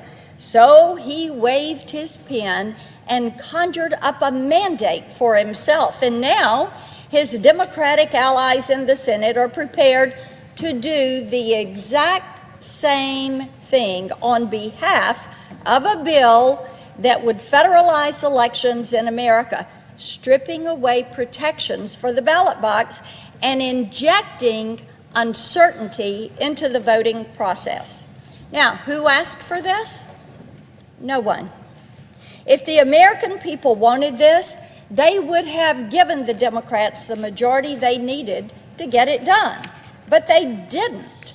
And in fact, I hear from Tennesseans every day who want it to be easier to vote and harder to cheat, not the other way around. But based on what I've seen, I've come to the conclusion that what the people want no longer seems to matter to our Democratic colleagues. We can take today's event as proof that if the people don't see fit to give them the power, they will come and take that power and turn the Senate into a rubber stamp they can deploy when an executive order just won't get the job done.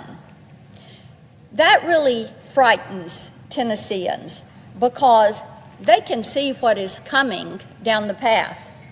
Open borders, court packing, gun control, the Green New Deal, abortion on demand, socialized health care, speech restrictions, federalized election, and more out-of-control spending and, yes, higher inflation.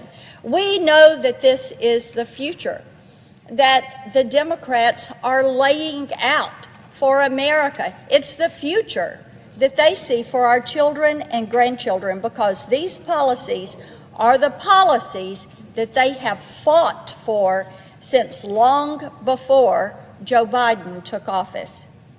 Do we really think that this attack on the Senate rules will stop with an election law takeover?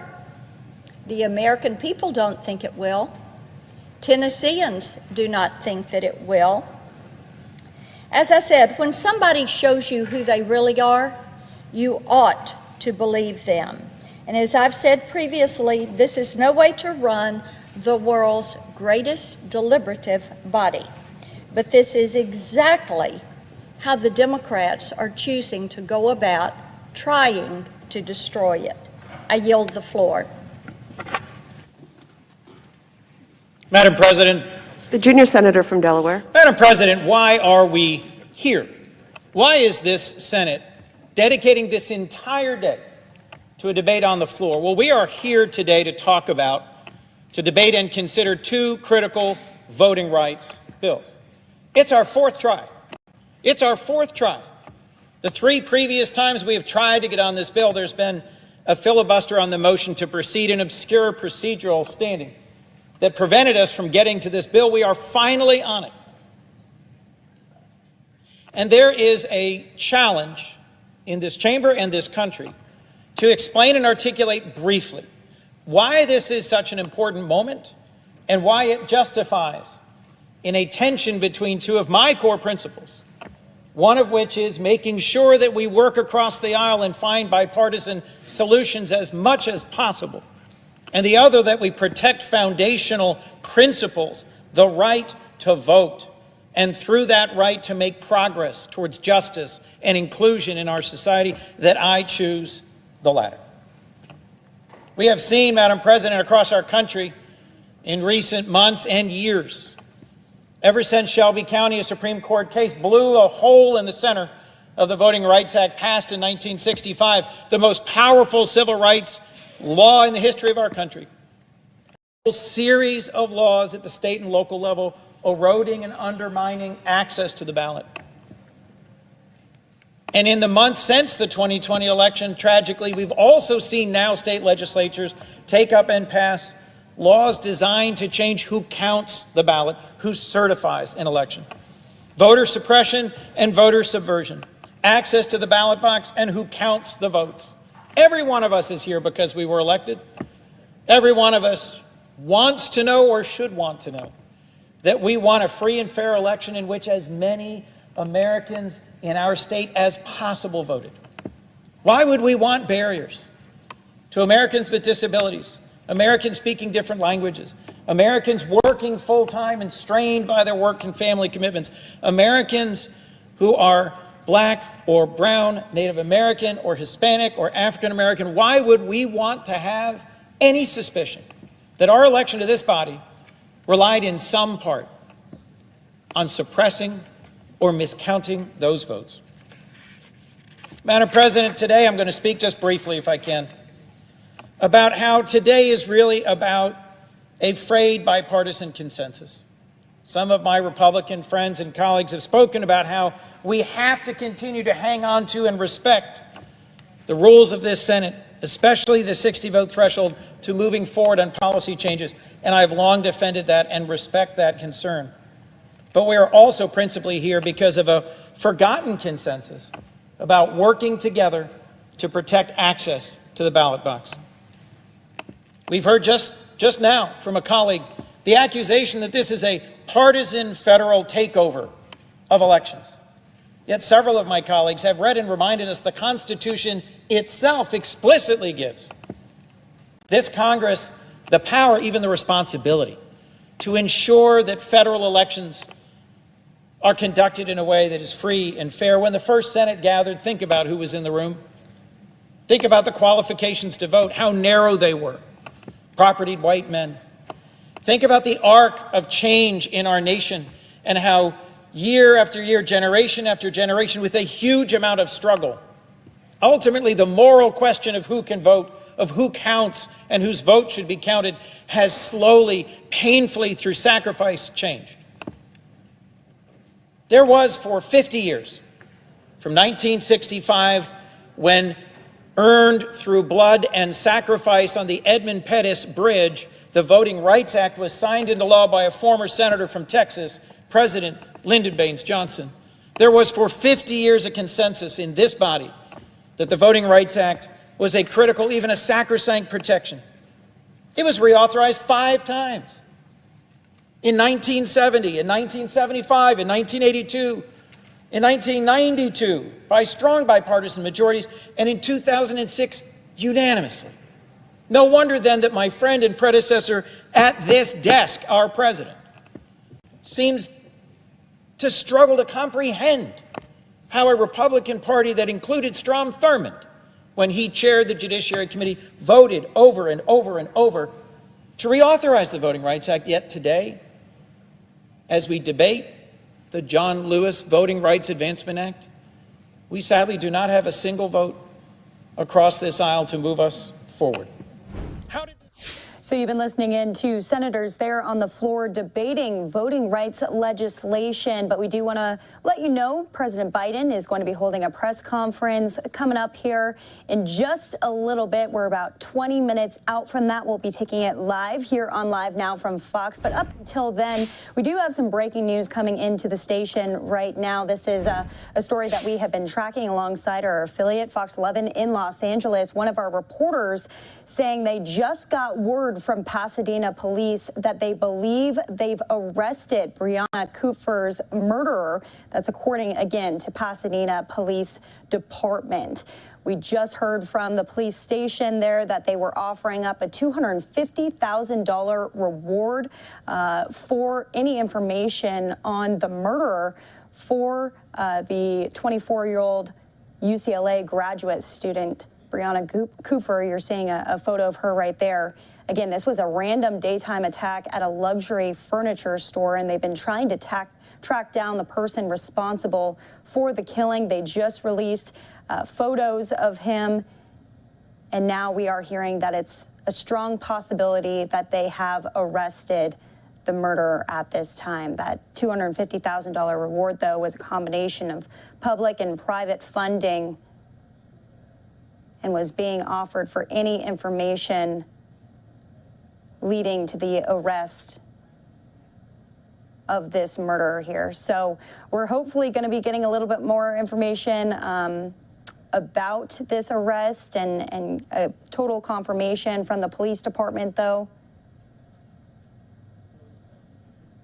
So we'll be tracking this story. This was the surveillance video that was released yesterday by officials there, as they were hoping someone from the public would be able to share some information, and it does seem like they have. We also have a live press conference going on as we speak right now out in Orlando. We were tracking this story a little bit earlier. This is out in Seminole County as the high school began the dismissal process for the main campus in Sanford just before 3 o'clock local time, following a shooting incident that prompted the school to be placed on lockdown. So we're going to play this press conference from the beginning for you as we want to hear all of the details surrounding this incident. Take a listen. Meeting with the school board, the decision was to made that we would do a late release on the main campus. Therefore, those students who were on the main campus were to shelter in place until about 2:45, 3 o'clock this afternoon, which would be a late release. At 13:32, the ninth grade center began to do a release, so the ninth grade students were allowed to leave the school. And at 13:48, about 1:48 this afternoon, we had the ability to clear the campus and make sure that the school was safe. With the assistance of the witness and staff and in-school surveillance, it was later determined that the suspect was the only shooter and that the other kids seen running were running away from the incident for their own safety. Again, the suspect was taken into custody without issue. As this is an ongoing investigation, as you all know, we can release information or will release information as the situation allows. The preliminary information kind of determines that it centers around a young lady or dispute over a young lady in school. Presently, we have no information or information period that this is a gang-related situation. Zero. There's nothing to identify that. And again, this is still early and preliminary. We're talking to witnesses, and I know they're in the process of interviewing the suspect right now as well. This incident that occurred today is one that we prepare for. We hope that never happens. We're grateful that there was no loss of life today, but however, the gravity of this, that thing that happened doesn't lessen the fact. I'm proud of the swift actions of the school resource officers and other law enforcement that immediately responded and provided aid and ensured the safety of the students on campus.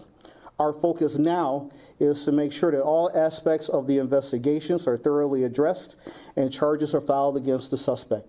What I'll do now is I'll bring the superintendent up, and she'll be able to speak about the circumstances.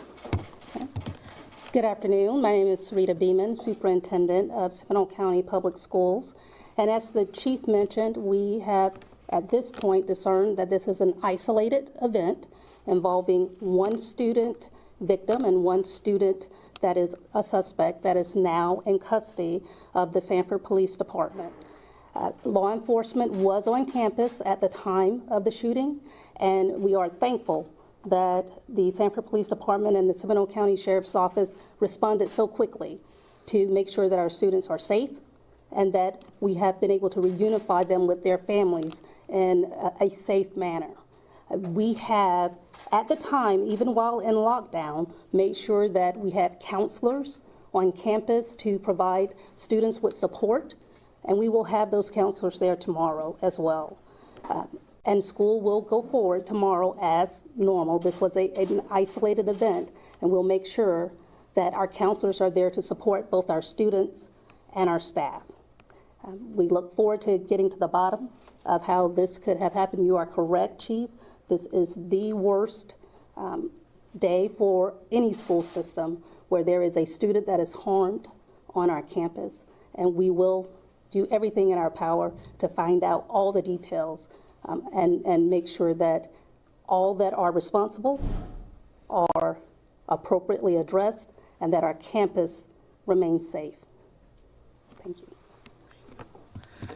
And so as the superintendent alluded to, it is paramount that we work together to make sure that our students have a safe place for them to go to school and learn. You know, kids leave home every morning with the expecting that nothing is going to happen to them. But when situations occur, we are grateful for the fact that we train, that we work together, that we communicate with the school board, that we communicate with the sheriff's department, that when something does occur, we have that ability to go in and react as soon as we possibly can to ensure that the students are safe as we can possibly make them. So I'll take a couple of questions, but one second.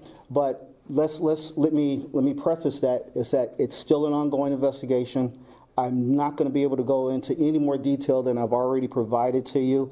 Again, the suspect is in custody. He's in the process of being interviewed, as well as conversations and interviews are being done with many of the witnesses right now. When was the victim shot, like, on his person?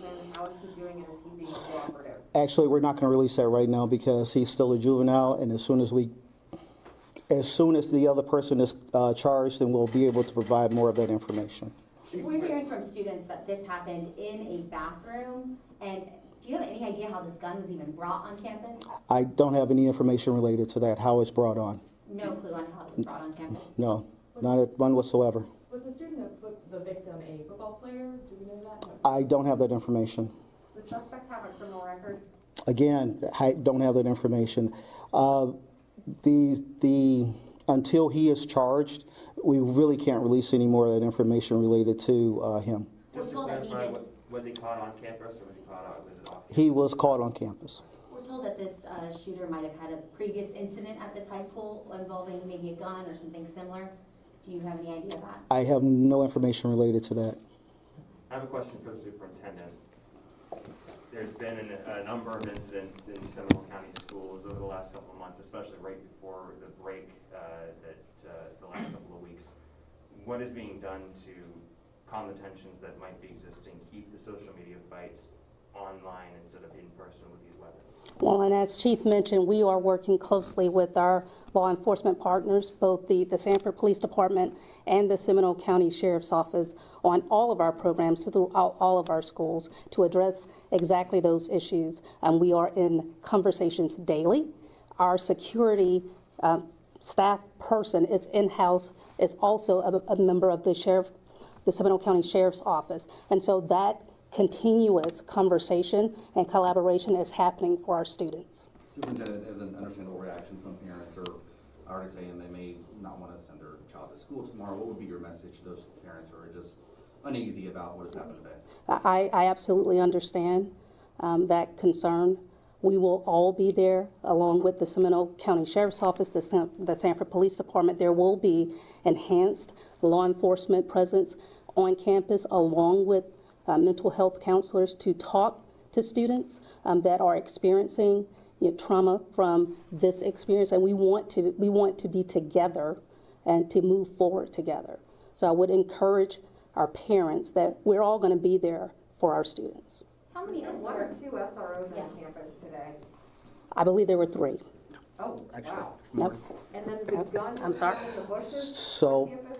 So each of our, Seminole High School is our larger of our schools. There are actually 4 officers who are on the main campus and 1 officer that's actually assigned to the 9th grade center. As far as getting the weapon on the school, we have no idea how he brought the weapon on campus.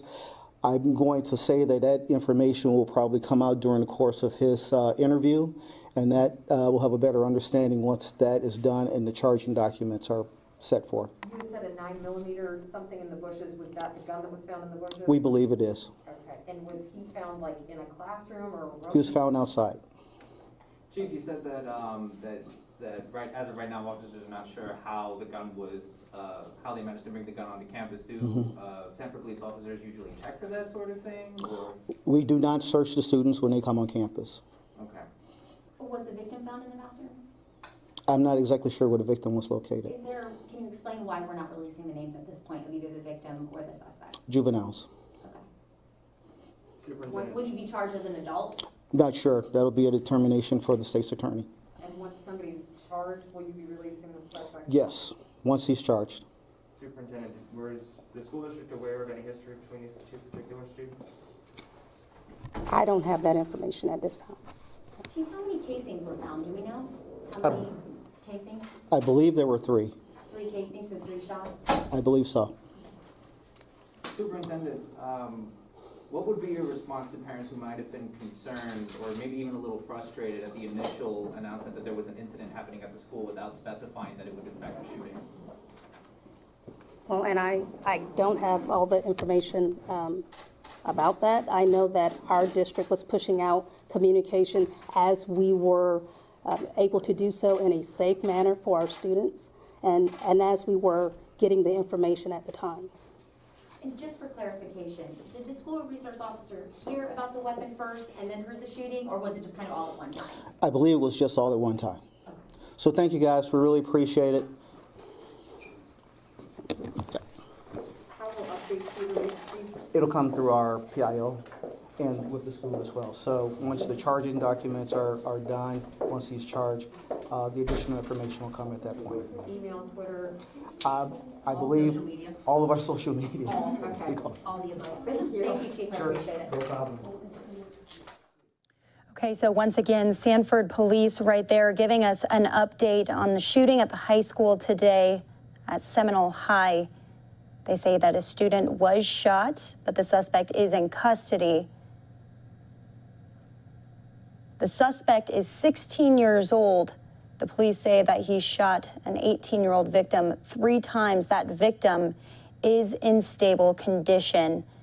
So no deaths in this case here. The suspect, again, has been taken into custody. They are not releasing the identity of the victim or the shooter at this time. Obviously, bottom right-hand corner, we are tracking clearly a lot of things right now. The president expected to be speaking in just minutes here. We are just 5 minutes out from the president taking the podium, answering reporter questions. But ahead of that, I just want to hit on, again, this breaking news coming out of the Los Angeles area right now. A suspect has been identified in connection to the murder of a UCLA graduate student in Hancock Park. According to the Los Angeles Police Department, 31-year-old Sean Laval Smith is wanted in connection to Breonna Kupfer's death. She was found dead by a customer at a luxury furniture store during the daytime last week. Authorities believe her death was the result of a random attack. Smith has been seen in Pasadena, Santa Monica, West Hollywood, Covina, and other parts of California. That's according to the LAPD. They believe that Smith is armed and dangerous, and anyone near Smith is asked to call 911 instead of approaching him. And we are getting in from one of our reporters that they have also possibly made an arrest in the murder.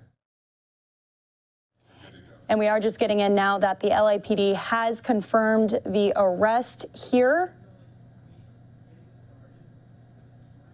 for the suspect who was wanted in connection for the murder. You're taking a look at him right now, 31-year-old Sean Laval Smith. Ahead of today, we had only seen surveillance video of him, but you're taking a look at surveillance video captured from throughout the day ahead of the stabbing death of the UCLA graduate student. A $250,000 reward was being offered to anyone with information. And now, once again, LAPD confirming officially the arrest has been made.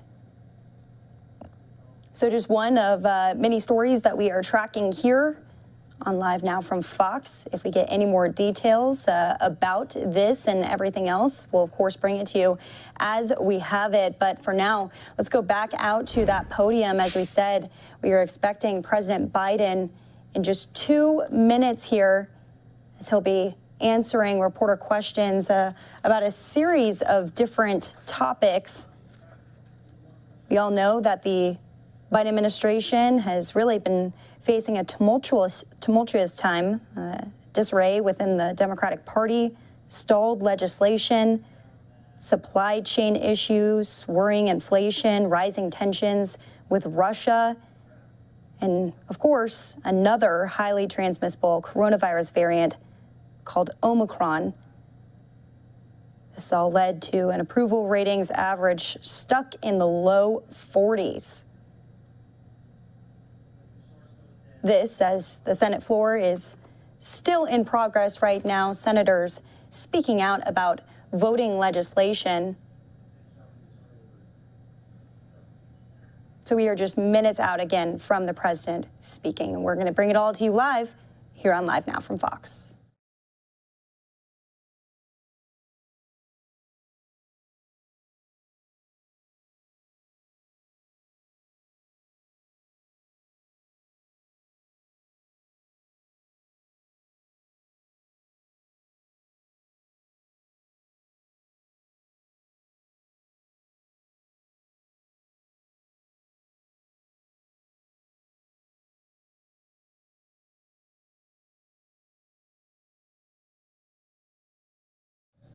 So once again, if you are joining us right now here on Live Now from Fox, I'm Daytona Everett. We're taking a live look from Washington, D.C., from the White House in the East Room. This is an effort by the White House attempting to reconstruct itself, embracing the public during a tumultuous time for the Biden administration. As we were just saying, issues within the Democratic Party, talking about voting legislation, stalled legislation on all fronts, supply chain issues, worrying inflation, tensions with Russia, and also the looming COVID-19 pandemic. The Omicron variant really throwing a wrench into things for the Biden administration. Things to expect possibly in this speech: an empathy for the American public. As we know, so many Americans struggling right now with the high prices of just normal products.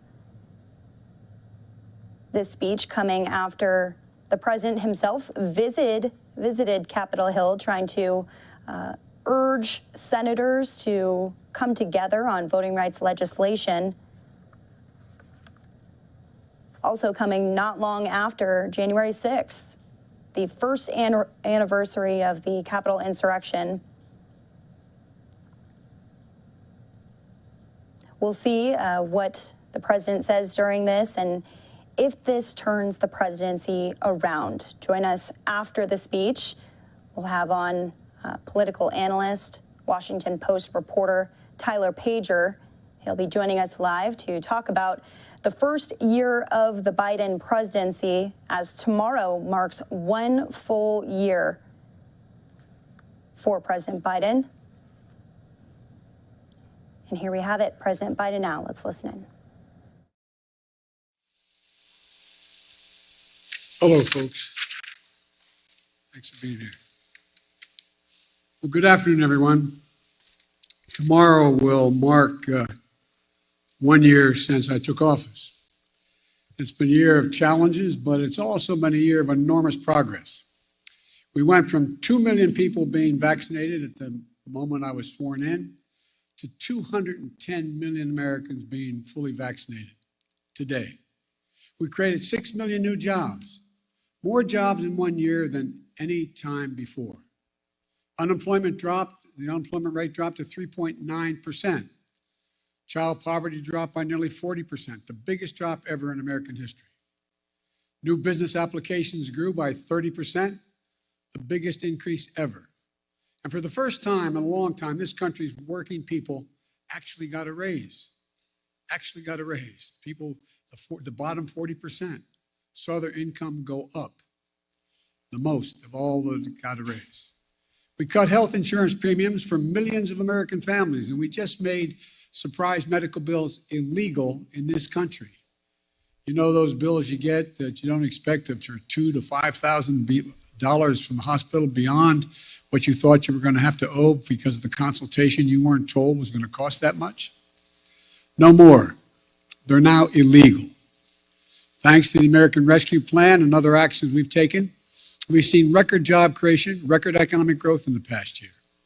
Now, thanks to the bipartisan infrastructure bill, we're about to make a record investment in rebuilding America to take us to be the #1 best infrastructure in the world.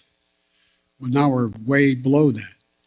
We'll be creating better jobs for millions of people, modernizing our roads, our bridges, our highways, our ports, our airports, everything from making clean water, removing lead pipes, so that every American can turn on a faucet and drink clean water. Urban and rural and suburban communities. It's going to make affordable high-speed internet available to every American in urban, rural, and suburban areas. We've never done that before. Now we are. We're in the process of getting that done. Still, for all this progress, I know there's a lot of frustration and fatigue in this country. And we know why. COVID-19, Omicron has now been challenging us in a way that it's the new enemy.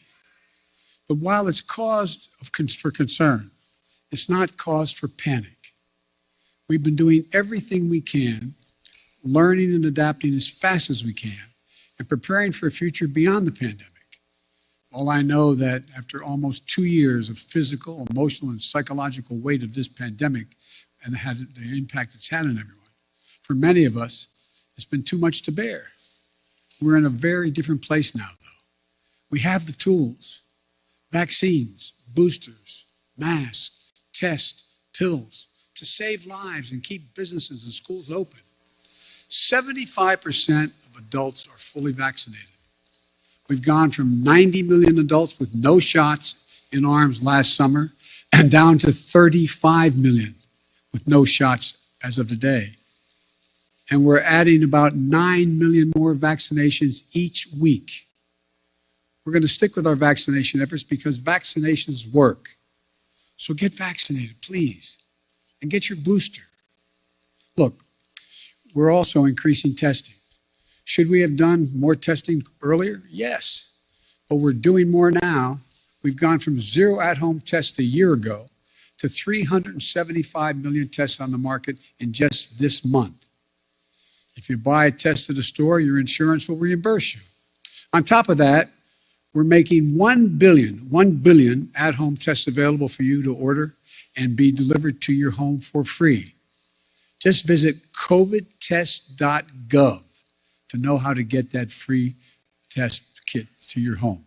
In addition, there are 20,000 sites where you can get tested in person for free now. And now we have more treatments that for people to keep people out of the hospital than any other point in the pandemic, including life-saving antiviral pills. We purchased 20 million of these new Pfizer pills, more than any country in the world. The bottom line on COVID-19 is that we're in a better place than we've been and have been thus far, clearly better than a year ago. We're not going back to lockdowns. We're not going back to closing schools. Schools should stay open because the American Rescue Plan, we provided to states $130 billion. $130 billion to keep our students and educators safe and schools open. Funding for ventilation systems in schools, social distancing, hygiene for classrooms and the school buses. In addition, we've added another $10 billion for COVID-19 tests to be able to be administered at schools. And many states and school districts have spent this money very well. Unfortunately, some haven't. I encourage the states and school districts that use the funding to protect our children and keep our schools open. Use it. The COVID-19 is not going to give up and accept things. It's just not going to go away immediately. But I'm not going to give up and accept things as they are now. Some people may call what's happening now the new normal. I call it a job not yet finished. It will get better. We're moving toward a time when COVID-19 won't disrupt our daily lives, where COVID-19 won't be a crisis, but something to protect against and a threat. Look, we're not there yet, but we will get there. Now, the second challenge we're facing are prices. COVID-19 has created a lot of economic complications, including rapid price increases across the world economy. People see it at the gas pumps, the grocery stores, and elsewhere. So here's what we're going to do. A critical job in making sure that the elevated prices don't become entrenched rests with the Federal Reserve, which has a dual mandate: full employment and stable prices. The Federal Reserve provided extraordinary support during the crisis for the previous year and a half. Given the strength of our economy and the pace of recent price increases, it's appropriate, as the federal chairman, Chairman Powell, the Fed Chairman Powell has indicated, to recalibrate the support that is now necessary. I respect the Fed's independence, and I've nominated 5 superb individuals to serve on the Federal Board of Governors, men and women from a variety of ideological perspectives. They're eminently qualified, historically diverse, and have earned bipartisan praise. And I call on the United States Senate to confirm them without any further delay.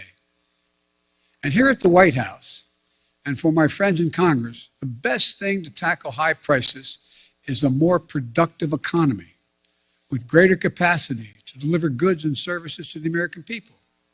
And a growing economy where folks have more choices and more small businesses compete, and where more goods can get to market faster and cheaper. I've laid out a 3-part plan to do just that. First, fix the supply chain. COVID-19 has had a global impact on the economy. When a factory shuts down in one part of the world, shipments to shops and homes and businesses all over the world are disrupted.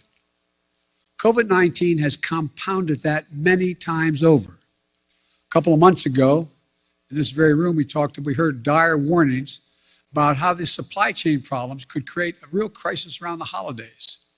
So we acted. We brought together business and labor, and that much predicted crisis did not occur. 99% of the packages were delivered on time, and shelves were stocked.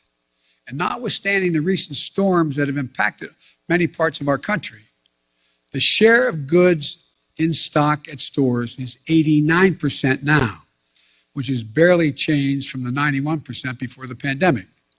I often see empty shelves being shown on television. 89% are full, which is only a few points below what it was before the pandemic. But our work's not done. My infrastructure law will supercharge your effort upgrading everything from roads and bridges to ports and airports, railways and transit, to make the economy move faster and reduce prices for families. Second thing, my Build Back Better plan will address the biggest cost of working families face every day. No other plan will do more to lower the cost for American families. It cuts the cost for childcare. Many families, including the people sitting in this room, if they have children and they're working full-time. Many families pay up to $14,000 a year for childcare in big cities, less than that in smaller ones. My plan cuts that in half. That will not only be a game changer for so many families' budgets, but it will mean so much for the nearly 2 million women who've left the workforce during the pandemic because of things like childcare. My Build Back Better plan cuts the price of prescription drugs. So insulin, that today costs some people as much as $1,000 a month, will cost no more than $35 a month. It cuts the cost of elder care. It lowers energy cost. And it will do all this without raising a single penny in taxes on people making under $400,000 a year or raising the deficit. In fact, my plan cuts the deficit and it boosts the economy by getting more people into the workforce. That's why 17 Nobel Prize winners for economics say it will ease long-term inflationary pressure. The bottom line, if price increases are what you're worried about, the best answer is my Build Back Better plan. Third thing we're going to do, promote competition. Look, in too many industries, a handful of giant companies dominate the market in sectors like meat processing, railroad, shipping, and other areas. This isn't a new issue. It's not been the reason we've had high inflation today. It's not the only reason. It's been happening for a decade. But over time, it has reduced competition, squeezed out small businesses and farmers, ranchers, and increased the price for consumers. We end up with an industry like the meat processing industry, where 4 big companies dominate the markets. Pay ranchers less for their cattle they grow, charge consumers more for beef, hamburger meat, whatever they're buying. Prices are up. Look, I'm a capitalist, but capitalism without competition is not capitalism. It's exploitation. So I signed an executive order to tackle unfair competition in our economy, and we're going to continue to enforce it, along with working with Congress where we can. I'll close with this. We have faced some of the biggest challenges that we've ever faced in this country these past few years. Challenges to our public health, challenges to our economy, but we're getting through it. And not only are we getting through it, we're laying the foundation for a future where America wins the 21st century by creating jobs at a record pace. Now we need to get inflation under control. We have developed an extraordinarily effective booster shots and antiviral pills. Now we need to finish the job to get COVID-19 under control. I've long said it's never been a good bet to bet against the American people or America. I believe that more than ever today. We've seen the grit and determination of the American people this past year. But the best days of this country are still ahead of us, not behind us. Now I'm happy to take questions. Yes. Thank you, Mr. President. I know some of my colleagues will get into some specific issues, but I wanted to zoom out on your first year in office. Inflation is up. Your signature domestic legislation is stalled in Congress. In a few hours from now, the Senate, an effort in the Senate to deal with voting rights and voting reform legislation is going to fail. COVID-19 is still taking the lives of 1,500 Americans every day, and the nation's divisions are just as raw as they were a year ago. Did you overpromise to the American public what you could achieve in your first year in office, and how do you plan to course correct going forward? Why are you such an optimist? Look, I didn't overpromise, but I have probably outperformed what anybody thought would happen. The fact of the matter is that we're in a situation where we have made enormous progress. You mentioned the number of deaths from COVID. Well, it was 3 times that not long ago. It's coming down. Everything's changing. It's getting better. Look, I didn't overpromise, but I think if you take a look at what we've been able to do, you'd have to acknowledge we made enormous progress. But one of the things that I think is something that, one thing I haven't been able to do so far is get my Republican friends to get in the game of making things better in this country. For example, I was reading the other day, and I wrote the quote down so I don't misquote him. A quote from Senator Sununu, when he decided that he wasn't going, Governor Sununu, when he decided he wasn't going to run for the Senate in New Hampshire. Here's what he said. They were all, for the most, quote, they were all, for the most part, content with the speed at which they weren't doing anything. It was very clear that we just had to hold the line for 2 years. Okay, so I'm just going to be a roadblock for the next 2 years? That's not what I do, Sununu said. He went on to say, it bothered me that they were okay with that.